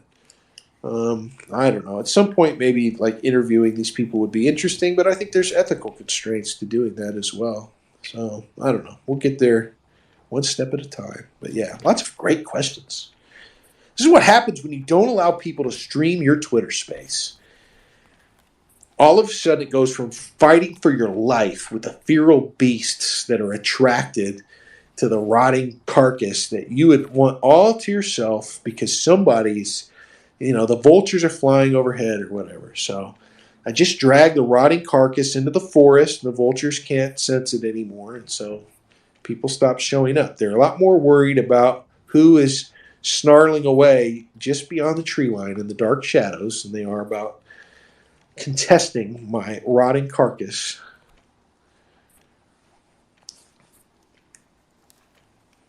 That's a lot for me. I'm going to chew on that for a while. I think it's some really good advice. And I'll just comment and yield my time. What you said about monopolies, it's really funny because 0 to 1 is all about how great monopolies are. And in some sense, that's not the entire book. But and then mold bugs like Patchwork and all of that, he gets into all of that about how great monopolies are. Which, right, but Yarvin directly advises Thiel's candidates. Like Yarvin and Thiel are like this. I'm putting my fingers together right now. I'm doing the like this thing with my hands. So, same guy. Like, Urbit doesn't exist without Peter Thiel funding his friend. And it's all part of the same project. Like, I don't know. You might know that, but don't forget that. when Blake Masters talks about Schedule F, he uses mold bug terminology. He doesn't talk about Shirk, and he doesn't talk about Schedule F. That might be because Shirk got captured by Kushner and Kushner's people under the aegis of Brooke Rollins' America First Policy Institute, which is a Kushnerite kind of think tank. I don't think James Shirk gives a shit about the difference between AFPI, Heritage, whatever. He is a great and skilled innovator. All he fucking cares about is it going to be 2 years or 4 until I'm running OPM? I wanna herald the dawn of Schedule F. You watch those interviews with him. He thought he had reached the peak of his power, and he was denied. He was denied for 2 long years until he figured out potentially how to destroy him. And they may have unleashed a plague upon the world just to forestall that. So, I don't think he gives a shit where he's at. I don't think it matters to him. But at the same time, like, that's a clue. When Masters is out there, and instead of maybe Schedule F and all this shit is an eye roller to a crowd that's literally just there to be like, okay, when does this stupid dog and pony show speech end so I can go and look you in the eye and try and break your hand and say, so glad to hear the interests of the board will be represented in your campaign, Blake, right? That's literally what's going on because these guys are all alpha dogs. They don't care about running for office. They care about making a fucking office holder dance like a puppet for 3 minutes a week or whatever slice of you that they've paid for. They're not politicians. They're people that see other people as a means to an end, and they like having a senator in their fucking pocket. That's who's there. That's who's in the crowd. You don't see those crowds because that all happens behind closed doors. But then Thiel commissions, or somebody does, a friendly journalist, James Pogue, to go and write a big puff piece about the Halloween to March stretch on the campaign trail from National Conservatism Conference 2 all the way out to a former CIA operative hosting candidate Blake Masters at a fundraising event at a private triple-gated community in Arizona. And oh shit, there I was. Blake Masters in the front of the room talking about rage, retire all government employees, which I know he got from Mencius Moldbug, a.k.a. Curtis Yarvin, who I hung out with, at the beginning of this story, which starts On Halloween 2021, no shit, there I was, hanging out with Mencius Moldbug, a.k.a. Curtis Yarvin, at the National Conservatism, blah, blah, blah, right? So he's directly involved in political messaging and electioneering. Urbit Week in New York and Urbit's footprint plays a direct role in balancing. So you bring over the Blake Masters types who are like, I'm not a libertarian anymore. Yeah, I know I used to write for LouRockwell.com, but now I'm flirting with based race reality on Twitter or whatever. I'm totally not a politician. I'm not just going to hang you out to dry. And unfortunately, we won't know. Or maybe fortunately, whatever. I mean, you'd obviously rather have Masters than Mark Kelly, but this is the reason why people in movement politics don't give a fuck about voting. I don't care about either one of those people. Wake me up when a Groyper is 40 years old and people forget, they just see some guy and they'll fucking vote for him. That's great. That's what I care about. I care about, in the final analysis, people I know and have invested my time in and will stand shoulder to shoulder with me for the next 20 years. I care about them being in power, not some other guy. At least then we have a chance. But yeah, I mean, he's intricately involved in everything Teal is doing. So most of those, consistencies between whatever they're saying aren't coincidences. They're confluences of guys that enjoy each other's companies and probably have been friends for as long as some of these Groypers' parents have been alive. If they're non-white Groypers. Yeah, I don't know them directly, but being in that sphere back in the day, I met a lot of people that are connected to them, and that's sort of how I learned about those relationships. And it's definitely enlightening to realize how connected a lot of these people are that if you're just looking from the outside, you don't really see it. Well, and also, guys hear you talk about this stuff and they're like, oh, he's talking about something I've never heard of. He must hate them and think they're bad. And it's like, it's easy, I'm in a political movement. I'm a Groyper. I support America first. Do they support us? Do they fuck with the Groypers? Are they down with the team? That's all I care about. Things are very simple when you're in a political movement. They're not so simple when you're in the Republican Party because that doesn't actually mean anything. There's one America first, and there's a million retarded factions inside the Republican Party. So, yeah, I mean, I don't know. Guys get so wrapped around the axle with this stuff because for the most part, there was a time where you were telling them something no one had ever heard before. And we're beyond that now, so I don't get as many weird hyperventilating people like, well, what is this end goal? They're trying to ask you questions no one can answer, and they just are trying to. They think that discredits you somehow because, oh yeah, sorry, I left the crystal ball at home. Yeah, I guess if I would have known you were going to ask me to predict the future or to give you Peter Thiel's master plan, that if I can't do that, it would discredit me. Yeah, well, I guess I should have just lied to you. It's like, one of the signs that people are fucking hyperventilating in cognitive dissonance is they make demands of you that they don't make of the president. It makes no sense. But that's what's great about Twitter Spaces that I host is if they won't let me interrupt them and talk over them, I can just mute them and do it anyway or something. So I'm the captain now.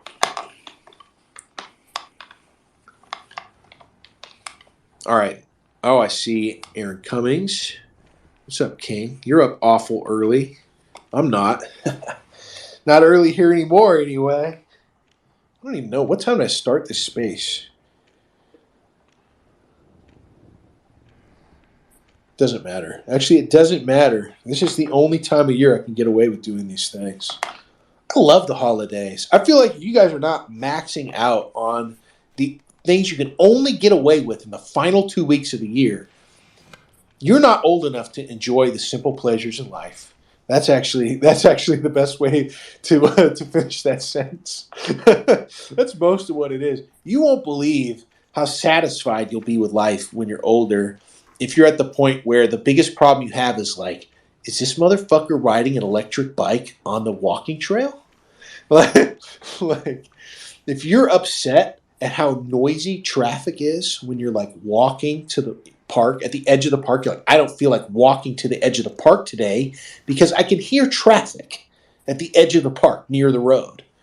Like when those things become the biggest issues in your life, God is so great. You're just living it up. You'll be an even more devout Christian than ever before. So that's the only real complaint I have.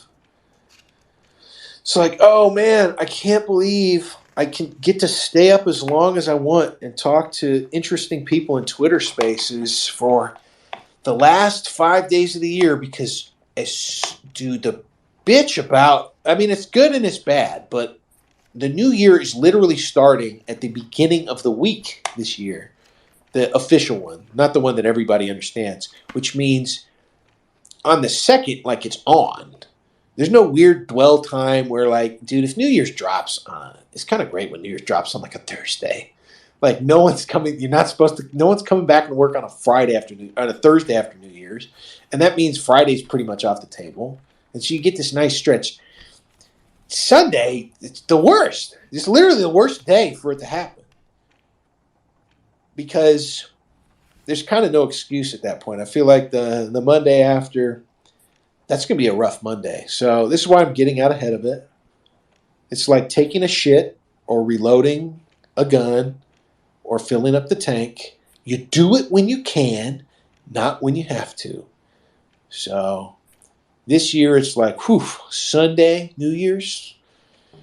I got to take that week stretch between Christmas and New Year's, and I got to use it up. I got to get whatever I got to get out of my system. I got to get it out of my system because when that Tuesday hit or that Monday hits, it's on. So the 2nd, That's exactly the same for me. That's why I've been maximizing my time on Cozy and in the spaces, because I know when it comes Monday, I'm just going to be swamped. It's great, too. Like, like when your dad caught you smoking and he put the whole pack in front of you and you like had to smoke until you puked. That'll keep you from smoking for a while. So me just completely abusing my leisure time is kind of the point of leisure at this point. Like last week I did the real thing. This week I just got to prepare for 2023. Last week was the real vacation. This week it's like, get ready. It's like I started this space. It's like sprinters spend more time down in the blocks waiting for that fucking starting gun to go off, visualizing how they are going to break the ribbon, and they are going to stand on top of the podium because the idea that you will get another shot at an Olympic final makes no sense. Many guys do not. So it's win or die. It's win or die. Even the slug, even the one guy that's not from the Caribbean that somehow made it to the final heat. Like some guy from the Caribbean got caught doping, so there's a non-Caribbean or non-American guy in that final heat. I don't care if it's like the only white, there's some Polish guy there or whatever, some freak. He's there. He's like, when I feel like the hammer is going to drop, I'm going to start. And I'm going to beat everybody. I'm going to use every advantage I have, and I'm going to run through that tape. That's me right now. This is the next 5 days. I'm just waiting. I'm waiting for the capital B in bang, and I'm going to dig in my cleats and haul ass. So, anyway, what's up, Aaron? Welcome to Midnight Mindset, because it's now well past midnight. I've been enjoying Twitter Spaces. I've been relaxing. Awesome. Yeah, I slept from like 6 p.m. yesterday till like 1 in the morning. And so I'm awake now. I'm just going to stay up, I guess. Yeah, I'm too relaxed. That's my problem. I've been relaxing and sleeping too much. And I drank a bunch of hot cocoa. Let's go. But the real stimulus is talking. That's really, it's the thinking. That's the crack, dude. That's like my drug. That's the bender that I go on. And you know what the other thing is? It's the standing streaming for more than a month. And it's standing all the time for more than a month. And then I get in a recliner mode. Dude, if you can stand and do a 7-hour stream, like I stood and did a 5.5-hour stream on the back end of standing for 6.5 hours straight once, like not too long ago. And once you're capable of that, when I'm in a recliner and I'm talking, I could do this for like 38 hours. Chief Trumpster's on notice. No, that's so true. Oh shit. No, What have you been I'm. up to? What's on your mind? I know there's something interesting cooking up in the mind. Yes, I was watching. Man, I don't know if people even remember this, but back in 2020, Keith Woods had a bald head, and he was talking about all kinds of, the political climate at that time, and he was really fishing into the British National Party. Okay, but was it like shaved or was it like bicked? Like shaved with a bick, or was it like just no guard on a buzzer? No, you could tell like there is like a tiny bit of hair, but it just looks bad. I mean, it looks real bad. So I'm glad he's off that era. But when was it? Was 2020 at what point in 2020? Yeah. This is when like he was hanging around with Spencer, and he was on like his network. I forgot what that show was called. The Bald Arc. All right. Well, thumbs up or thumbs down on the content from the Keith Bald Arc. Was it fire? It was good. But you can tell like he's still figuring some stuff out. Like, do we go full on National Front or do we go BNP? What's the path to victory? And so like he's still like not certain about that question at that time. So it's kind of cool. It's like seeing a younger version of yourself in a way. Yeah, I remember Nick Griffin was a mutual of mine for forever on Twitter, which means probably, I don't know, he's probably still around. And I bet that I'm going to look right now because I'm on Twitter, right? It's like I need to learn. He said in the episode that he disavowed Spencer like multiple times, even though they were in contact. So Nick Griffin, yeah, I don't feel so special now. This guy's following the follow ratio. It's not great. Not great. He knows you, though. He knows you. We know this. I just don't remember what it was back in the day. I just remember thinking it was funny. I was like, oh, Nick Griffin. Because I read a great book. Is that guy still? Oh, yeah, he is. All right. No Dice asked me for book recommendations. Here's a good one. Among the Thugs. Among the Thugs. Great book. And Nick Griffin, a young Nick Griffin, makes an appearance. And I was like, Nick Griffin? Like, I remember reading about this guy in his 20s, Among the Thugs was written, I don't know, 80s or something, or at least about the 80s. Great book. But yeah, Nick Griffin makes an appearance. It's kind of like shit is getting weird and real when you're reading about random guys from like 40 years ago in a book about some entirely different topic. And that dude is mutualing you up on Twitter for some reason.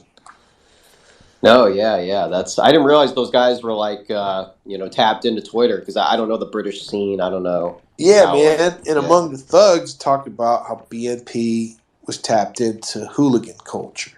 So I don't know what the scoop is. I mean, no. I mean, it's funny. Around the time that book dropped, that was like early '90s. You have that Iron Maiden album, "Fear of the Dark," which has that song about football hooligans. So you can see in the British culture, even in metal bands, the extreme nature is already there, kind of implicitly. Yeah, the media was getting upset with it. This was when Labour was about to take its globalist turn, and so you had to create enemies of the state out of young men who were reacting to Thatcherism. Like you couldn't have that under a Blairite ascendancy. So. They do it to us over here too. They just make you a fucking villain instead of, attempt to understand the cause. So it's like, oh, did we privatize all industry and your jobs just magically disappeared thanks to globalist economics? Like, well, you're about to get DP'd. Labor Party's about to do it to you in the same way, right? Just so happens that the Reagan administration is the beginning of the globalist creep into the Republican Party. And then it's the Clinton administration that seals the deal in the Democrat Party. It's the ascendancy in the former of movement conservatism or fusionism, and in the latter of the Democratic Leadership Council, the DLC. And it's Reagan that gets Thatcher elected, and it's Clinton that gets Blair elected.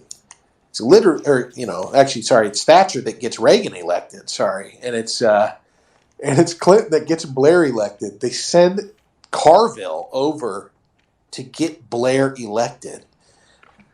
That's going to be so based, dude. When I'm 97 years old and I'm in my fucking wheelchair, and one of you guys comes in and you're like, Wendell, you're like in my ear trumpet. You're like, Wendell, you wouldn't believe what they had me doing at the office today. Do you remember? And it'll be like based British Groyper or something. Like, do you remember Union Jack Groyper from Cozy Chat in 2027? And I'm like, yeah. And you're like, yeah, they're sending me over there to try and make this guy prime minister. And I'm like, oh, well, like I told you, hound those globalists to the end of the earth. What we got to do, the spirit of Erasmus P. Shine Smith. I want you to go over to Malton. Malton is running USAID right now, but he's also secretly running the IMF and the World Bank. And he went and he sent a political operative over to the Erasmus P. Shine Smith collection, some university where he went to school with Seward, Yale or whatever. And they found the double sword. I love that terminology. The Americans didn't even know how to tell each other that these weird-ass Japanese wore a katana and a tanto. And they're like, yeah, he wore the double sword. P. Shine Smith put on the kimono and the woodblock sandals, and he wore the double sword to bring Hamiltonianism to the Japanese. And it's like, Walton's got the katana, but I want you to take the tanto, drive it into the skull of the last globalist in Britain. Don't worry, I'll send Delta Force Groyper with you. He'll pin him down at gunpoint.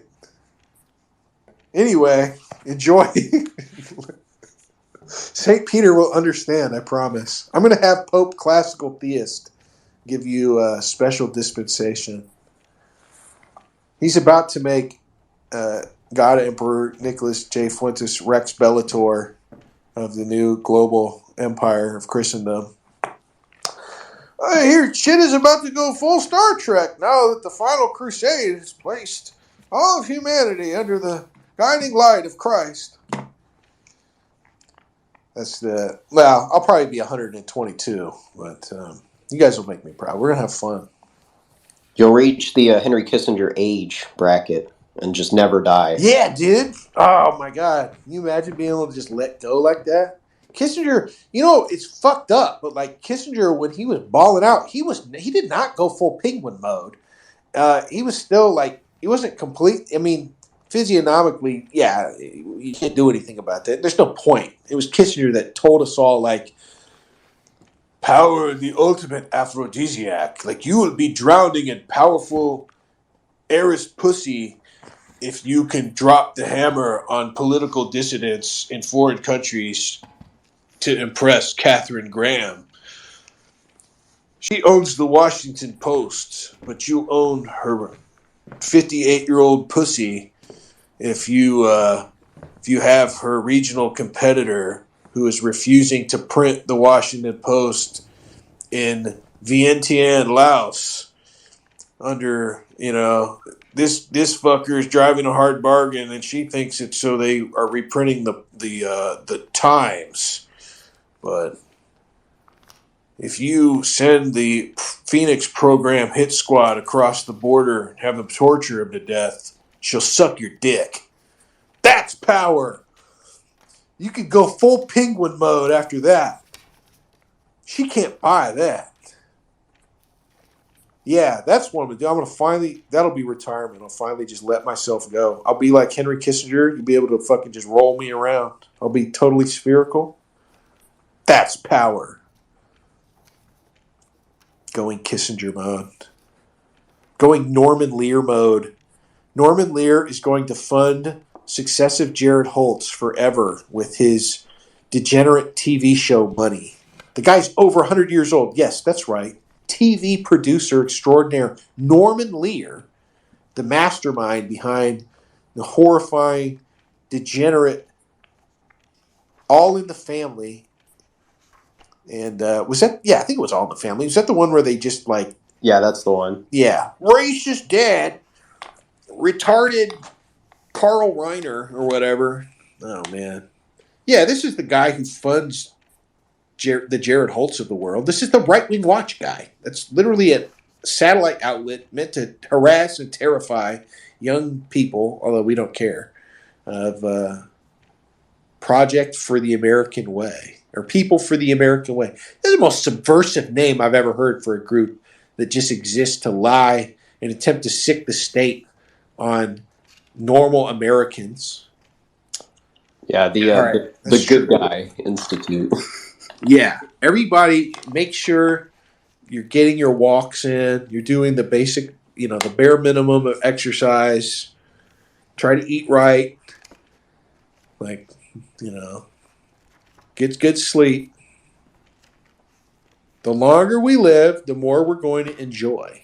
Think about how old Mitch McConnell is, but he's sharp. He's really maybe not even at the peak of his powers or potential yet.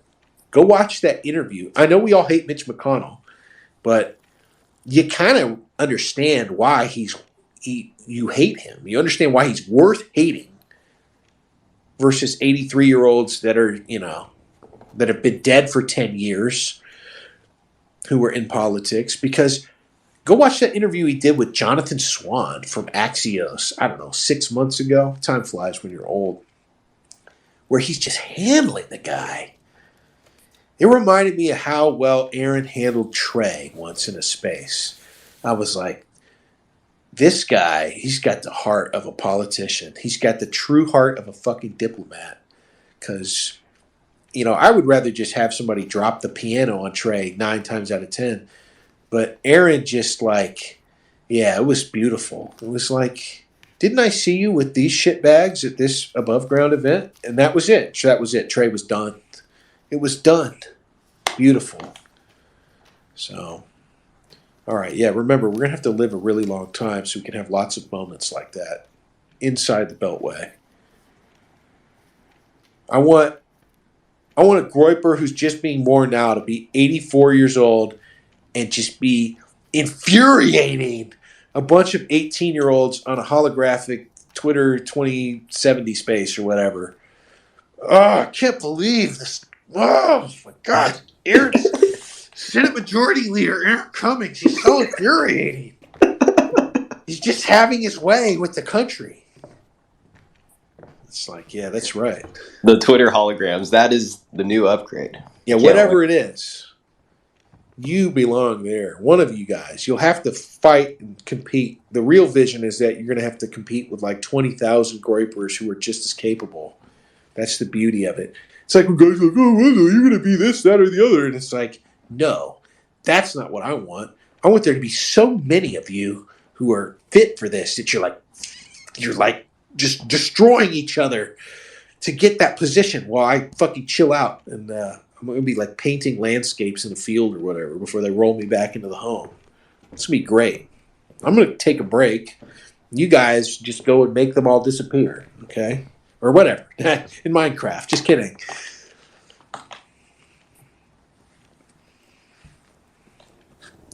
It's funny when guys come in here, like some old dude who was face just came in here and requested, and then at the final end of like the final syllable in Gloyper rolled off of my lips, and that guy bounced, dude. He fucking left the space. All right, I accidentally muted everybody. Okay, anybody can request, anybody can speak. I'm just doing a total stamina space here. Let's fucking go. It's the most wonderful time of the year. I'm not leaving till Wendell leaves. Aaron, did you want to go? You unmuted.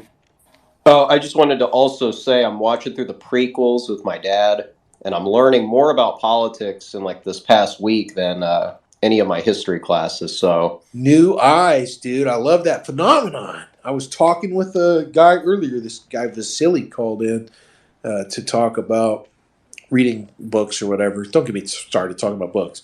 And he was asking if I ever reread stuff, and it's like, man, it's so good to reread it. It's like you didn't. I don't know. It kind of shows you how fucked up reading is, dude. You don't like remember anything from reading.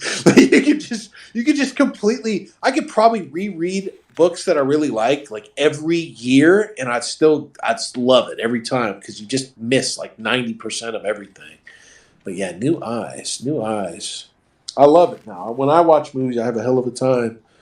I watched the investigation of A Citizen Above Suspicion today. Well, shit, it was yesterday because it's 8 a.m.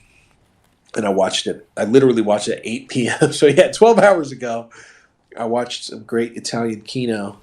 And you guys are lucky if you're young and you're already able to analyze film. That's why Zoomers are going to save us. Like, Zoomers are just the most capable generation. It's not even close. Everybody else is garbage. So I get a real kick out of being able to analyze things inside my own mind. Because the cardinal sin you can commit, yes, even while watching a subbed film, never watch dubs. I waited forever to watch this movie because, I don't know, it's like it just doesn't float up to the streaming services, and then it does, and you're like, okay, I've been wanting to watch this for a long time, but I will never watch a dubbed film. Dubbed films demand so much more of your attention, and they become very difficult to analyze. And the fact that you are watching, a subbed film, the fact that you're watching a film with subtitles means that it's like best of the best, dude. Like, there's that. I'm only watching Kino. I'm only watching legendary content if I'm going to drag myself through reading a movie. But the cardinal sin you can commit is breaking discipline, speaking during a film, and also allowing some other person to gain your attention by looking at you to see what your reaction is. Don't look at them. Do not look at her. She will respect you more if you are totally stolid, and she will learn how to watch a film. Other people will learn. You have to be a role model when you're watching movies. So that's what I was watching. It's great. Like, it's great to just have so much nothing to do, and then you get to like watch movies and do, I don't know, 12-hour Twitter space, whatever. It's a luxury. It's like just eating expensive ham cold because it's left over. It's like, who cares, dude? Like, you got to. I wouldn't even matter if I put this shit in a hot dog bun. I can do whatever I want right now. At the end of the year, I'm not even going to get to be able to do this for another year. You got to flip over the spaghetti where it's blanched on the bottom, and then you got to eat from that bottom of the pot. That's real boomer shit. You have to be so relaxed that other people do not bother you. They will love to bother you when you're busy. So take advantage of not having anything to do. As soon as you have a lot to do, that's when they won't fucking leave you alone. But if you're just focused on doing nothing, you're ignoring other people, but not because you're working, but because you just don't care about anything. You're just doing whatever you feel like. And it's the finer thing. I love it, man. It really is the most wonderful time of the year. That stretch from Halloween to the starting gun to New Year's Day. Love it. It's beautiful. It's the best. I get happier about it the closer it is to not coming back around for another 10 months, which, like, that's how you know it's good. You know, I'm not even sad to see it go. I'm just excited to drop the hammer for 10 months and be back in the weird thrall of, like, enjoying the holidays. Shit gets insane in autumn, but you're really just targeting in on those final 2 weeks when no one is doing anything, so you also don't have to do anything.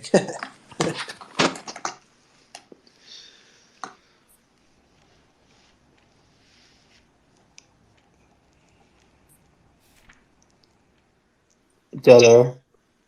Yeah, you guys should come on. Go all right. to entertaining you. Someone call in.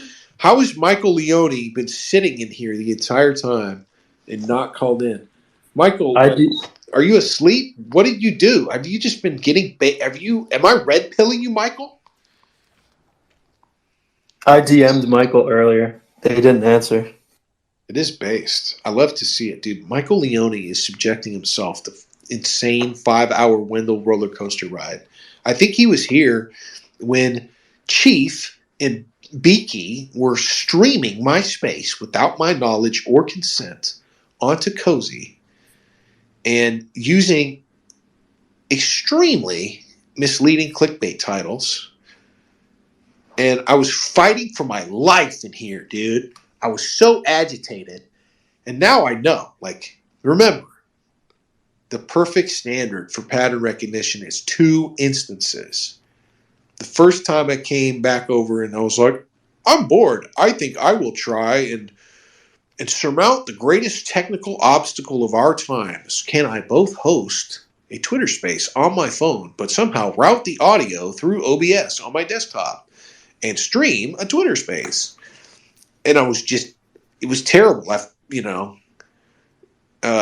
Pause, right? It's whatever. We have to, like, whenever we talk about like Jewish cultural things, I have to like be like, okay, I disavow. But it's like I was Samson up against these Philistines with the jawbone of an ass. Like, Twitter is just all about fighting for your life at all times. But,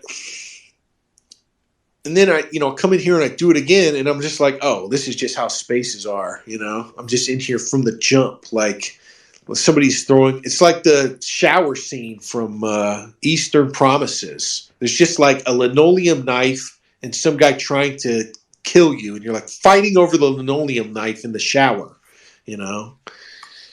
I'm Viggo Mortensen, so I win. The other guy, no one knows who he is, right? So he has to die. But I still have to beat him, and like I have to take a couple cuts, but I have to kill a guy with a fucking linoleum knife like every time. And I'm just like settling in, like, okay, this is how spaces are going to be. And then I start going over and gaming the system and looking at the chat over on Cozy. And that makes it way worse. It goes nuclear. And then I finally, for some reason, see the titles. It's like I was so chat focused. I don't even pay attention to streaming titles. And then I see the titles and I'm like, this is offensive, And Beardson came in here and it was like, spaces are not content. They don't belong in Cozy. And me and Bookhead are just like, go off, King. Like, yes, yes, yes. You can't say anything better than Beardson. Matter of fact, he's saying things that you didn't even know people could say, but they're just right. And you're like, okay, yes, yes. This is articulating the problem. He just doesn't miss, dude. He's in the no-miss zone. He's the old legend. And then I'm like, all right, I'm laying down the marker. Like, I will not stream a Twitter space on Cozy in 2023. Beardson is right. Beardson is correct. This is not Cozy grade content. This is a crutch, but not for me. And I'm like, oh yeah, there's 2 people in here streaming my space. And then I looked at the titles, and they were exploitative, and they were misleading, they were clickbait. There were 470 people watching on Cozy, and there were like 190, 180, I don't know, whatever. There's a lot. There's 3 times at least as many people as are in here now. And I just fucking threw them out. I told them why. I threw them out. And all of a sudden, we all had a good time. People were asking about things that I want to talk about. We're talking about books that we enjoy. There's no screaming. No one is tone policing me. Beardson is not coming in, delivering. Like, Beardson is not pulling a John the Baptist and coming in and just like, it's like Matthew 3, just going Matthew 3 mode John the Baptist on any and everybody. And it's like, oh, the second instance forms the pattern. It's streaming the spaces. It's content mixing. That's creating the chaos, dude. That's the issue. That was the problem. Beardson was so right. And Beardson would be bored out of his mind if he heard me trying to explain this. But that's how right the guy was. This is why we listen to Beardson. Like Malton said once, trust all yellow names. I would probably have some provisos in there. There are a lot of yellow names. I don't want to, no brother wars or anything. You know, I don't see. This is the problem too. Is where I got to learn how to be more political. Aaron is shaking his head right now. He's like, rookie fucking mistake from Wendell. He created more questions with that statement than delivered answers. Never do it. So I'm like, damn. Now everybody's going to be wondering. I'm going to have to deal with it at some point in 2023. I don't care. I don't care. It's the end of the year. So anyway, that's what you missed, Aaron. All right. I mean, a typical Wendell brawl space, but then Wendell discovering. And people get on me like, why do you refer to yourself in third person? It's not my name. I say it so I don't ever say my fucking name. No one would understand it. They'd be like, it'd be like, it's like in the stupid rom-coms where the woman or the guy gets found out because he says the wrong name while being a fake cell, engaged in fake cell activities. So I do it to remind myself that I am now constrained for the time being until someone saves me, like delivers me from this nightmare by fucking doxing me. On one hand, I hate to feel like somebody is like they're sitting on my docs. I don't know that it would be particularly hard. I don't care. But they're like, can't wait to play this card. Can't wait to hold this over this guy for the rest of his life. And I'm like, it's meaningless. It doesn't actually mean anything. So anyway, that's the deep lore and why I refer to myself in the third person. I'm not having a Don King moment. It's just like, it's just like the reason. But yeah, that's what you missed. But now I've discovered why. The streaming the spaces, that's the problem. And I can just throw people out. So if I simply check the Cozy homepage at some frequent interval, no one is streaming my space. Just the way I intended it to be. Well, Mia was saying that the spaces, there's something to them when they're not being streamed. They get these conversations going off the ground. No, what I was saying when I was affirming what Brittany was getting at was not that she was going to use you for content or that it would work. Because let's be honest, that was better content. It was way better content. I just gave the numbers. There's 700 people fucking with this space. That's great content. Beaky probably made a couple hundred, but I shudder to think whatever she raked in off of that. I hope it goes, to her maternal obligations and not to, other technologies or something. So it was better content, but I want to do what I want. I would be in here ranting to a brick wall.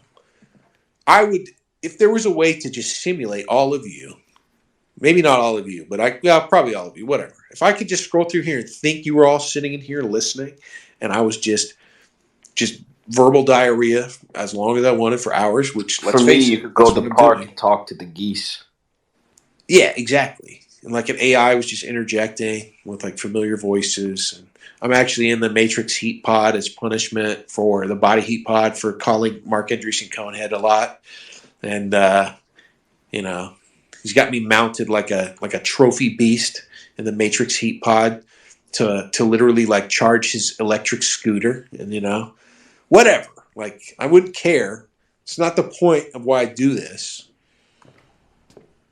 It's not that I'm resisting making good content. It's like, I want to do what I want. Sometimes. No mindset. Well, there's no way I missed much between the midnight and 8 a.m. So this is good. No way. This was a good space. Did I start it at midnight? I must have. Midnight mindset. Dude, I was telling these guys that it's the standing desk thing. Like I can stream unlimited amounts. I can stand and work for unlimited amounts. I did try watching a movie standing up. You're more powerful now. You can stand. It's because I don't have shit to do for like 2 weeks. I mean, this is very carefully by design. This is the best part of the year. It's the end of the year, and so I'm just chilling. I'm in a recliner for once for hours, And it's like, if I could stream for 5.5 hours of Telegram call-ins standing up, I can do anything in a recliner now. I can do anything. You could beat Chief Trumpster's record and go for the 155-hour stream in the recliner. If you could stand for 5, go for 100. Yeah, when I was talking to Beardson about, like, have you heard of, like, standing up instead of sitting down? You know, it's like how stupid talking about a standing desk or whatever sound. I was like, yeah, I'm liking it. It's great. I was extolling the virtues. And then Beardson was like, can't do a 55-hour stream standing up, because he was on like hour 40 of the 55-hour stream. And I tuned in, I don't know, 15 hours later, or probably 10 hours later, like, I wonder what Beardson's up to on his 55-hour stream. And there was nothing. It was just a crackling fireplace video and total silence. Like 180 people watching. So, you know, that's where it leads. That's where it leads. Something so unoptical that you're not even looking at the carefully curated Beardson streaming set at Beardson headquarters studios, but instead you're being forced to look at a video screen. So 55 hours of streaming, even for a seasoned vet, a true pro, a trailblazer, it's not pretty. But I will do whatever. Can it be really 8 hours? I guess I could look at my profile and see when the space started. We're gonna do a little reconstruction. I went to bed early hours? last night. I went to bed early last night, and I was like, "Oh, fall asleep to Wendell. This will be nice." Wait, this is fucked up. Man. Wake up. This is so fucked up. It's all the standing. It's all the standing. I'm not. Are you standing up right now? No. That's what's going on. Like, I don't even have my I don't have my battle station or anything, and I can't stream from a phone anyway. But I don't have my desktop or anything. I can't do desktop activities, but I can sit in a recliner, and that's like energizing now. Boomer power. You're so exhausted. You learn how to be, I don't know, stronger than ever if you're just adding 8 hours of standing to however you normally stand. You're just replacing almost all the sitting you do in a normal day with standing. And you become so powerful that sitting down becomes a stimulant. Incredible. 2023, I'm going to have to knock it out of the park, you know? I'm going to have to do it. New boundaries. Well, I'm starting 2023 with Ralphomania, so it can only go like down from there. But are you attending Ralphomania, or are you competing in Ralphomania? I'm going, and I'm going to be chucking beers. No, I'm just kidding. No. Checking right hook. I'm not competing. I just want to go. You're not going off the top rope at Ralphomania. I had to be sure. Jumping on a Chagget. Let's go. Just go up and start yelling at Chagget. Like, what's the public humiliation? Like, you could go up and scream in his face or something. I'm like, I'm not doing that. You're not doing the Star Spangled Banner duet with Ali Jamal? That's not Oh, God. At the American Legion in Woodbury. Let's go. Man. No, we already won. The year's wrapped up. That's how you start the year off, though. You get Ralph with the cowboy hat, the big shirt that says Fed right across it. Good evening, motherfuckers! Like, let's go! Vince McMahon, bankrupt, retired. It's a new way. There's no better way. I talked with Beardson a little bit about the crossover between pro wrestling and politics. It is like the most inherently political sport. Maybe, I don't know, pro football is close in that you see major figures just go back and forth between the world of politics and that world of, I don't know, it's beyond sport. It's like entertainment. But you don't see it very much with other sports. I mean, you had Bill Bradley from the NBA. And I'm sure there's probably some baseball players. I don't know who, though. George W. chucking that first pitch. No, see, see, you couldn't even come up with it. But when we get to football, there's a bunch of them. There's that Steve Larry or whatever guy. I can't remember his last name from Washington. He turned it like being a wide receiver into a congressman. There is Joe Biden played Herschel high school Walker. baseball, I mean, we don't and have he to never look took very steroids. far. There was that one congressman from, I can't remember, somewhere in the South that had a whole grip of kids. He had like 12 kids. One of those dudes that went far in D1 and then never could cut it in the NFL. I can't remember his name. Heath something maybe. No, it's all over the place. But pro wrestling takes the cake.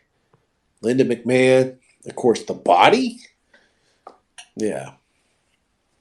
The Rock is even, he talks all the time about making a run for it. I don't know. He probably will. The guy doesn't really seem like he knows anything useful. It doesn't mean he's stupid. But some dudes are so capable that they just get way out over their skis. But you never know. We'll see. Also, it would be fun to have The Rock run for president and then just have somebody just endlessly fucking skewer him about his steroid abuse. That would be cat, dude. Natty or not, more plates, more No. eggs. Just go out there. Like, there's no way he's ever been natty. And so, not now, dude. The Rock, he looks ridiculous. So you could just state it as fact and just destroy him. You'd be like, how can you run for president? How many thousands of dollars do you spend? Now that the Liver King thing came out, and normies like me are like $12,000 a month of steroids? like you could just drop some number on him. Be like, what's the over-under, Rock? Like, are you at like 10 or 15K a month on roids? Like, how can you run? Those are all illegal. Like, you're an illegal drug abuser.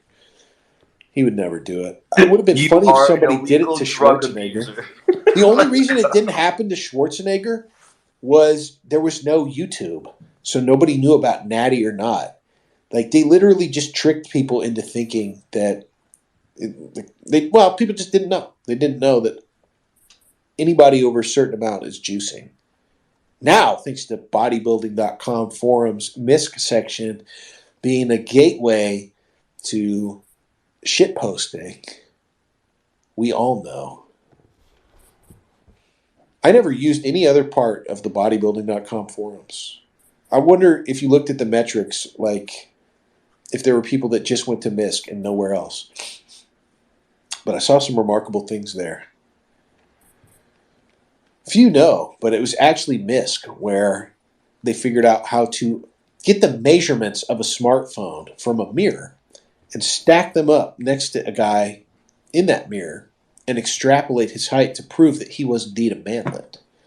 Like, that is where all the manlet discourse actually comes from. Yeah, it came from the bodybuilding.com miscellaneous forums where anything went. And it was because manlets were the terror of the bodybuilding.com forums. Manlets are the terror of bodybuilding because they know all bodybuilders are vain and narcissistic because they're disciplined in that sense. And they know how to take pictures without things next to them will give you a frame or point of reference for how big they are. Because manlets look incredible, dude. And then those pictures came out of like Liver King that weren't from his Instagram where he's like standing next to a normal person. Like, this guy is 4'9". He's taking $12,000 of steroids a month. He's 4'9". He's lifting. He's pumping a lot of iron. Steroids don't turn you into a muscle-bound beast. You do have to get jacked, and it's a whole different discipline. You're just eating years of your life to get ripped. You're basically just erasing any possibility of a future over like 55. You're done. Bodybuilders in the juice era, they don't continue. Like, I don't know. It's just Russian roulette after you're 50. They fear the 5'4" Goebbels. They can't handle it. Yeah, but you can't. Bodybuilding is just about aesthetics. It's just about aesthetics. You talk about like people, you want to understand human anatomy? Just be a bodybuilder. Those guys will tell you what a fucking serratus is and shit like that. There's muscles that, like, Asian girls in pre-med have forgotten by the like immediately when the final is over, they don't remember anymore. That like bodybuilders will fucking spend inordinate amounts of time. They'll be like, no, see, the head of the serratus is what I need to hit with the reverse sideways preacher curl. And then there's some guy on YouTube, he's like, no, look, I got a PhD just to get more jacked. This study from Harvard Med shows that if you overextend while attempting to hit the head of the serratus with the reverse dumbbell curl, you will potentially incur severe nerve damage, but you may win your next bodybuilding meet. And they're like, that's great. If there was like an opportunity for me to win a regional bodybuilding competition but die the next day if I took this shot, like I would do it 100% of the time. Like we would all do that. 100% of us would allow a stranger to murder us in return for him declaring us the winner of the Mr. Olympia competition for just 10 seconds and taking a photo of us with the belt and me being engraved onto the trophy base. And then I would allow him to shoot me in the head with a .44 Magnum. It's Like, a pretty great trophy. Yeah, so manlets ruin that. They ruin it because they're crafty. A manlet is a much harder and more disciplined person than any non-manlet bodybuilder, because a manlet is a bodybuilder, and as a high manlets aren't bodybuilders because manlets look more jacked. Manlets are bodybuilders because what a fucking terrible name to call somebody who had no control over how tall they were. Like, that's where the term came from. Only a bodybuilder would reserve that amount of hatred for a person who no one has control over how tall they are. What an evil thing to mock a person for. But because man is fallen and we've strayed from God, people who are not as tall as other people, they have to become something greater. They have great pressure. There's a higher propensity for guys who just aren't as tall as other people to go on and do great things, to become the great men of history. So they're fearsome bodybuilders for two reasons. They're already more motivated than anyone. People who are not as tall as other people, who are men, women, they don't matter. First of all, they don't matter. And second of all, like that's how you understand the dichotomy between the male and female experience. Like anything that's a benefit for a man is not a benefit for a woman, and vice versa. But they terrorize the bodybuilding community. So that's where all the manlet discourse comes from.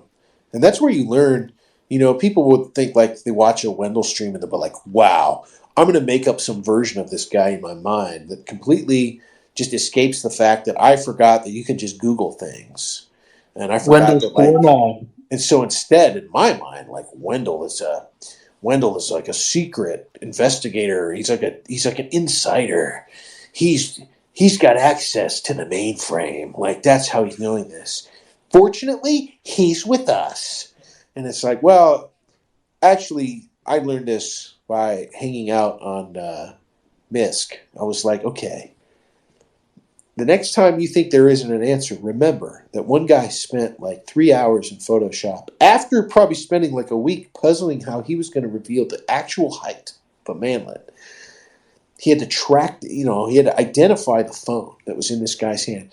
People think it's impressive, but, we have triangulated the actual launch site of the Russian missile from a tree that was in the background. There's a certain type of sign. And it's like, first of all, you're lying. You're probably just a cutout for the Defense Intelligence Agency. Or, they're just passing along information to you. Somebody literally just dropped a DM to you, and you don't care that it's from a operative, at the National Geospatial Intelligence Agency, whose job it is to just, cheap dip and pretend that privileged state information is more useful through channels that make people believe that it's actually coming from a normal person. Like, first of all, there's that. Second of all, like even the godfather of photographic interpretation, Dino Brugioni, that's a real guy's name, and he's really like a foundational genius, an incredible person. and really a lesson about how the state will just kind of abuse wholesome geniuses. And they'll just say, like, I'll give you whatever you want. You can live the dream. And Dino Brugioni, you think like, okay, photographic interpretation, when you listen to Dino Brugioni, that's D-I-N-O, first name Dino, last name B-R-U-G-I-O-N-I. You think like, oh, well, I saw an interview with Dino Brugioni, and one of the ways he talks about his hermeneutics or his methodology is like, oh, I remember my first big coup in photographic interpretation. It's when I discovered that strange things were afoot in a Cuban cattle field, and I'm like, hey, this is probably where the Soviets are intending to place those missiles. Why would you have this where cattle are supposed to be? Something's not right. And you're like, hey, I probably could have spotted that. Oh, Steph Curry 6'3", I could have been an NBA player, right? That could have been me. Shit. Man, he made how much? Shit, I should have played more basketball. That's how easy it is. And then you read his book, and there's a picture of a dude standing in a plaza somewhere. It's a picture somebody took of another person. And Dino Brugioni shows the math. He literally walks you through how he could look at that and tell you where that picture was taken, what year, what day, what time, like lat long in Europe, based on the shadow the dude is casting. And so Dino Brugioni, I don't know when he died, if he's still alive, whatever. His real spirit did not live on at the National Geospatial Intelligence Agency. There's just one Dino Brugioni, and you can't create a bunch of them. There will never be another. But if there was, it was that guy that figured out how tall a manlet was in the floor-length mirror on bodybuilding's MISC forums like 15 years ago. Well, it probably wasn't that because it was a smartphone era. So it was clearly post-iPhone. So it was probably more like 2011 or something. He figured out the dimensions of like some random fucking Android phone and measured it and stacked them up in Photoshop next to the guy's body and proved this dude was a manlet. And therefore not as impressive.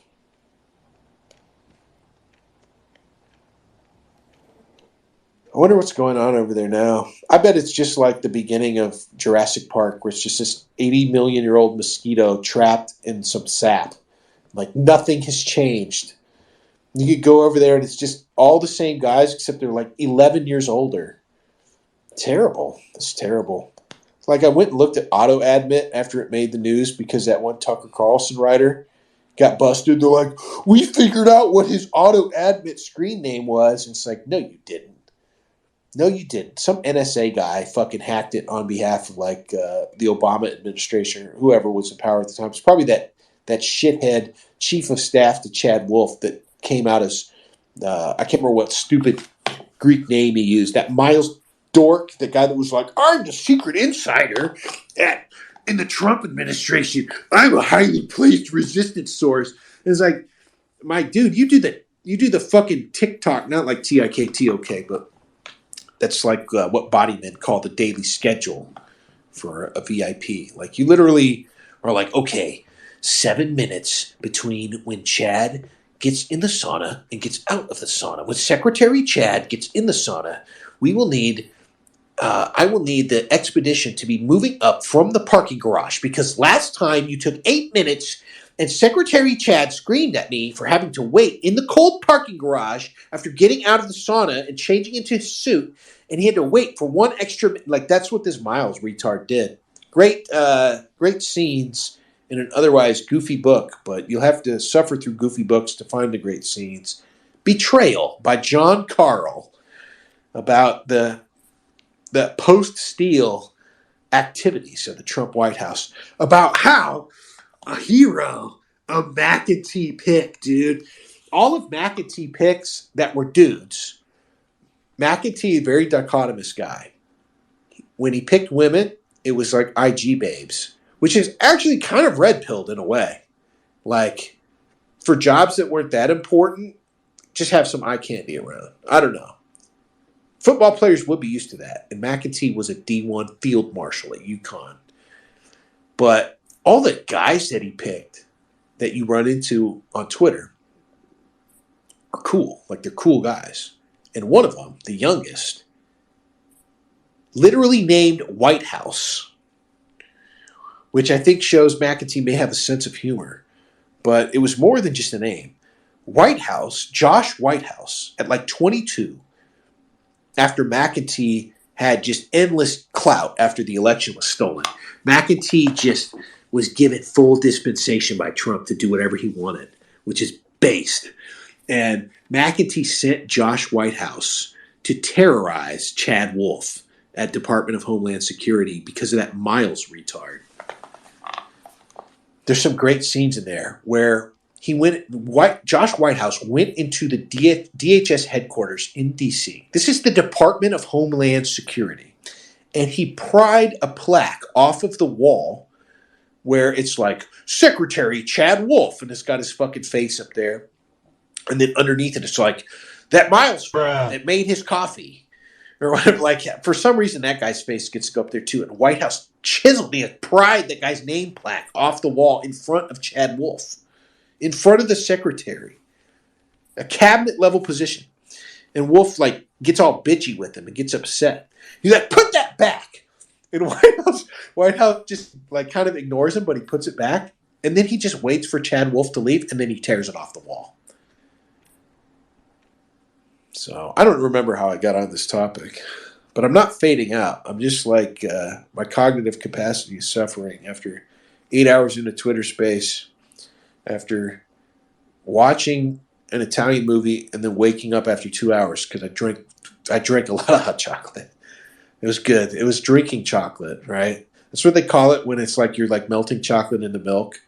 It's how debased we've become. Like, hot chocolate is actually just some powdered garbage that people pour into water. But the final 2 weeks of the year, you don't ask how much things cost. You indulge yourself. I would never pay for drinking chocolate. You will fucking shake in fear at the things that these foul beasts will buy. You don't want to know how much they cost. That shit that comes in like a big ass tin that has a popcorn in it, it could be cheap. None of it's actually ever going to be cheap.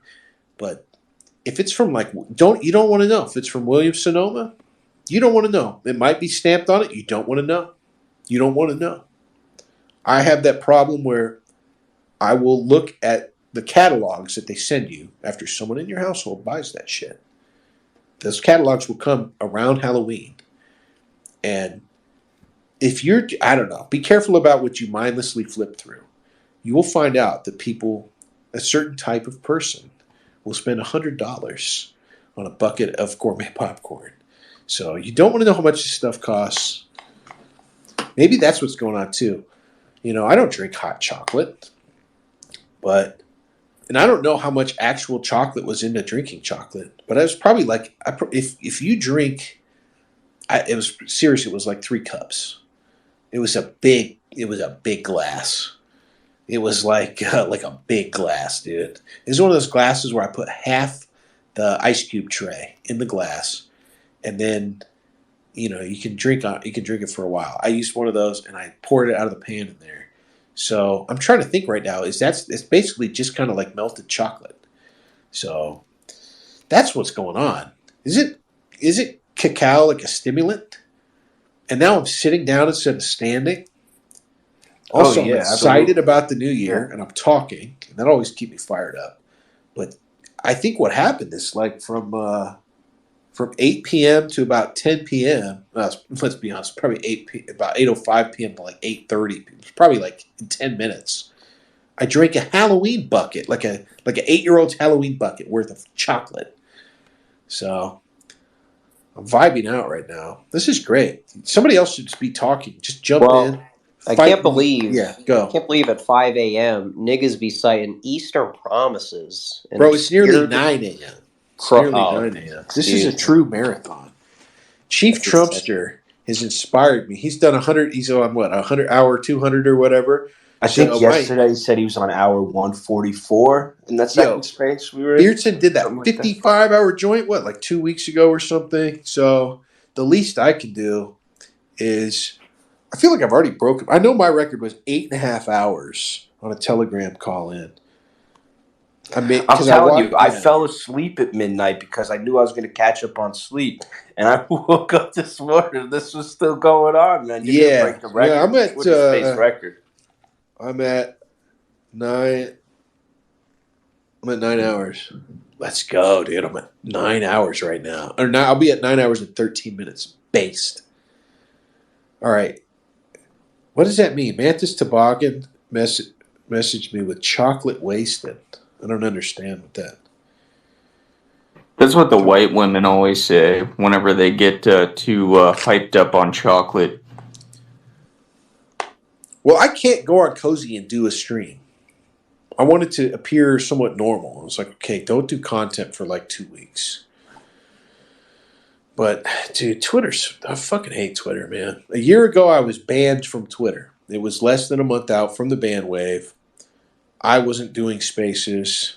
Obviously, I was huddled in the sewer system with Bookcat and other old book club members. The sewer system with an AK-47 and like a dingy drug rug for warmth, and that sewer system, Gab Chat. You guys think you know what Gab Chat was? You don't. It was the separate one. It was the separate one that you had to fucking log into with like a hatch key or some shit every time. You did no pictures. You couldn't post hyperlinks. We were in the gutter. So this year I'm living high off the hog, you know. This is fantastic. Last year we were like scheming and coordinating in the world's worst chat interface. And this year, I'm chilling. What a year. What a fantastic year. See, Jefferson Lee is in here. Let's go. I've been wanting to watch more Jefferson Lee content after I figured out you have to watch it on Tyler Hamilton's channel. So, YouTube search engine optimization. I finally cracked the code. So, I'm looking forward to watching. Maybe, I want to do that instead of go to sleep at some point today. Tyler Hamilton binge? Well, the Jefferson Lee show on Tyler Hamilton's channel. So maybe Jefferson can explain to us. We'll demand, like, where's your channel? Maybe he was banned. Maybe this is like an end run or something.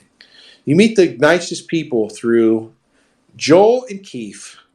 So the fired Radix team. That's where all the talent comes from.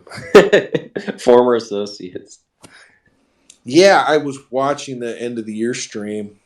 Guys were messaging me. They're like, people just talked about you on this stream. So I went and watched it at like double speed, even though it was still live. And it was crazy, dude. It was like, he's going to tap in to talk. It was like perfect serendipity. I swear, their live stream ended right as I caught up with it at double speed.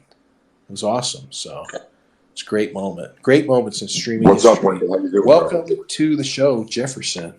Well, I appreciate you for putting the good word out there, bro. Yeah, I got banned a few years ago off YouTube, dude. And I was having some health problems. I took some time off, and then Tyler asked us to come back, and so we're on his channel. It's pretty straightforward. Is this TFP? Let's go. Yo, this is nigga Jefferson. Let's go. Is that TFP? What is TFP? Can someone explain this to me? The Federalist Press? No. I don't know what the fuck This that sounds exactly like him. Okay, I don't know. The voices are kind of similar. I'm not okay. I believed for like longer than I like to admit it. So it's probably like 2 straight months that Fisher King 64 and that guy that used to go by Astrocos but has changed his name a bunch of times because Bookcat tortures him on here were the same guy using different phones. So I don't know if they're identical twins or what, but I finally heard them speaking together in the same space, and they still sounded like the same guy on 2 different phones. So I don't know what the deal is there, but yeah, be careful with assuming people are saying. Yeah, some of us JL, do voice say my doppelgangers family out are there. radical Muslims, bro. Say it just like that. My family of radical Muslims, bro. Does that work? Yeah, that's him. Oh, okay. No, Got it, bro. That's Got pretty it. good. It's got to People be will him. send you, and Jefferson, you probably had some experience with this. Dudes will just send you weird shit in the chat, or they'll find you somehow, and they'll like send you links. And I went and clicked on a link once a guy sent me, and I heard a guy that sounded just like me talking about, like, I don't know, World War II planes on BitChute. So, dude, there was one time this is like years ago, back when like JF Gary Epi was doing those big streams. I went on his show talking about like why we shouldn't go to war with Iran, and some Persian dude made some like compilation of me talking about it with like Iranian flags and like Persian music and shit and all this like Allah Akbar stuff, and I was like, dude, this is too much, bro. Like I don't know, this is just people send you crazy shit, dude. You go out there, you get bizarre links, bro. You made it. Yeah, before I was even making content, I book posted it was a really good book. It's called Saddam's War of Words. I was just, I don't know, Saddam maxing. And it was a fantastic book, but it opened with like an arch quote, I think from Churchill or some bomb from around the time they drew the lines out of the Ottoman Empire. And it was like, Iraq is just an oil well connected. There's like 3 oil wells connecting like 4 tribes or something. The British just drew, that's like the border, some joke about it. And I just posted it thinking it was funny. And a bunch of Biafran nationalists descended on me on Twitter. I don't know how they found it. And I discovered Biafran nationalism. Like Biafrans are fucking steamed that they got annexed into the Nigerian state in like 1960 whatever, and they hate Nigerians, and they call Nigeria area, dude, with the hard R. I'm only saying it because they said it. I have some cover here. I would never, in any other case, say that word. And once I realized that was like the key word, because it's fun to find like bizarre intra-racial slurs and like intra-racial slurs, like internal slurs, like how American blacks call fob Africans akata, or no, African booty scratchers. They call them booty scratchers, and then vice versa. The other guys call them akatas. They call like black Americans akatas, or the Somalis up in Minnesota call black American dudes Jewry, and they're like, a lot of them are alt-right. And they hate black guys because they catch Islam in prison. And the way that Somali Muslims up there bait black dudes in prison into joining is they show them pictures of their unmarried sisters and shit. And so Jewry shows up to marry their celly's sister. And their sister likes that because their family hates this guy. And it just creates huge problems, right? So you find all these great, like slurs are fantastic. There's all kinds of slurs out there you never even heard of before. But in that area, I was like, what? These guys are off the goop. And they were remonstrating with President Trump at the time. They were like caps locking at his official account. President Trump, I demand you. They thought if they could just boost President Trump on social media, they must have paid attention to meme magic. They're like, if we could just reach him, he will free the Biafran state from the terrible grip of the Muslim leader of Nigeria, Muhammadu Buhari, who, all Biafrans hate Muhammadu Buhari. So yeah, people will send you the weirdest stuff. They'll fixate on your content. It's like Bart and the death of the author. You don't have any control over people, what you do with it, and what are you going to do? Like, go after your clippers? They literally hold all your blackmail. They hold every time I've said a racial slur. Hundreds of hours of racial slurs. They've probably pieced together my real identity. Just let them roll with it,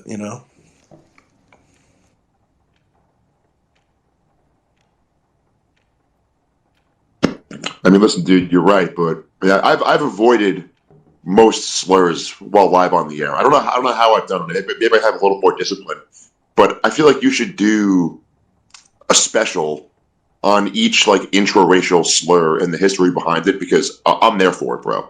I'm impressed with the blood feud amongst within the Nigerian nation here. Like, how many more? I mean, we all know. Like, I live in New York. You see, like, African immigrants. They hate African Americans, but it's weird because like their children will assimilate with African Americans within one generation, typically. Or like Caribbeans hate American blacks. But I wonder what the specific slurs they have that they throw around at them are. Now I feel like I have to investigate this. Is there like a Caribbean Twitter? Or like a Nigerian Twitter? I need to know. Oh yeah. The key is just finding their weird language. Like I found out about the feud between Nigerians? Yeah, Nigerians and Ghanaians in Houston. Everybody is in fucking Houston, man. I don't know what the deal is. Houston's like this giant dumping ground for all the ethnicities of the world that love to live in like stinking pits on the water or something. So the Ghanaians and the Nigerians are both in Houston, and they feud over a type of rice called jollof. It's like the national dish of both these countries. And they engage in like weird, verbal jousting. It's like battle rapping or something about whose jollof is better. And you find all kinds of bizarre stuff, like Houston-based female rapper rapping about how Ghanaian pussy or whatever is superior to Nigerian pussy. Like, I don't know. Is that true? I don't know. I'm a fake. I can't go fake so. I have to.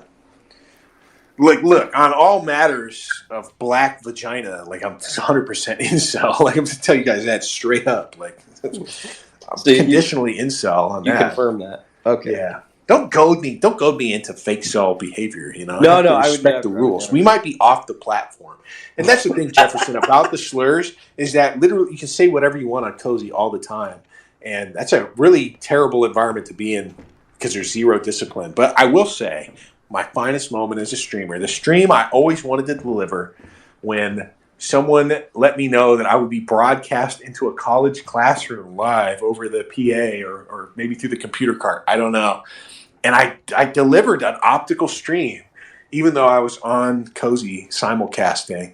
So, like all men of the right, I need discipline to be free. I need rules and structure and order.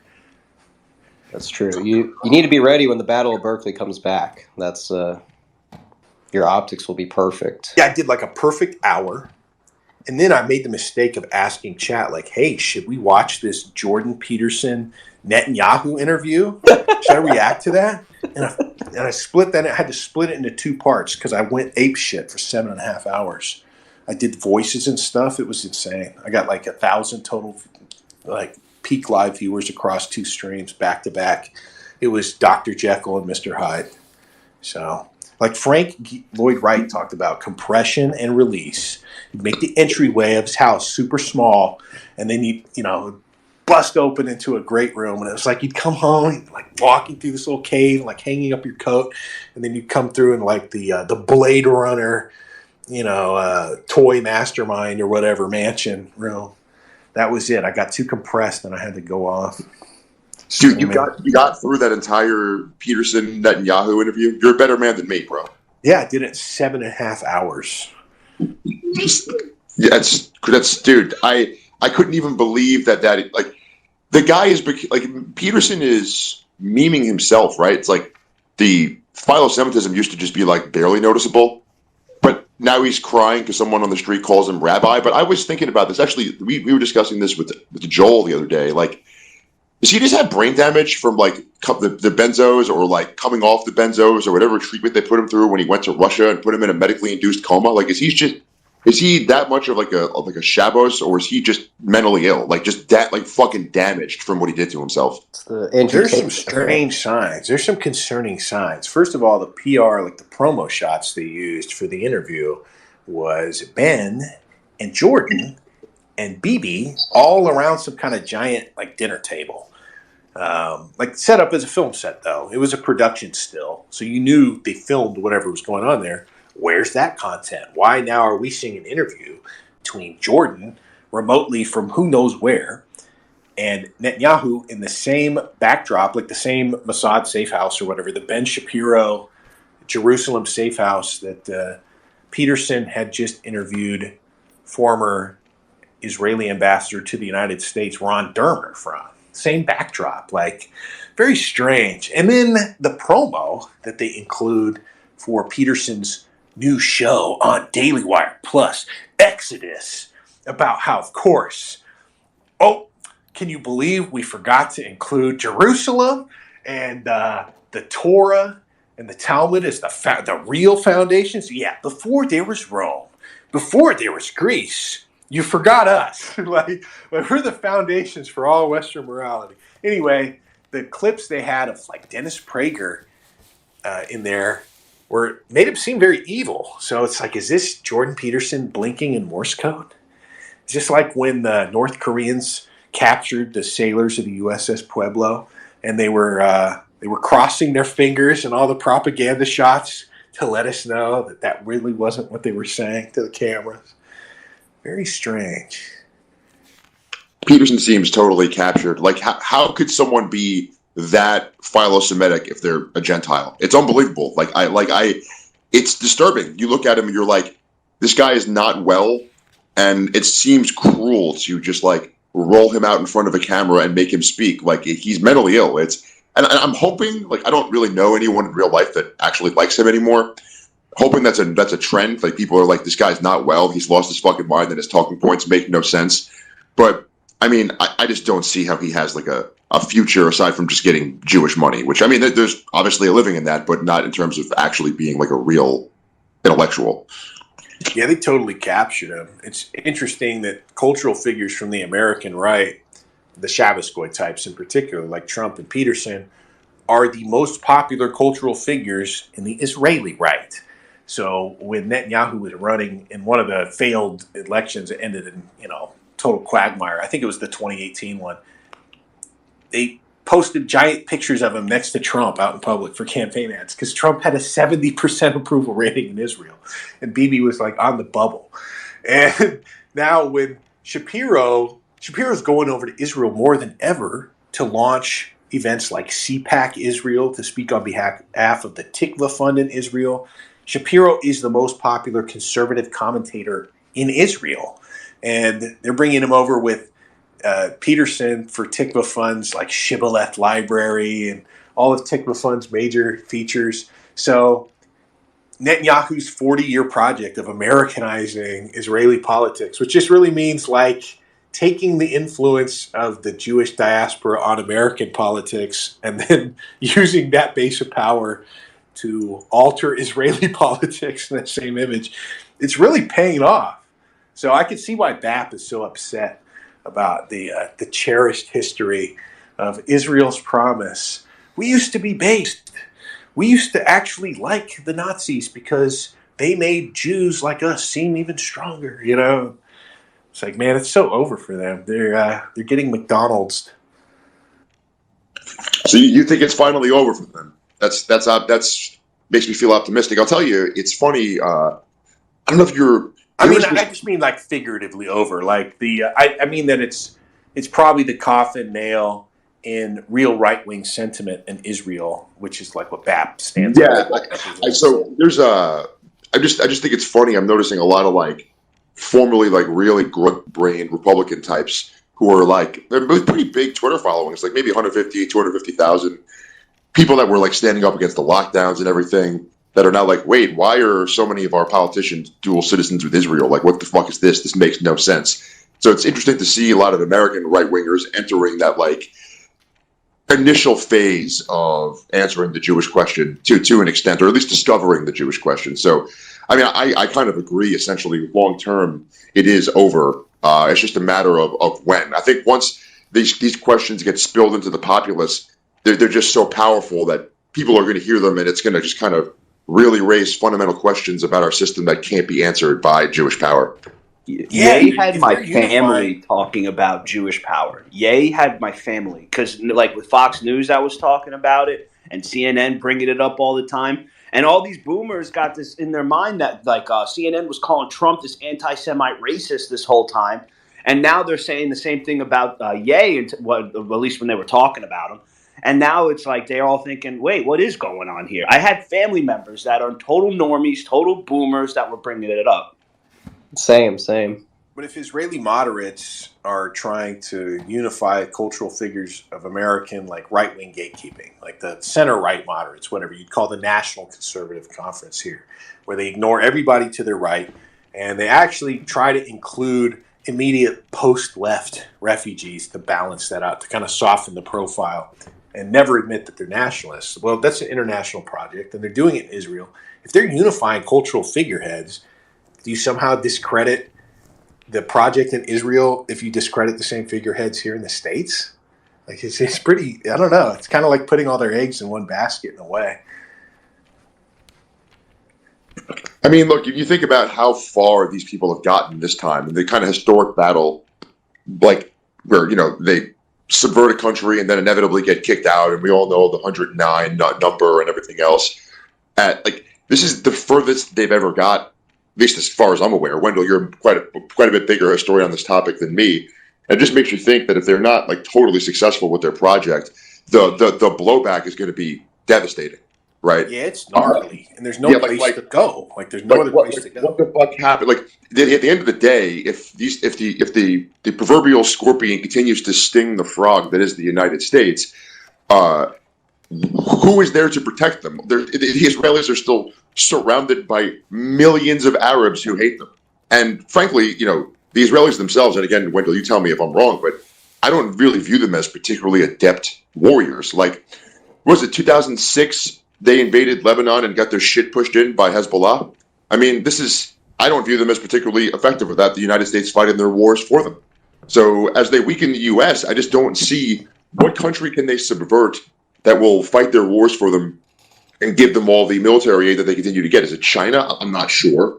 Is it Russia? Probably not. Russia's in a lot of trouble right now. So as the U.S. sinks, where does Israel and kind of international Jewry go? I think they're in deep shit, dude. Yeah, it's a weird position.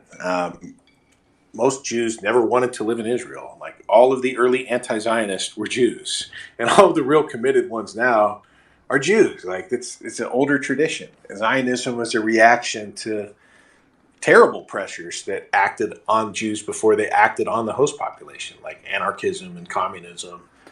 So, I mean, the cart followed the horse. It was literally a reaction to Jewish political behavior due to their emancipation and their entering of emancipated host countries en masse, whether it was Germany or flooding into the United States from Germany in the same period, like within a decade. And then you had the Kishinev pogrom, moved the Eastern European Jews from the Pale of Settlement to New York. Well, they claim it was the Kishinev pogrom, but something created that mass exodus. None of these people get along.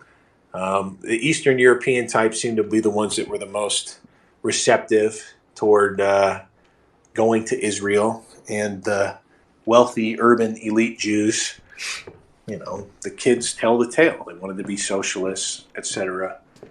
So that's like a continuing tradition. And you can't look at 20% of American Jewry voting for Republicans without screening the fact that that number is only going to continue to increase due to the birth rates of the Orthodox. These are radically different people. When we talk to Jews in spaces, they don't talk about left versus right-wing Jews. They talk about secular versus observant Jews. So it's totally religious to them. It's like when you talk to Muslims about politics, they're like, it's just Islam, right? Or you talk to Christian nationalists that are like, yeah, it's bigger than politics. It's about Christianity. This is the codex. So, yeah, they have weird issues there. They don't want to live in Israel. Nobody wants to go and live in, half of them don't want to live in Israel at all. And where are you going to move to? You can't go to China and pull the same old trick of like, they don't look alike. You can't pull it off over there. I guess the strength is that there's only, 7 or 8 million in the United States. Like, they could probably flood to Argentina or something, but it would be a disaster. It's too much at once. Even attempting to transmigrate to Israel is untenable unless it's over a long enough timeline. There's nowhere else to go. That's the whole point of the New World. It's the last place to get settled. That's why it's happening here last. So, Wendell, would you say that the general kind of momentum amongst Jewish civilization, for lack of a better term, is trending more towards atheistic as opposed to Orthodox or religious? Or are you saying that Jews are becoming more religious as a result of current trends? The Orthodox, who of course would just refer to themselves as observant Jews, which is kind of narcissistic, but I can respect the zeal. They call the outmarriage and miscegenation of Reformed Jews, who in their codex are secular, but I don't know, it's a mix. They have their own observation. It's like 70% outmarriage and miscegenation. They call that the silent Holocaust. So if Judaism is genetic, and it is, it shows up, Ben Shapiro flaunting the 99.9% Ashkenazim 23andMe test. It's distinctive. The Orthodox maintain their bloodlines to the point that they have maple syrup urine disease. So there's a level of consanguinity there that's on par with other populations that have, I think it's called founders syndromes. It means there's just high enough rates of interbreeding.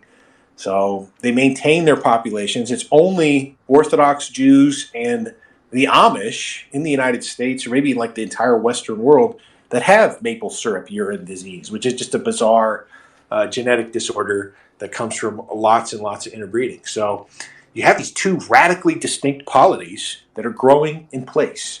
Well, one is not really growing. Reformed Jews have rates of birth rates that are well below replacement. They're marrying out 70%. The Orthodox are largely, as far as we can tell, maintaining their bloodlines and having massive families.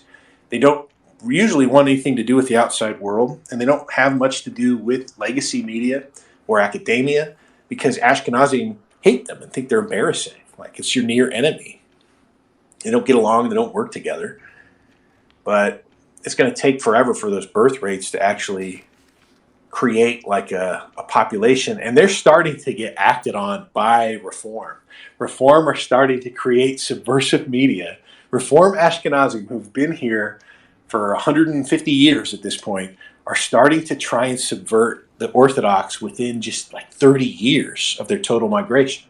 They were brought over to attempt to shore up neoconservatism. There was this nascent Jewish movement through Trotskyism, through civil rights era democratic stuff like the New York intellectuals period of proto-neoconservatism, and then finally on to the Republican Party over this basically 20-year period, from the secret speech, or like the revelation of Stalin's secret speech, to the Jackson-Vanik Amendment. And the Jackson-Vanik Amendment is the kind of the first major shot across the bow, presaging the arrival of neoconservatism as a politically interested force. They intend to flood the zone through the initial leverage they had over early positions in Senate staff under Scoop Jackson, the first major Shabbos goy of the Cold War era, of senator out of Washington. Richard Pearl is on his staff, arch neocon Richard Pearl. They link the food that the Soviet Union needs to export from the United States to survive to outmigration quotas. No one is allowed to leave the Soviet Union in the early 1970s. No Jews. And they can't say, Richard Pearl's on video just saying, like, we couldn't say it was just for Jews. It would violate equality policies, So instead we just say it's for Russians or anybody in the Soviet Union. And then they empty the Soviet Union of its Jews over the next 20 years. I believe it was more than 3 million came between the signing of the Jackson-Vanik Amendment, then the modification to it by Frank Lautenberg, the Lautenberg Amendment. Frank Lautenberg, Jewish senator from New Jersey. And that just fast tracks these refugees or whatever, who were called refuseniks in American media, into American citizenship. And you create this 3 million strong core. You double the population, double the U.S. population of Jews in 20 years. No one knows about it. The Reform media is basically too embarrassed to discuss it. When you go back to the early 1980s, you can find documentaries made by PBS, like Jessica Savage at PBS, who was Jewish, made a documentary called The Russians Are Here. And they don't refer to the fact that these people are all Jews, which is tricky. Now, you can tell that they are, but that was the code word they used to bring them all over. They told America that these were just Russians who had to get away. And they used this early neoconservative double capture. First of all, it was staffing up Shabbos Goyim like Scoop Jackson.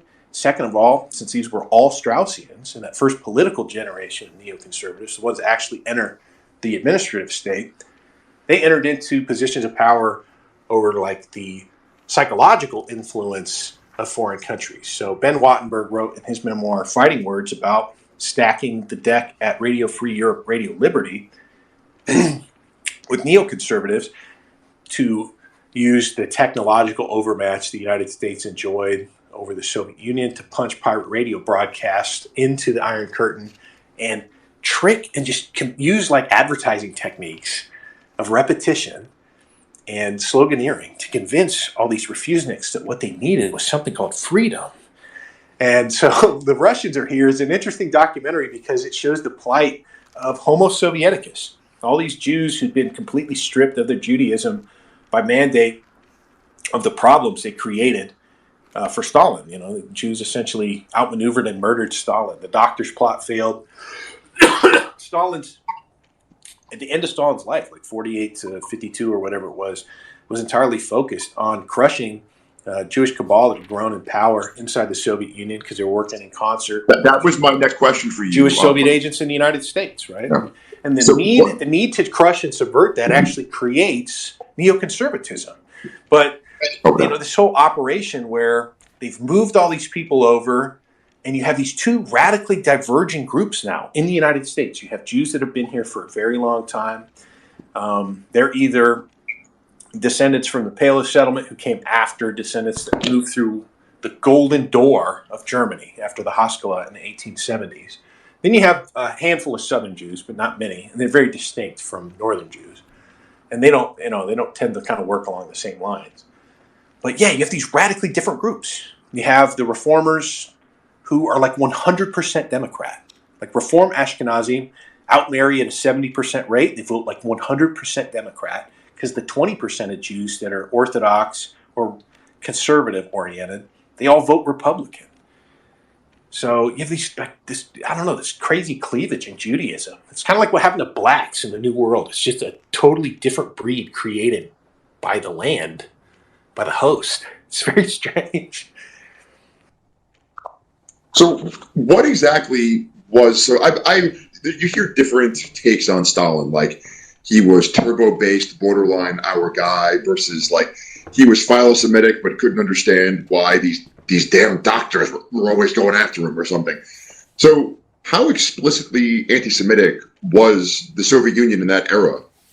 Because obviously we know that it was 80% of the Bolsheviks were themselves Jewish. I mean, this is pretty well documented. Might have even been a higher number, frankly.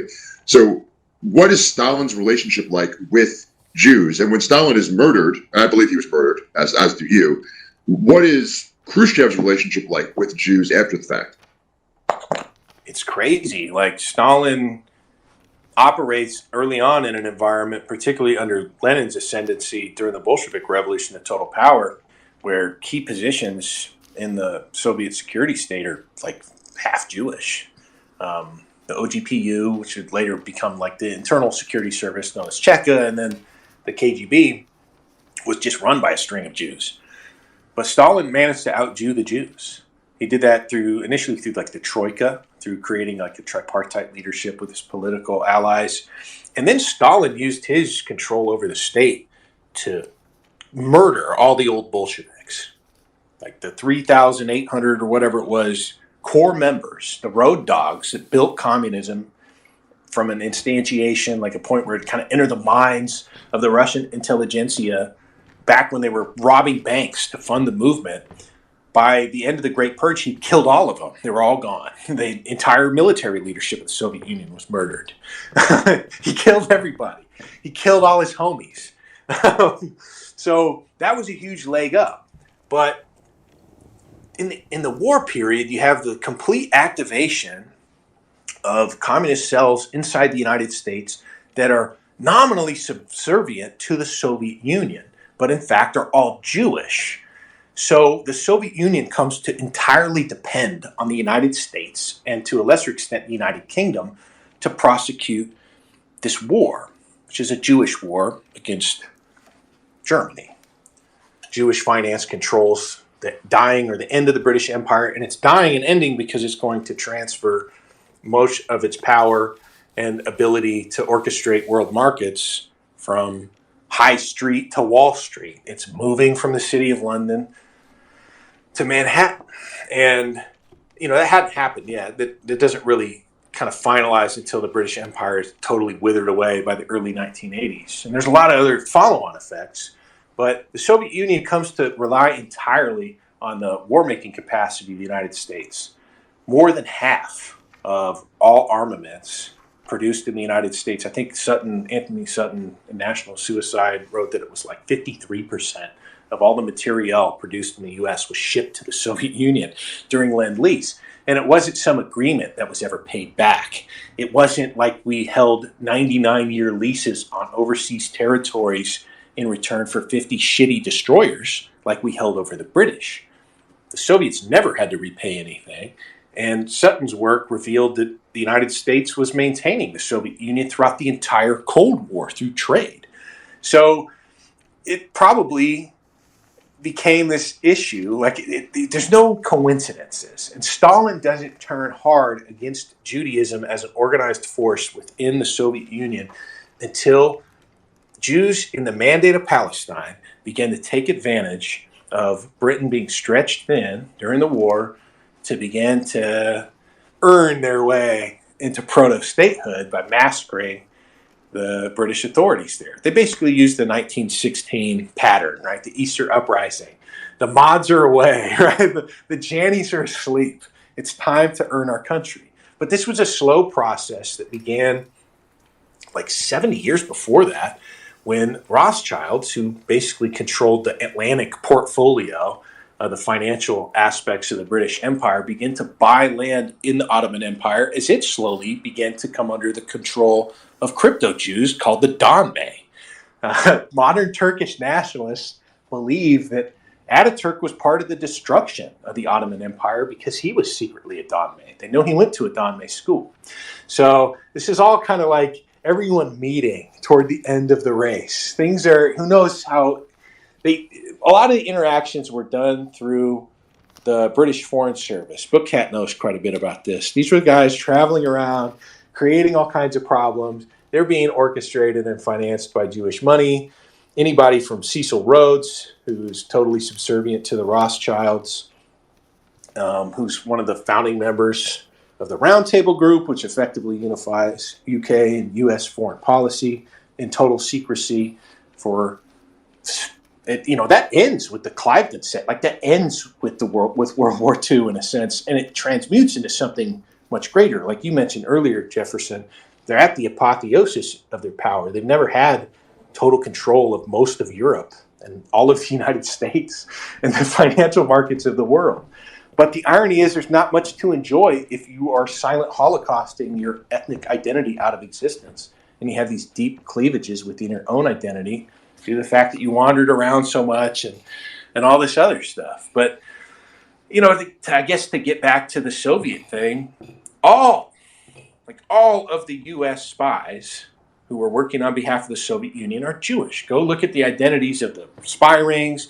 All the atomic spies we ever apprehended who were American were Jewish. There was I think a fourth one that was just identified. A third one, Ted Hall, outed himself when Ted Turner made the great documentary, The Cold War, in the late 90s, which is a pretty compelling piece of TV to finally come clean after like 50 years of never telling anybody. And then you have David Greenglass, and David Greenglass was a machinist whose sister was Ethel Rosenberg. So that's the Rosenberg aspect. But all the atomic spies who were American were Jews. And that's probably the major Soviet intelligence coup. Lend-Lease is nothing compared to securing the bomb. And then you have just totally shot through, I can't remember the name of the office that does the exchange, had some funny acronym, that facilitates Lend-Lease, and they had control over the Treasury Department through Harry Dexter Weiss. So you've kind of created a international Jewish cabal that is the tail wagging the dog now. By activating these links supposedly on behalf of the Soviet Union, you now created, and Stalin's woe becomes not just this interest in creating real concrete links between Jewish operatives in the Soviet Union and the United States working together to ensure the Soviet Union is totally dependent on the United States. That's a big problem to have. A core of co-ethnics working across the entire world who are supposed to be working for you, but instead, you're the problem that they have now, maybe. And at the same time, Israel is coming into form. And that is going to be an outpost of Jewish financial interests. Now, it doesn't matter if they're shifting from the UK to the United States. Stalin knew what the writing on the wall was. It was the beginning of a new special relationship between the United States and the United Kingdom that would see the student become the master. And how do you allow them to have a strategic foothold in the Eastern Mediterranean? Like, why would you allow that to happen? Zionists inside the Soviet Union are advocating for that as well. So yeah, that's the Stalinist anti-Jewish campaign by name of the late 1940s, anti-Zionista, like the anti-Zionist campaign. And he begins to work to break up the power of Jewish political groups like Cadet. Now, Jews have their own explanations as to why Stalin opposed the formation of the State of Israel. They kind of claim, along like Freudian lines, that Stalin resented what the Jews who'd been not expelled, but had no political future in the Soviet Union, because Stalin created the Jewish Autonomous Oblast in the worst part of the Soviet Union, Beardson, which is, this great place out in the butthole of like Siberia that has, I think, the typhoon summers, like sweltering typhoon summers and blizzard winters. It's like the worst place on earth to live. Stalin creates the JAO. That's going to be where people who want to maintain their Jewish customs and not become Homo Sovieticus, like the reformed Soviet man, the new model person. Remember, they don't believe in Lamarckian genetics. So they, in Haas and some of these other modern like Stalinists, they still cleave to that. They don't believe that genetics are real. They think that the human genome is like subject to whatever their version of epigenetics is. So Stalin is making active measures to break up this political power that he'd kind of activated to his own interests to keep the Soviet Union from completely being Lebensraum, I suppose. I don't know. There's a couple ways to see and talk about who was responsible for what. I take the position, and it's the right position, that Stalin precipitated the war. Go read the Third Reich Party Congresses from 1930, the 7th and 8th Third Party Congresses. Communism with the Mask Off, or Communism in Theory and Practice, or I think it's Communism with the Mask Off and Bolshevism in Theory and Practice. And you'll see that, 4 years before the Molotov-Ribbentrop Act, Goebbels is out there laying out the case that we need to militarize. They're threatening us. They're attempting to industrialize through the victory of Stalin over Trotsky and the instantiation in the minds of the new Soviet man that we will have communism, in one country. We'll have socialism in one country, SIOC. We're going to not industrialize. We're going to use our control through Jewish business interests and finance in the United States, just established a generation before by the privatization of the National Bank, the creation of the Federal Reserve by the Jewish Paul Warburg. We're going to do that to uproot entire factories from the U.S. Henry Ford sold the entire River Rouge plant from Michigan. They had it broken down and put on ships and sent to the Soviet Union. Dozens of factories had that happen to them.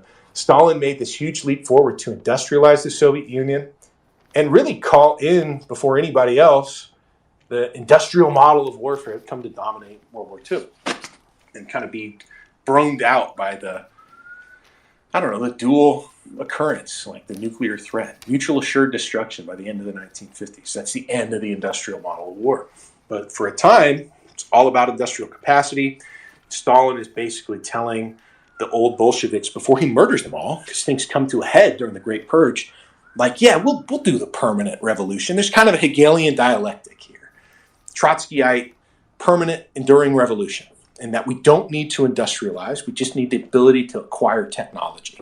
Stalin is saying we need to build a base of power in Russia to expand communism throughout the globe. First, we have to industrialize. We have to modernize.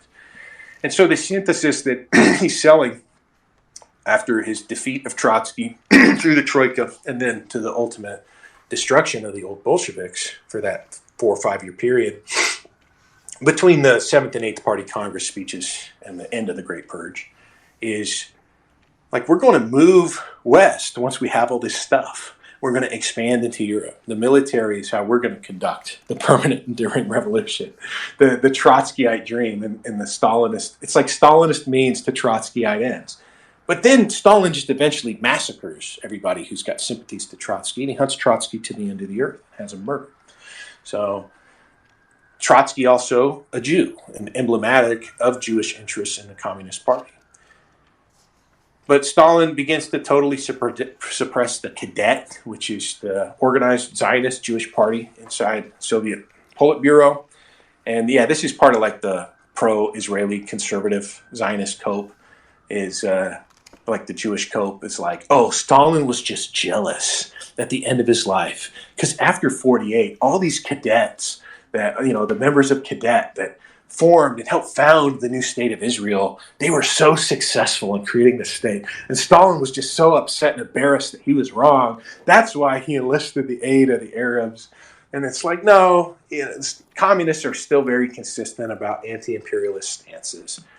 It was self-serving in that it prevented the establishment of, we could call the U.S.-UK special relationship, and its founding role in the creation of Israel, not on behalf of like American or British interests, but by the dual, at that time, this bridge between the United Kingdom and the United States that had to do with Jewish finance. It's still there. It's just overwhelmingly here rather than there. And so, like, why would Stalin engage in the interests of Jewish financiers? He knew the power of Jewish financiers combined with hardcore Jewish communists in the United States. Isn't this what is typically blamed for the outbreak of the Bolshevik Revolution? This is the narrative that Sutton talked about. Wall Street and the Bolshevik Revolution. It's half the story because Sutton could not J-pill. He was like talking in front of Congress. And if the Jews could destroy Lindbergh by 40, then they could completely destroy Anthony Sutton in the 1970s. So, a lot of this stuff just wasn't known. Nobody had the ability to go and look up like 85% of everything that had ever been written with keyword search and optical character recognition. What did you have to do back in the day? Go to a university library, know how to work the Dewey Decimal System, the card catalog? None of this stuff was available. You literally had to go and mine through the book. You had to find an index, just exhausting, backbreaking work. Now, guys are on the cusp of being able to just feed the fruits of a couple hours of keyword search into ChatGPT and have it write up the modern equivalent of a party speech. So Stalin goes so hard in the paint against the Jews, right? He breaks up their political power structures. This is coming on the heels of brilliant Jewish-led operations inside the United States to divert more than half of America's wartime product to the Soviet Union and the atomic bomb. Like, take that from us to create nuclear parity. And now all of a sudden Stalin's interested in breaking up the grip of Zionists inside the Soviet Union as Israel is coming into shape, as an international body is giving Israel its legitimacy as one of the first acts of the United Nations. And then Stalin's going after his doctors. Secret police discover that Jewish doctors plan to assassinate Stalin, puts him on trial, has him executed. I think one or more obviously got away because Stalin just happens to be discovered as having stroked out on Purim. And you might remember Purim a couple years ago is when Qasem Soleimani got killed.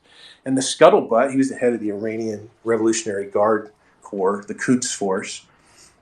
And the scuttlebutt around that was how Trump avoided being impeached by the Republicans.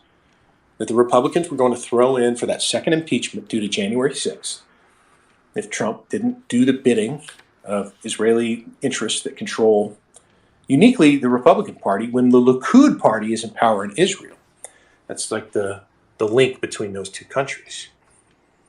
So crazy things happen on Purim, which commemorates the genocide of the Amalekites by one of the great special operatives in Jewish history, Esther. The total, and they eat the Haman Tashen on Purim, the ears of King Haman, the ears of the Amalekites, the vanquished, the defeated. So Stalin just happens to die of a stroke on Purim, be discovered after hours, immobilized by a stroke, and then die over the course of a couple days. And in the wake of that, you have the accession of Khrushchev and the secret speech in the beginning of de-Stalinization in the Soviet Union. And that is strategically leaked to the West and used to generate what the U.S. security state desperately needed, peeling Jews off of international communism, off of subservience to the Soviet Union. That's like the important factor to point out about what Comintern constituted. That's why the French government had the longest relationship with the Soviet Union because it was Soviet communists, Jewish communists subservient to the Soviet Union in France, who were the French resistance.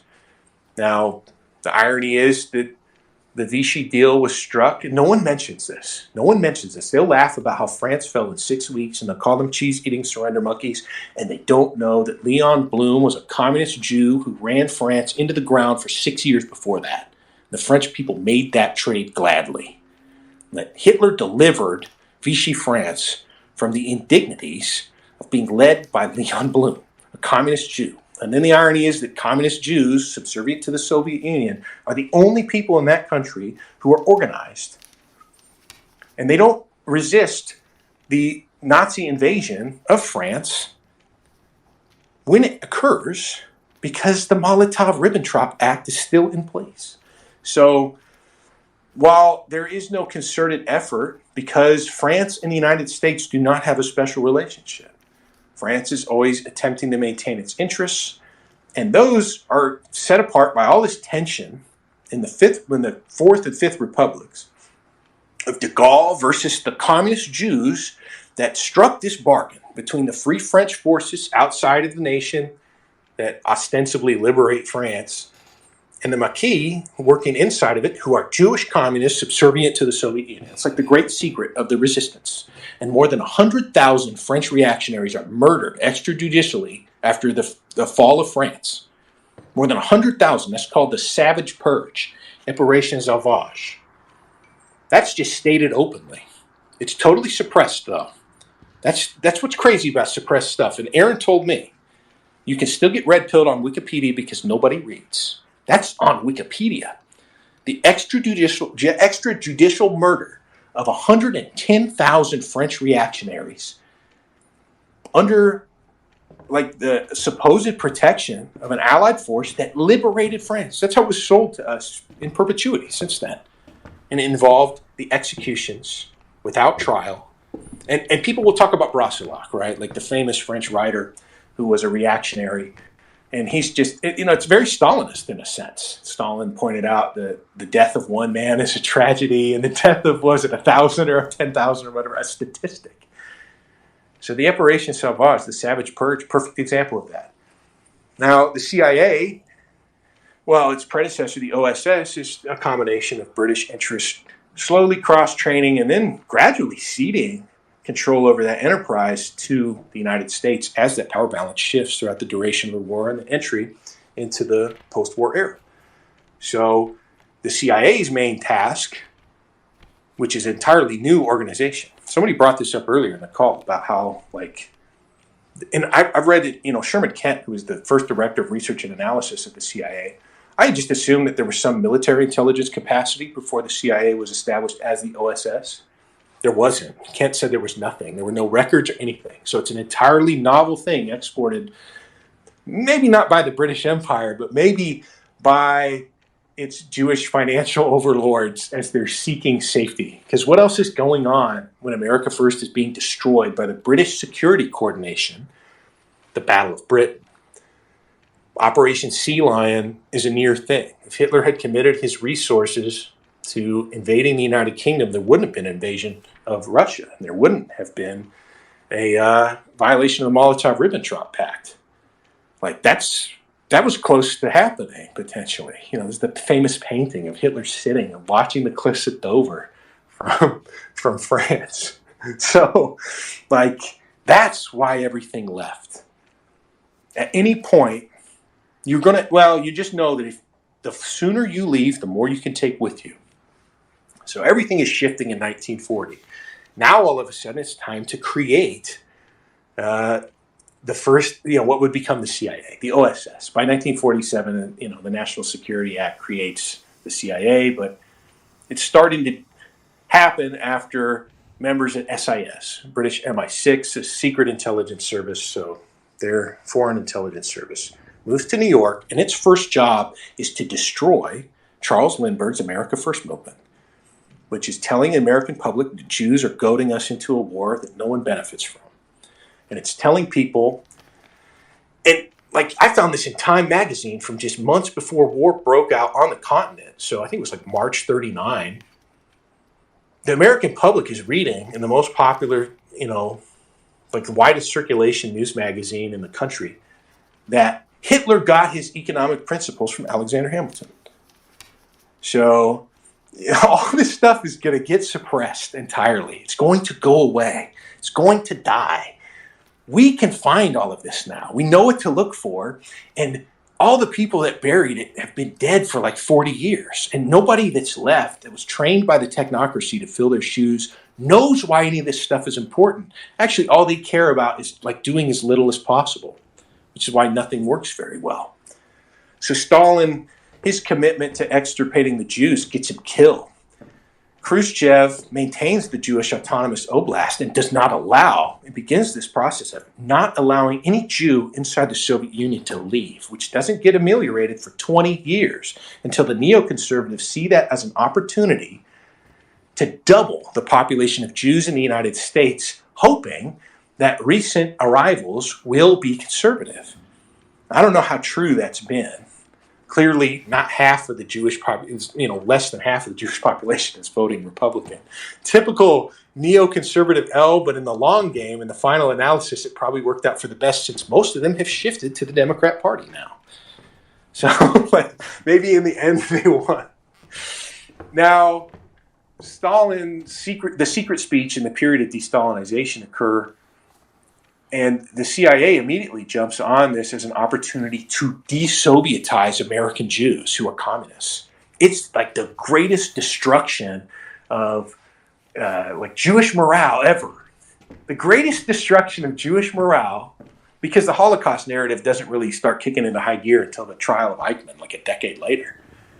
But the greatest destruction of Jewish morale, to hear it from Norman Finkelstein, is when his mother started to find out from the CIA, because it's Dulles that leaks the secret speech, that Stalin spent the last years of his life, the beloved Stalin, the great leader of all Jews in America, discovers that Stalin spent the last of his life hating Jews, opposing Jews. These are part of the secret crimes being released in secret speech. And Daniel Bell, is deployed and these are Trotskyites, and that's where they come into the picture. The Trotskyites have been totally unmoored by Trotsky's murder. There was no chance now. Exile has always been a chance. Exile is really portentous. I mean, it has to be, if that's what is the Bolshevik Revolution without Lenin's years in Germany, without the secret train ride, the sealed train car? What is the theocracy in Iran without the Paris years for Khomeini? Exile is actually a last beacon of hope. So Mercader ends that for the Trotskyites with an ice axe to the dome in Mexico. It's over. They're unmoored.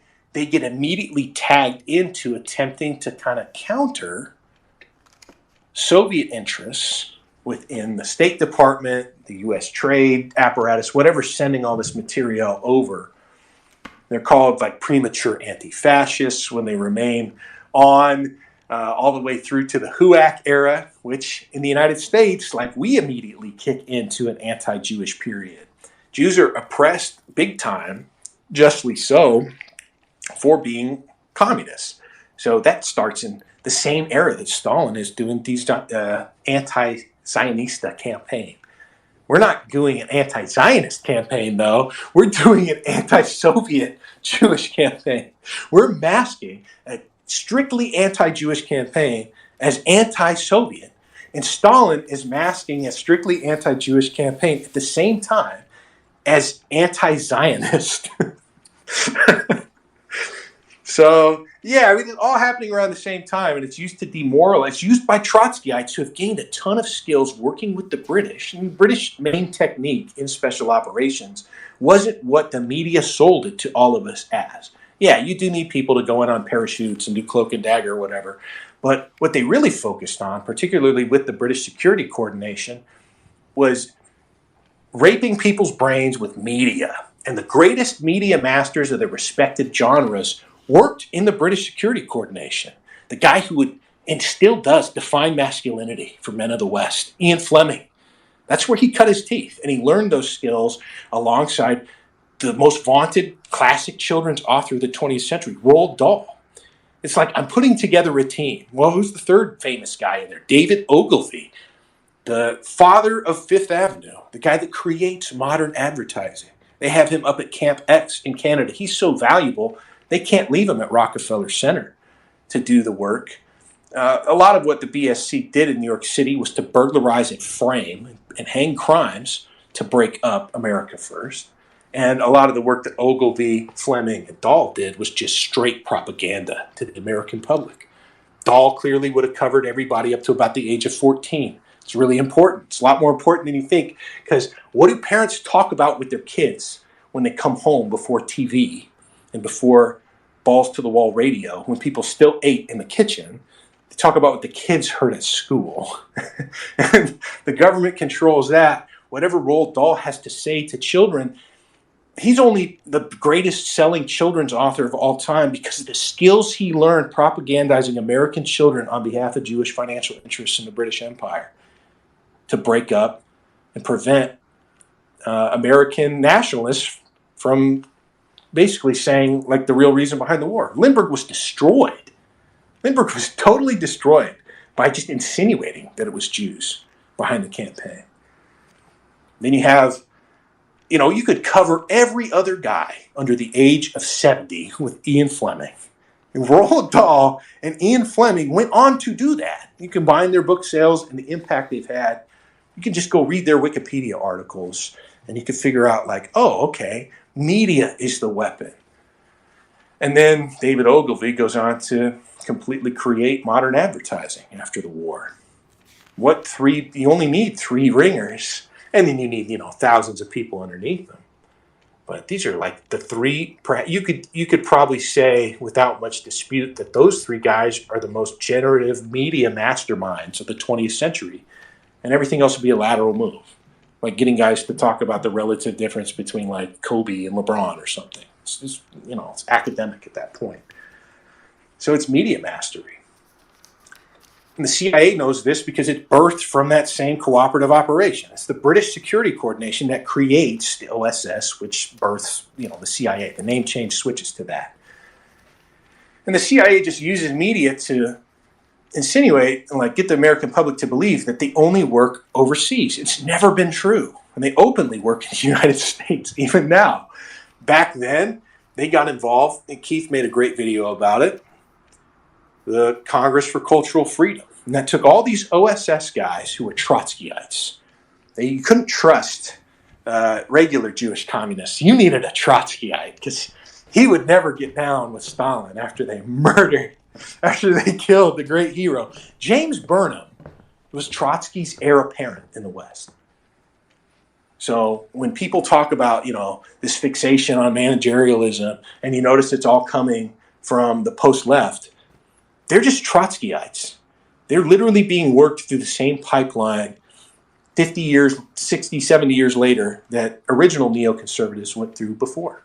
The dream of a soft and friendly international socialism that hews much closer to democratic socialism than evil Stalinism.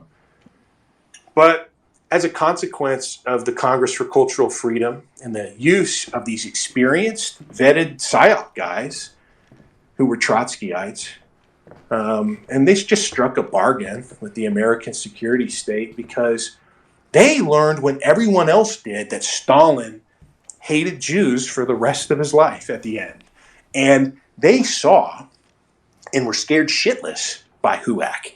HUAC was a giant shot across the bow, and it was the last one against American Jewry to try and bring them into line.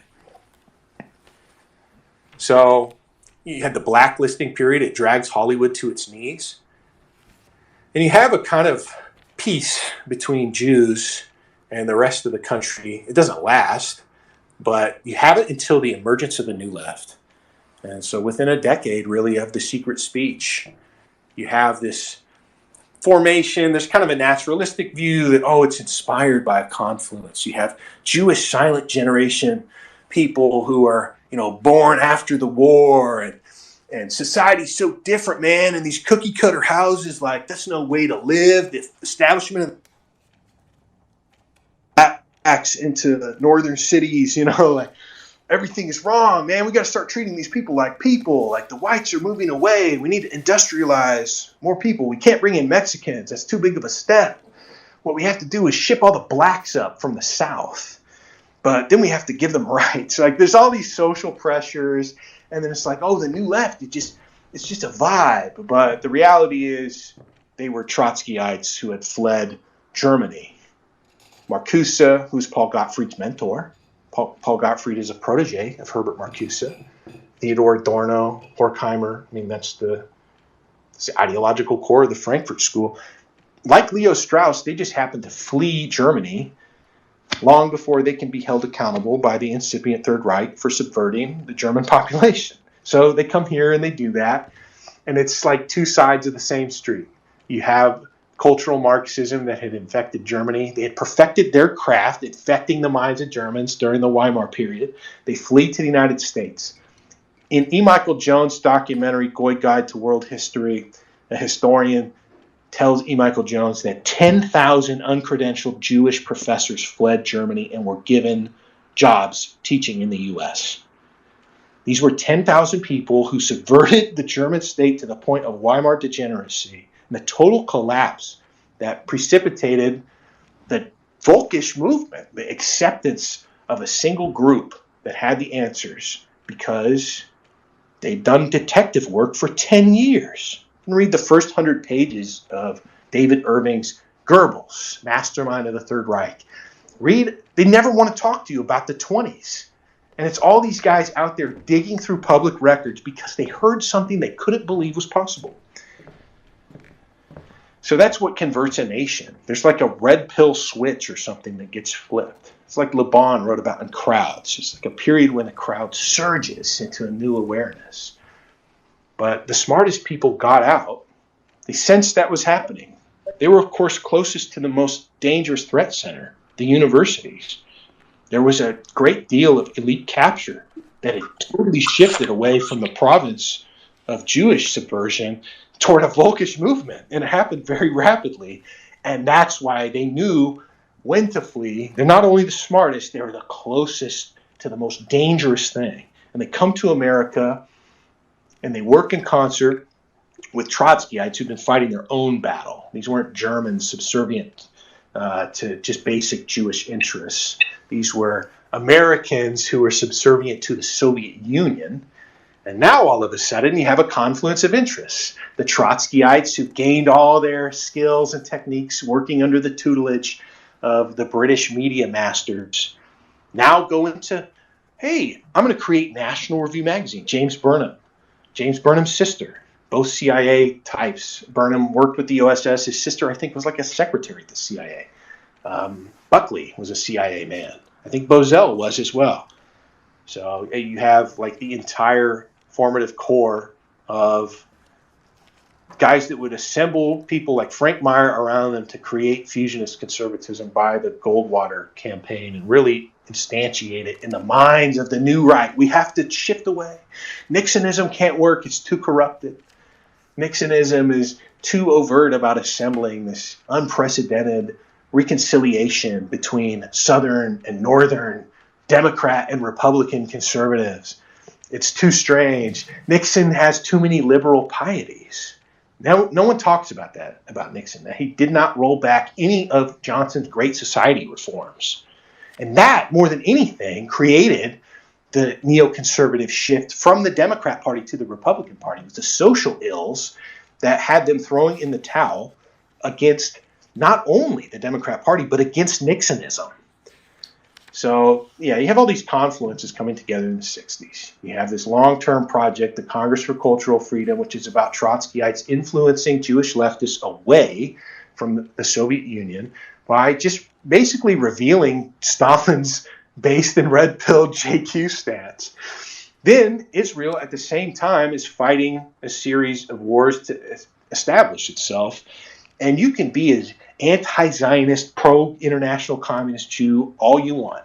And it was generational for these people by then. It would have been in its, like communism in Judaism would have been in like its 6th generation. It would have been 100 years old at that point. 100 years. When people probably first age of childbirth might have been like 18. 100 years of communism. And 60 years of Zionism following it. 60 years of the Zionist reaction. But Zionism always wins out, like de facto Zionism. You know, the communists, the Jews will always be like, oh, I could never live there. They're so evil and apartheid driven. And then it's like, they're in danger? You know, I'm gonna flood the zone with state resources to ensure they survive. So you have the Trotskyites with their media skills working down Jewish intellectuals and convincing them that there's, and also it's this picture trap, right? The state is severely repressing communists because there's a danger to American national security that's now nuclear due to the activities of Jewish communists. So we have also created the modern Soviet Union, which is on the doorstep of the new Jewish empire of all of Western Europe. Like, this is a big problem for us now. It's the literal Gollum problem, right? You form a Jew forms a beast out of clay to go out and do his bidding, but the beast runs out of victims and ultimately comes back for his master. Mary Shelley probably ripped it off for Frankenstein. And Dr. Frankenstein is kind of the last victim and last pursuer of his own creation. So now the Soviet Union is a big problem. True better than the Trotskyites to peel these people off. Now, their presence in the American security state is explained away by them being premature anti-fascists. Oh, well, they were just anti-fascist before everybody else was, you know. It's no big deal. We need the premature anti-fascists. We need newly right CIA, because left CIA can't continue to exist if it's subservient to the Soviet Union. So they peel it off, just high-pressure campaign. And then the new left is working its magic. And the new left were OSS veterans as well. Like, they all came together in the proto-CIA under British tutelage. Marcuse, maybe not working side by side with Burnham, but at the same outfit, to the same ends.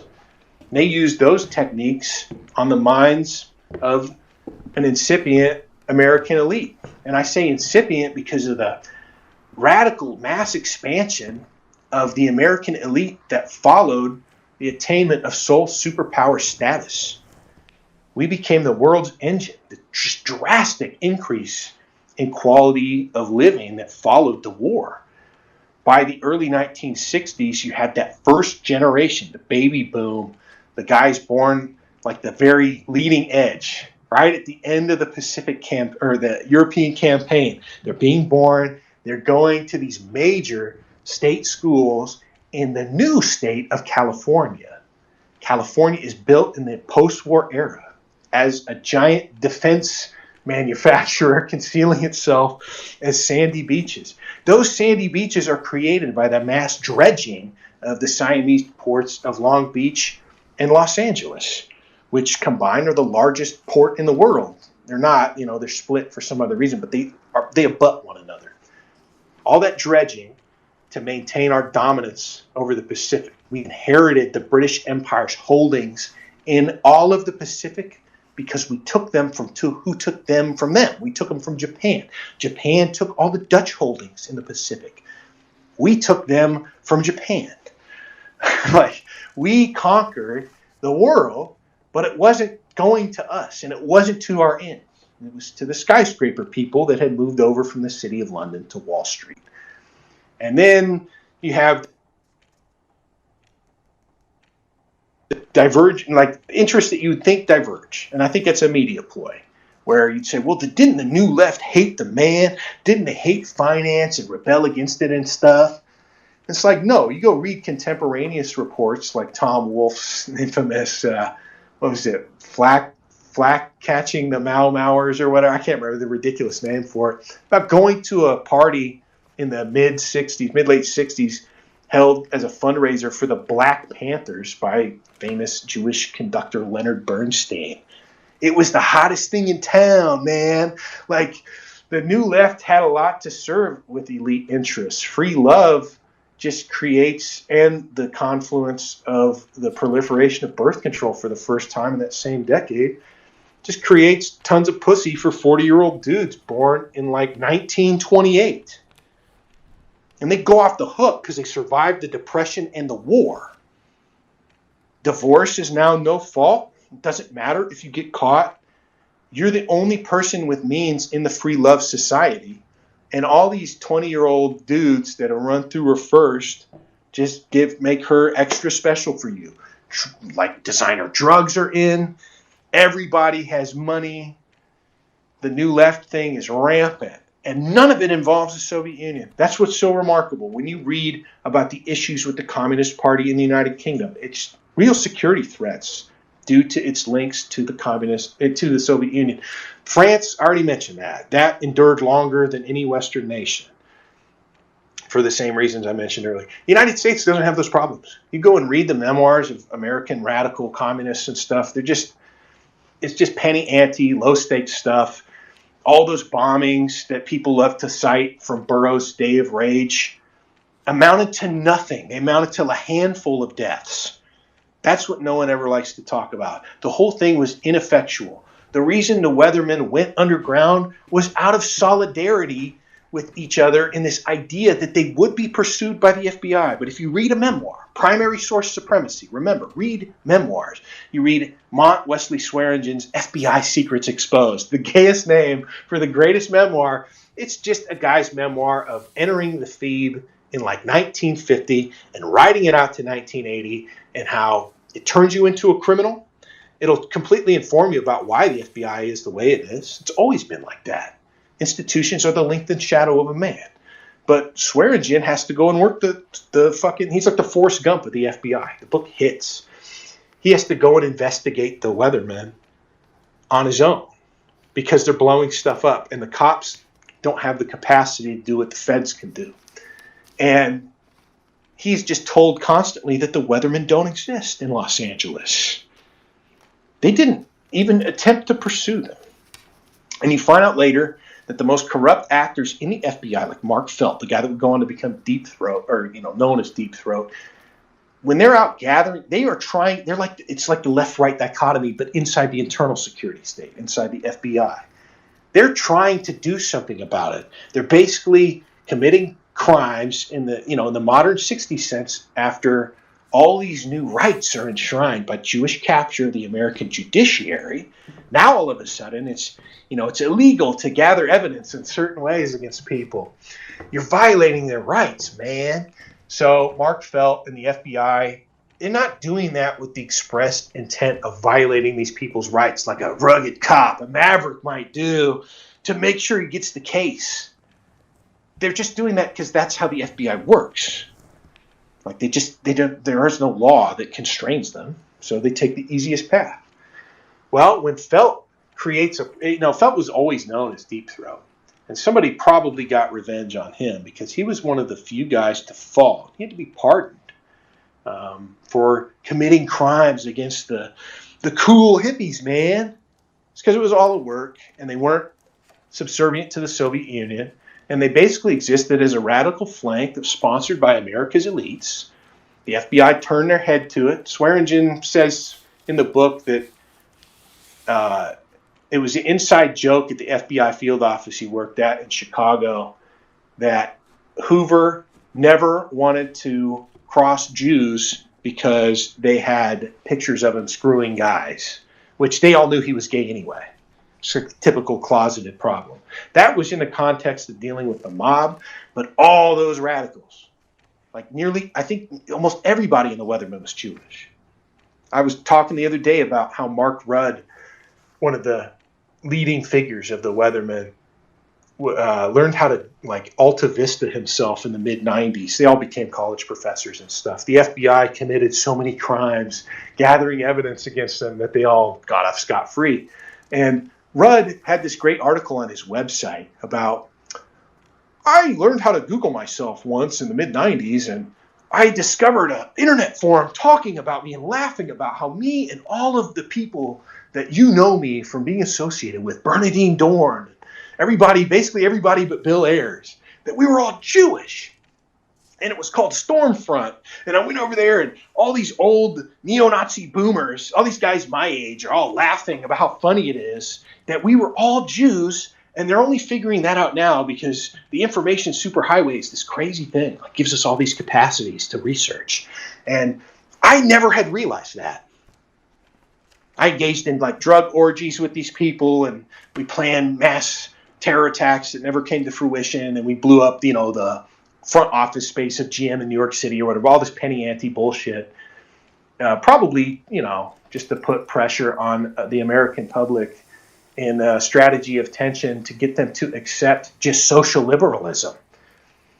And that's what like Jane Alpert and all these other formers complain about in their Twitter profiles. After I read Jane Alpert's book, she was the lady accomplice of a guy who called himself the Mad Bomber.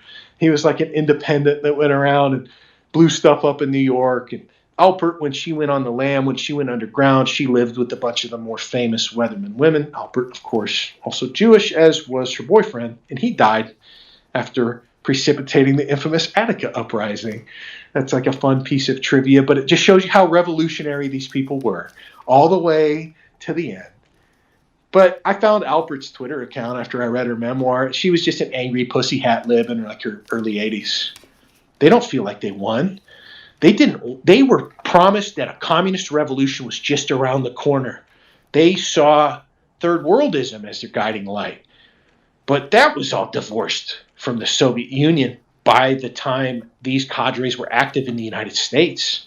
There's a really major rift between Castro and I guess at the time Khrushchev, but then on to Brezhnev after with the withdrawal of Soviet support for Cuba that was negotiated not with Castro but with Kennedy, right?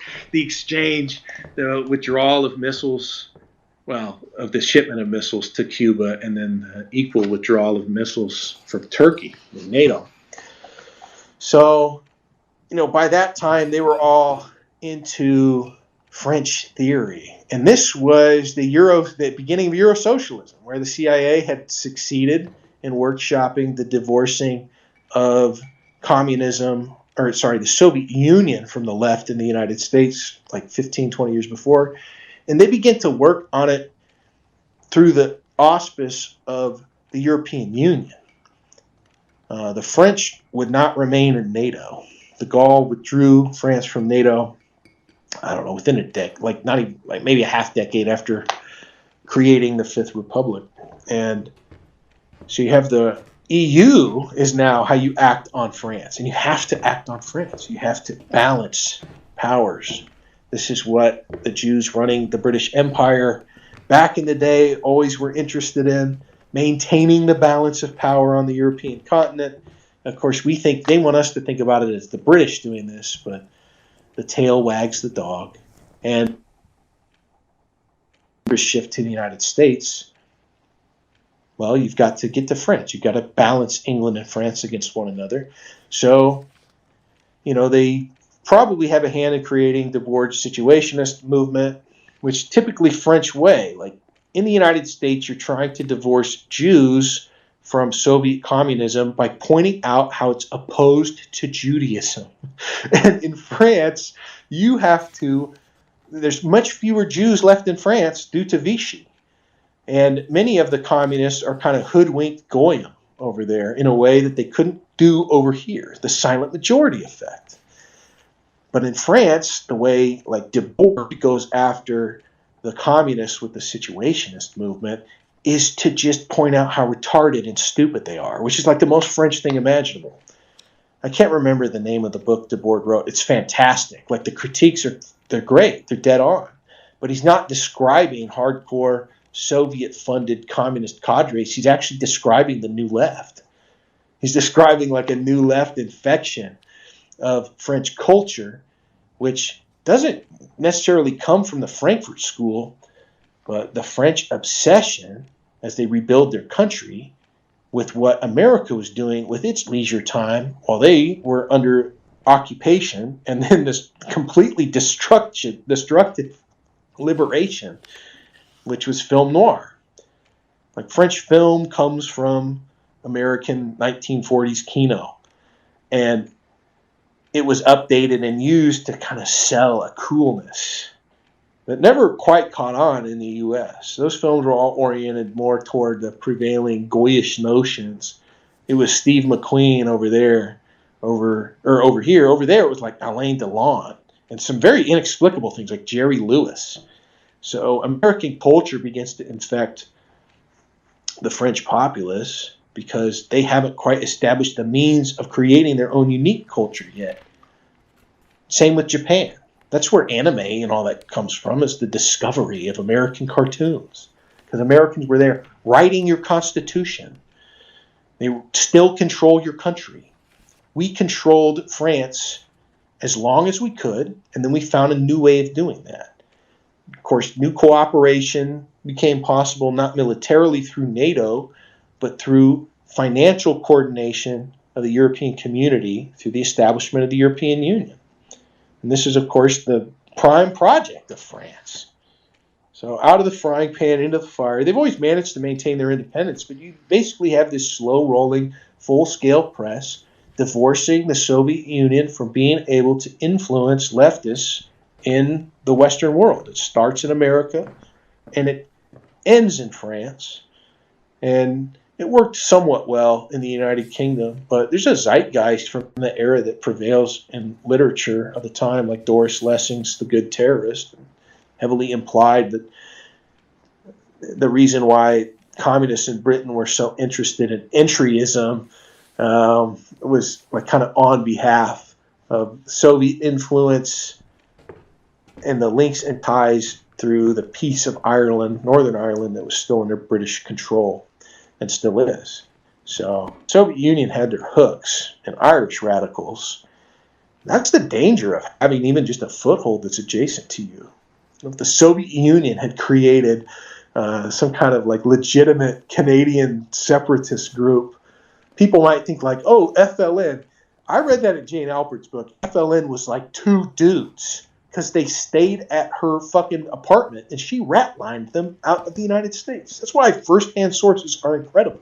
That might be a sentence in Brian Burroughs' book, which is why you should use Days of Rage as a bibliography for first-hand sources.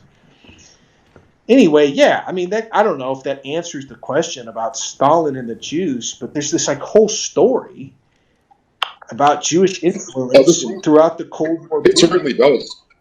Wendell, can you suggest like a book on this topic? Just a book, because I don't have time to do all the research you did. So if there's one thing that you could point to that really kind of unpacks a lot of the relationship between Stalin and the Jews, I would love to read it. And I got to get going in a minute, but I wanted to say your point about Vichy France is really interesting. I've actually never spoken about this, so your listeners are getting maybe a little bit more insight than my listeners do. My main red pill on the Jewish question was actually through Patton. You know, my dad is a boomer. I'm 36 years old. Was obsessed with Patton, and I was like in middle school. I was able to. I chose Patton like as a book report or something, and I remember reading his memoirs when I was like 12 or 13, and being stunned by how much regret he had for what the Americans had done to the Germans. And he's like talking about these Jews are disgusting and we're kicking this proud people out of their country. This is a disaster. We fought on the wrong side of the war. But I also found it interesting that, you know, when Patton's Third Army, or was it Third Army? Third Army was in Europe. I don't know. Regardless, the Vichy French are firing on Patton's military in Africa. Because they were loyal to the Third Reich because of the communist interventions that were taking place prior to the invasion. And that's obviously something that we're not taught, but the whole thing is fascinating. The level of subversion, the fact that so many of the French did not want to be liberated by the Allied powers. But yeah, I'm taking it that you assume, as I do, that Patton was clearly murdered as a result of his stark turn towards the end of the war. Yeah, probably, and I'm sure Truman was happy that, you know, I don't know who had him murdered, but I'm sure Truman was happy it happened after trying to deal with the tar baby that was MacArthur just a few years later. You know, the American public just had a full-scale press done on it by a very tiny handful of media organs that were completely responsible to their co-ethnics. Whatever the state wanted people to know about what was happening is what they thought they knew. When people wonder about these massive death counts that the United States was facing when the European theater and the Pacific theater were at their peak of casualties. I can't remember the numbers. There were days where there'd be 10 or 15,000 U.S. dead, and I remember seeing a question fielded by an American historian about well, how did the American public react? And they're like, no one was told. No one was told. Like, no one knew. There's strict controls on everything. We don't live in that moment now, and the irony is that they thought they could suppress not this information, but the avenues to scholarship. But it was these weird nerds, the weird, anarcho-libertarian nerds that are obsessed with the consequences of their actions. They like the idea of tickling the tail of the dragon. The Eliezer Yudkowskis and the rationalists that build the core of Silicon Valley's intellectual contribution, which is emerged into the dueling kind of parodies of Judaism called NRX and effective altruism, right? This is the left-right Jewish split in the what used to be the rationalist Silicon Valley Jew nerd community. And they're always obsessed with this idea that we'll accidentally create the singularity and it will enslave all of us, Roko's basilisk and all this trash. But the irony is those guys awakened something even more destructive. They were resisting people in the humanities that shit on them at synagogue or something, at Jewish summer camp part 2 or whatever, for being awkward nerds. And the kosher sandwich is ultimately benefiting us. The weird, awkward Jews that stayed in their rooms hacking away on home computers in the 80s and 90s and made all this money. We should free all information. We should free all information in the entire world. We need to scan everything. Everything must be accessible to all of us so I can just read about my interests. And then on the other side, you have the total capture of the assholes in academia, the humanities Jews, and they're really are the ones that attempt to not suppress information, but avenues by gatekeeping the legacy institutions. What consumers are doing now is learning that there's a way to kind of obviate the necessity of these old orders. And we are forced then to pioneer techniques that the academy doesn't understand and can't take advantage of. So I'm white-pilled, man. The stuff I see guys who aren't even out of high school just going and responding to in this cultural bed that the dissident right has created on social media under intense pressure, it's remarkable. I mean, the greatest and most consequential nationalist revisionist historian maybe ever is Malton, and he just sits in Bookcat's Discord and digs up primary sources and the narratives that come from those blow people's minds. And we're already seeing them hook, and they're just becoming something that people, rather than attempt to refute what they can't, because he'll just post a page out of a book from a guy who was there and wrote about it, they'll just say they knew it all along, and they moved the ball further and faster than we ever could have imagined. So as far as a book recommendation about Stalin and the Jews, that's difficult. And all what you heard me do was just piece together circumstantiality there. So there are good books about the Jewish experience in Israel, like Tom Segev's 7th Million, about the million Jews that fled, the war-torn Europe after the war and became Israelis, and how the foundational Israelis hated them and never wanted them there, and they called them soaps, and they eventually overturned the old jerk masters or something. There's a lot of interesting books out there about that stuff, but yeah, I can't point to anything on Stalin and the Jews directly. But I'm sure if you just look up Stalin and the Jews and you control your search just to Jewish publication newspapers, you get more than you could ever read, because that's what we did on Twitter for 6 years under guys like Zika and these other giants whose shoulders I stand on. We're now retired on Priv accounts. And they just posted this shit on the timeline nonstop. And that was the beauty of the Wild West 2014 to 2017 dissident right anthropology era. We figured out that a lot of the issues where society didn't meet our expectations had literal people behind them. Well, that's the plan then. That's what I'll do. I will say one of the more influential books that I read, at least that kind of made me start to think about Stalin a little bit differently, was Kerry Bolton's piece on Stalin. That kind of at least showed his attempt to push back against like the Jackson Pollock bullshit and actually try to produce like, I guess for lack of a better term, like classical Western art out of the Soviet Union. So I think he's a fascinating historical figure that's almost underrated by a lot of our guys. Yeah, Frances Stoner Saunders has the kind of magisterial overview. She was the one that broke all this stuff out in the open about the CCF. I think the book in the United States is called The Cultural Cold War. It's got a couple different names in different markets. And there's a great companion documentary that's out there about it. That was actually the horse that the cart followed. She wrote the book after producing that for BBC4. But I'm glad you brought up Soviet realism, because that is, like, the Pollock stuff was the aesthetic vanguard. It was the aesthetic front against Sovietism. It was what meant to peel the movers and shakers of the art world off of Soviet communism. It was literally done that. And you can watch that documentary on YouTube. I think it's just one part of a 4-part documentary, but if you look up like Cultural Cold War, you might be able to find it. And she talks to the literal art spooks from the CIA. And I looked those guys up, and they did a hell of a lot more than the art stuff. They were real black bag guys, and that was just a station they held for some time. So, yeah, it was a full court press. And none of this was even leaked into the public consciousness until like the mid-1990s. So it's the knew it all along effect, but that's powerful. If I would, guys went their whole lives without even knowing this was the truth behind modern art, and some 14-year-old will drop into a cozy stream or watch, one of 100,000 people or whatever that have watched Keith's video for 30 minutes, and that'll be his first contact with American history, and that's great. No, yeah, I totally agree, and listen. I got to get going, Wendell. I got to go lift, but I'll be tuning in. I'm going to send you a DM because I want to set up a stream or a space with you at some point. So I appreciate what you're doing, and next time you're on the air, I'll be joining much more quickly than 8 hours in. So Merry problem. Christmas, and Happy New Year to all you guys. Yeah, appreciate what you're doing. And, I'm fucking white pill too, bro. This is going to be a great decade. Yeah, great talking. Have a great day, Jay. Let's fucking go. Adios. What a king. All right. Sorry to everybody that requested. What did I go for, like 2 hours straight or something on a single question? You gave him like a 2-hour response. Was it like good though?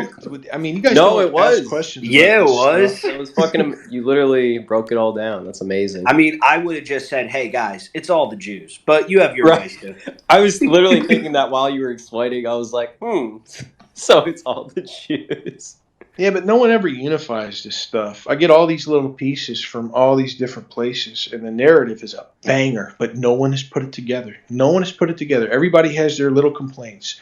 Caleb Maupin will talk your ear off about Eurosocialism, and none of the guys that talk about CCF give a shit about it or even know about it or try to unify it into a narrative that things are workshopped on populations. They're moved along. I've made the point about Carville being sent after electing Clinton to elect Blair on Clinton's behalf to have an ally in the United Kingdom, to establish this unity of, what in the UK is called like a Fabian socialist, and then in the US would be a DLC or a New Democrat. That's what they called the free trade Dems in the US. So makes sense, though, because the main patron and motive power behind the DLC and the New Dems was a Brit, Dame Pamela Harriman. Don't even get me started on that old bag of bones. So, yeah, I think it's important to syncretize a lot of what you're reading and putting together. Narratives are so powerful and important.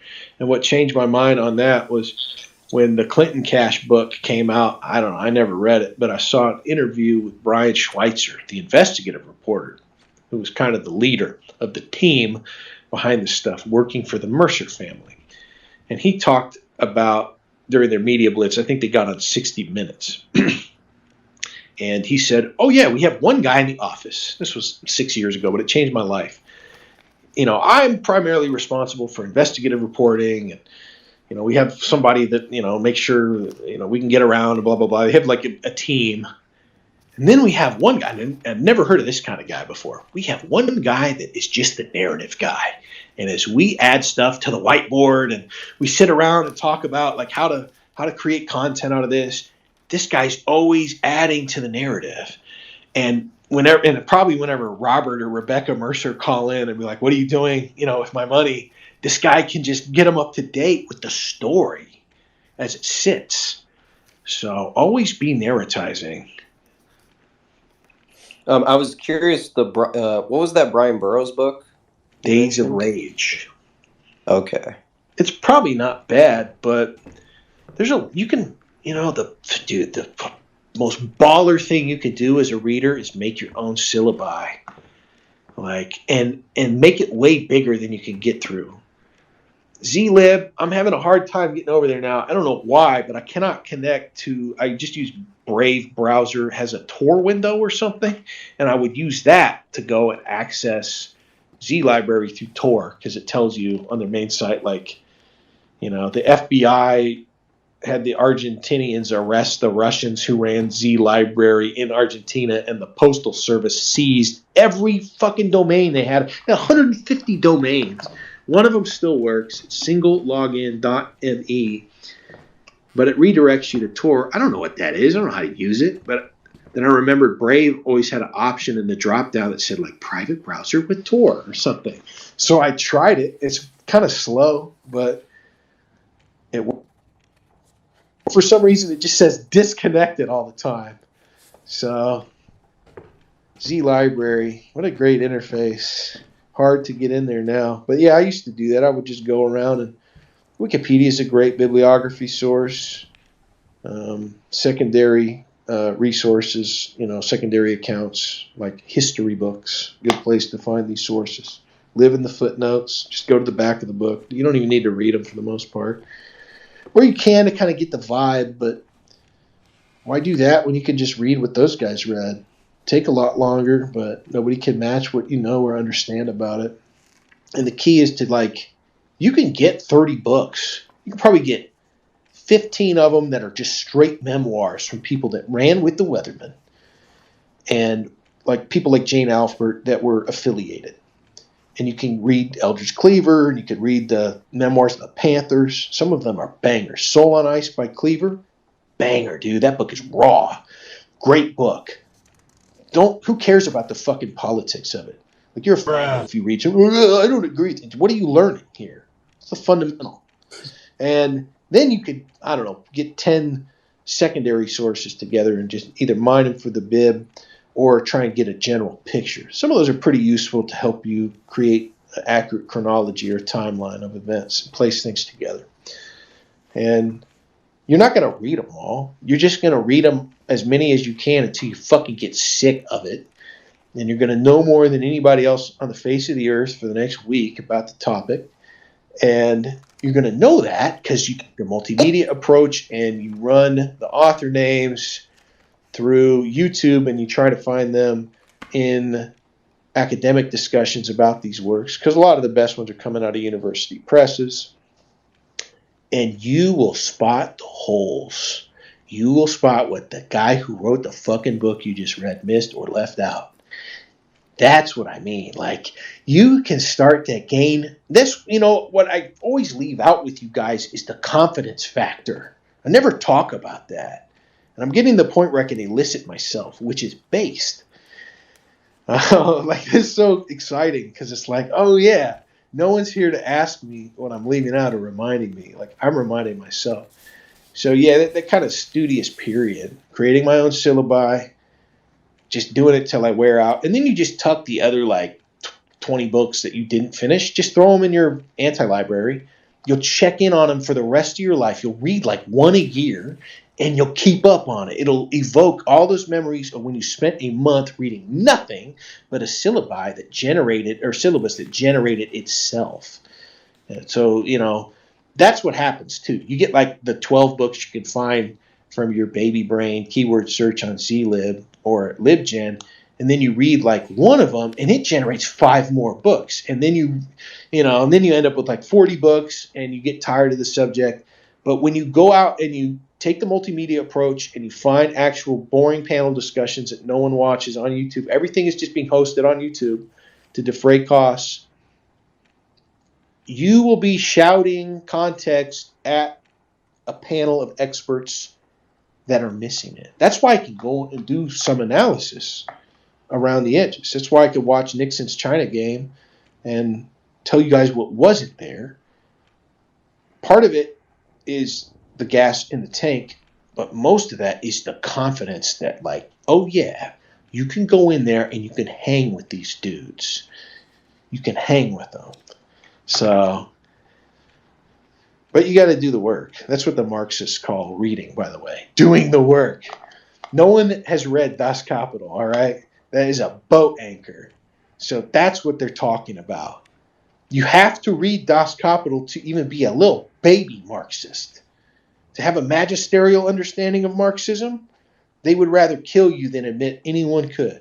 There's so many factions. They have a great deal of academic rigor, and that's all the nice things anyone can ever say about them. It's over at that point, right?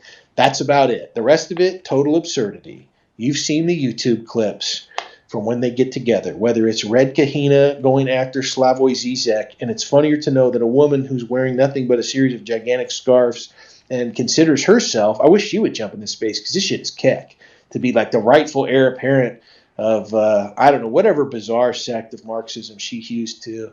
They all hate each other, want to kill each other. This is all CIA ops, too, against them to break them up.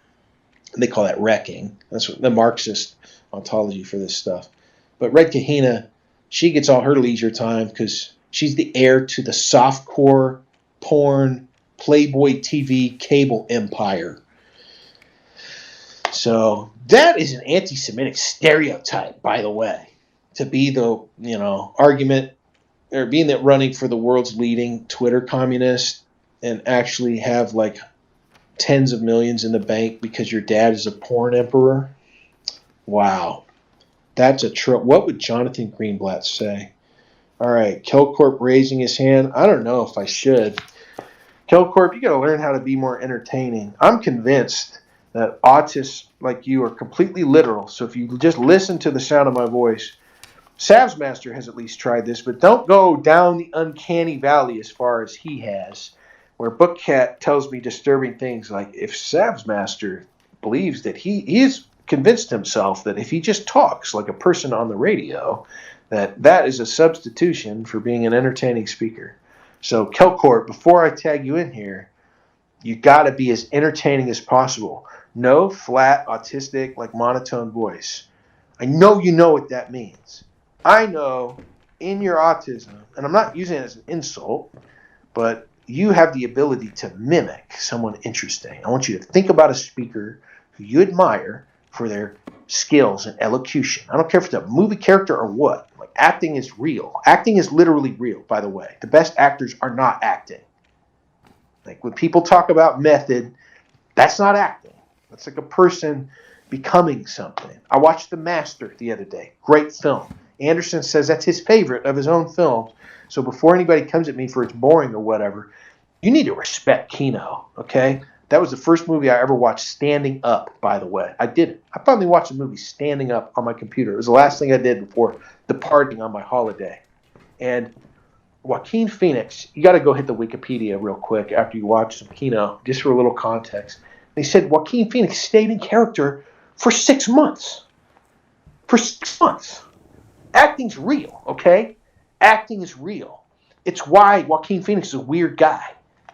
He acted so much that there's not a person left. There's just a series of roles. Those are the phases in life.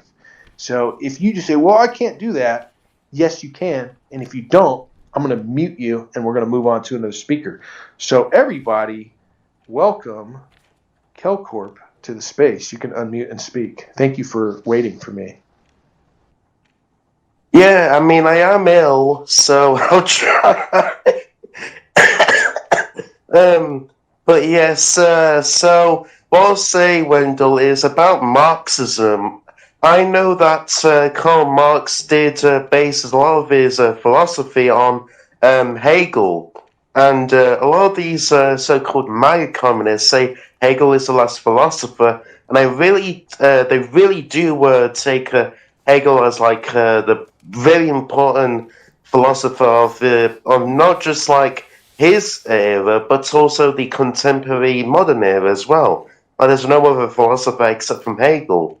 So I just want to ask you about like what do you think about the MAGA communists in particular, and why do they, for some reason, believe in that? Well, why are they so like heterodox when it comes to communism? Why do they want to actually work with at least the America First? Like Ideas got are people. Ideas are people. And in this case, they are two guys. Crazy Haas, the Sultan himself of MAGA communism. And they're like, yo, what's up? I'm Jackson Hinkle.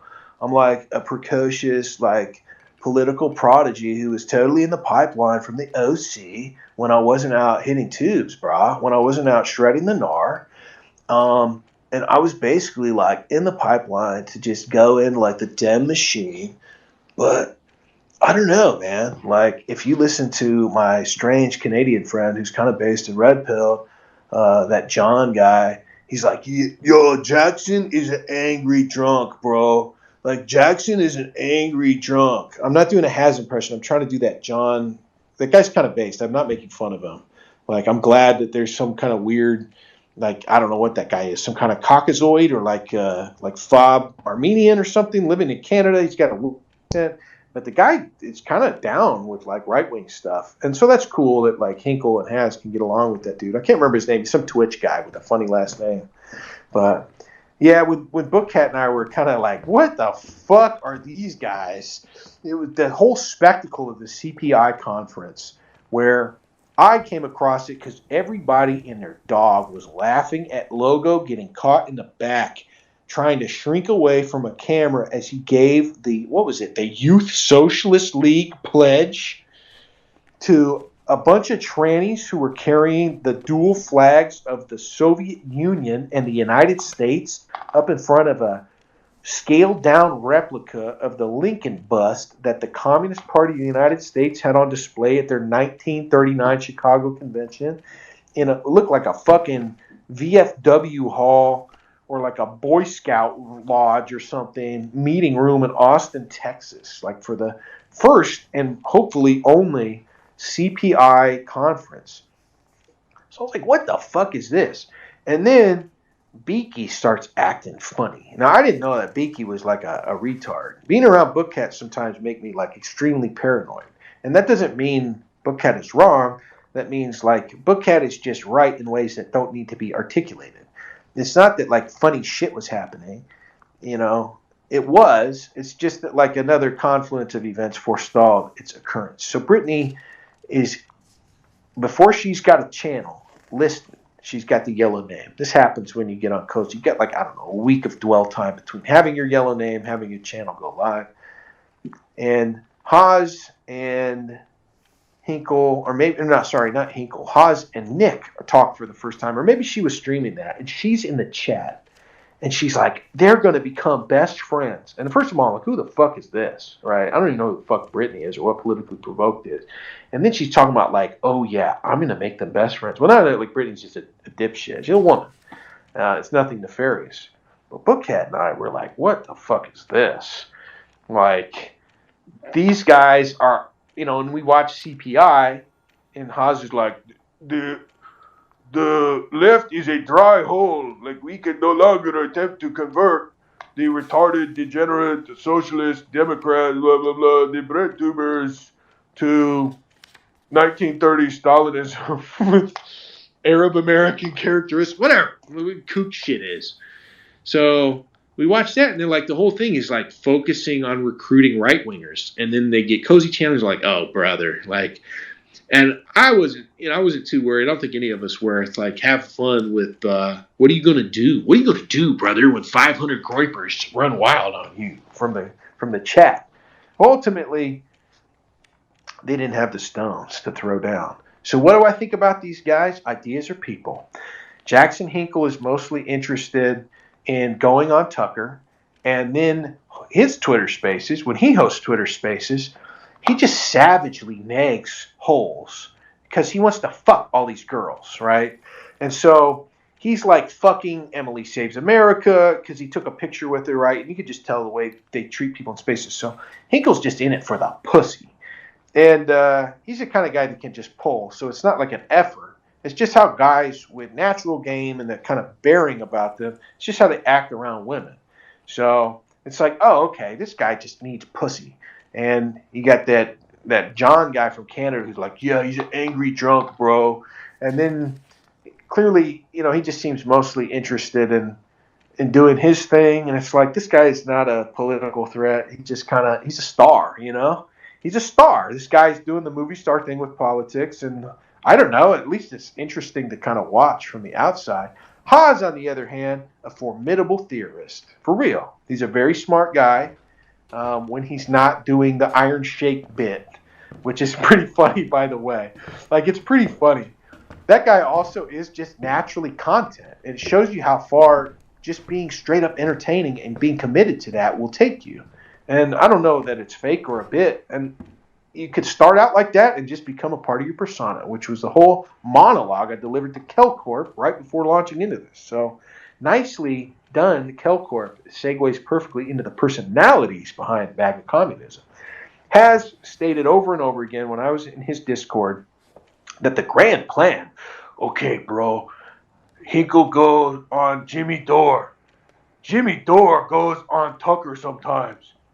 Hinkle had not gone on Tucker yet, but Haas was like, I will do Hinkle, I will go on Jimmy Dore. That is the path to Tucker. By 2036, Infrared Collective will have taken over the rotting and useless husk of Communist Party USA, completely ineffectual organization. Its only utility was tied. This is great. What a great question from Kelcorp. Tied to that whole fucking 2-hour monologue, you know, reeling it back. Remember when we talked about the problem with American communists was that they were like controlled through Comintern by the Soviet Union. So in 1939, the war hadn't popped off yet.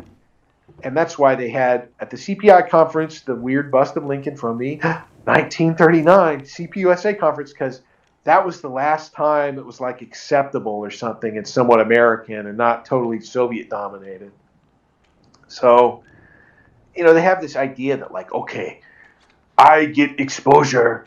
I leverage the Hinkle connection into a Dore appearance. Step 2, question mark. Step 3, Haas on Tucker. Step 4, 5, 6, 7, a lot of question marks. Okay, fast forward, 2036. We have seized CPUSA. They keep trying. Dude, it's the funniest thing. You guys should all follow Haas on Telegram. They're literally obsessed with infiltrating nothing. It's like when that dude that was like, I'm just here in my garage reading books, Ty Lopez, that was his name. He ended up achieving fortune and fame by buying the name Radio Shack from their fire sale. He just bought the name Radio Shack. And now he just sells the same Chinese trash that you find anywhere, that you can find that in a number of places online, just to old retards. Like, old people are gullible. They will send all their life savings, even if they have 110 IQ, they will sell it. They will send it all to a Nigerian. So they will certainly buy shit from Radio Shack because they're like, they get their first smartphone in 2019, and that's where Ty Lopez comes in. You're in the Christmas crunch. What do you remember in the foggy back of your mind? Oh, yeah, Radio Shack. Oh, I'll go buy something online from Radio Shack. So it's like Radio Shack doesn't exist. Deleuze and Guattari told you, like, the map is not the territory. Tarnsila and I were just waxing rhapsodic about what Radio Shack used to mean. That's what Radio Shack is. It's not a fucking name on a website.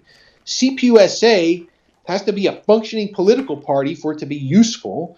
And you inhabiting its dead husk, this is just Marxist retard shit 101. They're like, okay, like, nothing proceeds from any other thing. We can deny egoists. What that means is we don't have to respect any laws of nature.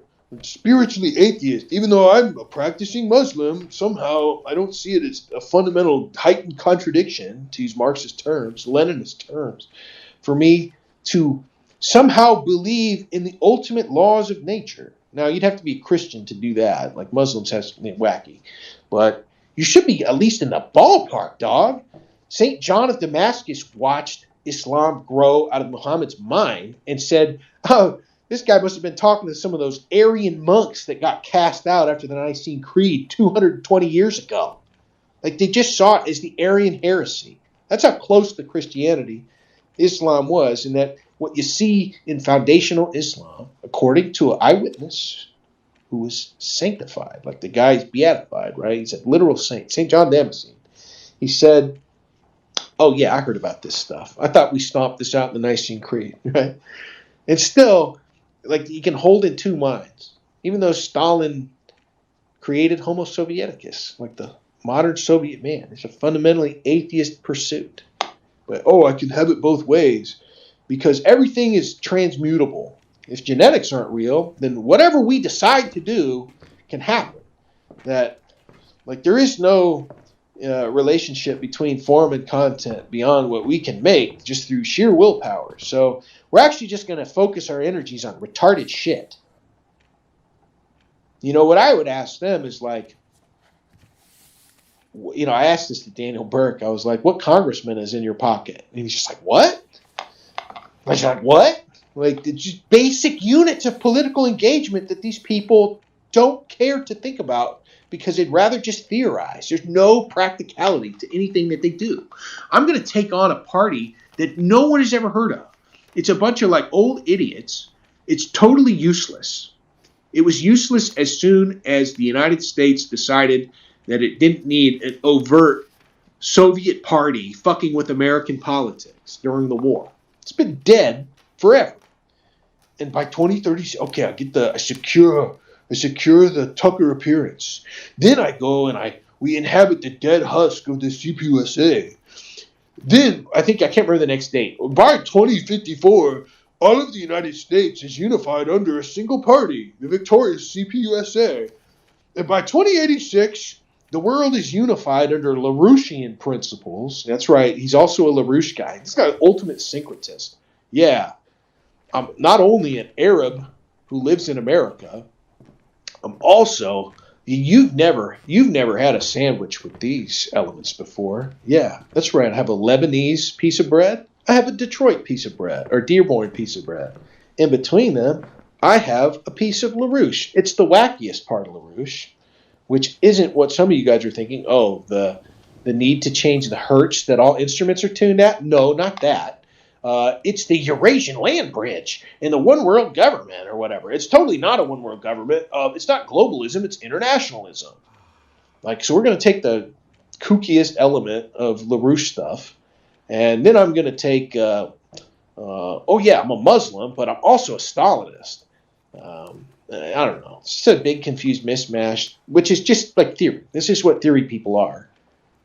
There's no respect for the rules of the system or the idea that you have something to progress toward. And the only way to do that is to put as much energy as possible behind productive individuals. And that's how you identify what we're supporting. Like the movement that some of us had dreamed about, Nick made is undeniable to us. To you guys who joined earlier, it was just more readily apparent to you than guys like me that joined later. And it's becoming more and more readily apparent to people all the time because he's fucking working. He's working his ass off. He's a genius, but it's more than that. Like we talked about earlier, you don't just take steroids and grow muscles. Like you actually have to probably work harder than ever. Steroids give you the capacity to do that. Nick's genius doesn't mean he can just sit and be satisfied with himself. He's Faustian. He's like a great man of history. He understands at a very deep level, ways that I can't even express because he's a player. He literally is a live player. He's in the game. He knows what we don't about the system, and that all falls on him. That's what leadership is and what it does.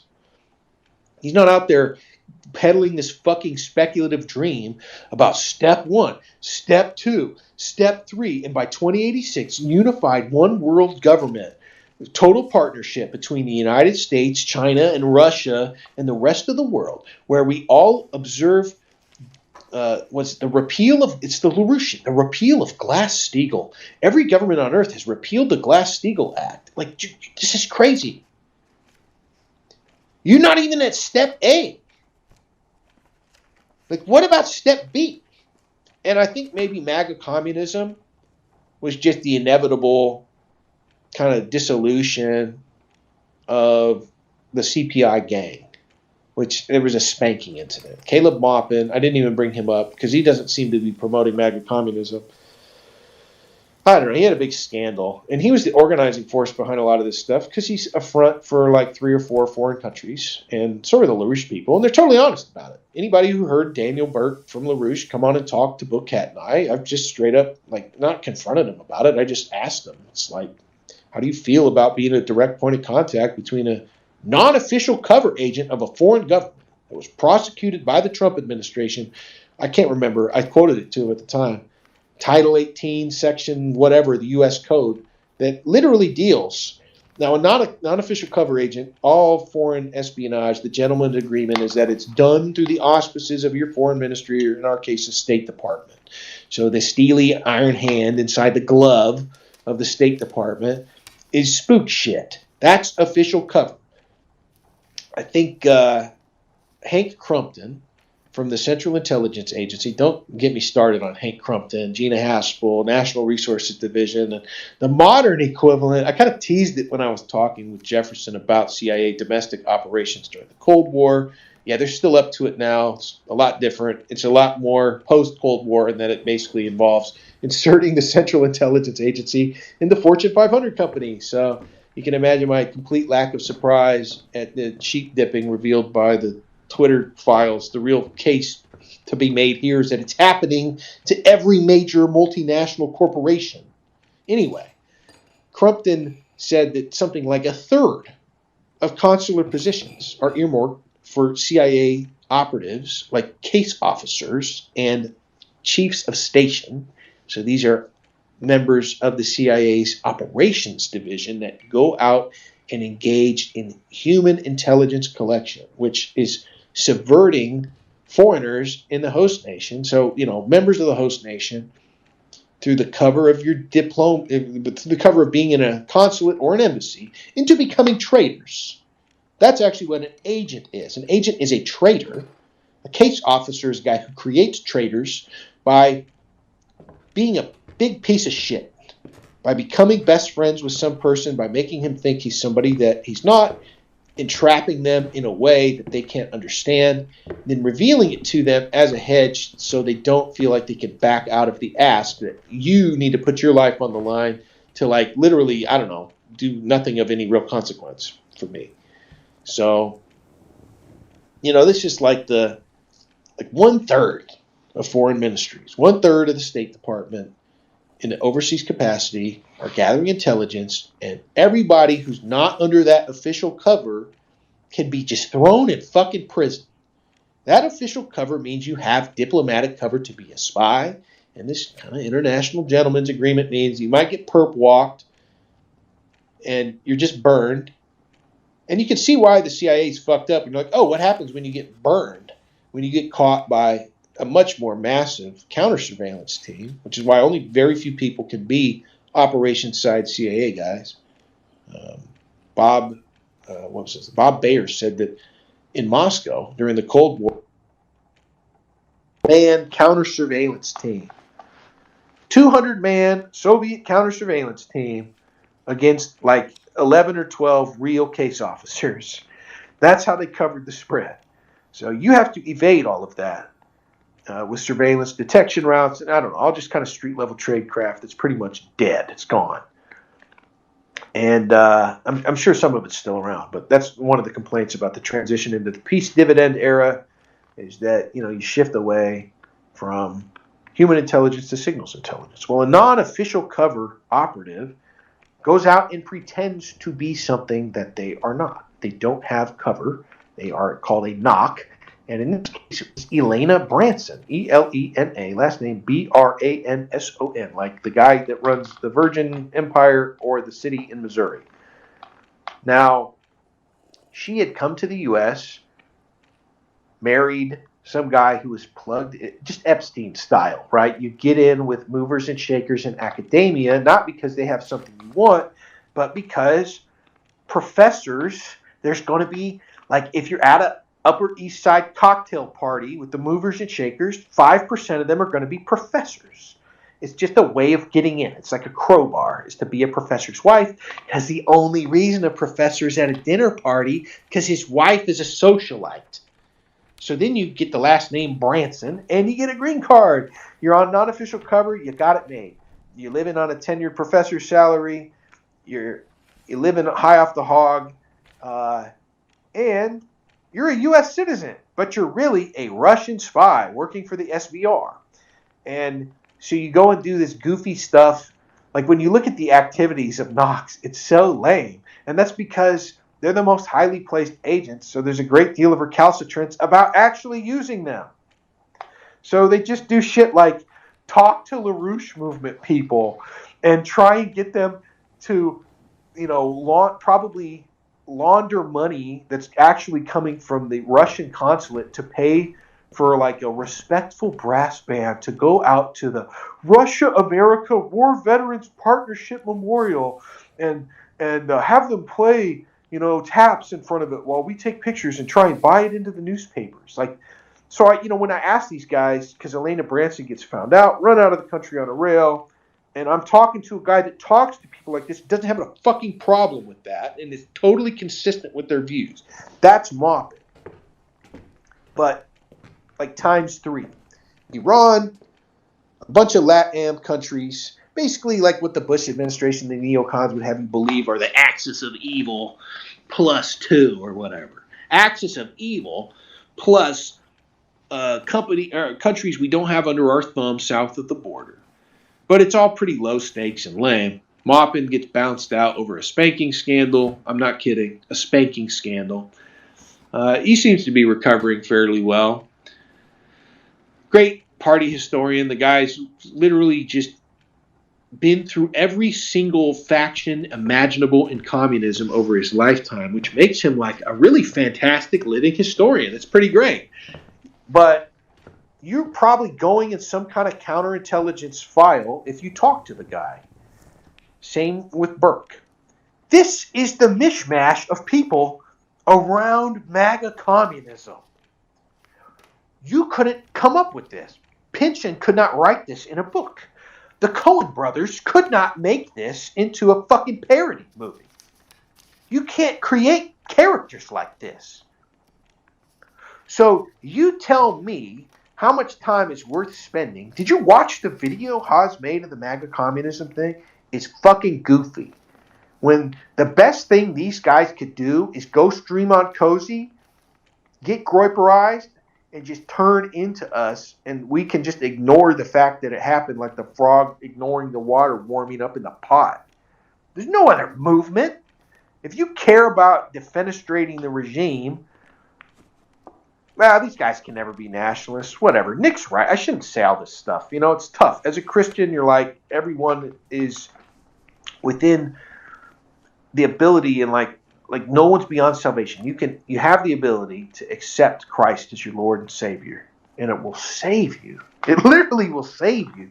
It's not just going to provide you with a place in his kingdom for eternity. It's going to save your life on earth. Even if your life's going fucking great, it'll still save your life here. Just follow the teachings. But they can't even do that. They can't even take that step. Would you just be a Christian? It's not even, what we're doing isn't even political. We're literally just being Christians. We're literally just being Christians.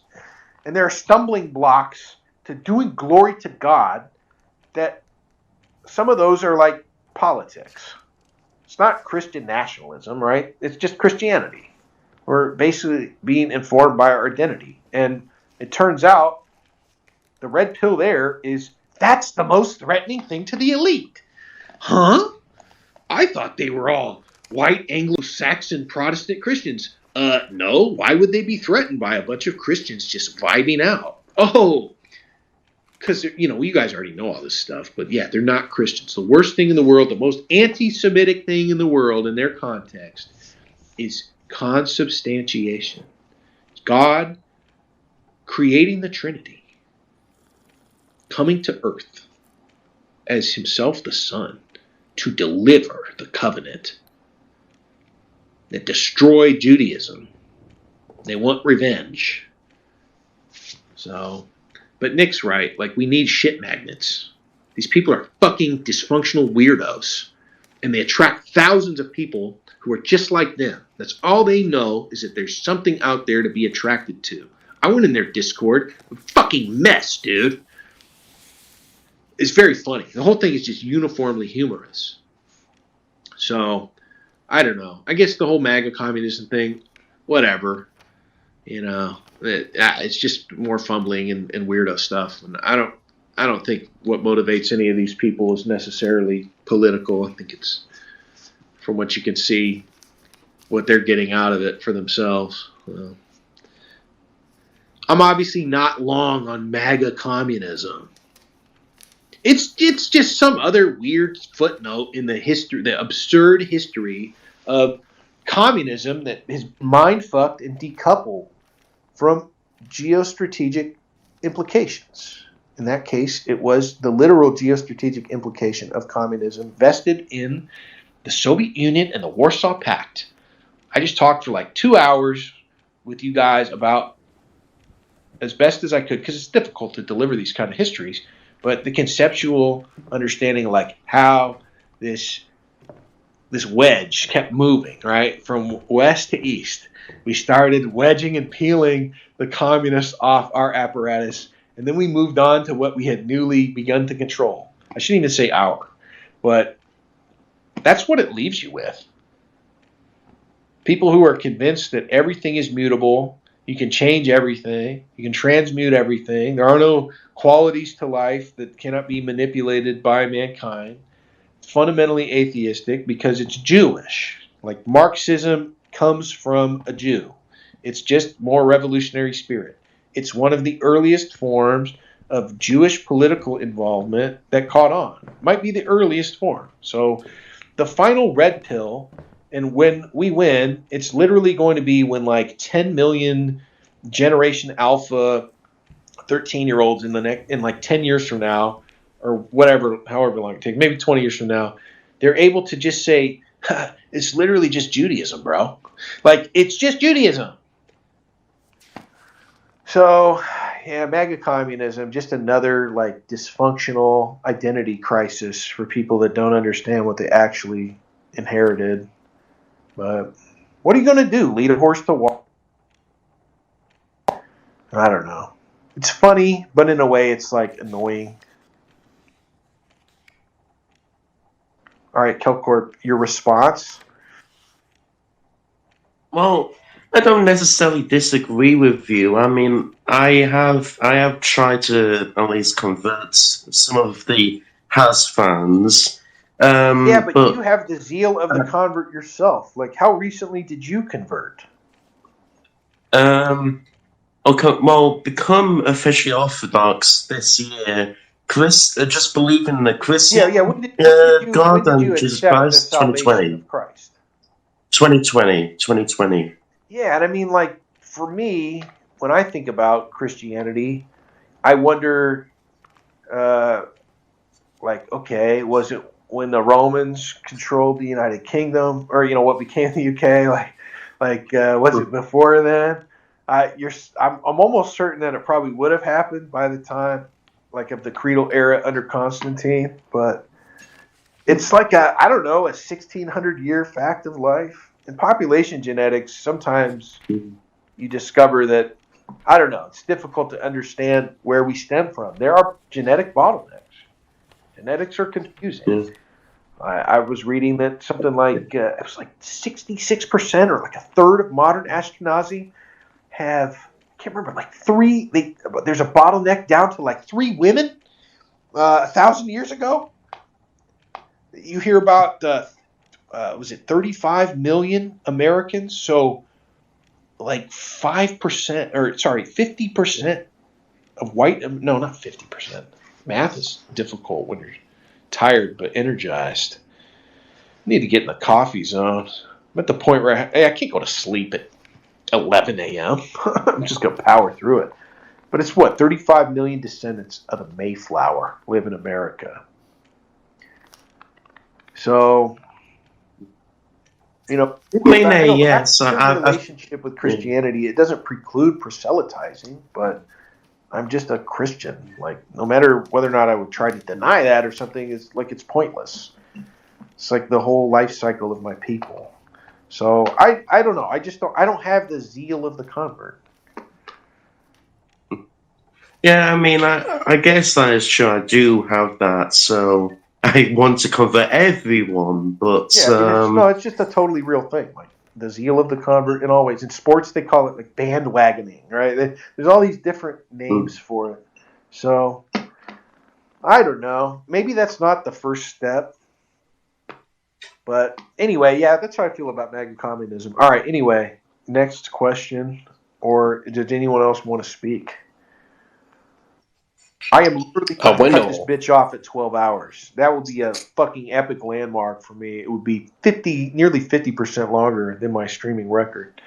So we got 1 hour left. Speak round. Yo, Wendell. I was curious if you read any of Tom Wolfe's stuff, since you're talking about the Black Liberation, Panthers, and all that. Yeah. If that fits into I'm it. totally sailor pilled on Wolf. Oh, okay, there you go. Yeah. Perfect. Bonfire of the Vanities, fantastic. And the last Wolf book I read, the most recent one, was nonfic. It was, The Right Stuff. I read it just before Thanksgiving last year. Great book. Yeah, Wolf could read the totally unicorn. Like you said, not even a right-wing guy, but just the fact that he was there, reading his stuff helps you. New journalism. I mean, like really interesting moment in time. That's what they called that Gonzo school with Wolf, Thompson, Stone. That's Robert Stone. Love Robert Stone. Robert Stone's one of those guys that he was kind of a template for Wolf in a way. And Wolf couldn't write. Nobody could write like Robert Stone. Nobody could write Dog Soldiers or A Flag Before Sunrise. Nobody could do that. And it's funny, you go and read Stone's nonfic, and it's kind of underwhelming. It's a very like slight and weird character. It just didn't really exist. Because I read the Electric Kool-Aid Acid Test, another Wolf one. And Stone is just kind of around when they're down in Mexico. It's like, that's so captivating to me, that the guy that can really speak to the like raw brutality of what it's like to be a total Cold War person. Just have your life totally bookended by the domestic aspect of the Cold War, like Stone was, Robert Stone. That in reality, the guy is like barely there, which is kind of a perfect journalist. He's not at all part of the story. Wolf was not like that. You see that nigga, he was in an ice cream suit and he drove an all-white Cadillac. Wolf was the story. Hunter S. Thompson transcended the story. You can't even get into it. I mean, that guy's life was just totally absurd. But Robert Stone outwrote them all where it counted, and that's in fiction. No one gives a shit about nonfiction. But what can you tell me? What can you try and tell me about the zeitgeist without telling me about anything that actually happened? Like, that's an art, and that's the great salute that I have for the novel, which is dead. It's been dead for like 20 years now. It's gone. It had a good run. We're moving on. You'll never be able to read all of the great novels in your lifetime anyway, because you can reread them. You can reread them. You could be a burner, dude. You could read the best novels ever written and pare them down to 100. That's not possible, but you could try, especially with translations. You could pick the best 100 novels you ever read in your life. You could spend the next 10 years reading 1,000 novels and pick the 10% of the best ones. And you would be totally fulfilled and satisfied by rereading those best 100 books every year for the rest of your life at the same pace you read the 1,000 other books. So don't cry. People cry about it. They hate the idea of it. Those people don't even read. The people that are like, oh, it's so terrible. It's like, you don't even read. You don't know what it even means to read 100 books. Some guy came in here and I shot the drill cold. He asked me name 10 books that I should read this year. And I named, 14 or 15 books. Those were I left a couple out, but I read 17 books in January last year while we were in a holding pattern. And that was all off the syllabus. I had so much time, and all I did was read that syllabus, and I wrote 60 pages of handwritten notes. I know what it means to do this. People who bemoan the death of the book, you probably would be blown out of your socks if you read 30 books in a year. So that stuff's silly to me. I got a lifetime of books right now that I'm never going to get through because I generated that lifetime of books in the last, 3 years. That's the pace things are going to continue at. So don't cry because it's over. Oh, you're sad that books are dead? Prove it to me by reading one book a week for the rest of your life on average. I will allow you to have an off year where you read 20 books a year. It's just got to balance out for the rest of your life. I read 175 books in 2020 because of COVID, and I destroyed all my social media presence for the entire year, nearly, for 10 months. A lot of those were novels, and only 55 of them were ones that I talked about on stream, and those weren't even all books that I read that year. I know what it means to read. People get upset about shit that they never intended on doing anything with anyway. Was it, maybe Schmal can answer this question. Who was it that sang Paradise? Who was it saying? Was it Carly Simon or Joan Baez or something? Don't it always seem to go that you don't know what Which you've song? got till it's gone. They paved Paradise and put up a parking lot. It's one of those dime pieces that could play a guitar and sing. One of them songbirds from the 70s. They've always been around, but they only had a slight moment when they were popular. People don't know what they got till it's gone. That might be Joni Mitchell. Joni Mitchell, okay. Maybe, I'm not going to I look don't it know. up. I'm not going to do it. We're not going to violate the sanctity of the space by multitasking my way into searching. What's up, Schmal? Good to see you in here. Chief Trumpster and Hey, Beardson Wendell. have inspired me to do a 12-hour Twitter space. Well, yeah, I mean, listen, I went to bed last night having listened to maybe 2 hours of your space. And when I woke up I think I went to bed listening to it. It was incredible. And when I woke up this morning, you were still talking when I launched my Twitter app. And I'm like, oh, wow, they cached the end of the space. I figured I was listening to whenever you went offline. And I was listening for 15 minutes until I realized, oh, no, you're still going. All right, but was it still fire?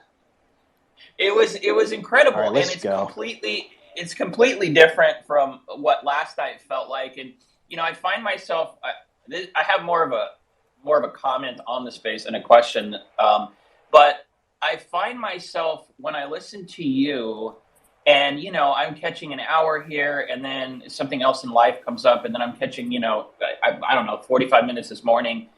And it's like I wish I was taking notes because I remember, my Twitter goes offline when I'm driving and you said something like, if you watch the video, something cultural something, you'll see. I didn't know who you were talking about, but I'm like, it sounds very interesting. It's like I wish you had a full-time. I wouldn't even have to be full-time. I wish you had an intern helper that all they did is follow you around and makes show notes of whatever you're doing, because you've probably in this 11 hours. You've probably dropped 30 different bullet points of stuff that I would want to reference and other people would want to reference. But like you were going on last night, it's all about, this is your space for Twitter. You don't like the idea of people restreaming it. And so I hope it can be that. I think that's amazing. And then also I just want to say, I don't feel a lot of shame in my life, but right now what you're talking about, the act serious and read some books. I didn't graduate I didn't even graduate high school. I tested out of it. I don't have any shame about that. I didn't go to college, or I tried to. I didn't finish it. I don't have any shame about it. But my lack of reading, when I want to, like, I don't present myself as like a serious intellectual, but I find myself talking in groups of people that are, and it's like, I don't read, like, I admittedly don't read a lot. And sometimes I try. I go, I'm going to read a book or two. I'm going to finish 2 books this month or whatever. And like, it finally last year, I was able to do that one time.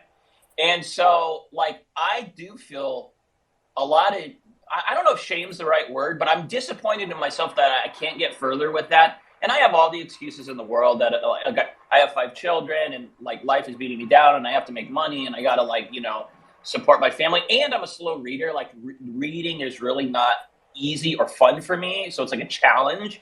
But listening to you talk about all that, I need to get some books read, you know? And so, maybe that'll just motivate me to try better. And I'm sure there are lists out there that you may have made or others that just like, hey, what's 5 books I should read? You know, what's the next 10? You mentioned somebody had asked you about 10. So anyway, this is me just saying this has been incredible. I think I felt like I've heard the heads and tails of this space. And I don't know what happened in the last 6 hours, but I love that you're doing this. Obviously love Jan Cozy. And I love you as a person I've never met, but I've interacted with online. Okay, that's what I'll say. Yeah, let's go. Love you too, Paul. And yeah, nobody should feel bad about not reading, because the context here is that I grew up without a TV. My parents have never owned a TV, and there were always books around, and so I read forever. Just reading my whole life. So to me, it's just normal to read, and to read adult literature because you read your parents' books, and you can progress pretty quickly in reading. Stanovich had a great piece called Matthew Effects. You can find the PDF online. Keith Stanovich. There's also a short video kind of summarizing it about how reading literally makes you smarter, especially if you're young. So you can really level up very quickly when you're younger to reading adult books. And it doesn't mean you enter the world of adult ideas, but expands your vocabulary and it broadens your horizons. And I don't know, just for me, it's always something I've done. But thinking is more important than reading. And I'm not a big fan necessarily of like literacy or text. I'm totally ancient Egyptian pilled on all the problems that writing caused. So I think we're kind of headed away. I think we're going back. I think bandwidth is going to deliver us. Yeah, reading is nice. There's a certain quality to it where there's a repository of information. But I think there's other ways to experience media. Am I really reading if I'm just looking at images on an iPad? I mean, it's still reading. I'm still making sense out of symbols and text. But there's other ways to present information for people. And we don't all have to be a jack of all trades anymore. The connection of all of us means that like there's no possibility for us to be islands. So we can actually be a team. I can be a reader and I can relate to things that I know. Paul can be a wizard documentarian and have an eye for aesthetics and compelling story work. And it works great. It's like the A team. I'm looking at these guys in here who I know from this space, and I think about what you guys are all good at.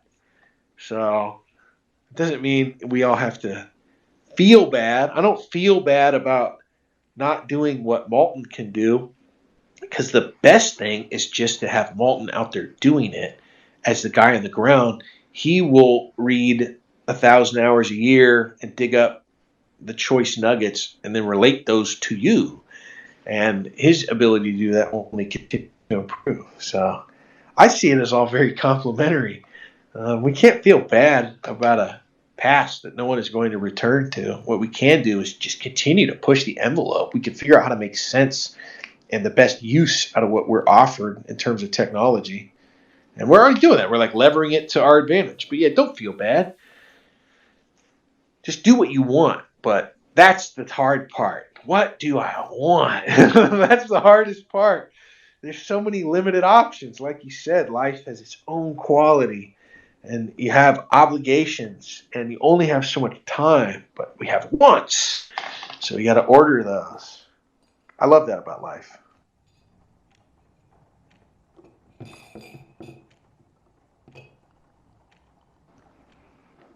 All right, to everybody just tuning in, this is the final 45 minutes of a 12-hour space I decided to do because it's the most wonderful time of year. It's literally the only time I'll be able to get away with doing something as indulgent as this. And I'm super excited. I'm energized. The new year is almost here. That has a quality of itself. I love the transition between times. You guys want an easy to read and somewhat trite and I don't know, like an airport book that's not boring, that if you take it very seriously, it's kind of like a textbook, could change your life or how you see things. When, When by Daniel Pink. That book got me thinking about when to do things. And I'm glad I read it just a little over a year ago. It's lessons about when to end things and when to start them. There's a reason for the season. The ancient wisdom is becoming clear to me now. I'm engaging in a lot of creative destruction this week, and that's so I could start afresh next Monday, and I'm looking forward to that.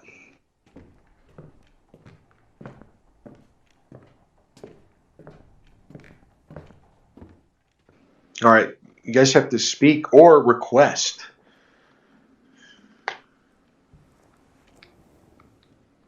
I would like to hear Paul speak. I'd like to hear Paul and Mio speak, Sploots, them guys. All right, I don't know. You're not co-host. I'm gonna kill you, Kelcorp. Kelcorp, you've got to figure out how to make your voice not sound like the late 90s Macintosh. I know you can do it. I know you Wendell, can do it. I told you earlier, I can't, even if It's not that. I'm just saying, I learned how to be more entertaining and to really try and express how I felt through my voice. Yeah. It's just a way that you're you can be exuberant, you can be emotional. It's virtual. No one can literally point at me and laugh at me. Oh, you're being too emotional. I could just mute them. I could throw them out of a space. I don't care. I don't care. What is the worth of one detractor who has so little to say? They'll talk about your tone. Who gives a shit? So, free yourself. Yeah. It's just the thing is I kind of lose my voice sometimes. All right, but think about it this way, right? How can I change my tones? I know, but I'm just saying, think about it this way. You know what the underreported effect of it? I'm selling it as entertaining, but the most based and red pill part of it is you don't actually have to talk about your emotions. People can't hear them. So it's a total workaround, right? You don't have to be vulnerable, even though you can't be over the internet. What does it mean? It doesn't mean anything. Who cares? But you don't actually have to violate these ancient societal conducts of masculinity because instead of talking about your feelings, everyone can hear them. Everyone can hear how I feel. Guys can hear when I'm smiling. They can hear when I'm upset or I'm agitated. And it doesn't bother me, but it also doesn't have anything to do with what I'm talking about. So that's the other way to sell it too. You totally get to kill two birds with one stone. And you get to be very compelling and mercurial in real life. It's just how you start to talk. And it's a lot of fun. It's energizing. So think about it that way. I agree with you, Wendell, but please just give me some time to get better first. No, what I want to do is I just want to insist. I want to put you under a lot of pressure. I want to squeeze you in the Wendelian vice. I want to crack the whip. I want to provide you with an incentive to become a great speaker because I know all of us can. Because a year ago, I was not. You guys can go back that very first Bookcat stream 11 months ago. I'm sure it was terrible. I don't need to go back and listen to it, but it wasn't like this. All right. Well, I will say this, that time that's basically pulling Kirby, Kirby, I actually did have a lot of emotion. I watched it back and I did have a lot of emotion. Oh, let's go. You're listening to your replays? Oh, yeah. That's the first step. Yeah. All right, be very critical with yourself, but don't let it harm your self-esteem. Think about it as you're creating room for yourself to grow. The more pressure you put on yourself, the more you're squishing yourself down, the more you're saying like, okay, I'm at step 0. How many steps do I have? I don't know, unlimited steps. But now you have more room to grow, right? You're not like harming your self-esteem. You're not creating unrealistic goals. You're just saying like, all I have to do is a little bit better every time. And you'll hit a point with those replays, you don't have to listen to them anymore. And then you're free. And then you're running. But you can only reach that point if you're self-critical enough. But don't let it harm your self-esteem. All right, Drew, you're raising your hand. Welcome to the space.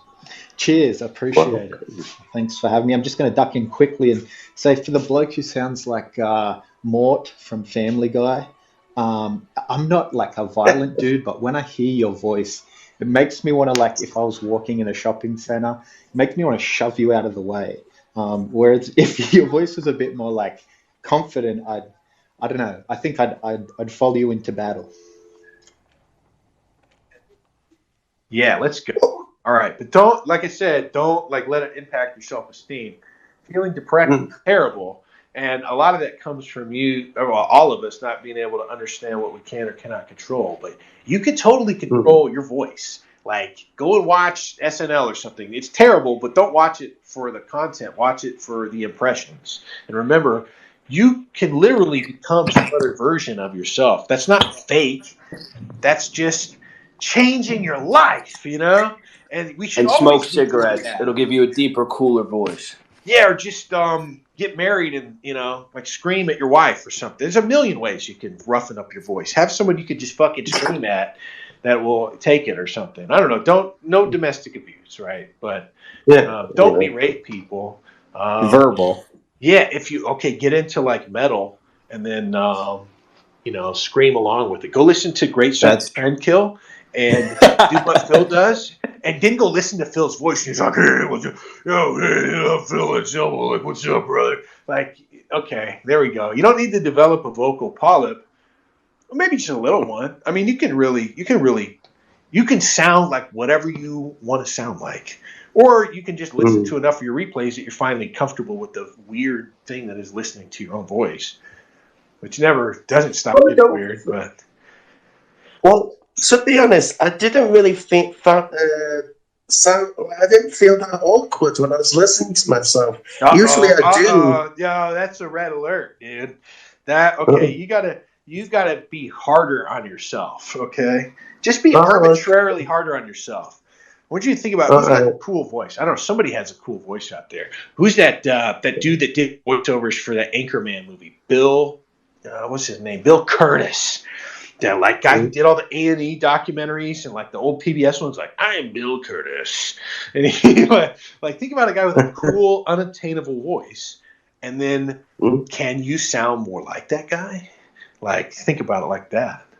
I'm just telling you, man. You'll go far. Well, Wendell, you're saying like basically what you're telling me is I could sound like anyone I want to sound like. Yeah. Yeah. What if I do? I don't know. What if I am just sounding like the me I always wanted to sound like, and I only knew that because I listened to my replays. I'm like, who the fuck is this guy? And then you think like, I've gotta like how I sound more. I'm getting the feedback, right? Throughout all of human history, for the most part, we didn't have the ability to do that. And now we do. Now we can do it. So why aren't we taking advantage of that? It's not manipulative. It's not some other version of yourself.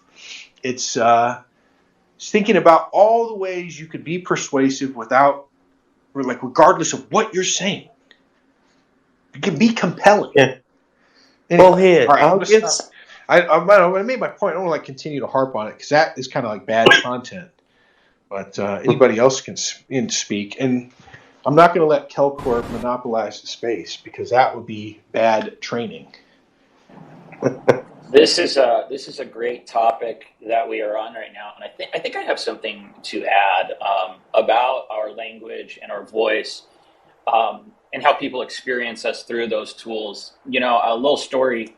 I've been able to attend for the last 3 years a course, an in-person 3-day self-mastery course. And if anybody hears this story and wants to know more, I can give you information. I'm not going to shill it, and also I wouldn't make anything on it anyway. But I was able to attend this because they became a client of mine. So I was doing video work with them, but I was in the room for 24 hours. It's super intensive. And it's self-mastery. So, I mean, if it's kind of like self-improvement, but they call it self-mastery, and it's really geared towards like business tycoons. And there's a lot of corporate CEOs in the audience.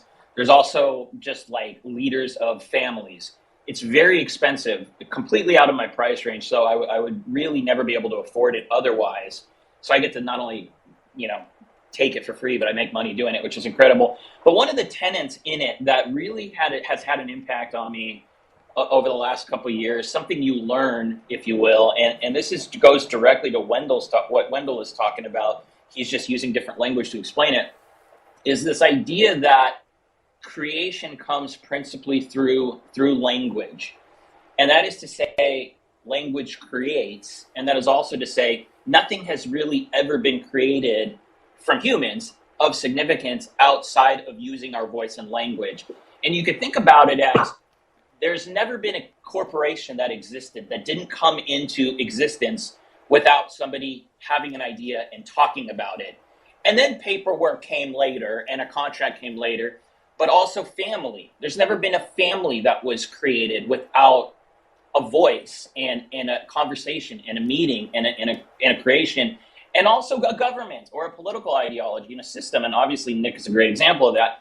You cannot have it without language. And it might seem like, well, duh, to a lot of people, but it's incredible how many people use language carelessly. They're not thinking that language can create, and destruction is a form of creation, I would say, in this regard. Language can destroy. And so Wendell said something pretty interesting I don't know if it was an hour ago or whatever, but he was talking about acting. And he was saying acting isn't fake, acting is real. And so, and then what he was just talking about, find your voice, and you can emote this way, and you can have this presence in your voice.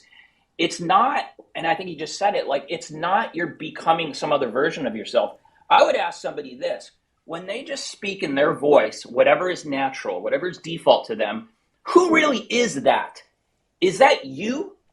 Or is that just the default way that you've grown accustomed to speaking, taking in all your past experiences and your, whatever your sensitivity is about and whatever your like subconscious about? And if you learned a different manner of speaking that gives you a little bit more authority, or it's not manipulation, just like he said, you can at any time choose to speak, use words, use a tone of voice, use inflection, use authority any way you want, and it's always going to be you. People fall into this trap that I am just the way I am. I reject the idea that we are just who we are, or it is just the way it is. And Wendell, I think, innately knows this.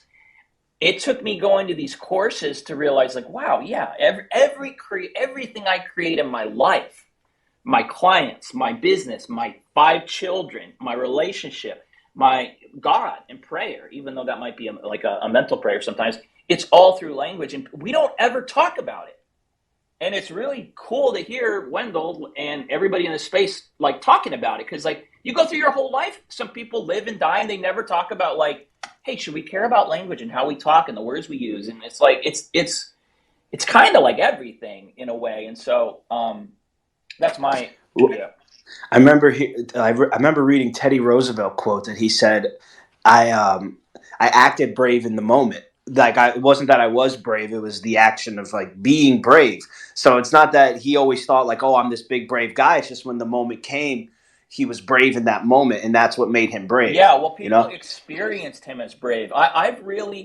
People we all want to say the way it is, Alex Stein is a faker, this person, I'm just that example. Brittany is not too smart, all this stuff.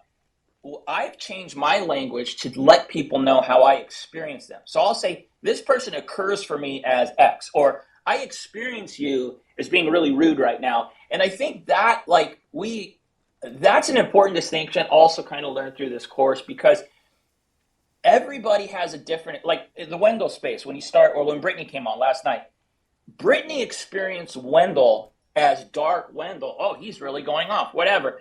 That was a valid experience for her. But Wendell asked everybody, hey, if this is normal, Wendell, raise your fist. Well, he asked one person and I raised my, everybody kind of took it as a call. And we all, I don't think we all experience him the same way, because I'll be honest, I'm not a super Wendell head. And that felt more on the dark Wendell side to me, but not so out of pocket where it's like, oh, how much did you have to drink tonight or anything like that. And that's fine. That's fair. It still felt in line with the Wendell that I thought I had. So it's like people, we don't think about enough how we just think there is one way. It is the truth. You know, there's a truth, and how I experience it, how everybody should experience it. And I know I'm kind of going off a little far field here, but it's when you take a step back and you realize, like to Teddy Roosevelt, it doesn't matter what he was in his head, being brave or showing up like you're a leader, you're in control. It's how people experience you. You can influence how people experience you with the tone of your voice, with the language that you choose, when you decide to shut up, when you decide to talk. And I think a lot of people go through life without thinking about how do I, like having intention. Number one, how do I want people to experience me in this moment, whether it's to sign a big business deal or get this girl to go on a second date with me, or, you know, have this business leader accept me as a mentor. And then from that intention, how do I need to show up in this moment to achieve that?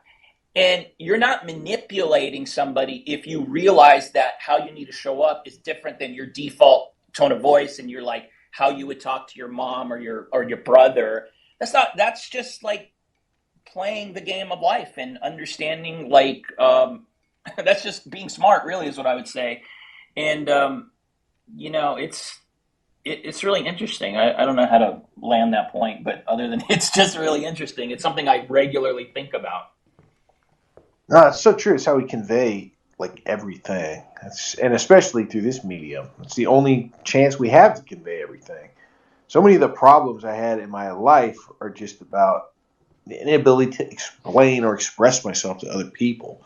And I never thought of myself as somebody who could talk online or basically do the equivalent of like a radio show on the internet. But Bookcat knew how to guide me into it. He saw something that I couldn't see, but I went along for the ride. I trust his instincts. So I let him kind of, and he did it the right way, kind of developed my sensibility for this stuff by saying, like, you should do more spaces. And then we couldn't do any more spaces. And when he started streaming, it was like, but you have to come on if I do. And then after a month of that, you know, you need your own channel. And yeah, like Paul said, the side benefits are massive. I remember when the guys first started getting the truly portable phones, and we'd laugh about girl voice. Before, you were never really around somebody when they talked to their girlfriend or their wife on the phone, because it was all landlines. Like, landlines were the game. And you'd be at home and somebody'd have to like reach you. It was crazy. It was so much freer when everything was just landline based. But then people started to be able to reach each other whenever they wanted. And guys would do the girl voice. Like, everyone discovered girl voice. You'd be hanging out, just guys being dudes. And then somebody would like jump up off the couch and they'd whip that Nokia open, and it was like, hey, no, you know, they have the one finger in the ear. Oh, and they'd be like walking as fast as they can away from you. But the irony is, like, the kitchen isn't upholstered. You know, if you're walking out of the living room, things are somehow louder 30 feet away in the kitchen than they are 10 feet away in the living room. Hey, babe, no, everything's fine. Oh, yeah. Oh, well, you know. And it was the girl voice, but Paul's right. It's how to be an effective communicator. You have an entire range of emotion you can express, and intent you can express through your voice. So just liberate yourself. Show other people what you mean by how you sound. And then you have to worry about whether or not they know how you feel. particularly effective with women. Like Brittany, Paul is being good cop with Brittany, and he wasn't in here when she emceed Beardson, and I let him run the show. She emceed him in here, and he made me sound like I was that snuggle bear from the ads. Beardson came in hot, and the old legend was firmly in the no-miss zone. He just went nuclear. It was amazing. And Beardson is just like delivering a serve. Beardson is basically finalizing the half-in, half-out tendency. Like, can I do a space and stream it on Cozy? I tried that myself, and I hated it, but I just chalked it up to the nature of spaces. Like, anybody can walk in. Where when I'm streaming on Cozy and doing a Telegram call, and it's just guys that tune in all the time anyway, and we've all figured out how to talk to each other by now, because I think that's great. I think it's great that all these guys are like, wow, Wendell, you're such a great communicator. And it's like, okay, I'm going to make you one too then. Yeah, all right. I'm on this journey. I think a lot about it. I listen to my replays. I've improved myself. The goal here is to see what we can do with you. And for a lot of guys, there's nothing to be said. Everything is gravy. But for guys where there's something, it's like, let's work on that. I want you to improve. We're going to continue riding the river. I'm not going to stop streaming. This stuff is just the beginning of the bandwidth expansion into voice. We're going to be able to provide more and more of ourselves to each other. It's beautiful, like totally works. And it's unifying people rather than splitting, tearing everything apart. But the fun and the actual content can be improvement. But, Beardson comes in and he settles the issue. Like, spaces are garbage, Cozy content. I don't want to tune into a stream and hear somebody else's space.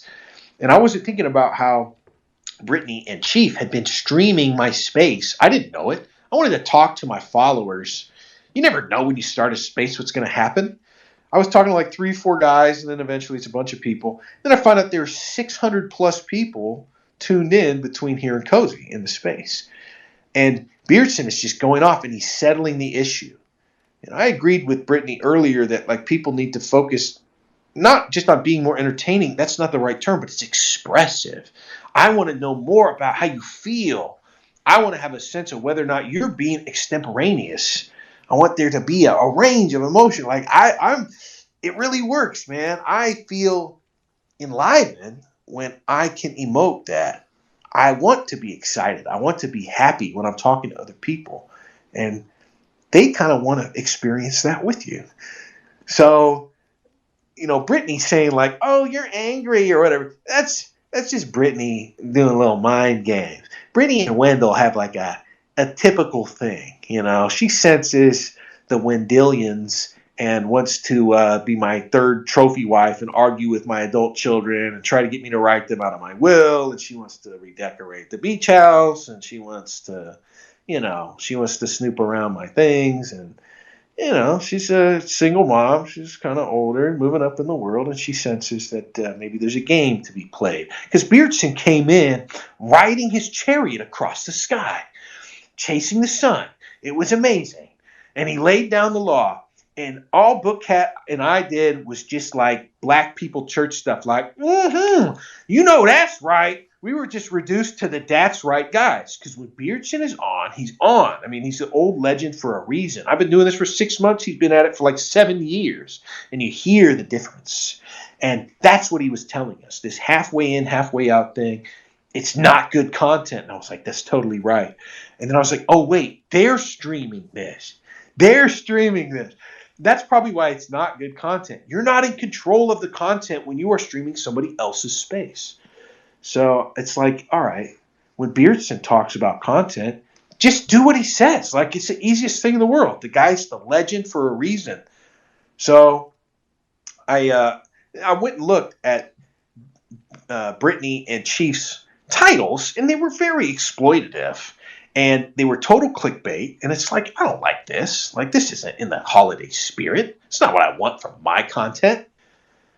And, of course, I got some jabs in at Brittany. It's like, Beardson came in here. I let him run my space for 45 minutes because it's just pure go-off juice.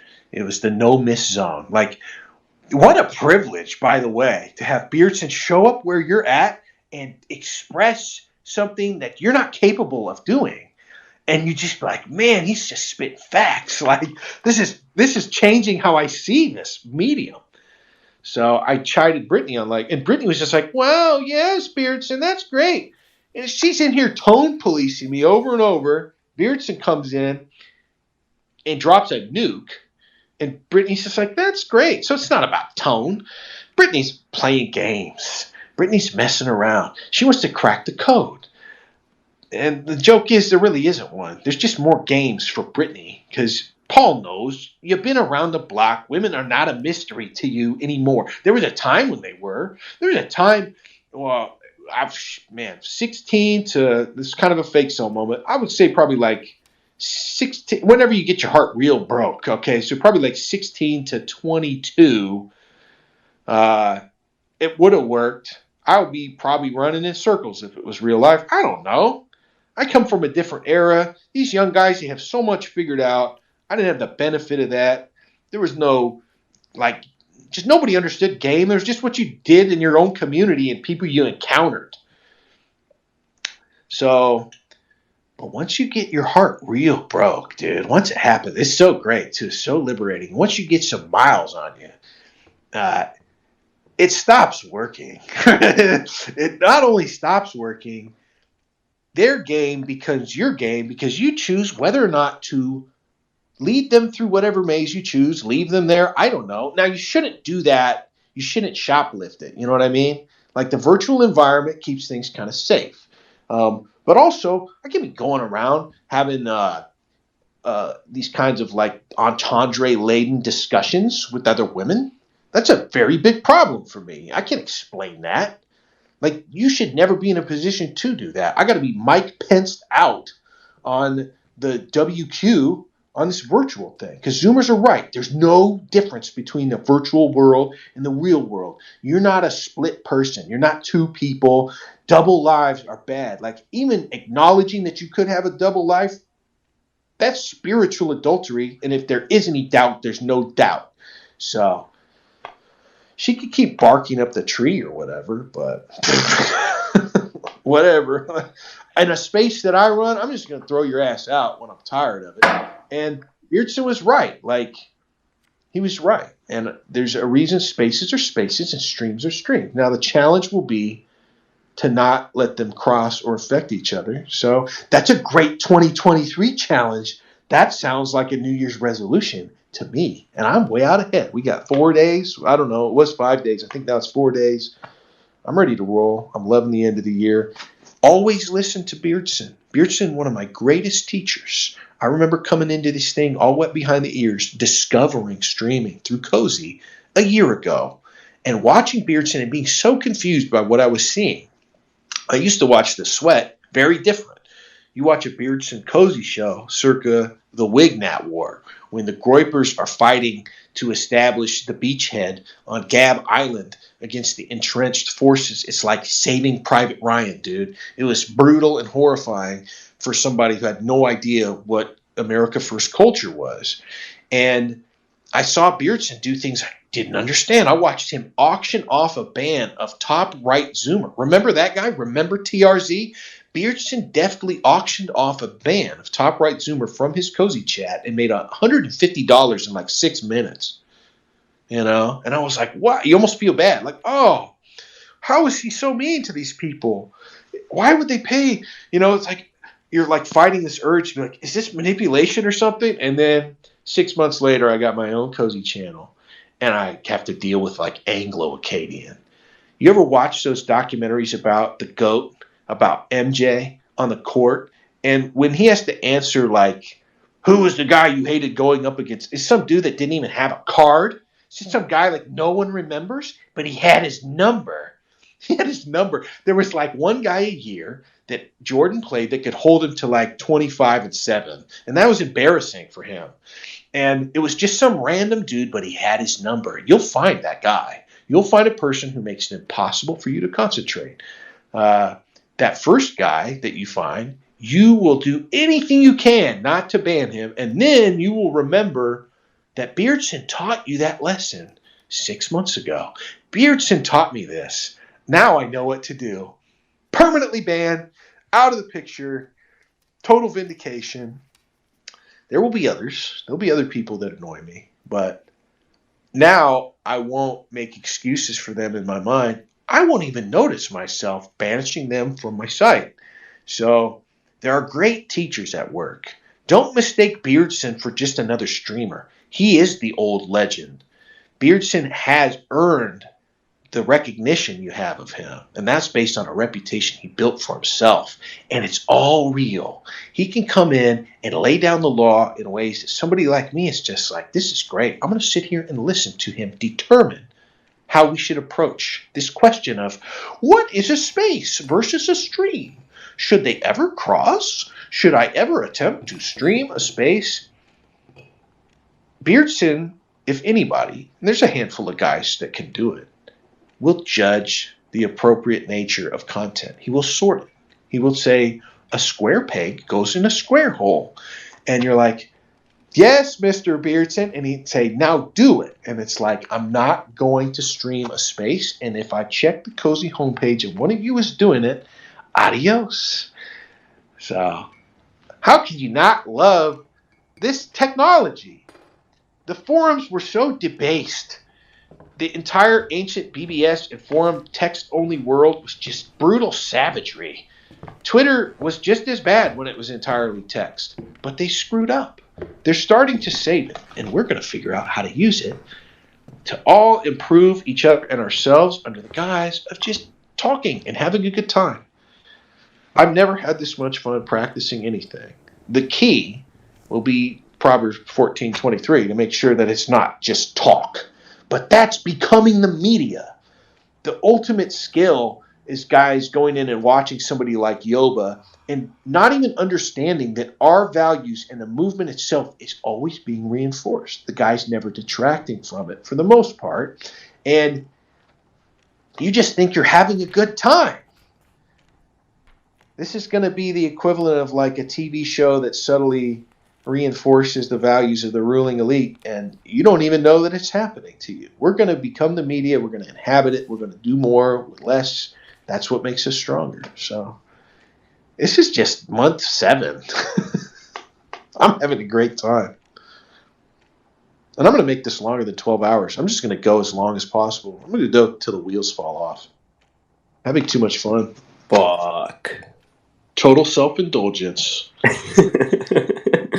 I told you what it was. It's that standing desk. I got used to adding like 8 extra hours of standing to every day last month, and I became a standing beast, dude. I caught myself once like standing for 6.5 hours after lunch of just straight work, and then I jumped and I did a freaking 5.5 hour stream. So all standing. I even watched a movie standing up last week, which is crazy. Like, it sounds like a crazy person thing to do, but I did it.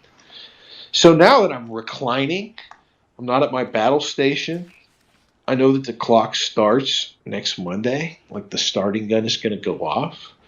I'm not going to get an opportunity to engage in holiday stretch level self-indulgence, the wonderful Christmas, the Thanksgiving to, well, it's really just the Christmas to New Year's stretch, but I'm not going to get the wonderful week of nothing for another year, so time to prepare for that. I'm going to be as self-indulgent as possible. You can have worse habits than attempting a marathon space. All right, anybody who wants to speak can also request or just jump in and interrupt me at any time. Hey, Wendell, I just wanted to say a few things real quick, if you don't mind. Can you hear me? Hello? Yeah, I think you're good. All right. Okay. Just going to not respond. We're just going to make you start speaking. Yeah. It's funny because I don't say anything because I don't know how long this is going to be. Guys, just literally start talking. We'll figure it out if it works or doesn't work. So. Yeah, I've only been listening for like the last couple hours, but I just found it really interesting what the guy said before, taking his business lessons, was it? Pertaining to like words are creation, and if you like look at it's about going to an expert. It's like Paul said, he didn't spend money on it, but it would be worth it if you could. it's the best money you'll ever spend is to have a pro who does nothing but that, guide you through it. Like, that's what's so great about that stuff. Never teach yourself anything, particularly if you can afford not to. Seek out the best instruction you have available to you, and it's worth waiting. It's literally worth waiting for, rather than attend some kind of subpar thing and have it turn into a training scar. We have more ability to understand who professionals and experts are and how we want to improve ourselves around us. That's part of the game too. That's a very valuable fundamental skill, identifying people who are worthwhile. And then the real fun begins when you pay them what you would feel like would be an exorbitant amount of money. You pay them $600 to have 8 hours with them, and you will get so much gas in the tank. And I'm talking about for like specialized skills or things that are real professional kind of specialties, that you can coast for a year on that stuff. Some of these guys are so good, you go back and teach other people at your degraded like 30% rub-off rate, and it changes their life. So, yeah, anyway, I never want to miss an opportunity to encourage you guys to pay for professional training. You like to drive? You got a car that's fun to drive? Save like $3,000 or whatever it's up to now. Instead of, I don't care, drink instant coffee for a year. Stop smoking. Go to Bondurant. Go to a pro school. Like, take the tourist package. It's going to change everything you thought you enjoyed, and it's going to set the hook even deeper. And then you have a real passion. But it's not something you're fumbling around attempting to do. Like, a pro will just read you on game ASAP. ASAP, especially in the intellectual world. People can give you the benefit of your knowledge if you know how to access that. Now, in the school world, in the schoolhouse world, it's just money. And it's set up as a business. But in the world of ideas, it's about how you elicit them, how you approach them, how you learn enough to speak their language to get them to give you the good stuff. And don't be manipulative. You're just starting a beautiful relationship with that person. And one day, what if you became their peer? There's the great session guitarist, Skunk Baxter. The guy played on a bunch of Doobie Brothers albums. Killer Axe Man. He had a second life. He made millions off all the platinum records in the sessions. And he got bored and he moved out to the suburb and he did the family man thing. And, he's going out and getting the paper and he's talking to the guy on the next half acre. And that guy turns out to be like a missile defense guy or guy that works in the defense industry around the time of the Strategic Defense Initiative. And Skunk Baxter just thinks that's interesting as shit. And that might be because it's the only guy around to talk to. But within like a decade, the guy is a certified expert in missile defense, ballistic missile defense, and giving testimony in front of Congress. So there's no limits to what you can do. But don't start with a book if you can just like tweet or get in a space with the guy that wrote it. You can literally just talk to these people. So anyway, sorry, Ammo Stag, but now you can ask your question. Oh yeah, I was just you reminded me something of when you brought up that guitarist, that P Paradise song. That was a Counting Crows song. And funnily enough, I turned that on and bought that in the car today, which was completely random. That was the cover, though, and that's all messed up, because I think the guy with the dreads from the Counting Crows. Yeah. And what's that chick's name? The one that. Yeah, there's a girl in that song. Are you sure that's the cover? I don't know her name, though. Yeah, but they used a bunch of like vocal tricks. I mean, the beauty of the 70s was it was right. There was kind of this negotiation period where Phil Spector's work, it was already over, right? The studio was being used as an instrument. Brian from the Beach Boys, Phil Spector, but then you had the insanity of the insanely overproduced 80s, like Mutt Lange and all this stuff, like On the Way. But they were artists that managed to make music with the studio as studio as an instrument that still sounded like it could have been just a couple people on stage with a guitar singing naturally. So, it's like the movie's never better than the book. You're very hard pressed to find a remake that's anything as good as the original. Yeah, I